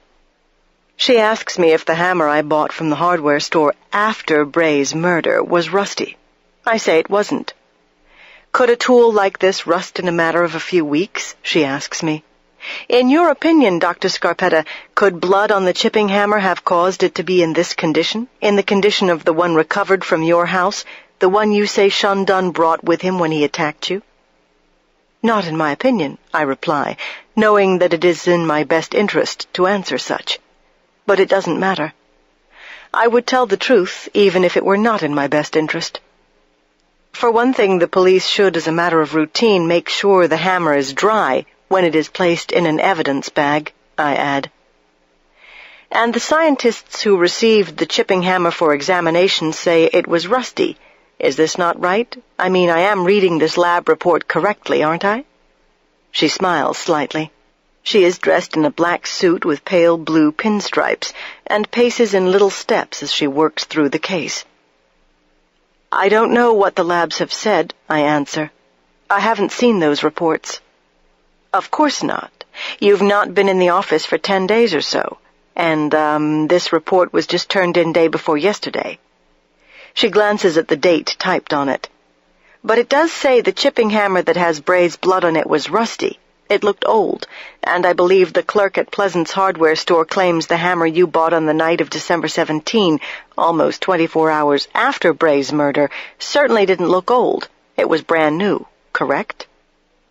Again, I can't say what the hardware store clerk claimed, I remind Berger from the stand, as jurors take in every word, every gesture. I have been excluded from all witness testimony. Berger is simply asking me questions I can't answer so she can tell the jurors what she wants them to know. What is treacherous and wonderful about any grand jury proceeding is that defense counsel is not present, and there is no judge, no one to object to Berger's questions. She can ask me anything, and she does, because in one of the rare instances on this planet, a prosecutor is trying to show the defendant is innocent. Berger asks what time I got home from Paris and went grocery shopping. She mentions my going to the hospital to visit Joe that night, and the phone conversation with Lucy afterwards. The window narrows. It gets tighter and tighter. When did I have time to rush over to Bray's house, beat her to death, plant evidence, and stage the crime? And why would I bother buying a chipping hammer almost 24 hours after the fact, unless it was for the very purpose I have stated all along, to conduct tests? She lets these questions hover while Buford Ryder sits at the prosecution table and studies notes on a legal pad. He avoids looking at me as much as he can. I answer Berger point by point. It gets harder and harder for me to talk. The inside of my mouth was abraded from the gag, and then the wounds became ulcerated. I haven't had mouth sores since I was a child, and had forgotten how painful they are. When my ulcerated tongue hits my teeth as I speak, it sounds as if I have a speech impediment. I feel weak and strung out. My left arm throbs, in a cast again because it was re-injured when Jay wrenched my arms above my head and bound them to the bed's headboard. I notice you're having some trouble talking. Berger pauses to point this out. Dr. Scarpetta, I know this is off the subject. Nothing is off the subject for Jamie Berger. She has a reason for every breath she takes, every step she makes, every expression on her face, everything, absolutely everything. But can we digress for a moment? She stops pacing and raises her palms in a shrug. I think it would be instructive if you would tell the jury what happened to you last week. I know the jury must be wondering why you're bruised and having difficulty speaking. She digs her hands in the pockets of her trousers and patiently encourages me to tell my story. I apologize for not being the sharpest knife in the drawer at the moment, I say, and the jurors smile. I tell them about Benny, and their faces are pained. One man's eyes fill with tears as I describe the boy's drawings that led me up into the deer stand, where I believe Benny spent much of his time watching the world and recording it in images on his sketchpad. I express my fears that young Benny may have met up with foul play. His gastric contents, I explain, could not be explained by what we knew about the last few hours of his life. And sometimes pedophiles, child molesters, lure children with candy, food, something that will entice them. You've had cases like this, Dr. Scarpetta? Berger questions me.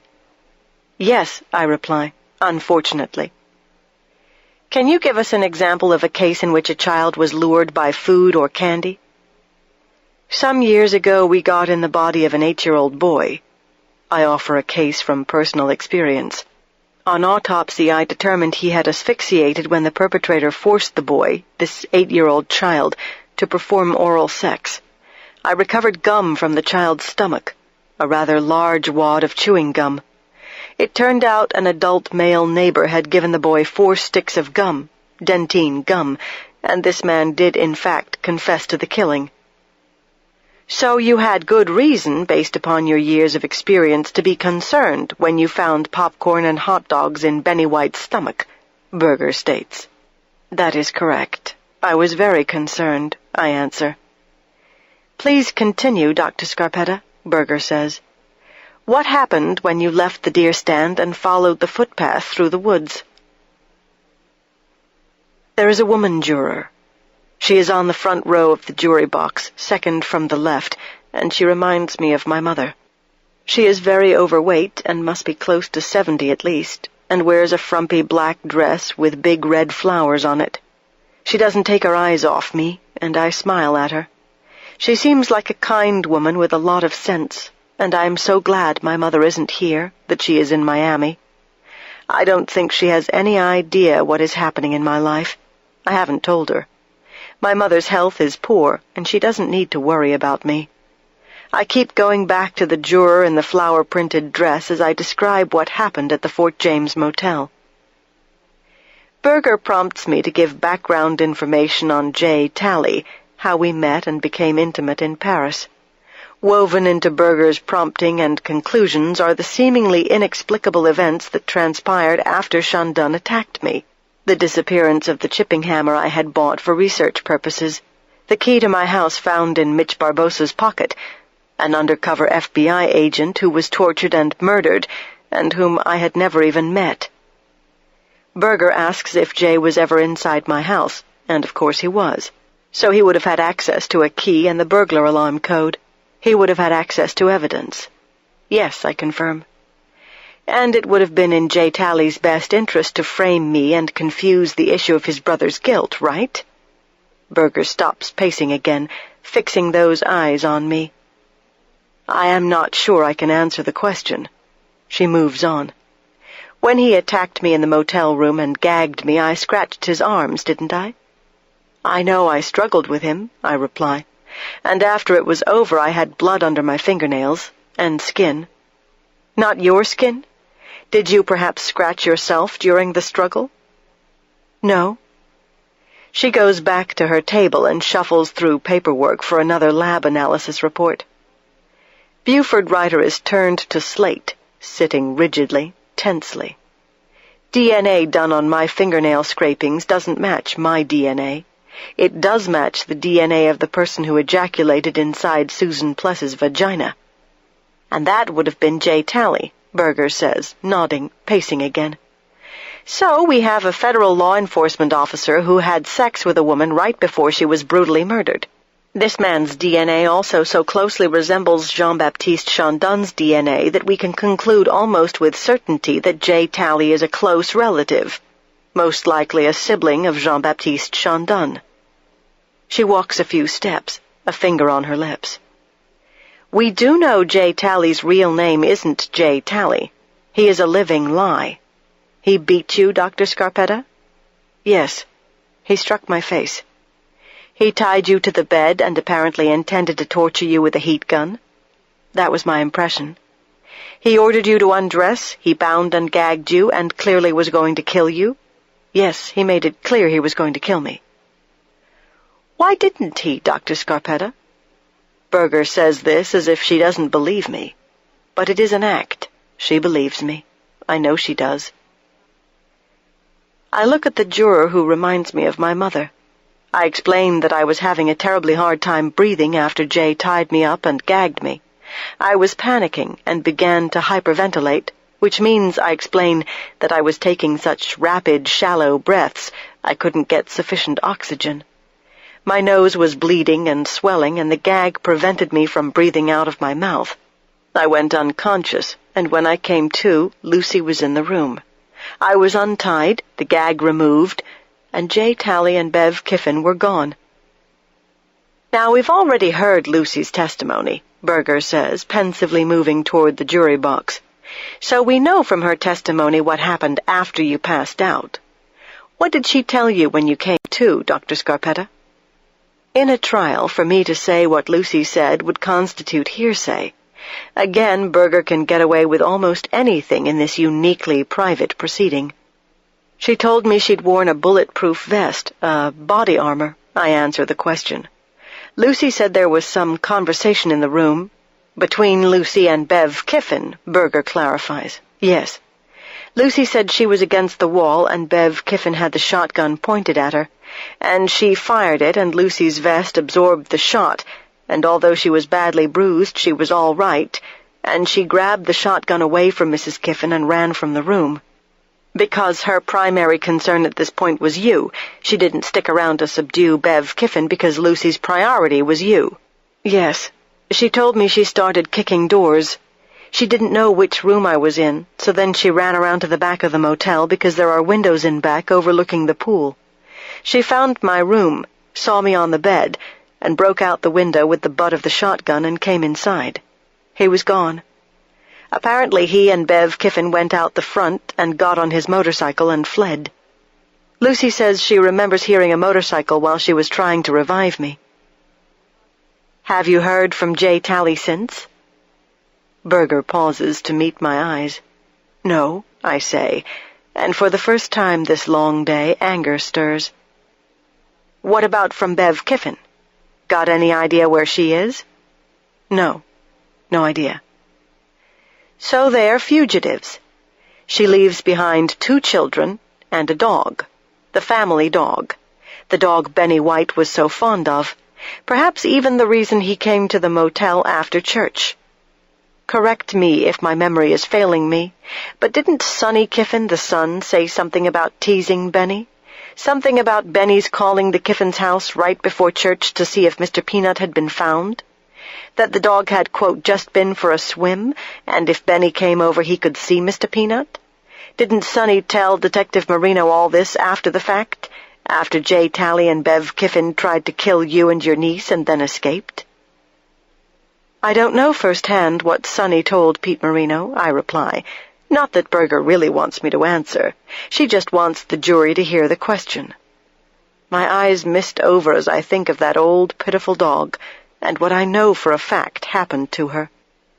The dog hadn't been for a swim, not voluntarily, right, Dr. Scarpetta?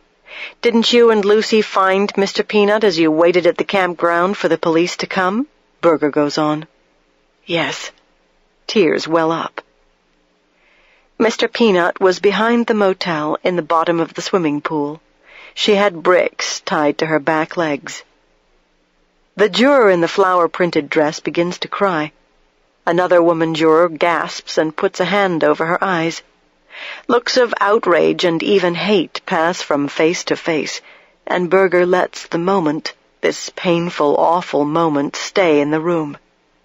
The cruel image of Mr. Peanut is an imagined courtroom display that is vivid and unbearable, and Berger won't take it away. Silence. How could anybody do something like that? The juror in the flower-printed dress exclaims as she snaps shut her pocketbook and wipes her eyes. What evil people! Sons of bitches is what they are. Thank God, the good Lord was looking after you. He sure was. A juror shakes his head, the comment directed at me. Berger paces 3 steps. Her gaze sweeps the jury. She looks a long moment at me. Thank you, Dr. Scarpetta, she quietly says. There certainly are some evil, awful people out there, she gently says for the jury's benefit. Thank you for spending this time with us, when we all know you're in pain and have been through hell. That's right. She looks back at the jury. Hell. Nods all around.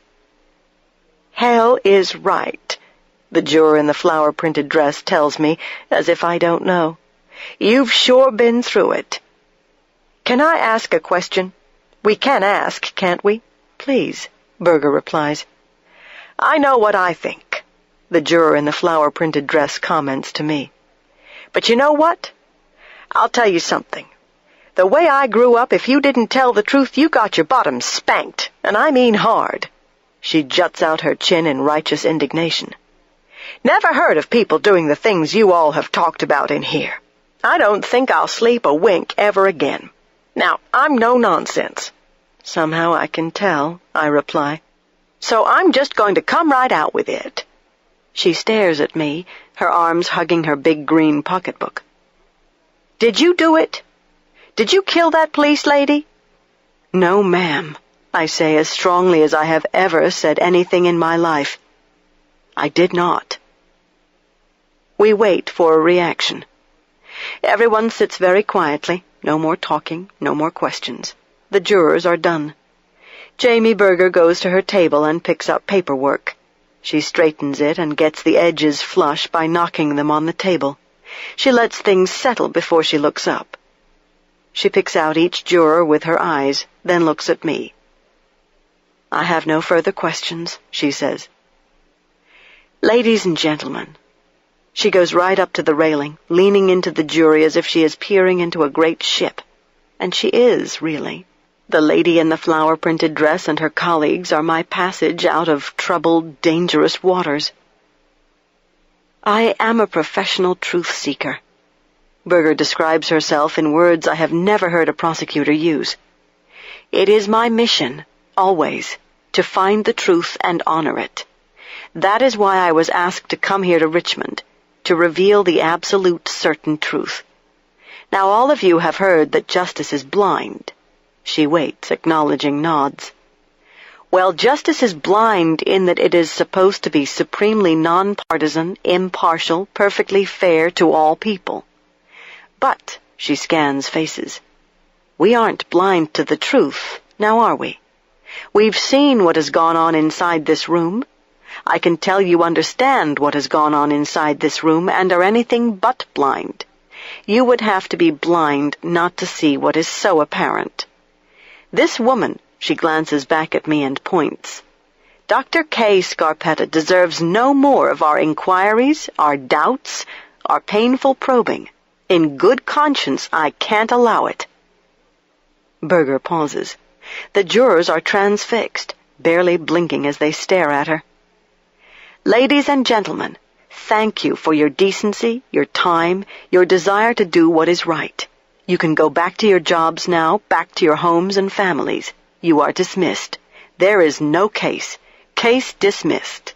Good day. The lady in the flower-printed dress smiles and sighs. The jurors start clapping. Buford Ryder stares down at his hands clasped on top of the table. I get to my feet, and the room spins as I open the saloon-type swinging doors and leave the witness stand. Minutes later. I feel as if I am emerging from a brownout and avoid eye contact with reporters and others who wait beyond the paper-shrouded glass door that hid me from the outside world and now returns me to it. Berger accompanies me to the small nearby witness room, and Marino, Lucy, and Anna are instantly on their feet, waiting with dread and excitement. They sense what has happened, and I simply nod an affirmation and manage to say, "Well, it's okay. Jamie was masterful." I finally call Berger by her first name as it vaguely registers that although I have been inside this witness room countless times over the past decade, waiting to explain death to jurors, I never imagined I would one day be in this courthouse to explain myself.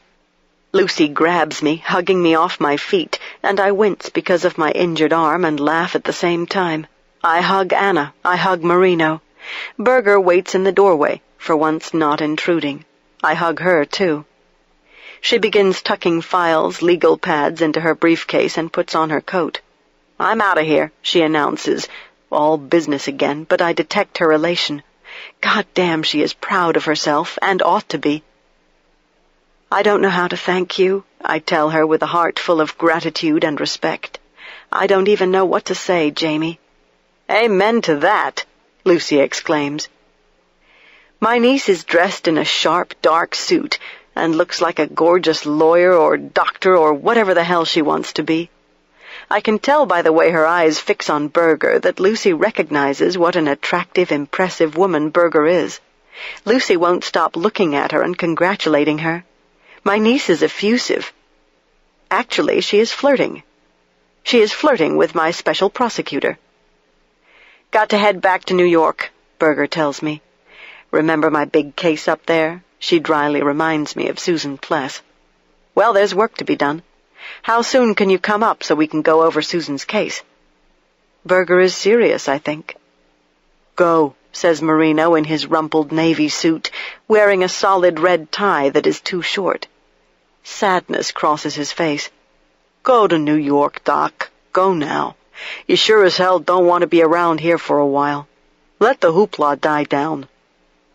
I don't reply, but he is right. I am rather speechless at the moment.